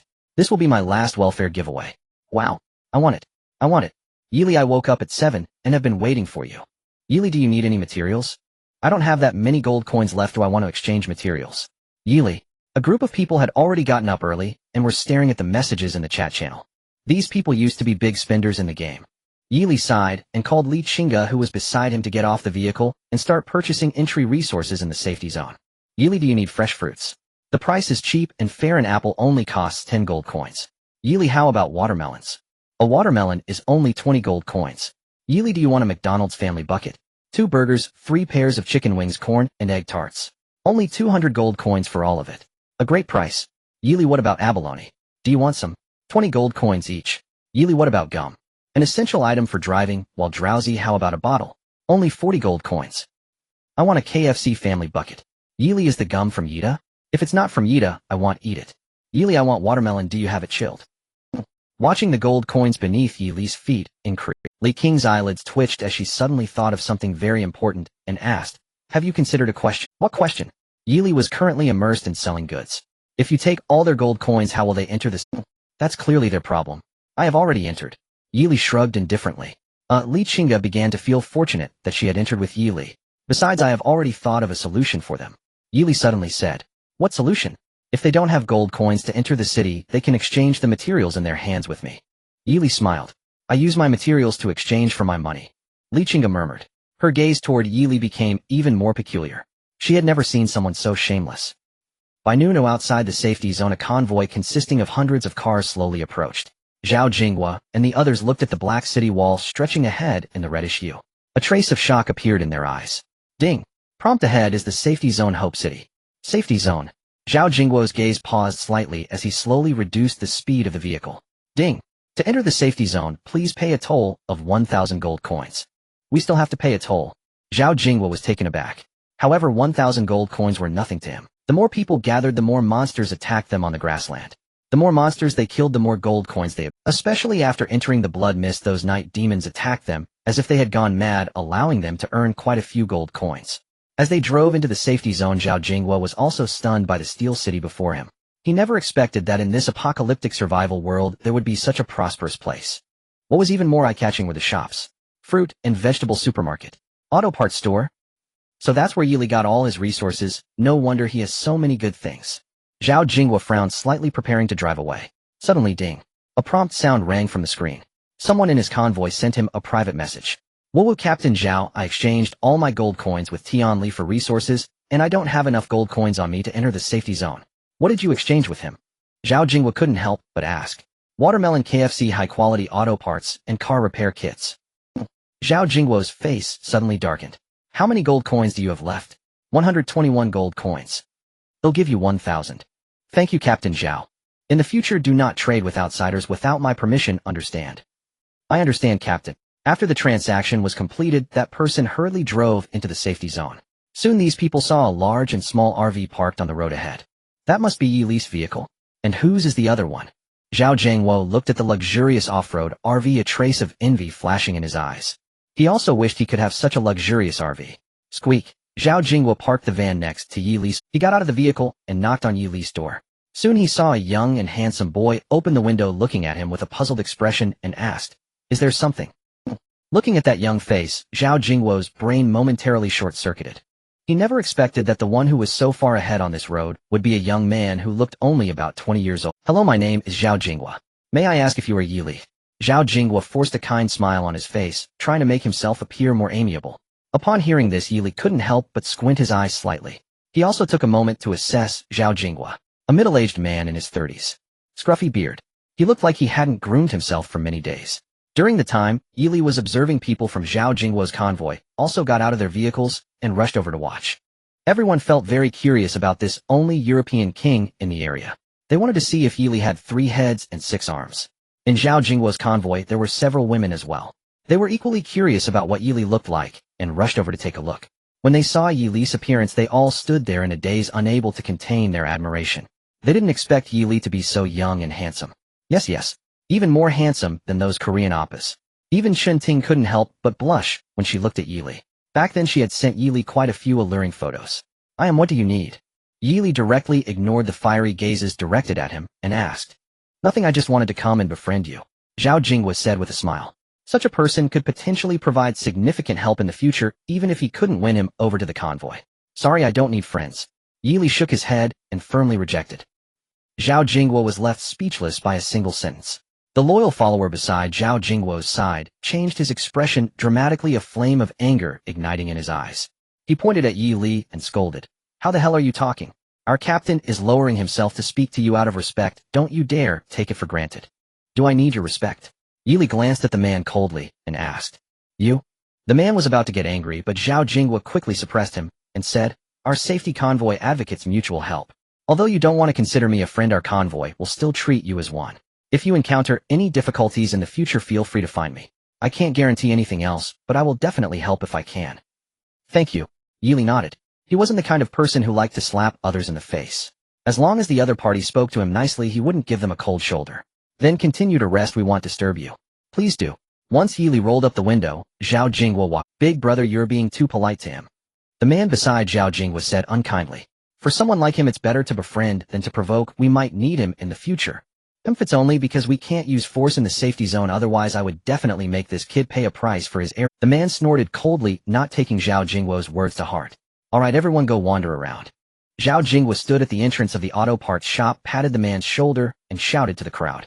Instantly over 100 people paired up and headed towards various shops. Zhao Jingguo and a few men entered the auto parts shop. When they opened the vending machine interface and looked at the items inside, their expressions instantly changed. Many of them had purchased supplies sold by Yi Li the night before, and back then they had scolded Yi Li for being foolish. Now they realized it was they who were foolish. The auto repair kit was only sold for 100 gold coins here. Yet Yi Li had flipped it and sold it to them for 300 gold coins, making a profit of 200 gold coins in between. Other accessories had earned him between 1,000 to 2,000 gold coins. This was simply a scam. Bastard, let's all go find Yi Li and make him return all the money. Exactly, how dare he cheat us of so much money? A group of people shouted as they were about to head out, but before they could exit they were called back by Zhao Jingguo. Everyone calm down. Did you forget that we can't use force in the safety zone? Are we just going to accept this? Yes. We can't let this loss go. We must make Yi Li return the money he scammed from us. The people who learned the truth were incensed, wishing they could immediately scatter Yi Li's ashes. This isn't just our convoy that has been scammed. When the other convoys arrive, let's see how they resolve it. Zhao Jingguo glanced at the crowd and said solemnly, Exactly, Captain Zhao's strategy is brilliant. The crowd unanimously gave a thumbs up. They just needed to wait for other convoys to deal with Yi Li. At that time, they could reap the rewards. In the future, think more when doing things. The martial world isn't just about fighting and killing, but more about human relationships. Zhao Jingguo admonished seriously. We understand, big brother. Several people nodded in agreement. A sudden commotion erupted outside. Zhao Jingguo thought to himself, not good. He hurriedly walked out of the shop. The people in his convoy had already surrounded Yi Li's RV, continuously knocking on the windows and banging on the doors, demanding an explanation. Damn it. For a blueprint worth 1,000 gold coins, how dare you sell it to me for 2,000? For an apple worth 1 gold coin, how dare you sell it to me for 10 gold coins? What are you all doing? Shut up. Zhao Jingguo shouted loudly, suppressing all the noise from outside. The people surrounding Yi Li's car instantly turned to look at Zhao Jingguo. In that moment, they seemed to see their backbone and flocked to him. In a cacophony, they reported to Zhao Jingguo, Captain Zhao, Yi Li cheated us out of money. That's right, he sold things worth 1 gold coin for 10 gold coins. He sold something worth 500 for 1,000. I already know ultimately he hasn't done anything wrong, nor did he force you to buy. You thought you were getting a bargain and chose to buy from him. Anyone who dares to cause trouble again will be kicked out of the safety convoy. Zhao Jingguo coldly reprimanded, his tone severe and resolute, carrying an undeniable authority. The people who were originally indignant upon hearing his words still had grievances in their hearts, but dared not say more. They could only grumble as they dispersed. After the crowd had completely dispersed, Yi Li slowly rolled down the car window, poked his head out, and looked at Zhao Jingguo. He said expressionlessly, Your people are really noisy. The reason I didn't open the window earlier wasn't out of fear. I simply didn't want to waste my breath on those people. Hee, a group of people who can't take a loss, don't mind them, brother Yili. Zhao Jingwa smiled. Loss? I let them experience good equipment earlier. Oh, what loss do they have? Yili innocently asked. Zhao Jingwa was momentarily speechless at Yili's words. After a moment of silence, he dryly chuckled and reminded, Hee, such things are hard to accept. While I can manage my people, if too many come later, it's inevitable there will be troublemakers. Brother Yili, you still need to be careful. Got it. Yili casually nodded, shut the car window, and showed no intention of leaving the scene. Yili lay back on the sofa watching the chat channel on the screen. Inside, someone had already begun to spread rumors about how Yili was cheating people out of their money. Brothers, we are currently in a safe zone, and it costs 1,000 gold coins to enter. Everyone must remember to save their coins. What? 1,000 gold coins? I gave all my coins to Yili this morning. No way is that true. What if we can't enter the safe zone? Then we'll have to kill monsters outside the safe zone. We'll only be able to enter the city when we've killed enough. My goodness, Yili, why didn't you tell us in advance? Hee, if I told you, how would I make money off you? Do you know where Yili's supplies come from? Where? They are sold in the safe zone. He buys them cheaply with gold coins and sells them to us at high prices. Damn, crooked merchant. Swindler. Brothers, if Tianli is still in the safe zone, we must make him cough up the money, otherwise he can't leave. Exactly, the wicked capitalist. He must be punished. Such swindler behavior cannot be tolerated. A group of people began to shout in the chat channel. Ding! Li Qingge, you've aroused the public's anger. Do you want to run? Run. This is a safe zone. Fighting is prohibited. Yili casually replied. Moreover, he had guns and cannons in his possession. If a fight broke out, it would be the enemies who would flee, not him. Li Qingge, all right. As time passed, more and more people gathered outside the safe zone. Among them, many had traded with Yili for high-quality vehicle parts and blueprints. This resulted in a shortage of gold coins, and they were outside exchanging resources for coins. Qin Tian and Zhaoang also arrived at the safe zone after Zhao Jingwa. As soon as their convoy arrived, they surrounded Yi Li and Li Qing's vehicle. Bang bang bang. Qin Tian angrily stood under Yi Li's RV, knocking on the door. His fists as large as sandbags fell on the door like raindrops. Unfortunately, they could not inflict any damage on a good quality door. This time, Yi Li directly opened the roof of the RV. To avoid any accidents, he donned his perfect gray. Then using the elevator, he stood on the roof looking down at the indignant crowd below. He coldly said, "Stop knocking. It's annoying, do you understand?" Seeing Yi Li appear, the crowd was stunned for a moment. Then they erupted into a furious roar. Yi Li, quickly return the money you scammed from us. That's right, hurry up and give us our money back, otherwise we won't let you off today. Damn it, Yi Li, you've gone too far. How dare you scam my money? Qin Tian's forehead was bulging with veins. He had bought quite a bit when Yi Li was selling supplies. He successfully upgraded his vehicle to good quality. If it weren't for his sufficient reserve of gold coins, he would have been stuck outside the safe zone today. Now seeing Yi Li, his temper flared up again. If it weren't for the notice upon entering the safe zone prohibiting, he would have loved to dismantle Yi Li's vehicle right now. No money, no life. Yi Li spread his hands, coldly gazing at the agitated crowd below. You are shameless. You are despicable. You are filthy. Damn swindler, may you have a bad end. You scammed your fellow countrymen's money. How can you call yourself a citizen of Long Country? How can you do this? After this, how will you have the face to see your ancestors? A group of people pointed at Yi Li's nose, cursing wildly. Ha ha ha.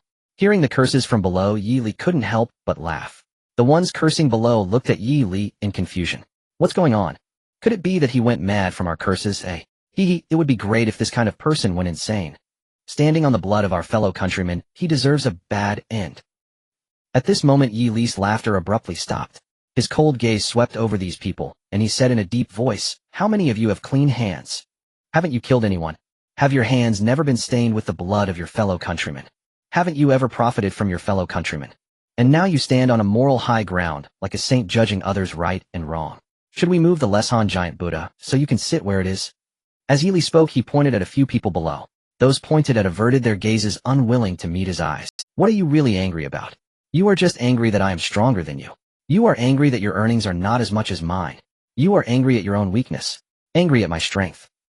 You are just powerless in your fury. Yi Li waved his hand. Golden light particles poured out from his spatial ring. 100 gold coins fell from the sky, like flowers from a celestial maiden. The weight of the coins was not heavy, but hitting people in the face still stung a bit. Clink, clink, clink. Bang, bang, bang. A series of crisp sounds fell to the ground. Coins, it's coins. A shout erupted from the crowd. The group that had previously been standing in an orderly fashion denouncing Yi Li immediately went into disarray. Many people bent down to scramble for the coins on the ground. Mine. It's all mine. You go pick up yours, don't touch mine. Huh? Who the hell touched my ass? Previously they thought the coins were not of much use. But this time the emergence of the safe zone made them realize the usefulness of the coins was on par with those materials and blueprints. Damn it, everyone stand still. Qin Tian saw his convoy members all join the scramble for coins and immediately shouted to stop them. However, who still cared about him now? Everyone's gaze was fixed on the coins at their feet, fearing that if they were a moment too late someone else would pick them up. Yili crossed his arms, watching the crowd scrambling for coins below with amusement. Some even crawled under his vehicle just to pick up a single coin. Those who just stood on the moral high ground are now crawling on the ground like dogs to snatch coins. It's truly a joke. Yili glanced at Qin Tian standing outside the car, door, a smirk playing on his lips, revealing a disdainful expression. Whoosh. Just then a sound of wind cutting through the air was heard. Yili instinctively turned to look. An arrow was shooting towards his side from a distance. Yili's gaze sharpened, and he had no time to dodge. Just as the arrow was about to hit him, a golden light burst forth from his body. Puff! The arrow struck the golden light, producing only a faint sound before disappearing.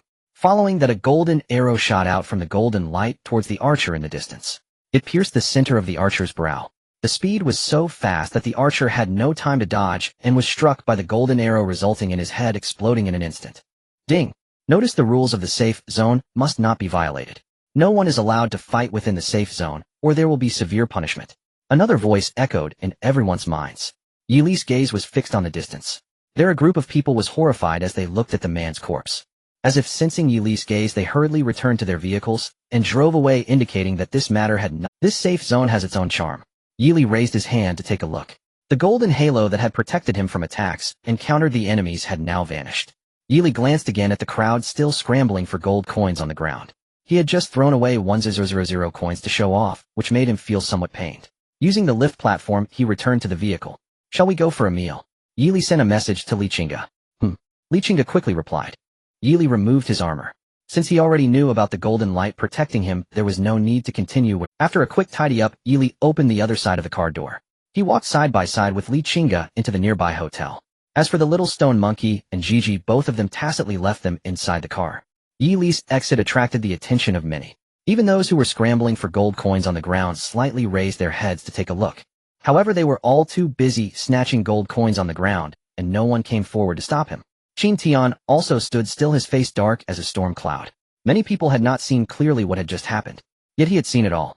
Even now the sudden prompt sound still echoed in his mind.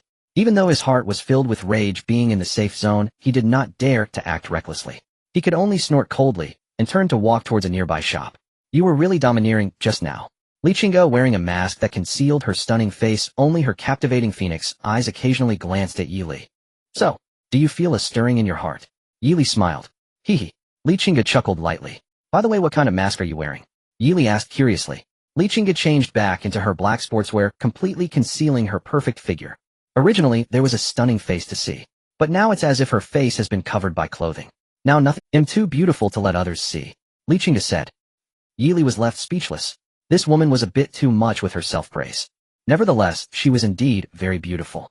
If she were in ancient times, she would definitely be a figure capable of causing the downfall of a nation. Do you have another mask? Yili asked curiously. He did have the blueprint for making a mask, but he had never made one since he rarely needed it. It seems there are still two left. Li Qingge said, taking out another mask and handing it to Yili. Yili casually took it and swiftly put it on his face. Why are you wearing a mask? Li Qingge looked at him with a puzzled expression. I'm too handsome to let others see. Yili shrugged. You're so narcissistic. Because I have the capital for narcissism. The two continued their banter as they entered the restaurant. A robot waiting there stared at them with its bulging eyes. Who wears a mask while eating in a restaurant? After a long journey, Zhao Lu arrived outside the safe zone. After paying a toll of 1,000 gold coins, she successfully entered the safe zone. The main road directly facing the entrance of the safe zone was already filled with cars. She could only park her vehicle in the back, sending a private message to Yili. I've reached the safe zone. Where are you now? However, there was no response for a long time. Is he dead? Zhao Lu bit her lip, changed into a loose windbreaker, pulled up her collar to hide her body completely under the clothing, and quickly slipped down from the car, walking along the road. Yili's RV was the largest and most luxurious.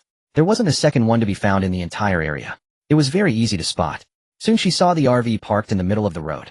At this moment, Yili's vehicle was surrounded by countless cars. There were also many people gathered around chat. Excuse me, is this vehicle Yili's?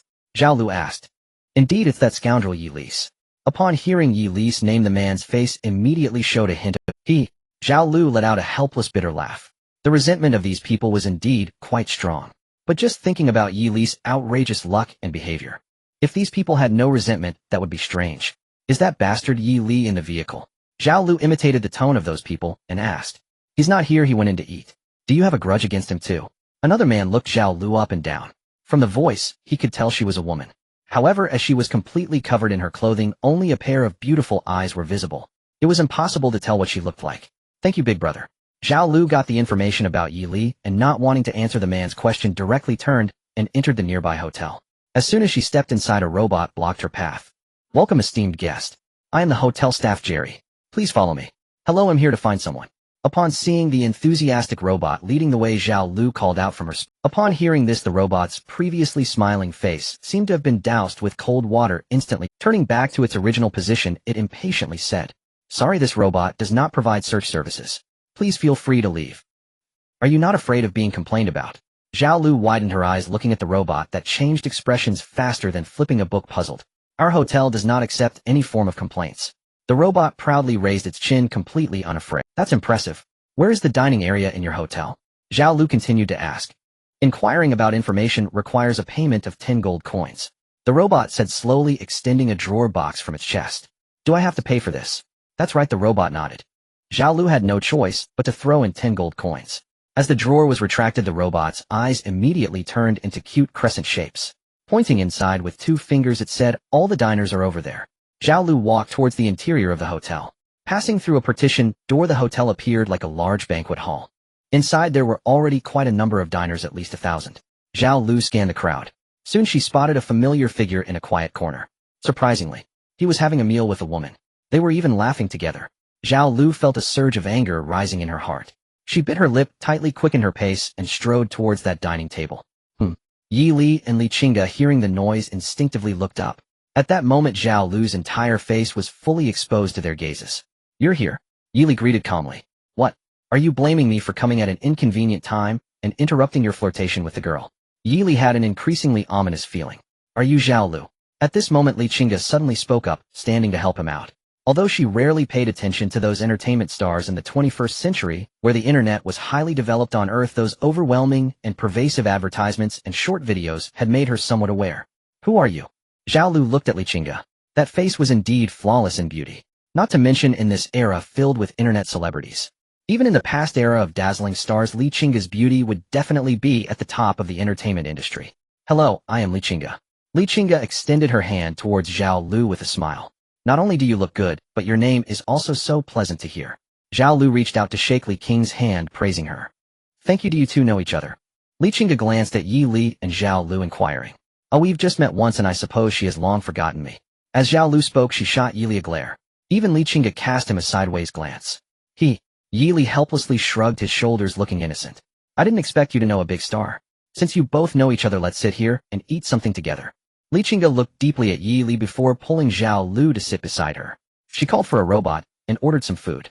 It's still Qingge who takes care of people, unlike certain someone. I've been standing here for so long without a place to sit.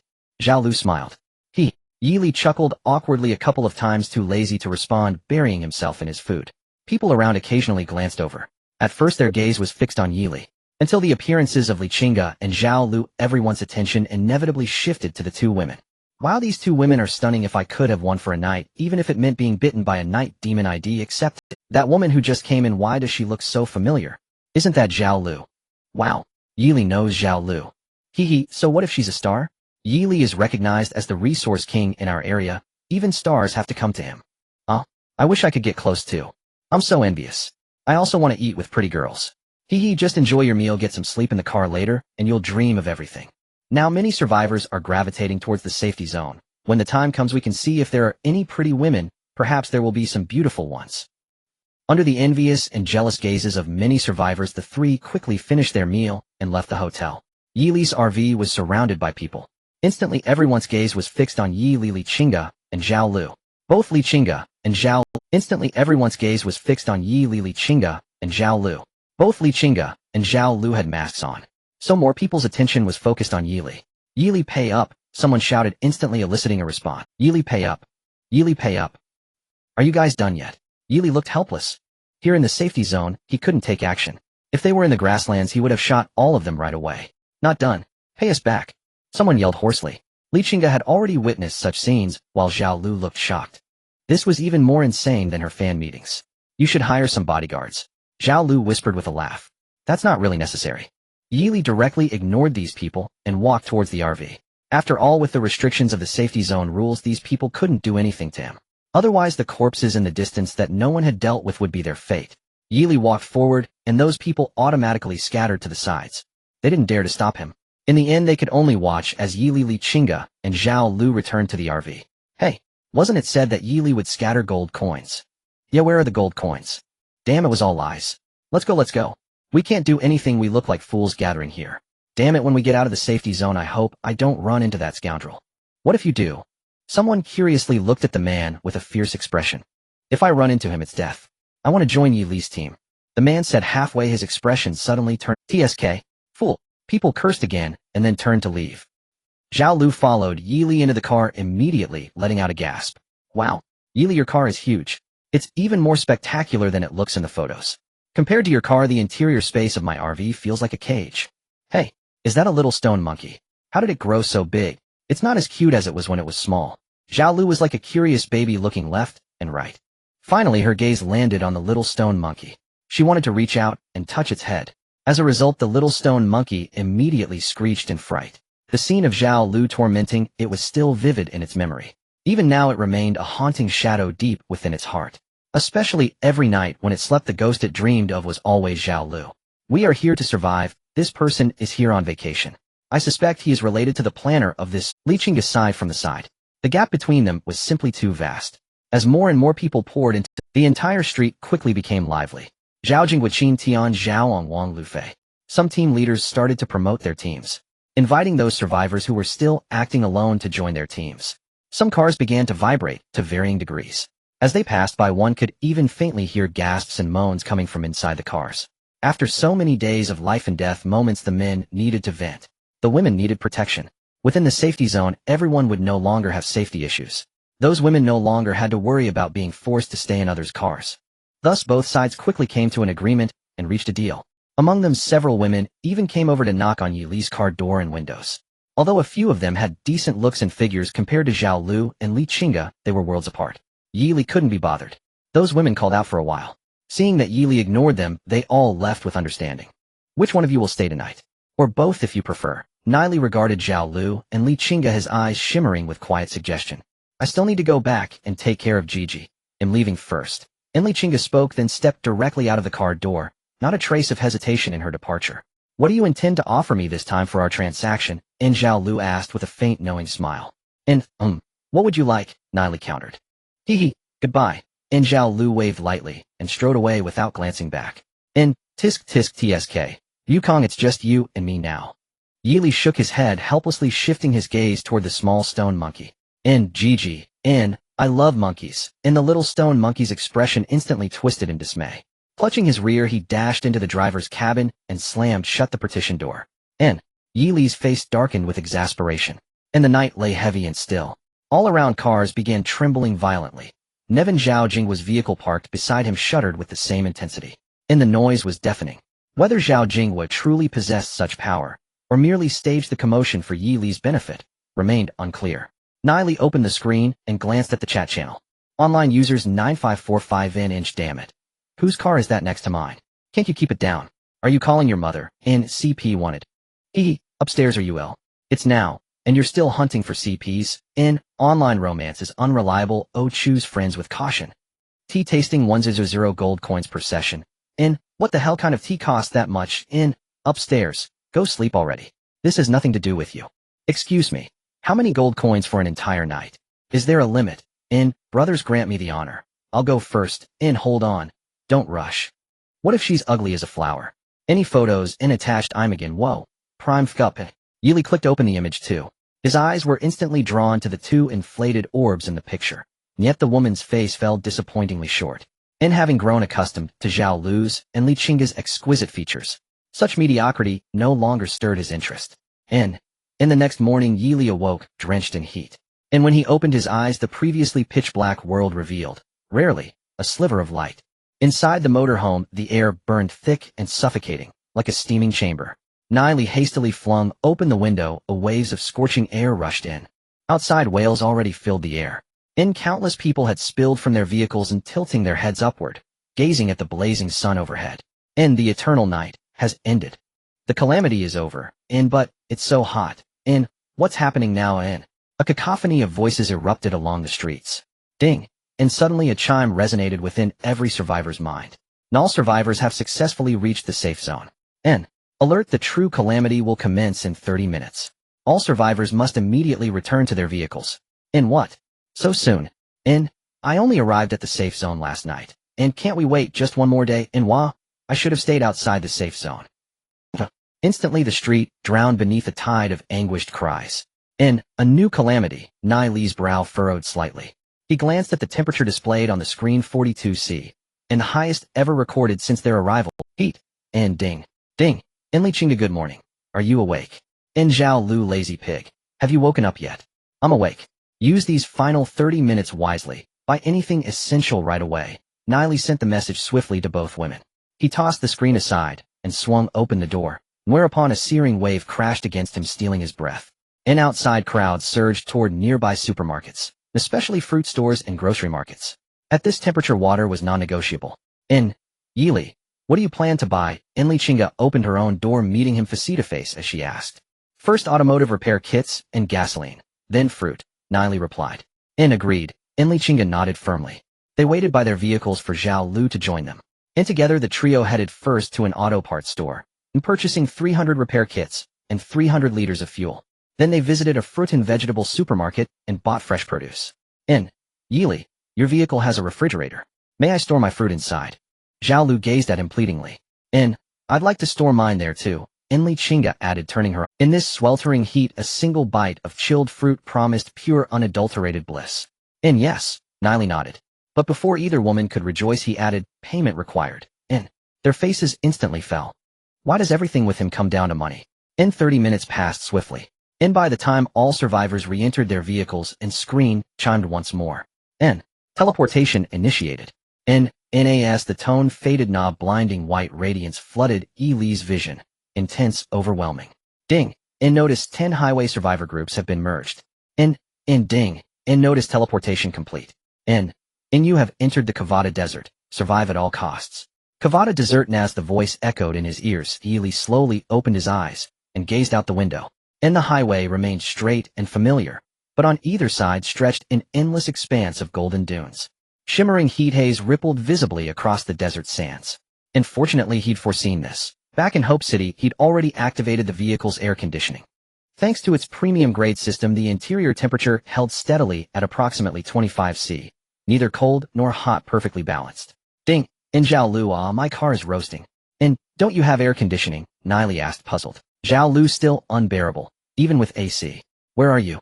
In Kavada Desert. Zhao Lu, it's Kavada Desert. Same difference, it's all desert. Ding! Chinga, I'm in the Kavada Desert. So are you? Yes, Niley replied tersely.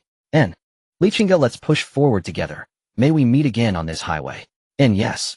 Niley typed a single character in reply. Conversation ended. Niley reopened the chat channel. No buzzing with activity. Online users 54545 Whoa. So many survivors this round. How many regions do you think contributed? 10 regions, and only 50,000 total. That seems low. Our region alone accounts for over 9,000. Is survival rate really that low elsewhere? What? 9,000 survived your region. Of course, how many made it in your region? Less than 5,000. Ours dropped to just 3. The chat channel exploded into fervent discussion, until ultimately Yi Li's original region emerged as the sole survivor stronghold, having retained the highest count. A voice in the channel asked curiously what disaster they had faced earlier. Someone answered, eternal night. Another chimed in, what about you? We experienced the same. We did too, others echoed across the regions. One voice added agreement, and the crowd replied in unison, then how did so many of you die? They said the night demons were like zombies. Anyone grabbed or bitten would, even if not killed, immediately become infected. Many had died precisely from that infection. And no wonder. In our sector, someone produced an anti-night demon serum right from the start. What? They had the serum from the beginning. We only saw that stuff in the last 2 days. How tragic. It wasn't just the night demons. The final blood fog was terrifying. Inside it lurked a creature the size of a small mountain that crushed countless cars. We barely made it through alive. What? A mountain-sized beast. How did our sector avoid that? And later the blood fog even dissipated. What the? Are you guys hacking?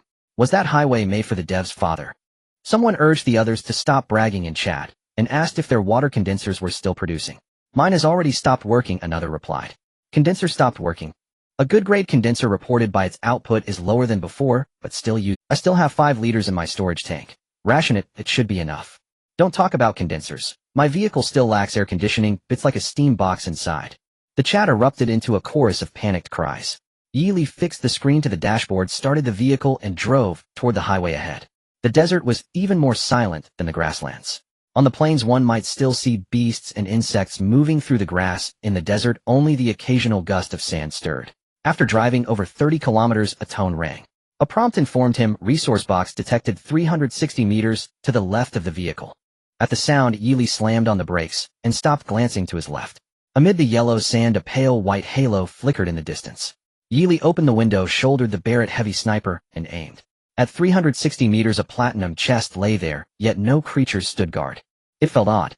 Yeely readied his gear, Desert Eagle in his left hand, Tang Dao in his right, and leapt from the vehicle with a boom. A wave of heat hit him. Inside the car it had been tolerable, but stepping out made Yeely almost faint on the road. Clad in perfect grade armor, he was immediately drenched in sweat. It felt like standing inside a steam chamber. Behind him, Xiao Shurho jumped down as well. The little stone monkey let out a shrill series of chirps the moment it hit the ground, and promptly scrambled back into the vehicle. The monkey seemed to scream how unbearable the heat was. Yeely hastened back to the vehicle and took off his armor. He had only stood outside a short while. The steel plates of the armor were already hot enough to sear flesh. Looks like I must travel light, Yeely muttered, shaking his head in resignation. At the workbench he fashioned a sun protective jacket and a pair of trousers. For safety he strapped bracers to his forearms and greaves to his lower legs. He stepped out again. The heat remained fierce though the dizziness had subsided. He handed the Barrett heavy sniper to Xiao Shurho and told it to stay inside the RV and wait for his signal. Yeely walked alone toward the chest, eyes fixed warily on the ground. A faint hissing sound ran across the sand as he entered the 10-meter radius around the chest. The sand ahead bulged suddenly. 8 massive legs, each nearly a meter long, burst from beneath the dunes, flinging sand into the air. In moments the creature's full form was revealed, a gigantic desert spider. Its enormous mandibles opened and closed like twin maws. A pair of feelers arched above its head, longer than its own body. Yeely had no doubt that the beast could swallow his entire head in one gulp. This oversized insect inspired more dread than any tiger or lion. The desert spider hauled itself free of the sand and locked its gaze on him. Its 8 legs sliced across the ground, and it lunged at Yeely with terrifying speed. Bang! He did not hesitate and fired at the spider's head. A spray of green fluid erupted from the wound. The desert spider gave a pained, high-pitched cry. It surged forward another 2 meters before its legs lost balance, tangling together as it toppled. A copious flow of green ichor poured from the wound. Yeely waited in place until the spider went utterly still, then cautiously approached and probed one of its legs with the Tang Dao. No response. After confirming the desert spider was truly dead, Yeely placed his hand on its leg. Collect desert spider corpse. Collect. Obtain quality spider leg X8, monster gland X1, gold X20 quality spider legs. Who would dare eat those? Yeely shook his head and stored all the items into his spatial ring. He then ran to the platinum chest and opened it. Obtain quality car chassis upgrade blueprint X1. Obtain quality healing ointment crafting blueprint X1. Obtain quality ice cream maker blueprint X1. Obtain good grade spatial ring X1. Yeely picked up the ring and slipped it onto his finger. Instantly a stream of information flooded his mind. Good grade spatial ring contains 1,000 cubic meters of space. Yeely had no time to inspect further and hurriedly transferred everything into the ring. He then hurried back toward the highway. The outside heat was unbearable. Walking in the desert proved far more arduous than crossing the grasslands. With the merciless sun overhead, by the time he returned to the road, he was soaked through. He grabbed a bottle of mineral water from the fridge and drank it down. At the same time he began to examine the 3 blueprints and the ring he had obtained. Quality car, chassis upgrade blueprint. Required materials: iron ingot 400, 1000 refined iron 2050. Uses 1. The RV really eats materials, Yeely muttered. He shook his head helplessly. The first numbers represented the materials needed for a standard van. The figures in parentheses were the additional costs to upgrade his RV. Fortunately, he had amassed plenty of materials, so the expense was manageable. He chose to proceed with the upgrade, and then turned to the second blueprint. Quality healing ointment has potent healing effects, quickly closes wounds, regenerates flesh, stops bleeding, neutralizes toxins. Required materials: monster gland 1, quality beast meat 1 wood, ash 4, reusable, not bad. What a good start. Yeely retrieved the monster gland he had just collected and placed it on the workbench beside the blueprint. He considered substituting the quality beast meat with a quality spider leg. A chime sounded. Materials do not match. Yeely had to put the beast meat back. A white radiance blinked. A deep blue ointment appeared on the workbench. Yeely's mouth curved into an innocent smile as he thought, another chance to reap easy gains. Then Yeely's gaze settled upon the third blueprint. Required materials: 10 iron ingots, 5 refined iron bars, 5 units of advanced plastic, and 5 units of advanced rubber. Usage limit once. Without hesitation, Yeely placed the blueprint onto his workbench and retrieved the corresponding materials to begin crafting. A chime rang out.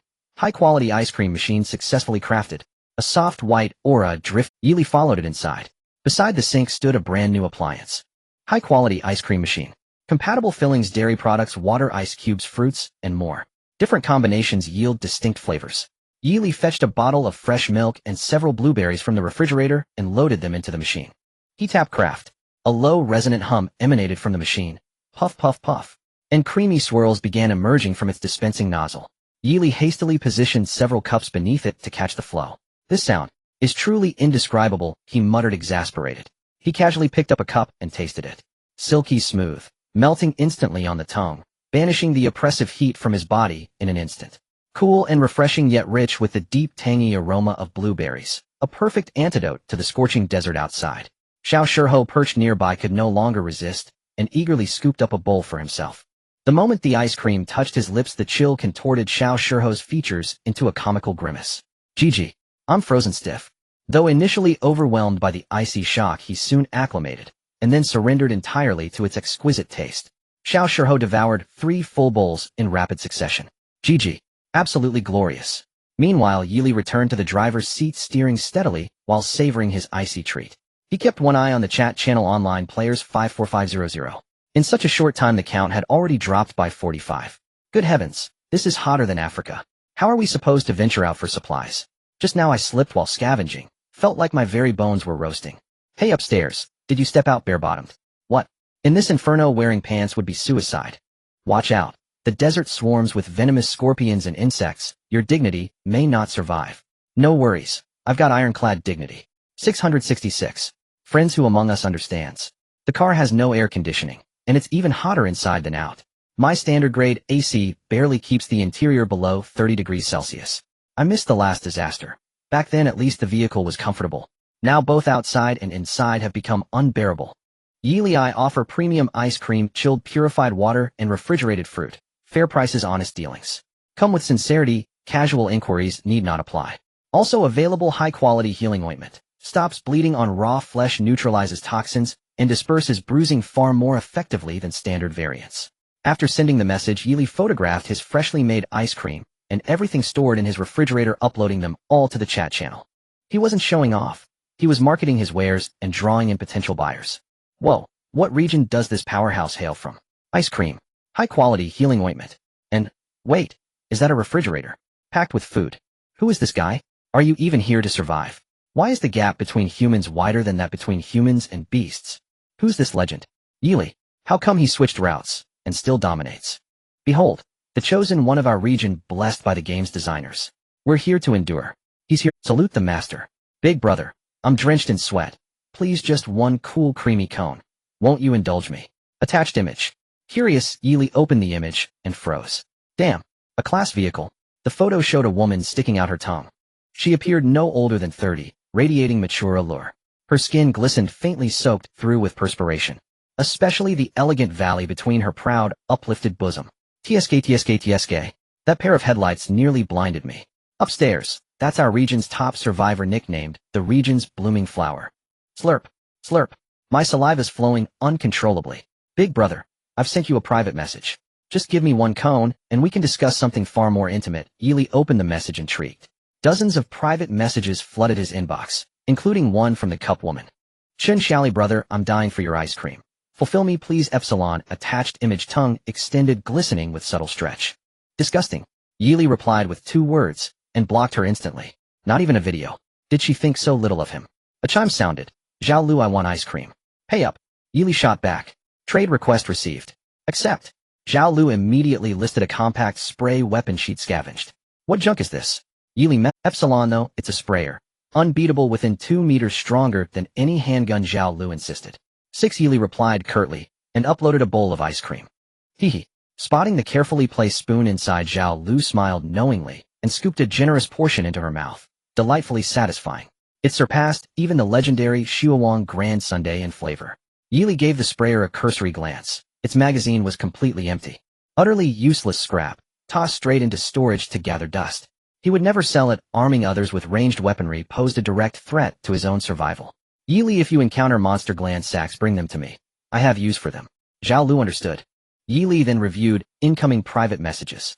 Great Master Yili, I'll trade 10 iron ingots. Acceptable. What do you think? At minimum, advanced grade materials. Great Master Yili, I'll trade 1 standard cooling map blueprint. Okay. Unnecessary. Offer advanced grade materials only.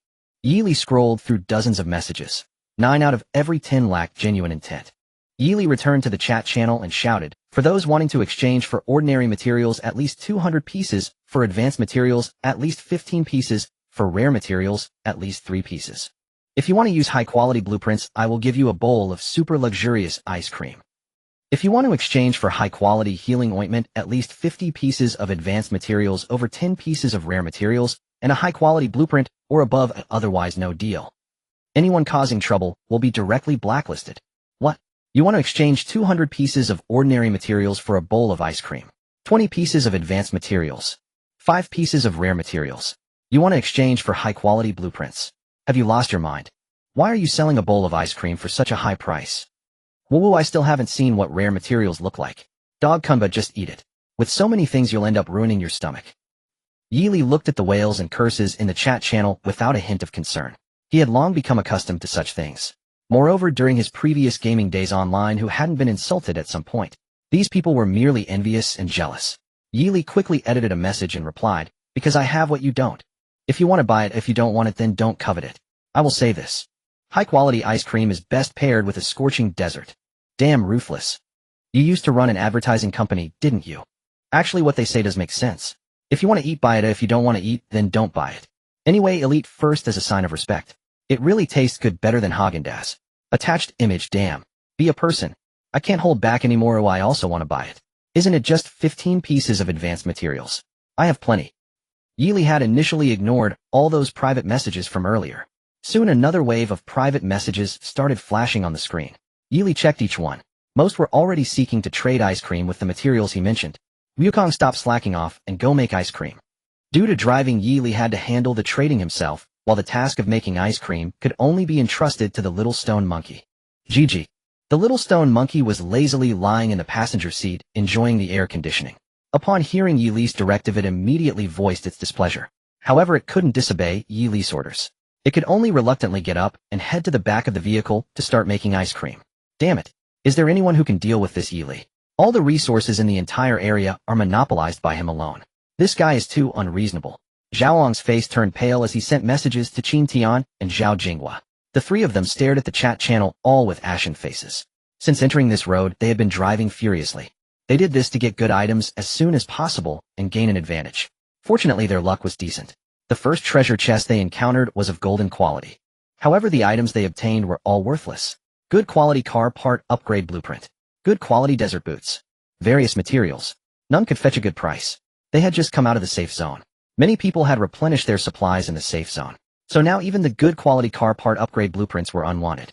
As the captain of a convoy, their living standards were already considered decent. The good quality water condensers could still ensure they had 5 to 10 liters of pure water daily, even in this environment. The good quality air conditioning kept the temperature inside their vehicle at around 25 C. However, compared to Yili's living conditions, it was as if they were not living like humans. Sai, why do I have to be in the same area as Yili? Zhao Jinghua was also going crazy. His development was actually similar to that of other convoys. But he was completely unable to compare with Yili. He couldn't even imagine how much stock of resources Yili had now. Why was there such a disparity in life? Damn it, I really hope to run into Yili soon. Let's see if I can deal with him. Captain Qin, now that the 10 regions have merged, I think you should not provoke Yili for now. Managing our convoy is the most important thing. Once we have absorbed the other 9 regions' convoys, then we can consider dealing with Yili. Zhao advised. As noon approached, the weather grew increasingly hot. The outside temperature had reached a staggering 60 C. Yili had been driving for half a day. Fortunately, he hadn't encountered any dangers and had a rare moment of peace. Yukong, let's find a place to have lunch. Yili spoke. Driving in such a glaring environment was not easier than driving in the dark. The little stone monkey nodded, appearing not so excited. It had spent the entire morning eating ice cream. Its stomach was still icy cold. It did not feel hungry at all. This was the constitution of a divine beast. If it were an ordinary person, they'd probably have long since ruined their stomach. Dididi. Just as Yili was about to find a place to stop the car, a sudden series of urgent honks came from behind. He glanced in the rearview mirror. It was a good quality off-road vehicle. Overall, it was just slightly larger than the previous van. However, the good quality off-road vehicle was very fast. It quickly caught up to Yili's RV.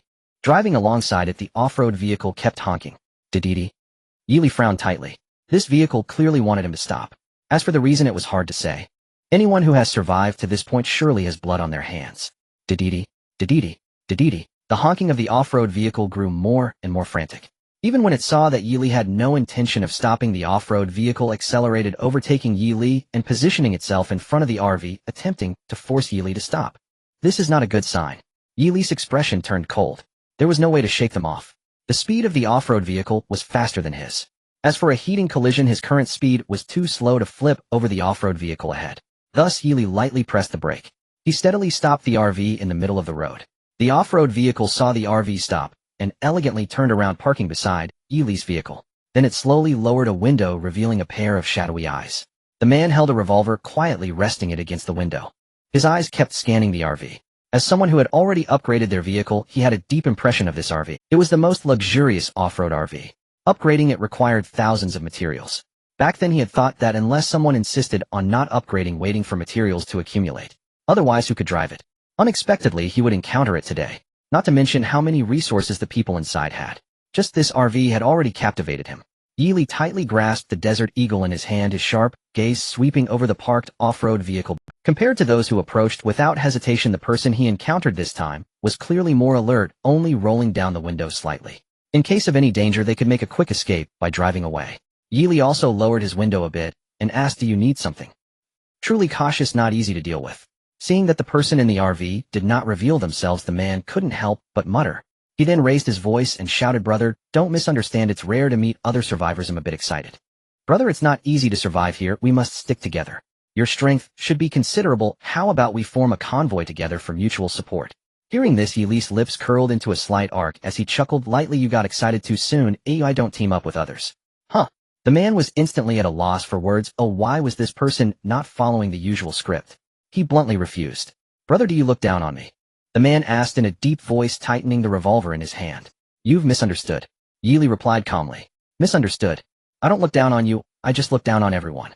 Yili smiled. Damn. The man was thoroughly enraged. This person was simply too arrogant. He raised the revolver tightly held in his hand. The dark barrel of the gun was pointed directly at Yili's driver's seat, and he shouted hoarsely, "Open your eyes wide and see what I'm holding. If you're sensible, get out of the car and hand over all the resources. Otherwise, don't blame me for being ruthless." Looking at the man's raised revolver, Yili shook his head with a light smile. Indeed, none of these people were genuinely interested in teaming up. He just didn't expect that someone would draw a gun so quickly. It seemed that he would have to be even more cautious when opening treasure chests outside in the future. Yili pondered in his heart, and then asked in a flat voice, "Is having a gun really that impressive?" His bulletproof car windows had already been upgraded to premium quality. The revolver in the man's hand, however, looked like nothing more than an ordinary quality gun. As long as he stayed inside the car, the other party could pose no threat to him in the short term. Moreover, he also had a car repair kit. Of course, having a gun is impressive. Even if you have bulletproof windows, they won't stop a few of my bullets. The man roared in response. In front of firearms, everyone is equal. How could this person ask him if having a gun was impressive? Wasn't this just mocking him? His patience had run out. Bang! A crisp gunshot rang out. Before Yili could react, he saw a bullet strike his car window, leaving a shallow white mark on his window. "Get out of the car." At the same time, the man's roar sounded again. "Why don't you open your eyes wide and see what I have pointing at you from behind my car?" Yili shouted, his voice growing slightly colder. "Well, you don't want it." Zhao Lu let out a heavy sigh of relief, parked the car to the side, and sent a message asking, "No, I have something better. You should keep it for yourself." Yili quickly replied, "All right then, be careful. You're attracting too much hatred." Zhao Lu reminded again. "A bunch of amateurs." Ding. Just as he closed the private chat window with Zhao Lu, Li Qingge received a reply. I understand. A simple, ordinary, and mechanical response. Yili chose not to dwell on it, and began to focus on preparing. How could so many people die in just half a day? In such hot weather many cars have no air conditioning. It's a miracle if anyone survives. What do you know? This road is far more dangerous than the grasslands. I haven't moved from this road since I arrived, and haven't spotted any dangers. You're amazing up there. Are you just waiting to die? Just a reminder, the monsters in the desert are hiding beneath the sand, so be careful when opening resource boxes. The sand in the desert is too soft, it's hard to run, and when encountering monsters you can only fight. There's no way to escape. It's terrifying. Our team leader is dead, calling for teammate support. While the water in my car has turned hot. How can we cook in this heat? Don't say that. In this heat, even my period, I really want to give up. Is there a deity who likes boys to take me in? I can be the receiver, if not I can cut it off. You're such a wolf destroyer up there. On the highway, apart from a few people, most are tortured to the point of being unrecognizable. Especially those who haven't equipped their cars with air conditioning. The inside of the car feels like a steamer, even cooler than outside. At this moment, these people all park their cars by the roadside, hiding in the shadows of their vehicles, hoping to encounter a kind-hearted person to take them away. Yili looked at the wails from the people in the chat channel and felt deep sympathy. He had also felt the same way during this half-day. Thus he appeared in the chat channel again. Yili, I sympathize with everyone's plight. I have a brand new high-quality air conditioner that can cool the hot interior of your car. By the way, I also have a brand new high-quality car-mounted water condenser that can guarantee a supply of 510 liters of water daily, even in such conditions. Those in need can come to me with a price. Additionally, ice cream, chilled fruit wine, and cold purified water are available for purchase. Of course, if anyone doesn't want to cook in this heat, they can also buy food from me. I am more than willing to contribute to everyone. Fair prices, no cheating. Limited quantities, first come first. While what's going on? Why do I want to cry? Don't cry, this is simply our savior. Yili, this is the feeling. Yili, how much for the air conditioner? Can I trade with high-level materials? Big shot, I want the water condenser. Appa, I want chilled purified water. I can show you my private parts. Young lady up there, drinking cold water can easily cause menstrual cramps. I have warm water, show me. Get lost, go away. Yili closed the chat page and began to check the private messages, blacklisting anyone who was overly talkative. Those trading ice cream, chilled fruit wine, and food Yili left entirely to the little stone monkey to handle. After all, it wasn't for him to eat. What he cared about most now were the trades for the air conditioner and water condenser. There were blueprints for ordinary air conditioners and water condensers for sale in the safe zone. But even with an ordinary air conditioner, the temperature inside the car could still reach over 30 C. There were still a few survivors with their heads in the clouds. They really treated the survival world as a game focused solely on upgrading their base, upgrading their cars from top to bottom in the safe zone. In the end, they forgot to install the air conditioner. At this moment, everyone was eager to install an air conditioner in their cars. Many still had ordinary car-mounted water condensers. In such high-temperature conditions, they had long ceased to function. Looking at the prices given in the private messages, each one was more outrageous than the last. After looking for a long time, he exchanged an excellent level blueprint along with a large quantity of high-level and ordinary materials, successfully trading away the good quality, car-mounted water condenser and air conditioner. Yili looked at the blueprint he obtained. Excellent level scale armor manufacturing blueprint can produce a protective suit that fits the body more closely. Required materials: excellent level scales X50, excellent level beast hides X2. Reusable. Yili didn't lack excellent beast hides. He searched for scales in the shop, but found none. So he returned to the chat channel and sent a message: who has excellent scales to trade for food. Excellent scales. I know fish scales come from fish and dragon scales come from dragons, though I don't know about anything else. Could there really be dragons in this world? You are spot on up there, and nothing in this world would surprise me. Don't overthink it. If there were really dragons, I doubt the 50,000 of us would be enough for them to snack on. The chat channel started chattering again. Ding. Lichinga, I have scales. How many do you need? At critical moments, we still rely on NPCs. Yili sighed internally. He quickly edited the message and sent 50 pieces. If you have more, you can give them to me. Ding. You have received a trade request. Yili quickly agreed to the trade. Received excellent level desert giant lizard scales X61, damaged desert giant lizard scales X20. There are damaged ones. Yili looked at the scales. The broken edge looked like it had been cleaved by a sharp blade. This woman is really... Yili sighed, inwardly parked the car by the roadside and placed the blueprint on the workbench to begin crafting. Ding. Excellent level giant lizard scale armor successfully crafted. Wearing it will increase the hate value of the desert giant lizard by 100. Isn't this just 100 aggro? Yili murmured. He donned the scale armor, which even included matching gloves and boots, all perfectly fit. It felt like a layer of scales had grown on him. Aside from being a bit tight, there was no other discomfort. Yili stepped out of the car to give it a try. These scales had a certain degree of heat insulation. They did not feel particularly hot, making it a decent piece of armor. Yili took out a high-quality tang knife and scratched it hard against the scale armor. Sizzle. A sound of friction echoed. Although a white mark appeared on the armor, it was not torn. As for testing it with ranged weapons, Yili thought about it and swiftly discarded the idea. Ding. A voice echoed, signaling the detection of a resource box 400 meters to the right of the car. As the sound reverberated, Yili turned his gaze to the right. This time a tall sand slope in the desert to the right obscured the location of the treasure chest. Yili had no choice but to get out of the car and walk towards the desert. For safety's sake, Yili forcibly pulled the little stone monkey down from the car. Gigi, protested the monkey as it walked. On such a hot day, he actually made the monkey work. Truly an ungrateful master. At this moment, the little stone monkey was only wearing a pair of modesty shorts. Despite that, its thick golden fur absorbed the heat under the sun. Not long after, its entire body was. Upon reaching the sand slope, Yili immediately spotted a platinum treasure chest below. Going downhill was much easier than going uphill. He simply lay down on the ground and rolled down. The little stone monkey laughed cheerfully on the sand slope.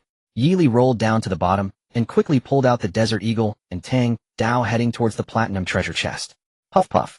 A cloud of sand suddenly kicked up around the platinum treasure chest. Yili immediately stood alert in place. Puff puff puff. Another wave of sand was stirred up, this time more violently than before. Amidst the rising sand, a 1-meter-long black scorpion tail emerged from the ground. The scorpion tail like a hook shimmered with a dazzling black luster under the sunlight. Puff puff puff. More sand was kicked up. Creatures hidden beneath the sand stirred up the sand while rushing towards Yili. Bang! Bang! Bang! Yili raised the Desert Eagle in his hand and fired 3 shots into the swirling sand. Screech! A series of sharp cries echoed from beneath the sand. A nearly 2-meter-long black scorpion emerged from the sand. Its armor, like shell tough as iron, had already been pierced by bullets. It oozed dark green liquid. The over 1-meter-long tail continued to thrash and struggle before finally falling limply to the ground.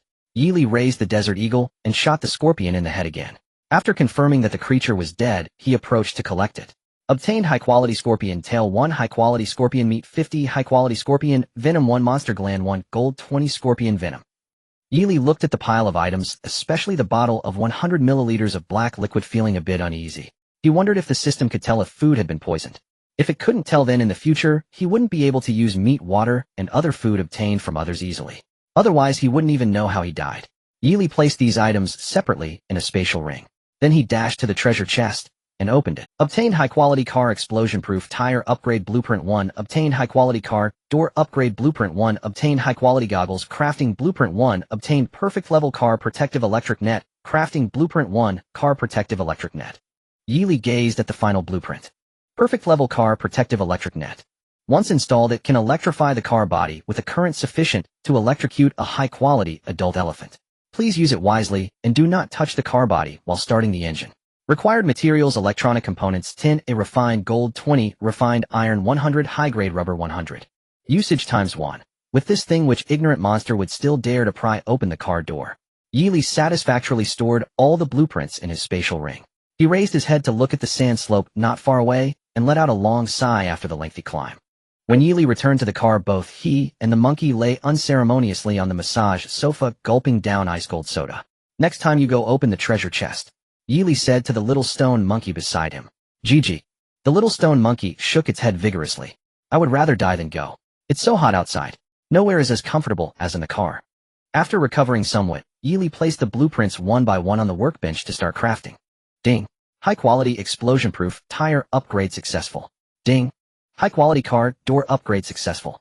Ding. High-quality goggles crafting successful, can effectively protect the eyes from strong light, wind, and sand. Ding. Perfect level car protective electric net installation successful. Yili picked up the screen just like the previous laser cannon. After the installation of the perfect level car protective electric net, a dedicated app appeared on the screen. It could control the switch. Yili turned on the switch. From the outside, the car appeared unchanged.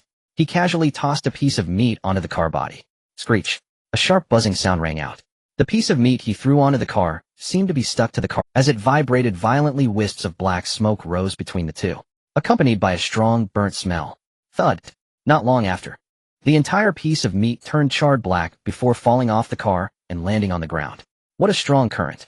Yili poked the charred meat with a stick. The entire piece of high-quality beast meat was charred. This was far more intense than high-voltage power lines. He couldn't imagine what would happen if a person got electrocuted. Yili turned his gaze towards the little stone monkey grinning. Wukong, why don't you give it a try? Gigi. The little stone monkey cried out while baring its teeth at Yili. Its whole body of golden fur stood on end. Aha, there are always creatures trying to harm this monkey king. Yili quickly returned to the car and turned off the electric net. This thing can't be left on all the time. Otherwise it's easy to forget and cause accidental harm. As the sky darkened, the surrounding air did not become cooler. On the contrary, after a day of being baked by the scorching sun, the heavy heat lingered. Yili's supplies of ice-cold, purified water and various fruits and vegetables were running low. Now only the simple milk-flavored ice cream could still provide a continuous supply. Yili glanced at the time. It was 8 in the evening. On the last highway at this time the sun should have already set. The world should have fallen into darkness. Yet the sun on this highway still hung in the western sky. It looked like it was about to set. Ding! Night has fallen. The night in the desert is very dangerous. Please do not get out of the car. Night. Yili silently sat in the driver's seat looking up at the distant crimson sunset, casting a glamorous hue over the golden desert. The already perilous desert now felt even more eerie. Yili as usual inspected the status of every car window. Having confirmed they were all locked, he set about preparing dinner. In the desert a fierce wind howled. A vast veil of yellow sand whipped across the sky. Lichinga opened the treasure chest with Gigi at her side, but had no time to study its contents. She cast a hurried glance at the blood-red sunset on the horizon, then, without hesitation, seized Gigi and headed for the highway. A sharp squeak. Suddenly Gigi at her side grew panicked, clutching Li Qing's hand tightly and letting out 2 urgent cries. Run, it's dangerous. Before Lichinga had time to react, Gigi was already dragging her into a run. The sand underfoot was treacherously loose. Each step sank and faltered. Every stride was a battle against the drifting grains. Puff, puff, puff. A series of soft, dull sounds whispered past her ears. Li Qing's gaze swept the surroundings. Where the desert had once been smooth and boundless, small mounds of sand abruptly erupted. Countless palm-sized desert scorpions, centipedes, spiders, and little lizards poked their heads out from beneath the sand. They swarmed the dunes in dense masses, a sight that made the skin crawl. Run! Lichinga felt her throat tighten as she cried out. Her dry throat felt as if threaded with 1,000 barbs. Her voice came out hoarse. With a sudden flurry, the desert spiders and scorpions leapt from the sand and lunged toward her. Lichinga gripped the superior-grade Yinling blade in her hand and whirled it like a tempest. In the dying light of the sun, the blade shimmered with a chilling crimson gleam. Each stroke she drew carried merciless, incisive force. She moved like a shadow among the venomous insects. Swish! Where the blade passed, the snarling spiders and scorpions were severed in an answering silence. Yet the swarm around her was simply too vast. Despite her masterful blade work, many cunning pests avoided the arc of her steel and continued to press in. Lichinga dared not relax for an instant. She hacked down the closest attackers while using hands and feet to bat away any that slipped through. Then with a brutal stomp, she crushed them into a grisly smear of flesh. Fortune favored her. The highway lay but a stone's throw away. In the blink of an eye, she surged onto the road and slammed the car windows shut. The venomous creatures were not willing to give up. They clung to Li Qing's heels and poured onto the highway like a rising tide. A rasping chitter filled the air. Seated inside the car, Li Qing's heart drummed in her chest. She was so tense, she scarcely dared draw a breath, even behind the glass. She could still hear with terrible clarity the grinding sound of those insects' sharp mouthparts, an uncanny skin-crawling noise. She took a deep breath and steadied herself. She started the engine and sped forward. With the wheels spinning, countless insects were pulverized into a gruesome paste beneath the tires. Other nearby pests, seeing the carnage, swarmed the corpses and the gore erupting into a frantic savage as their dinner. Over 5,000 have died within a day. This mortality is even higher than on the last highway. Is this asking us to survive or asking us to march to our deaths? Guess why it's called survival and not vacation? Wasn't it meant to be night? Why is there still a sun on the horizon? The last catastrophe was eternal night. Could this one be perpetual day? Perpetual day? How is that a disaster? If it's truly perpetual day, we could search the desert for chests at night from now on. Hey, are you trying to get yourself killed? Didn't you hear the system warn? When it's dark, please do not get out of your vehicle. My car is boiling. I'm waiting for night to hunt chests. And you tell me not to get out. What's there to fear? They're just a few bugs. If it's really perpetual day tonight, I'll live stream opening resource chests in the dark. Huh. Everyone, don't underestimate these insects. They are venomous. If you are bitten or stung by accident, it can be fatal. Yili once again stepped forward to peddle his goods. Seriously, Yili, are you really advertising at a time like this? Hail the big shot. Hail the big shot 1. Hail the big shot 10,086. The chat fell silent for a moment. Damn, why do we run into profiteers in every world? I really want to punch you. Wow, that was my design. Appraisal complete, what a sucker. Blah blah. Ding. Lichinga, could I borrow a superior grade healing ointment? Attached image. Yili was watching the chat as people barked their comments. Seeing Li Qing's message, curiosity led him to click and take a look. In the picture, a bluish-purple wound marred her once fair long-leg, black pus oozing from within. The desert spiders and scorpions were not only small but numerous. Even though Lichinga was formidable, she had still been caught by the swarm. Yili immediately transferred a superior grade healing ointment to her. He teased, counting this, I've saved you twice. If you don't pledge yourself to me now, it's hardly fair. Seeing Yi Li's message, Li Qing's heart jolted. A strange flutter of feelings swelled within her. She looked at the superior grade ointment in her hand and hastily applied it to the wound. A cool, soothing sensation spread across the wound, dulling the stinging pain. At the same time, the bluish-purple mark began to fade rapidly. Soon the skin returned to its original smooth, pale appearance. Her heart pounded wildly. Am I really falling for him? Memories of meeting Yi Li 2 days earlier rose unbidden. The handsome features, the confident smile, images that lingered and would not fade. As Lichinga wondered how to reply, Yi Li sent another message. Pay back the debt you owe me before you think about pledging yourself. Otherwise, you'll be the one at a loss. Li Qing's expression suddenly turned colder. The image of Yi Li that had just begun to improve in his heart dimmed once again. Got it. Lichinga typed furiously on the screen. After calming down a bit, he continued to remind. Now definitely don't enter the desert, it's very dangerous. There are a bunch of venomous insects lurking beneath the sand. I don't know if it's just me, or if it's some kind of disaster, be careful. This intel is very important, I will spare you 10 iron ingots. Yi Li smiled in response, glancing towards the desert. Several small sand mounds subtly appeared on the originally flat desert. If one didn't look closely, they could easily be overlooked. Lichinga, hee no need. Yi Li glanced at the time. It was 9 o'clock in the evening. The sunset in the distance was still glowing. This time it seemed they truly encountered the extreme day. Wukong, go down and lure those monsters over. Yi Li called out to the small stone monkey who was leisurely lying on the sofa sleeping after finishing his meal. Gigi. The small stone monkey opened its eyes and screamed at Yi Li. What? Why should I go lure the monsters? Aren't you a divine beast? A few mere venomous insects can't harm you, right? Hurry up. Yi Li's lips curled slightly, revealing a Gigi. The small stone monkey immediately screamed in dissatisfaction. Don't take a monkey's life so lightly, hey. Yi Li smiled enticingly. Be obedient and go lure the monsters over quickly. When you come back, I will prepare something delicious for you. The small stone monkey pouted. Reluctantly, it stood up and opened the car door. In an instant, a wave of scorching heat rushed in, making the small stone monkey frown. It was too hot, especially when the heat outside clashed with the cold air inside the car. It was like being in two extremes. That extreme temperature difference was truly overwhelming. The small stone monkey jumped off the car and quickly ran into the desert, letting out sharp, piercing cries. Then it ran back to the car without looking back. At that moment, Yi Li was leaning against the car window, watching the changes in the desert. Dust was swirling around. Countless black venomous insects' heads emerged from the undulating sand dunes. Kacha-kacha. A series of low, deep insect sounds intertwined. All the venomous insects turned their gaze towards Yi Li's RV. There are really many. Yi Li looked at the densely packed insects. Countless. Simply too many to count. Those venomous insects gathered together, resembling a black tidal wave. They surged onto the road, instantly covering Yi Li's car. If someone were to encounter them, they would probably be devoured to a pile of white bones in an instant. Kacha-kacha. The sound of tearing was heard from outside. Those venomous insects were continuously gnawing at his car's body. Yi Li glanced at the small desert spider clinging to the outside of the window. Ugly. Incredibly ugly. Its body was covered in dense hair. Its mouth parts opened and closed continuously, trying to bite through the glass in front of it.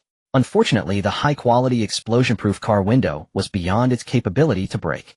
Yi Li silently looked at the screen in his hand. He activated the car's defense system. Power on. G. All the insects clinging to the car began to convulse. 1 transmitted to 10 to 100 to 1,000. In an instant, all the venomous insects' bodies began to convulse at the same time. The few straggling insects at the end of the line, seeing their companions convulsing collectively, thought their companions had encountered something enjoyable and couldn't help but jump in. Thus they joined the convulsion. Yi Li sat in the car and could even hear the sound of electricity passing through the bodies of those venomous insects outside. Pada! Pada! In less than half a minute, all the venomous insects clinging to the car were electrocuted into charred lumps, sliding off the car. The ones left on the ground in the distance also fell over. The closer to the RV, the more tragic their death. Countless waves of venomous insects. In just a moment, all the intertwined insects were electrocuted to death. Perfect level automotive protective electric net. Terrifying indeed. This effect was even stronger than Yi Li had imagined. From now on I will call you the pickup truck. It sounds a bit strange. Yili turned off the electric net and opened the car door to get out. He casually picked up a piece of charcoal and it shattered without him even needing to exert force. There wasn't even a collection prompt sound. Can't collect. Yili, not believing in evil, walked forward a bit. He picked up a scorpion's corpse that had been electrocuted but remained intact. Finally the collection prompt sound rang in his mind. Collect. Obtain monster gland sack 1, a gold coin, 1. Looking at the 2 items in his hand, Yili couldn't help but smile. He didn't care much for meat. As long as there was a monster gland sack, that was enough. This item was essential for making high-quality ointments. Yili eagerly collected outside the car. By the time he finished collecting everything and returned to the car, it was already 10:30 in the evening. Yili had collected over 100 monster gland sacks. These were obtained from the corpses that were preserved relatively well and were slightly larger of the venomous insects. From the bodies of more venomous insects, he could only collect gold coins. After returning to the car, he took a comfortable bath. Yili lazily lay on the bed and picked up the screen. The private chat messages had already exceeded 999. Among them, Zhao Lu had sent him quite a few private chat messages wanting to buy high-quality scales from him. Yili directly initiated a trade request. Did you fall asleep, eh? Looking at the trade message from Yili, Zhao Lu lightly tapped the screen to agree, and then curiously asked, I just went outside to collect venomous insects for an hour and a half. Yili replied, you went outside to collect venomous insects. Just now Chinga told me that there are venomous insects everywhere outside, and that we mustn't go out. Zhao Lu replied in surprise. Yeah, I turned them all into materials. Yili smiled. Is it real, eh? Of course it's real. Yili said. It's all thanks to you. Zhao Lu praised. After completing the trade with Zhao Lu, Yili found Li Chinga again, initiated a trade request, and directly traded a set of high-quality scales over. What is this for? Li Chinga asked in confusion. She didn't have extra materials to buy high-quality scales at the moment. I'm lending it to you for now. Take care of yourself. Before you return the materials to me, don't die, otherwise I will suffer a great loss. Yili said seriously. Li Chinga really didn't know what to say. After trading with the two, Yili looked at the other private chat messages. In the scorching desert, the heat was already intense. Looking at those suggestive large-scale pictures filled with ambiguous hints, Yili somewhat regretted selling that high-quality silicone doll back then. Now the mall only had some ordinary good-quality fleshlight and some authentic clothing. They completely failed to arouse any interest. Ding! The dawn has arrived, time to wake up. The next morning, Yili was awakened by the notification sound. After a brief wash-up and breakfast, he continued on his journey. Yili sipped on premium coffee while glancing at the chat channel. Online users 44532.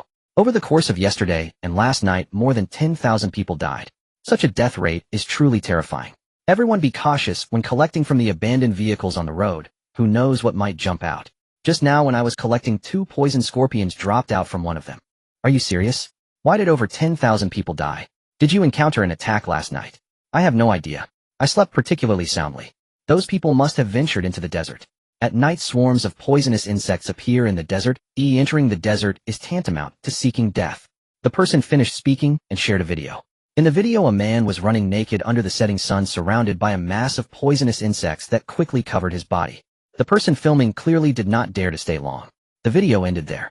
This man's physique is nothing special, it can't compare to mine. Seriously. Dude, your focus is different from others. This was filmed last night at 10, so everyone please do not get out of the vehicle. Is that for real?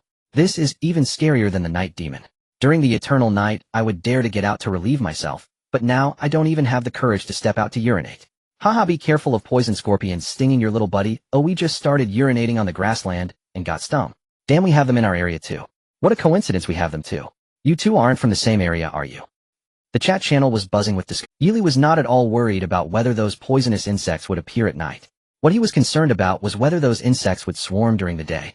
If a swarm of poisonous insects appeared while he was opening treasure chests in the desert, he would not be able to handle it with just the Tang Dao Desert Eagle and AK in his hands.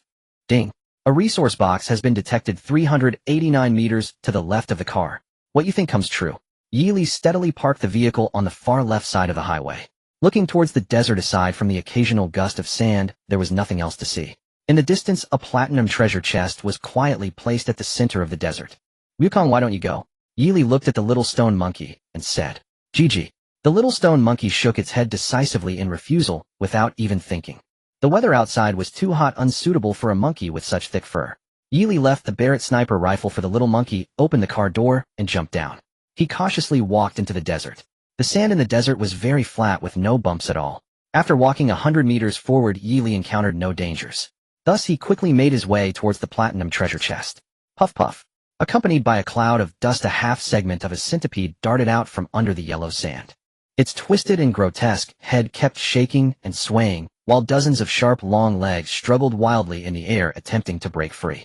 The exposed half of this giant centipede was already over 2 meters long. One could only imagine how much of it was buried beneath the yellow sand. Bang! Bang! Bang! Yili did not hesitate to fire 3 shots. 1 hit the body, 2 hit the head. Squeak! The centipede, still struggling to crawl out from under the yellow sand, let out a shrill and piercing scream. Its efforts to escape the sand pit came to an abrupt halt. Plop! Accompanied by a dull sound, its massive body fell heavily into the yellow sand. Its half-segmented body began to curl up slowly. Dozens of long centipede legs trembled slightly, wrapping around its body. Is it dead? Yili's face was filled with questions.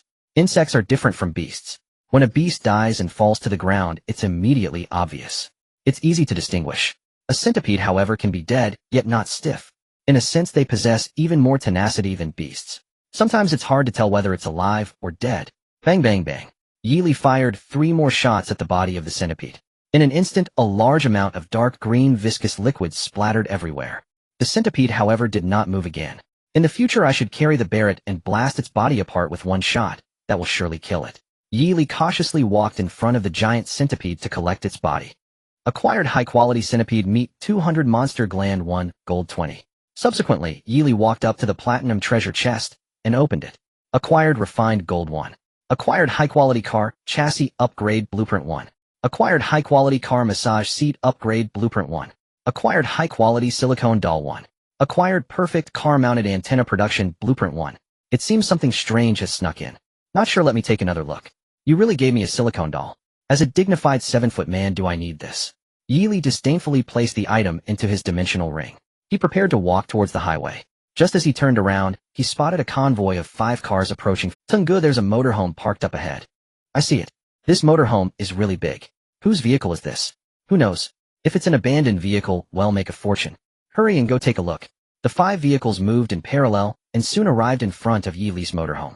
The 5 men armed with weapons quickly got out of the cars. 2 of them even held crossbows. Wang Ting walked to the driver's seat of the motorhome, placed his hand on the vehicle, and frowned as he cursed, damn. The people inside are still alive. Tungu, that person is in the desert. Suddenly someone shouted. Wang Tung immediately approached the front of the motorhome, placed his hand over his brow, and squinted towards the desert. Sure enough, a figure was quickly walking towards the highway. Tungu, good opportunity. As long as we kill him, we can steal this motorhome. This motorhome is the top-tier model in the upgraded series. That person's resources must be substantial. Let's rob him. The others chimed in. The 2 men holding crossbows could hardly contain themselves. Wang Tang's eyes also flashed with murderous intent. This was an ultra-luxurious off-road motorhome. It was far superior to his shabby off-road vehicle. If he could snatch this motorhome, future days would surely be smooth sailing. Let's get him. With Wang Tang's words, the 2 men with crossbows unhesitatingly aimed at Yi Li in the desert. Bang! Bang! Suddenly 2 gunshots echoed in the desert. Gunshots. How could a crossbow make the sound of a gun? Wang Tung's greedy gaze shifted from the RV to the 2 teammates accompanying him. Before him lay the bodies of his companions, already fallen to the ground. Their chests were pierced by bullets, blood and flesh mangled, their internal organs shattered beyond recognition. A large pool of blood flowed from beneath them, forming a horrifying bloodstain on the road. Zhang Jia and Zhao Yi were so terrified that they nearly collapsed onto the scorching pavement. Their eyes were filled with fear. In a panic, they hurriedly crawled behind the RV. He has a gun. Tung, what should we do? The 2 were completely flustered, their voices trembling with extreme anxiety. Who would have thought that just as they entertained the idea of robbery, they would encounter such a ruthless situation? Don't panic. He's nowhere to hide in the desert. As long as we take him out, the gun and the RV will belong to us. Wang Tung felt a deep fear within himself, his eyelids twitching incessantly. He gritted his teeth and slightly turned to gaze towards the desert. The person in the desert was less than 100 steps away from the road. If they could kill him, all the resources would be his. It was a good opportunity that he was unwilling to let go. Bang! Another deafening gunshot shattered the silence. Wang Tung instantly felt a powerful gust of air sweep past his cheek. He panicked and shrank his head back, reaching up to touch his cheek. A damp and slippery sensation met his hand. The bullet had nearly grazed his face. The terrifying air pressure had cut his skin. Go get the crossbow and kill him. Wang Tung's hand trembled, but thinking of the gun in Yi Li's hand and the luxurious vehicle in front of them forced him to suppress the fear in his heart. He ran back to the RV with Zhang Jia and Zhao Yi and retrieved the crossbow. Can you draw the bowstring? Wang Ting asked. Draw the bowstring. Zhao Yi was confused, thinking it was just cannon fodder on the battlefield. Damn, it's just like playing Battle Royale. You two go behind the vehicle, I'll be at the front. I'll count to 3 and we'll all burst out together to shoot him. He can only deal with one side. Wang Tung said in a deep voice. What if he shoots us? Zhao Yi asked. He's definitely focused on the front. My chances of getting hit are far greater than yours. I'm not afraid, why should you be? Wang Tung frowned, casting a fierce glance at the two. Ting, you're really a great brother. Zhang Jia and Zhao Yi were filled with gratitude towards Wang Tung. They never expected that despite being strangers, Wang Tung would leave the most dangerous position for himself to protect them. Hurry. Wang Ting urged again. Big brother, don't forget to peek. Zhang Jia suddenly reminded him. Get lost, do you really think you're playing a game? Wang Tung scolded in a deep voice. The two hurried to the back of the vehicle and pressed tightly against its body. In a moment, you just need to pull out quickly. Got it? What does pull out quickly mean? It means to shift out from cover. The enemy's gun can't aim at you immediately. Then he'll go out and support you with shots. Got it? Then why don't you go out first? Zhao Yi asked. Although he didn't play games, it was evident that this was a risky endeavor. Fool, I'm a top player in the national server. Do you understand what that means? No. It means the king of guns. I can guarantee that once I go out, I can headshot the enemy before they even fire. Can you? Zhang Jia raised his chin, a look of pride on his face. Zhao Yi shook his head. He had never played such games before, let alone used weapons like handguns or crossbows. Then just listen to me. Zhang Jia said decisively. 1, 2. Wang Tung's voice rang out. Zhang Jia slightly tilted his head, cautiously confirming Yi Li's position. 3, let's get him. Along with Wang Tung's voice, they charged. Zhao Yi jumped out from behind the vehicle as Zhang Jia had instructed, quickly moving away. Meanwhile, Zhang Jia aimed the crossbow at Yi Li's position he had just observed. He pulled out from behind cover. However, this was not a game. Yi Li was also on the move. Zhang Jia's aim was, he had to readjust the aiming point of the crossbow. Every move they made was monitored by the little stone monkey. Under the little stone monkey's reminder, Yi Li was acutely aware of every move these people made. When the two pulled out, it truly left Yi Li puzzled. What are they doing? Acting as live targets. Yi Li raised the gun in his hand. Bang! With a gunshot, Zhao Yi, who was still moving forward, fell dead on the spot. Bang! Immediately followed by another gunshot. Zhang Jia, who had just emerged from behind the vehicle and was still adjusting his aim, had his head shattered like a watermelon. Idiot. Wang Ting watched everything unfold. When he counted to 3, he did not jump out immediately.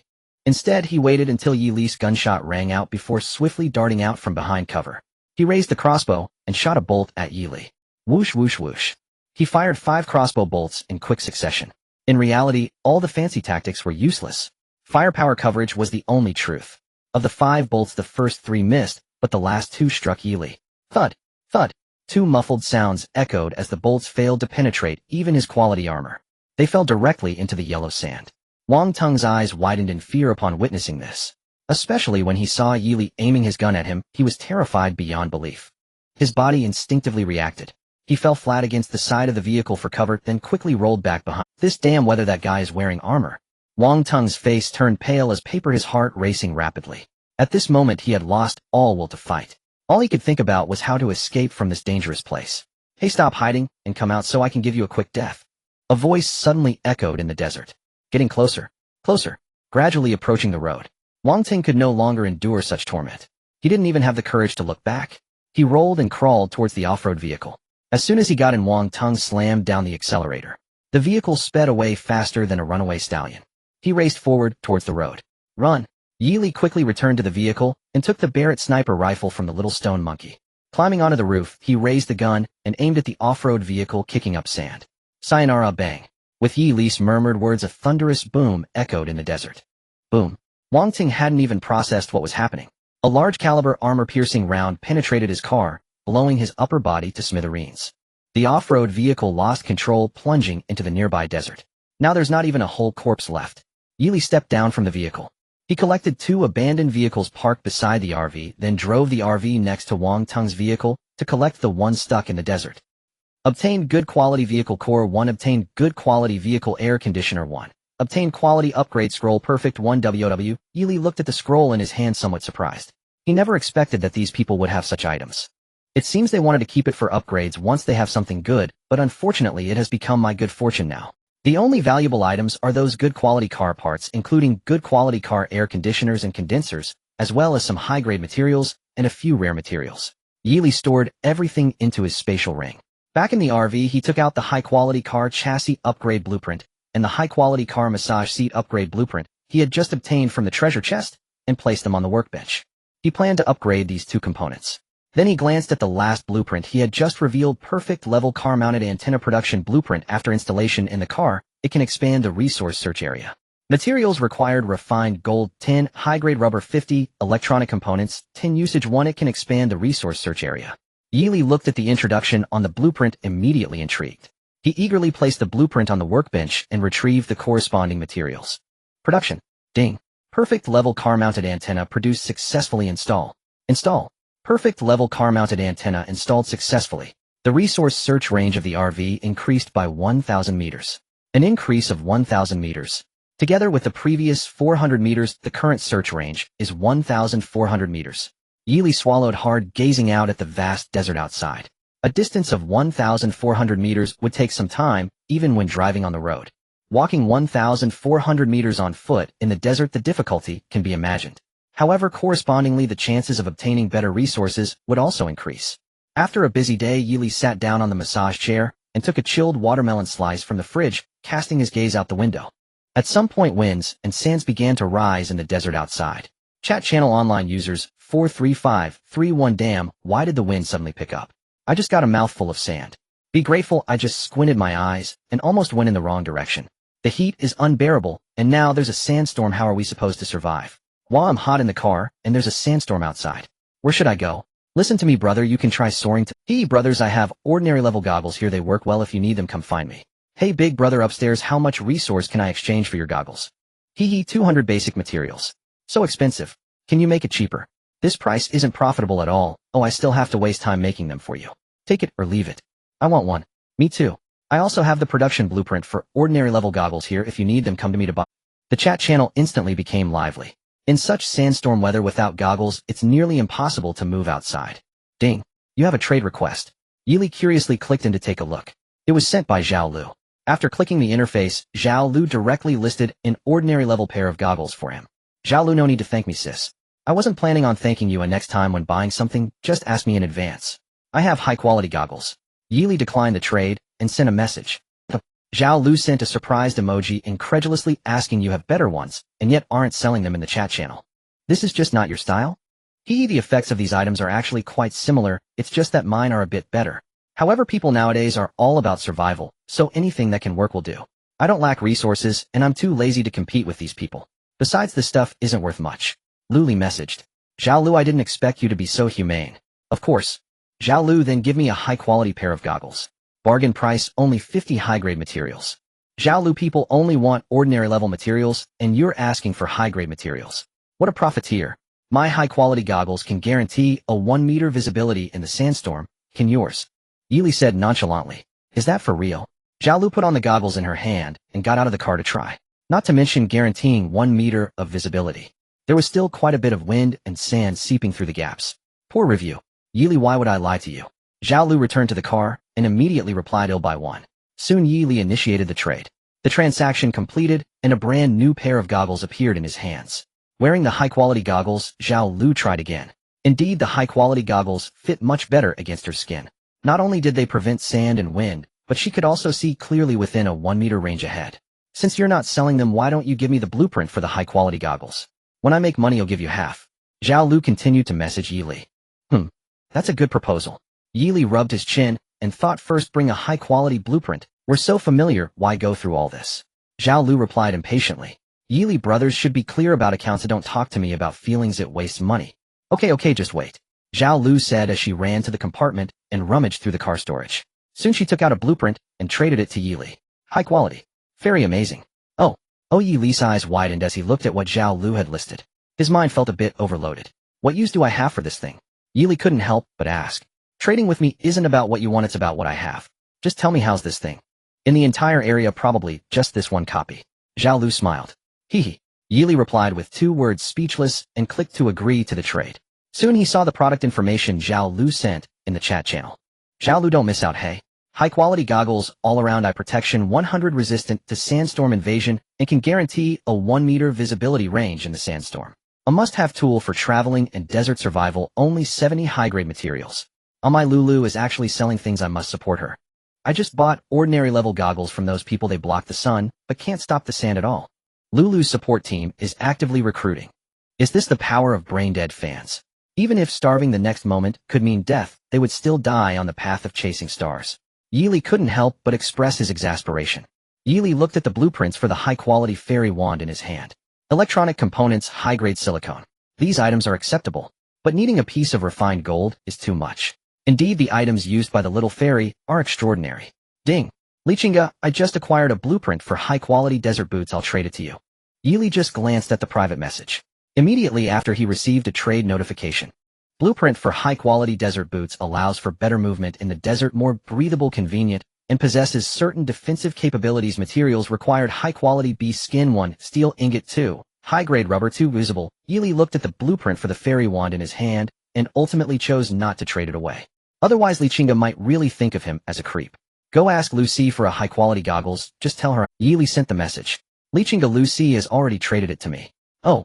Yili casually replied. He placed the blueprint for the high-quality desert boots and the materials on the crafting table and began the creation process. Ding. High-quality desert boots created successfully. Yili changed into the new shoes. Overall, they felt even lighter than the sports shoes he wore before. Hey, not bad. Yili marveled again at the power of the workstation's output. He got out of the vehicle and tried walking 2 laps in the desert. Although it couldn't be said to be swift, it was much more comfortable than wearing sports shoes. He wouldn't sink into the yellow sand, stepping cautiously. He didn't even feel that stifling sensation. Back in the car, Yili tossed the blueprint into the vehicle's storage compartment and continued driving forward. The sandstorm raged from morning until afternoon before it finally ceased. Chun Xiaoli sat in the car enjoying an ice cream she had just exchanged for a super sexy photo. She took a small bite. Chun Xiaoli almost cried. It was too delicious. Not only did it melt in her mouth, but the heat she felt on her body also instantly disappeared. Looking at the ice cream in her hand, she was reluctant to bite it again. She began to lick it little by little. Damn, Yili actually blacklisting me, making me spend so much just to get an ice cream. If I cross paths with you, I will definitely make you know my power. Chun Xiaoli mumbled, while licking her eyes filled with resentment. For days, she had sent countless sexy photos. After much effort, she managed to trick an ice cream from a survivor. So delicious. Chun Xiaoli finished the ice cream in her hand, licking her lips with lingering desire. Boom. Suddenly a roar of an engine erupted from the road behind. Chun Xiaoli glanced through the rearview mirror. An off-road vehicle charged toward her like a runaway wild horse. Dust billowed behind it, carrying an oppressive sense of suffocation. Chun Xiaoli's heart tightened, and she hurriedly adjusted her sitting posture, preparing to escape. She didn't know how many women had been brutally persecuted on the road since the last highway. She dared not gamble whether the people in the off-road vehicle behind were good or bad. But that off-road vehicle was moving extremely fast. She had just put the gear in place and started. With a screech, along with a sudden brake sound, the off-road vehicle had firmly and diagonally stopped in front of her car, blocking her path. The car door opened, and a burly man stepped out. He held a crossbow in his hand. Without hesitation, he aimed at the tires of Chun Xiaoli's car and fired 2 arrows. Thud! Thud! After 2 dull sounds, Chun Xiaoli felt the car tilt sharply to one side, as both the front left and rear left tires had been shot out by the man. Now, even if she wanted to drive away, it was utterly impossible. The man holding the crossbow walked step by step toward Chun Xiaoli's car. Through the car window, he saw the panicked face inside and those proud curves. In an instant, a surge of unnamed anger rose in his heart. The body that was already feeling unbearably hot became even more restless. Get out of the car. The man pointed the crossbow at Chun Xiaoli inside the car, shouting sternly. Having been on the highway for over 10 days, this woman was the best figure he had ever seen. Her looks were also above average. Especially those proud curves, truly captivating. Chun Xiaoli was extremely frightened. But she dared not disobey. Her ordinary car window could not withstand the arrows from the man's crossbow. She had no choice but to obediently get out of the car. Big brother, please don't kill me. You can do whatever you want with me. Chun Xiaoli was close to tears. The arrows glinted with a chilling light under the sun. As long as the man trembled a bit, the arrows could pierce her head. The man watched as Chun Xiaoli opened the car door and stepped out. Those perfectly rounded jewels and her long white legs were simply longer than his life. Paired with her slim waist and the curves ready to burst forth, she was simply a top-notch figure. Such a woman had only appeared in his dreams before. Turn around, the man ordered in a deep voice. Chun Xiaoli had already been scared to the point of losing her senses. How could she dare to disobey? She hurriedly turned her body around. Due to the hot weather, she was only wearing a small vest and a pair of shorts in the car. Her entire body was on display. Seeing that she was not carrying any weapons, the man felt relieved. I'm very angry right now. Hurry up and help me cool off. coupled with the surrounding environment. The man forcibly pulled Chun Xiaoli up and pressed her against the car. Under the blazing sun, the temperature on the car's surface was extremely hot. Chun Xiaoli felt like her skin was about to be roasted. Big brother, let's go inside the car. Chun Xiaoli pleaded in a low voice. It was too hot outside. The car was not only cool, but as long as the man got into the car, she could find an opportunity to grab the small knife she hid under the seat and turn the tables on him. What the hell are you talking about? Just cooperate with me. The man slapped Chun Xiaoli on the butt. He drove along the road in the car. Suddenly his attention was caught by two cars parked ahead. No.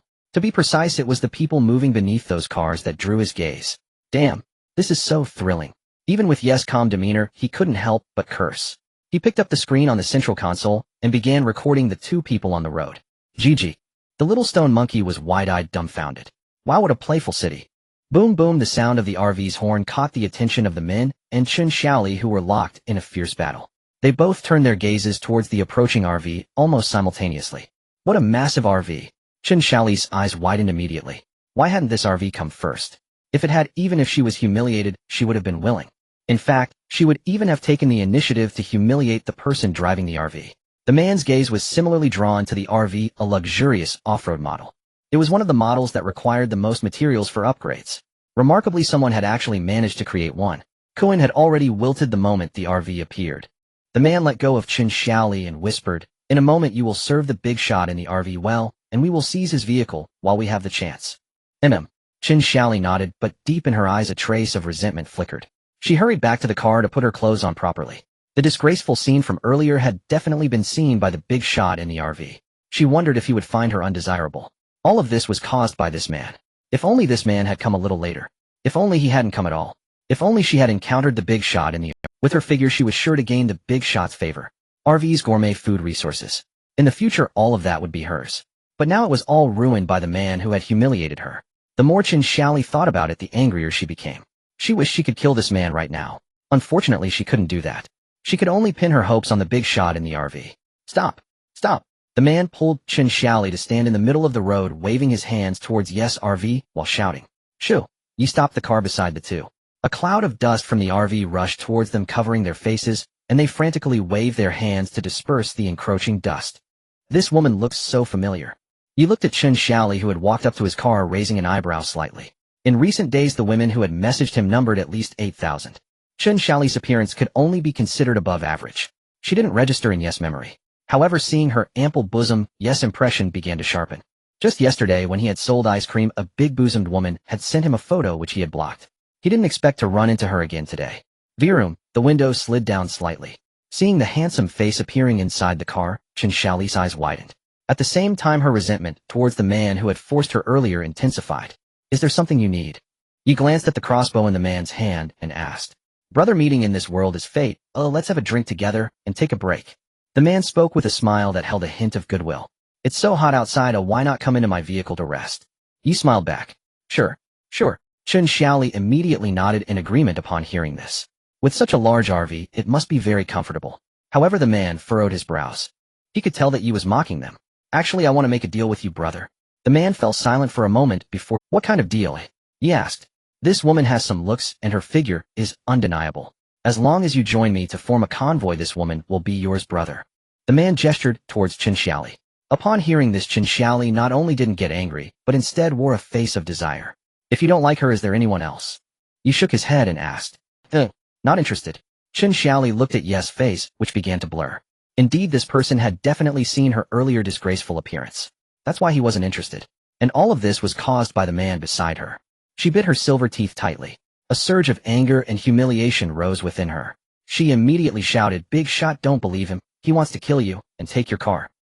The man immediately widened his eyes, turning his gaze towards Chun Xiaoli. He was contemplating how to force Yi out of the car. Unexpectedly, Chun Xiaoli betrayed him at this moment. Seeking death. A ruthless look suddenly surfaced on the man's face as he raised the crossbow in his hand, aiming it at Chun Xiaoli. "Big shot, save me." Chun Xiaoli frightened screamed while covering her head. In her panic, she stumbled and fell to the ground. The man holding the crossbow had a gradually blanking gaze. His entire skull had been The man holding the crossbow had a gradually blanking gaze. His entire skull had been shattered by Yi. Bang! The man's body crashed heavily to the ground, crimson blood mixing with white brain matter. It flowed freely along the road. This horrifying bloody scene left Chun Xiaoli pale with fear. Her delicate features instantly turned as white as paper. Her body went soft, collapsing weakly to the ground. Her limbs felt as if they had lost all sensation, unable to move an inch. She stared blankly at Yi, who was in the driver's seat. "You can go now." Yi looked at Chun Xiaoli, who was trembling on the ground, and spoke indifferently. Please have mercy on me. I'm just a weak woman unable to survive in this world. Take me with you." Tears streamed down Chun Xiaoli's face like a burst dam. Her voice choked. She appeared pitiful, heart-wrenching. She was fully aware of her advantageous figure. Even while speaking, she deliberately let one of her shoulder straps slip. Her snow-white skin became partially visible. Then she intentionally nudged with her arm. Subsequently, with a slight squeeze of her arm, her already ample bosom appeared even fuller. Her alluring cleavage and charming curves were clearly visible. The man before her not only possessed a luxurious RV, but also a handgun. If she could gain this man's favor, her future days would not only be comfortable, but also incredibly safe. Even if this man had ulterior motives towards her, she could still consider it. Upon hearing this, Yes' eyes immediately revealed a trace of indifference. Did he come across as too gentle earlier? Had he given this woman a misunderstanding? Did she really think he was some kind of great benefactor? Or did she believe he would accept any kind of woman as a target? Yi Li cast an impatient glance at Chun Xiaoli, slumped on the ground. Her figure was undeniably attractive, but regrettably someone had reached her first. He was fastidious about purity, not some quaint fixation on virginity, but a prickly refusal to tolerate seeing a woman with another man. Witnessing it made him unable to bring himself to act. "Get out before I decide to kill." Yi Li said, his features hardening and his voice growing colder. Chun Xiaoli trembled violently at his merciless words. When she looked up and caught sight of the muzzle in Yi Li's hand, as though faintly aimed at her, a burning warmth trickled down her thigh. She let out a choking scream and sobbed uncontrollably. "Don't scare me, I can't stand up, woo-woo." This time she was truly frightened. Yi Li felt a twinge of helplessness. He examined her once more to ensure she carried no hidden weapons. He opened the car door and stepped out, picking up the repeating crossbow that had fallen beside the corpse. Ignoring Chun Xiaoli, he walked to the dead man's vehicle and began salvaging it. He retrieved a high-grade car core, 5 units of refined metal, and several advanced components. Yi Li packed every gain into his spatial ring and returned to the RV. A foul scent of urine cut through the sweltering heat. Tears and dust smeared Chun Xiaoli's once fair face, leaving it streaked and ruined. The strong remain strong, and the weak remain weak. To avoid being preyed upon, one must hold a gun in hand. Rather than depend on others, it is better to harden oneself. Yi Li sighed softly, climbed back into the vehicle, stomped the accelerator, and the RV roared away into the... Only a whirlwind of sand remained swallowing Chun Xiaoli where she lay. I will make you all pay," she vowed through clenched teeth. Wiping the tracks of tears from her face, she glared down at the corpse with burning hatred and dragged it back. She fetched an iron axe from the vehicle, severed the man's genitals, and crushed them. Then methodically, and without mercy, she dismembered the body piece by piece. She even cut off fingers and toes one by one, throwing them into the desert. Blood spattered in every direction, dyeing her pale skin a dark red. Like a revenant newly sated on flesh, she finished her grisly work, returned to the van, tore her clothing, and used it to clean herself roughly. She snapped photos of the bloodstains on her body and sent them to the man who had once bought her an ice cream. "Brother Tian, today I was humiliated, woo-woo." A reply came quickly. Qin Tian demanded to know who would dare mistreat his woman. She answered that she did not know precisely, only that the man drove a massive RV. She sobbed that the materials and blueprints she had painstakingly salvaged had been stolen. He had done things to her. A huge RV. Rage flared in Qin Tian's eyes. The image of Yi Li and that vehicle sprang immediately to his mind. He sent Chun Xiaoli the clandestine photo he had taken of Yi Li's RV in the safe zone, and asked, "Is it this one?" Chun Xiaoli frowned in confusion. Did the two of them know each other? "That's him." "Brother Tian, do you know him?" she asked cautiously. Qin Tian swore, furiously railing that the bastard had cheated him out of thousands on the last road and now stolen from his woman. Did he not know Qin Tian was protecting her? He slammed a fist on the steering wheel in fury. The wheel stayed intact. Chun Xiaoli pleaded, "Brother Tian, you must avenge me. If he took from me, he took from you. You must stand up for me." Relieved to find an ally, Chun Xiaoli's sobs turned even louder. Qin Tian promised coldly, "When I find him, it will be his death day." After sending the message, Qin Tian cut off the private chat and stormed into the public channel to roar threats. Other survivors erupted with surprise and support. "What the hell, Brother Tian? What happened, Brother Tian? Did Yi Li rile you again? Tell us, and we'll take revenge for you." A crowd of survivors who had trailed Qin Tian since the previous highway chimed in. Those who knew him like Zhao Ong and Zhao Jing would join the commotion. People from other regions watched with curiosity. Some might not know Qin Tian, but Yi Li's name rang like There was scarcely anyone in the region who had not heard of him. Qin Tian broadcast a bounty: anyone who provided useful coordinates for Yi Li would be rewarded 500 units of advanced materials. He added that whoever delivered Yi Li's head would be elevated to second-in-command of his convoy. The channel erupted. Accusations flew. People denounced Yi Li for shamelessly stealing a woman's supplies and more.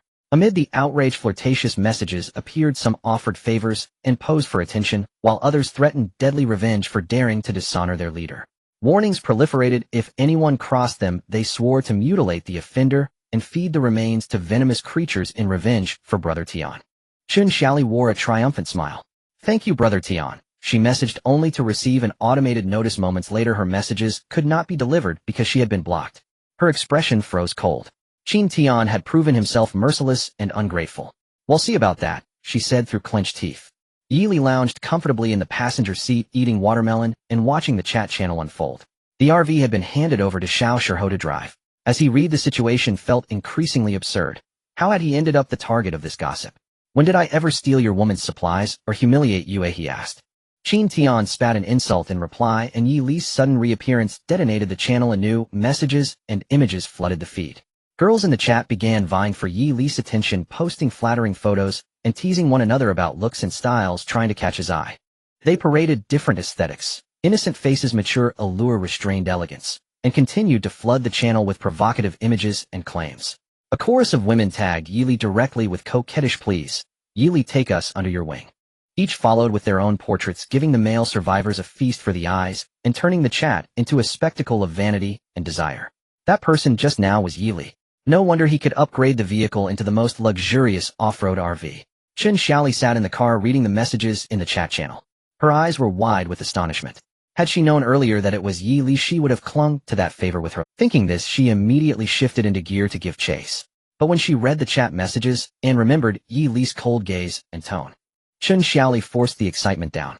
If she went now, she was certain he would kill her. "I will become stronger. I must become stronger. Only then, when I meet him again, will he see me in a new light." Chun Xiaoli's eyes brimmed with resolve. She spoke as she picked up her screen. Her face was beautiful, her figure flawless. "Next time we meet, I will make you understand my power and make you my plaything." Chun grit her teeth, a sinister smile curling at her mouth. Yi Li's indifferent, handsome face kept echoing in her mind. If one day she could force such an arrogant man to kneel before her, what a thrill that would be. Chun Xiaoli quickly turned the car around and drove back a kilometer. She parked at the roadside and rolled down the window, draping her long, fair legs across the sill.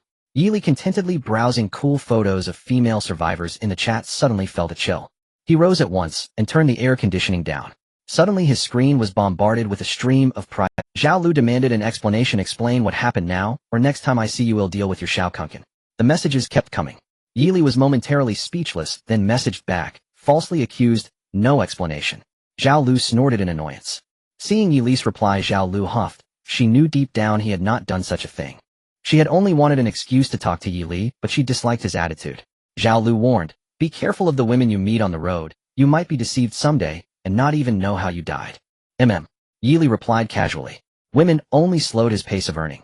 Even if he entertained other thoughts, he would be exceedingly cautious. Unless there was poison there, bargaining for his life. A notification popped up: a resource crate detected 100 meters to the right of the car. Yi Li hurriedly told Xiao Shiho to stop. He took up his Barrett and swept the right flank with his gaze. Unfortunately, the dunes rolled in endless waves. There was no way to tell behind which dune the chest lay. The chest location could not be seen. "Come with me this time," Yi Li said to Xiao Shiho, issuing an unquestionable order.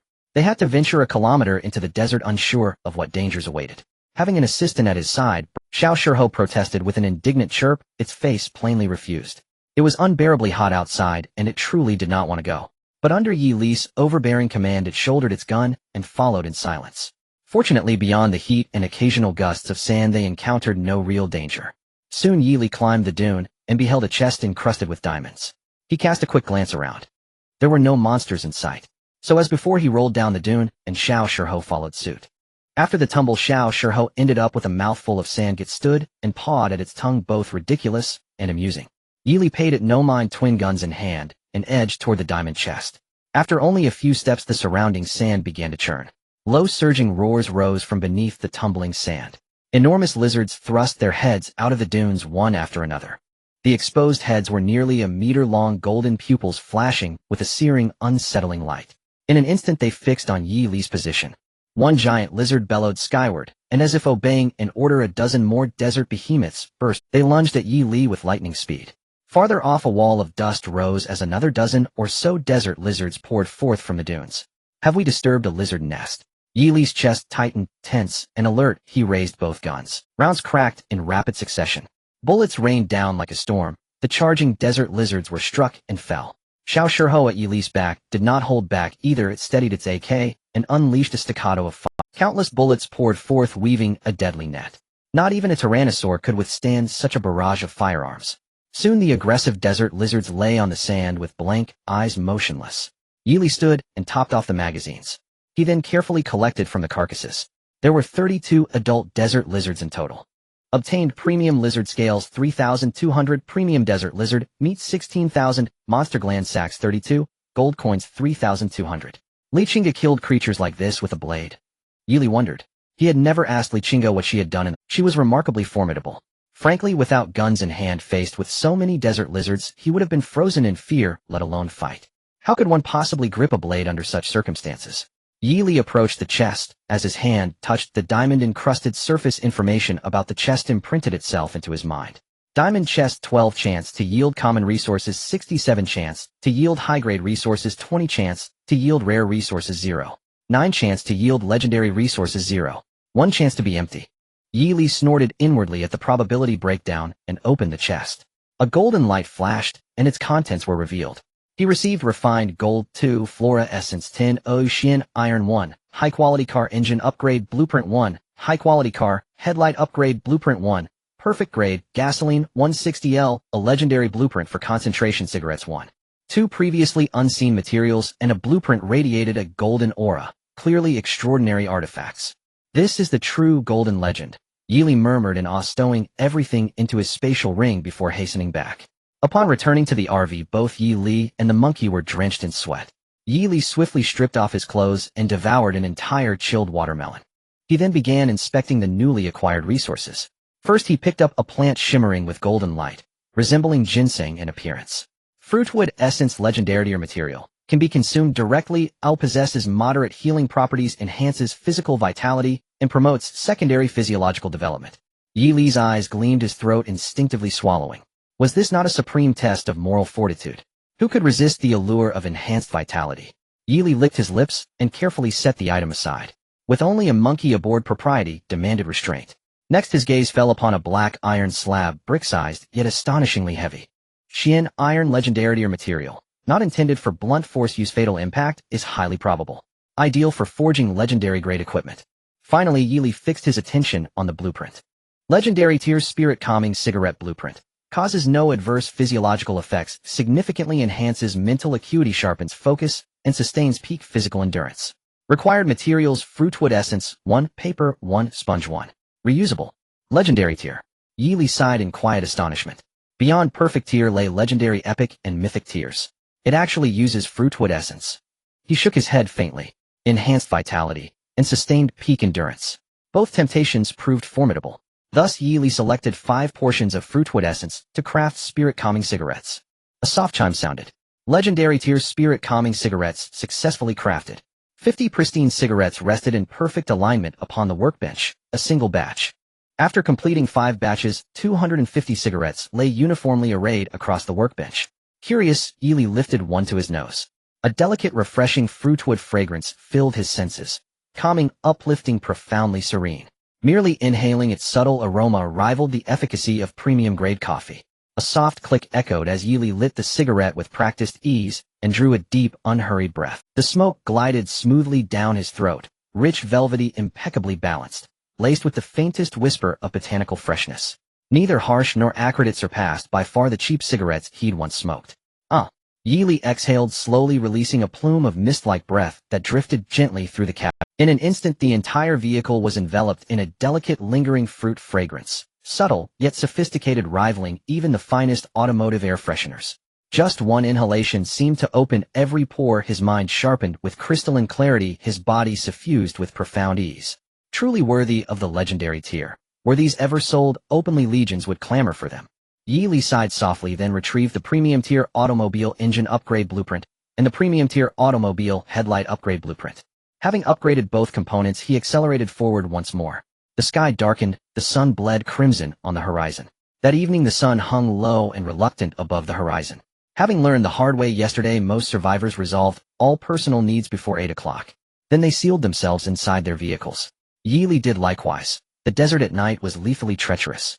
Advancing further would yield no advantage. The resource crates scattered deep within the dunes remained inaccessible after dusk. He simply parked the RV squarely in the center of the road, attended to his needs, and prepared dinner. Chat channel online users 39529. Today's fatality count had declined notably from yesterday's. The chat channel overflowed with chaotic banter. Foremost among the topics was the tangled rivalry between Yi Li and Qin Tian. Yi Li, good evening everyone. I've just crafted a fresh batch of authentic legendary tier spirit calming cigarettes. Zero adverse effects, potent mental enhancement. Even one puff before physical exertion ensures unwavering endurance. Limited stock. Interested parties may bid using rare tier or higher materials and premium tier or higher blueprints. Highest bidder wins. Wait, did I misread that? Legendary tier. I've never even seen a perfect tier item, and he's already producing legendary tier. Comparisons truly kill. Did you kidnap the game designer? Yi Li again. How does his luck defy logic? This isn't luck, it's outright cheating. You must be from another region. Don't act so shocked.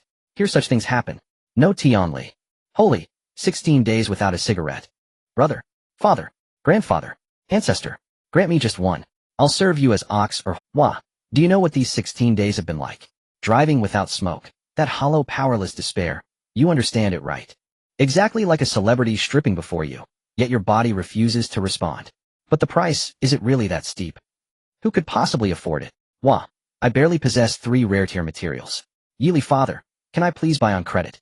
Yi Li father's trading principle, absolutely no credit. So you're just dangling temptation before us. The chat channel erupted in collective wails. Private messages flooded in explosively. Yi Li couldn't possibly read them all. China harbored too many seasoned smokers. Such scarce high-demand commodities inevitably drew fervent pursuit from veteran smokers, many calling him father or grandfather publicly in the chat. In private messages their first words were invariably grandfather, father, or ancestor.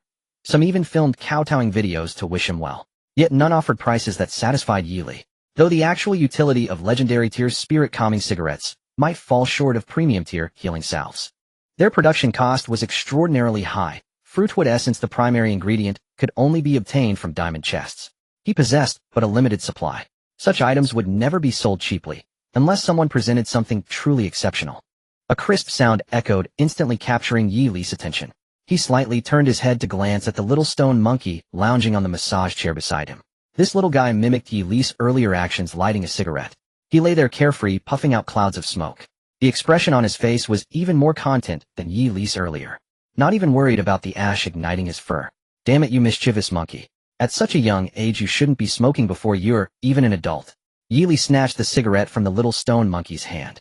Then he stored all the cigarettes on the workbench into his spatial ring. Gigi. The little stone monkey grew anxious when his cigarette was taken away, leaping at Yi Li with claws outstretched, shamelessly stealing the monkey's things. The little stone monkey was surprisingly strong. Yi Li was knocked down onto the massage chair and found himself momentarily unable to struggle.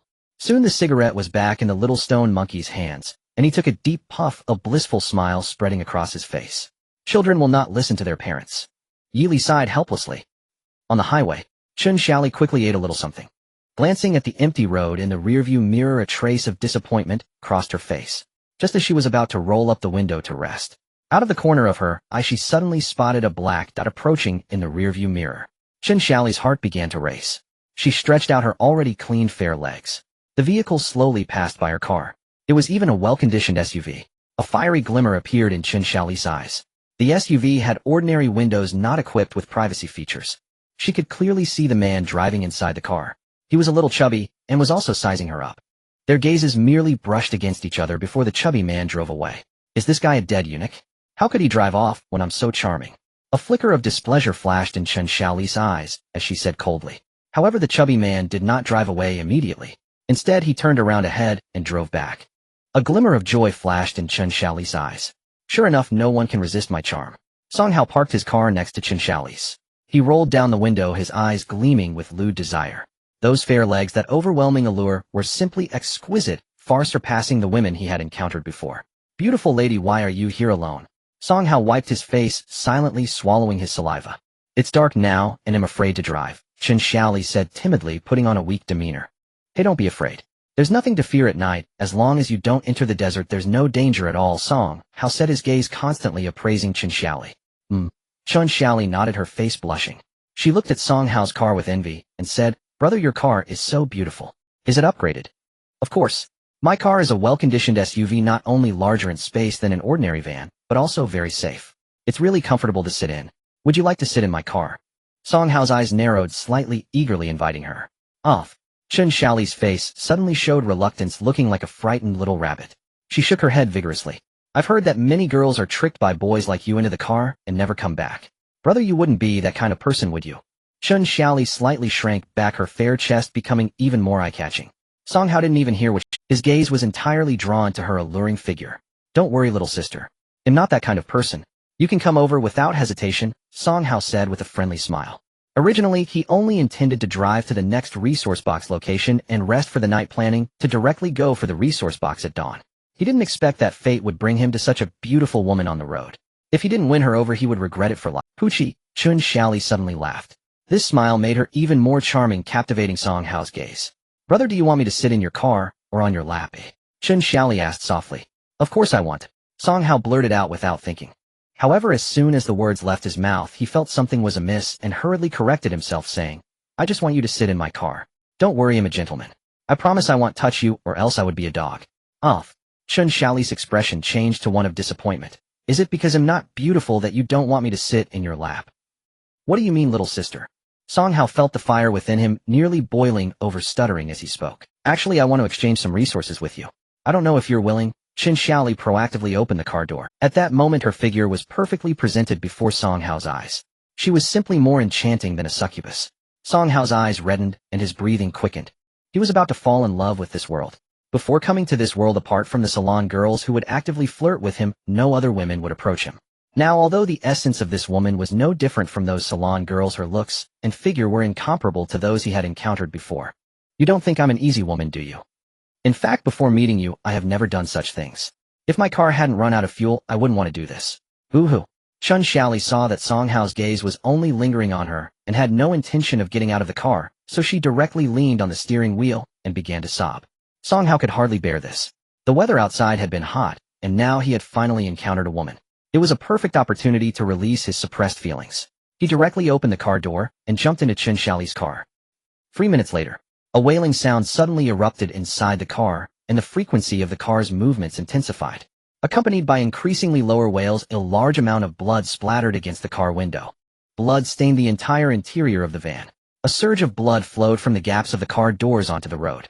After a long while, Chen Xiaoli finally opened the car door and tumbled out. She sat on the ground, her chest heaving violently, her gaze burning as she looked at Song Hao, who lay motionless inside the car. Ha ha ha, I did it. I succeeded. Chen Xiaoli's laughter echoed in the air. Her face twisted with extreme excitement, revealing an almost deranged expression. Chen Xiaoli staggered towards the off-road vehicle parked nearby. She placed her hand on the car door. A prompt sound suddenly rang in her mind. Unattended vehicle detected. You may choose to switch vehicles or collect the vehicle. Chen Xiaoli looked coldly at the van before her, suppressing the smile at the corners of her mouth, and said in a deep voice, switch. Ding. Vehicle switch successful. Chen Xiaoli opened the car door. The temperature inside was quite pleasant. It was equipped with a good-grade condensation device and a good-grade water tank. There were also 2 storage cabinets in the vehicle. The resources inside were plentiful, sufficient for her use. There was even a blueprint for a high-quality hand crossbow. Chen Xiaoli's face showed a hint of excitement as she turned back to the ordinary vehicle she had originally been in. She began to collect the original van. Resources, materials, and a male corpse stained with blood all fell onto the road. Chen Xiaoli glanced at the resources on the ground. She only picked up the core of the ordinary vehicle. Then she turned her gaze to the corpse beside her, her eyes filled. You dead fatso, do you think your body is worthy of touching mine? Chen Xiaoli cursed, kicking Song Hao's corpulent body with force. However, Chen Xiaoli still felt unsatisfied. She pulled out the dagger still lodged in Song Hao's chest.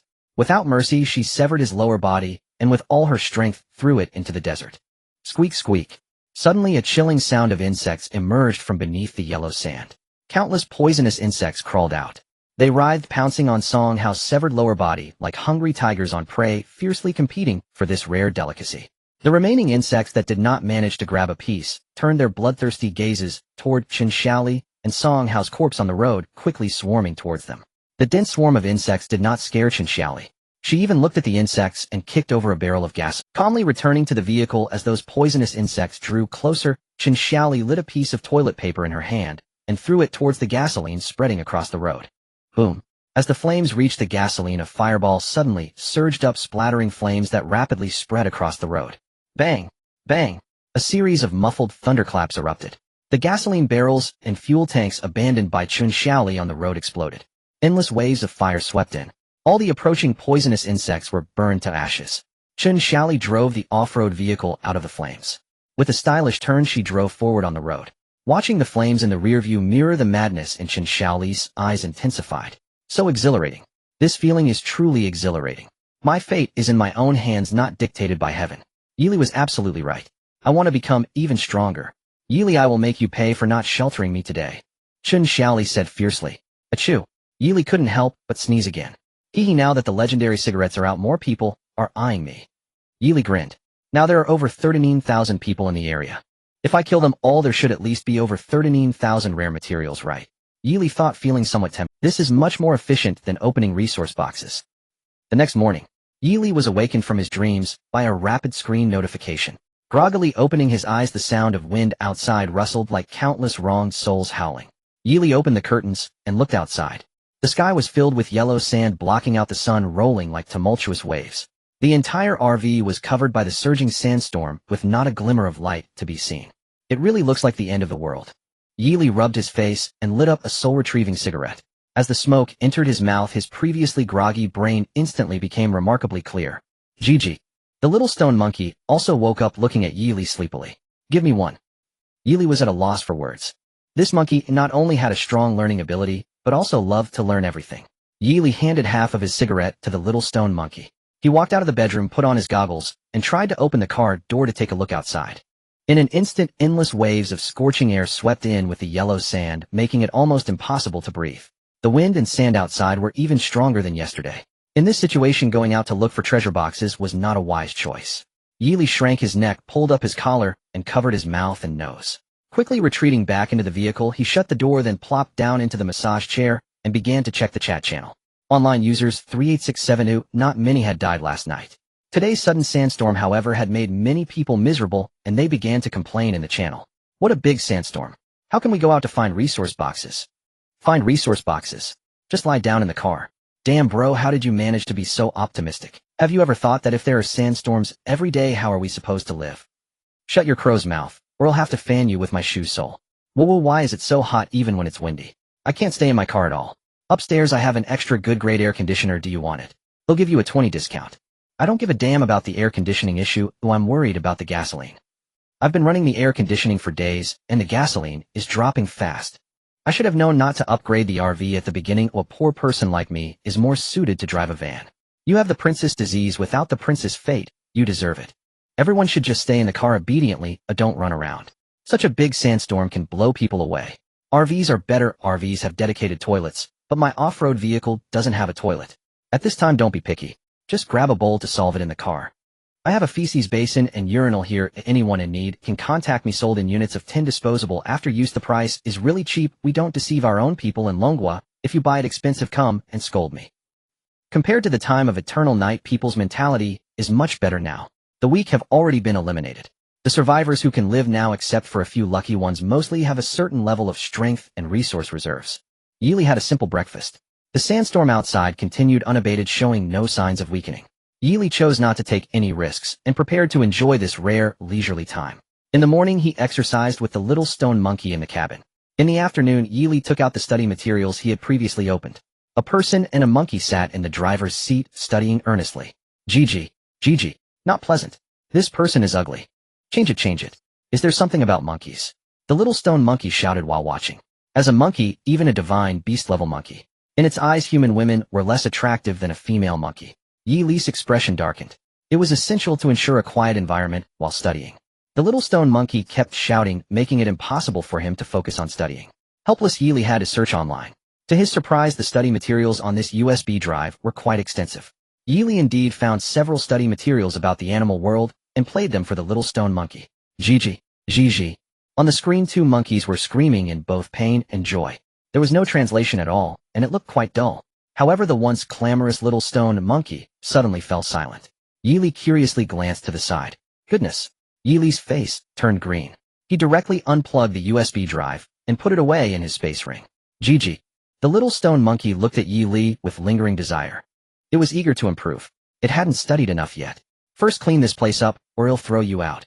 Yili said with a stern face, pointing at the little stone monkey's mess before turning to the back of the cabin. Smoking, drinking, and being lewd. A fine divine beast. If this continued, it would surely turn into a shameless fool.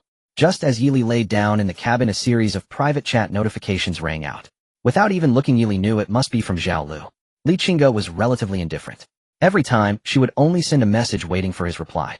Only Zhao Lu would play such a bombardment trick. I came to send you money. Yili just opened the private chat message and took a glance. On the screen, a series of transaction alerts sounded.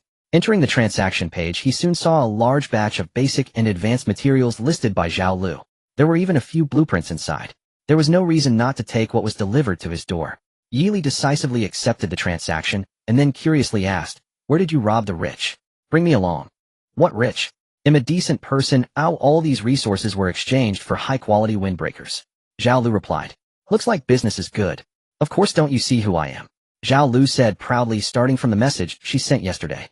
Many people wanted to add her as a friend. From time to time, someone would send her transaction harassment. There weren't many items listed: 1 iron ingot, 1 piece of wood. Zhao Lu naturally wouldn't disappoint these people's enthusiasm. Although they weren't worth much, she collected everything. What disgusted her was that many lewd men sent her those kinds of provocative pictures. Some even tried to trade her torn underwear and socks. This made her feel utterly disgusted, and she promptly blocked and deleted them. "Impressive. Impressive," Yili casually responded. He looked at the few blueprints he had just traded for. Blueprint for high-quality toilet production, blueprint for ordinary hairdryer production, blueprint for good-quality insect net production, blueprint for high-quality fishing rod production. Who in their right mind would fish in the desert? Fishing for worms would be more reasonable. Yili looked at the two high-quality blueprints he had in hand with a dark expression. A high-quality fishing rod was acceptable, but a high-quality toilet was just a bit sturdier with nothing special about it. Yili decisively shoved the two items into the bottom of the storage box in the vehicle. The sandstorm blew for a whole day and night. It wasn't until the next morning that he woke up to find the wind outside had finally ceased. He opened the curtains. The scorching sunlight immediately penetrated the glass and flooded the bedroom. Yili picked up the screen and took a look. The temperature outside the car had reached 63 degrees, and the temperature inside was nearly 30 degrees. He hurriedly got up and lowered the air conditioning temperature a bit more. In the chat channel, some early risers expressed both joy and sorrow. The sandstorm that blew all day yesterday made most people choose to park and rest. But not everyone had an RV. After spending a day in a cramped space, many felt suffocated. Now that the sandstorm had finally passed, they could continue moving forward. The sudden rise in temperature made many people groan in despair.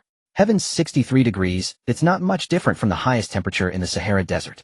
I feel like I'm about to be cooked. I'm probably going to die from the heat. I have no desire to move at all.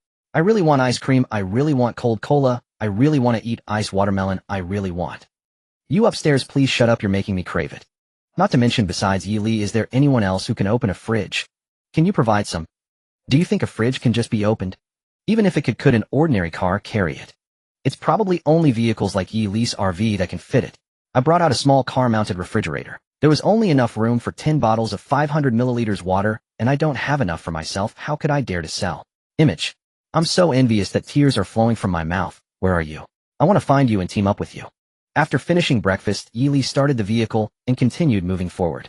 Gigi, Gigi. The little stone monkey kept shouting from the passenger seat. I want to see study materials. I want to study. Yili's forehead was increasingly lined with dark lines. He directly gave the little stone monkey a flick on the head.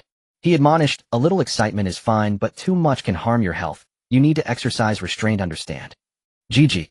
The little stone monkey hugged its head and cried out twice, its eyes full of grievance. In order to give the little stone monkey something to do to distract it, Yili relinquished control of the vehicle. The little stone monkey, full of grievances, immediately accelerated the speed to 120. After the sandstorm, Li Jin's expression instantly turned alert. Without hesitation, he dropped his bird and raised the crossbow. Li Jin's expression instantly turned alert.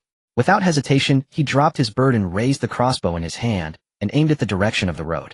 Since people arrived in this strange world, violent and plundering incidents have been frequent. Everyone remains on high alert at all times. However, the speeding RV seemed to have no interest in him. Not only did it not slow down, but it also sped along the road at an astonishing pace. Like a whirlwind sweeping through rolling dust that quickly spread in all directions, instantly engulfed. Li Jin spat out a mouthful of grit, cursing angrily. Wait a minute. Li Jin suddenly thought of something, his gaze turning again to the RV barely visible in the dust. That seems to be Yi Li's car. Li Jin widened his eyes. He had previously been in the same area as Yi Li and had observed Yi Li's luxurious RV. It looked almost identical to the one from just now.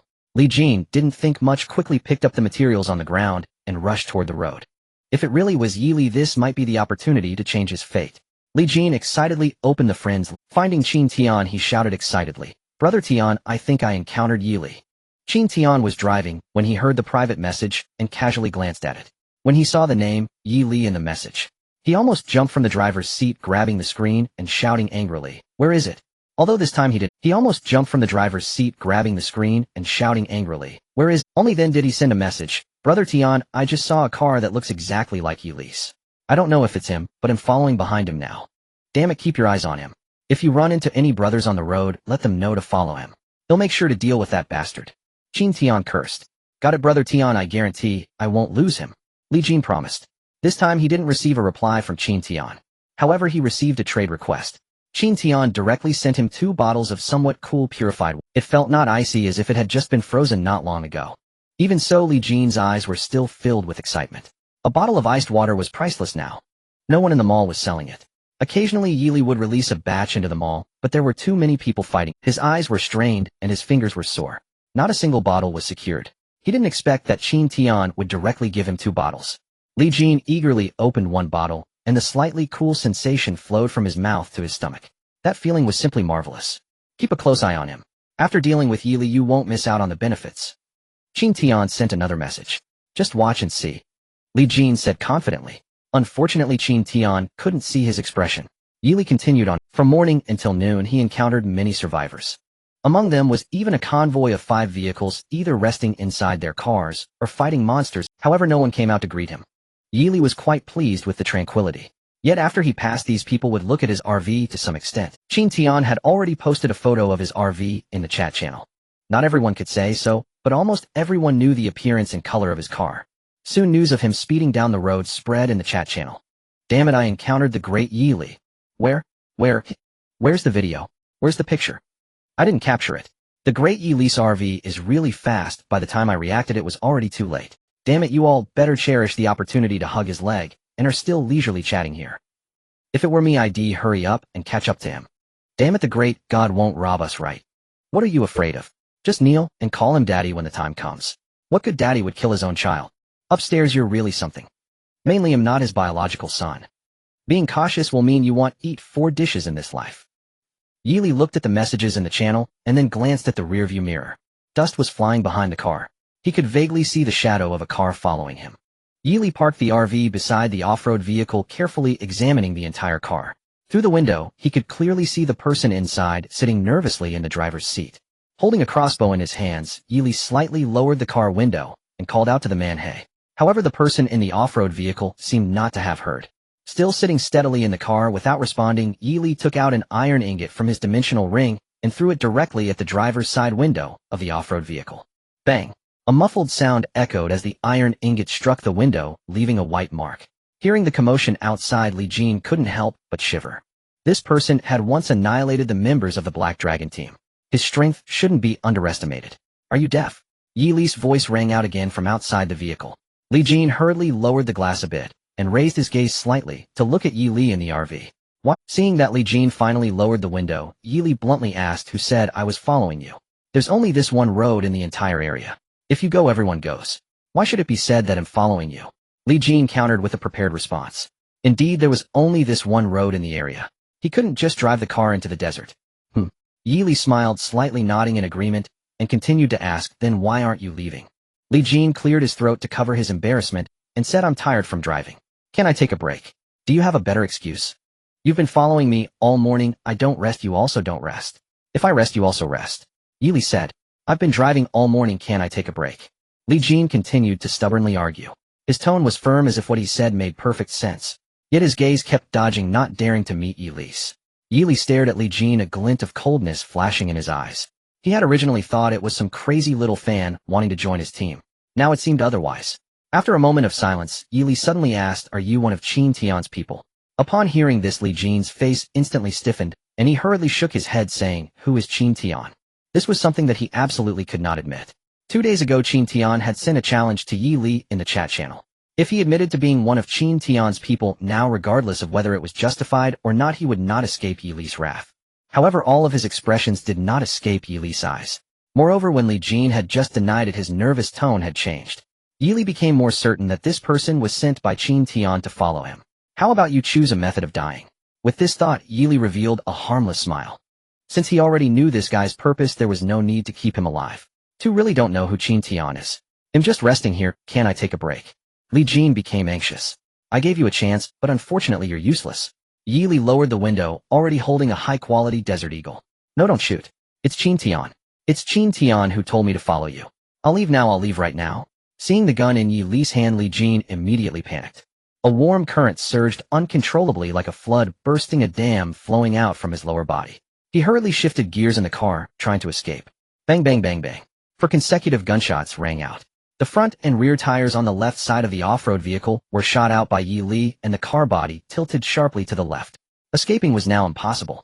"Ah!" Li Jin screamed in the car in fright. After the gunshots, he realized he seemed to be alive, just that the tires had been shot out.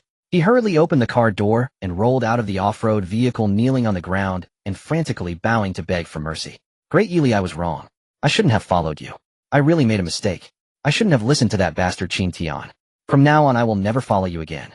Just treat me like a fart and let me go." At this moment, Li Jin completely disregarded the heat rising from the road. Compared to getting burnt and blistered, he was more afraid of dying. Yi Li ignored him, taking out high-quality scorpion meat and scorpion venom from his spatial ring. He smeared the scorpion venom on the scorpion meat and threw it out the window. "Eat it, and you can leave," Yi Li said with a smile. Li Jin glanced at the raw meat on the ground. Under the sun's scorching heat, it was already half-cooked. I'll eat it, I'll eat it." Li Jin quickly picked up the scorpion meat from the ground and began to tear into it. What was a bit of raw meat compared to surviving? He had eaten raw meat before when he first arrived in this world. So bitter. After taking 2 bites, Li Jin almost threw up. He looked up and saw Yi Li frowning at him. He hurriedly closed his mouth, closed his eyes, and tilted his neck. He forcibly swallowed the chunks of meat that he hadn't completely chewed. Soon he had finished the entire piece of meat. Big shot, can I leave now?" Li Jin looked at Yi Li with hopeful eyes and asked, "How do you feel after?" Yi Li asked curiously. "Feel?" Li Jin smacked his lips and recalled, "A bit fishy bitter, but the texture is okay." "Big shot, what kind of meat is this?" "Poison scorpion." Yi Li replied with a smile. "Poison. Poison scorpion." Li Jin's eyes widened, his face pale, and he immediately leaned against Yi Li's vehicle and started to vomit. He even used his fingers to dig it out. Ugh. Ugh.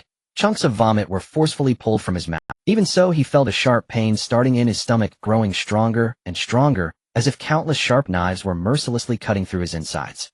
It felt like thousands of sharp needles were simultaneously piercing through his organs.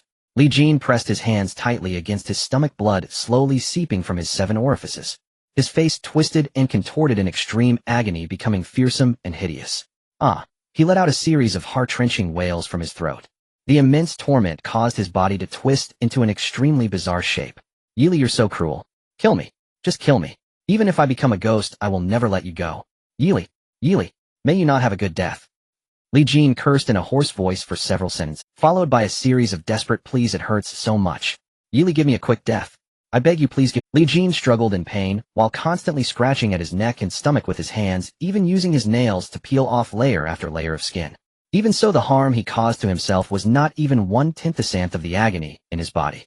After enduring more than 10 minutes of horrific struggles, Li Jin finally collapsed motionless on the ground. "This scorpion venom is truly torturous," Yi Li murmured softly. After more than 10 minutes of struggle, Li Jin had already become unrecognizable, no longer human.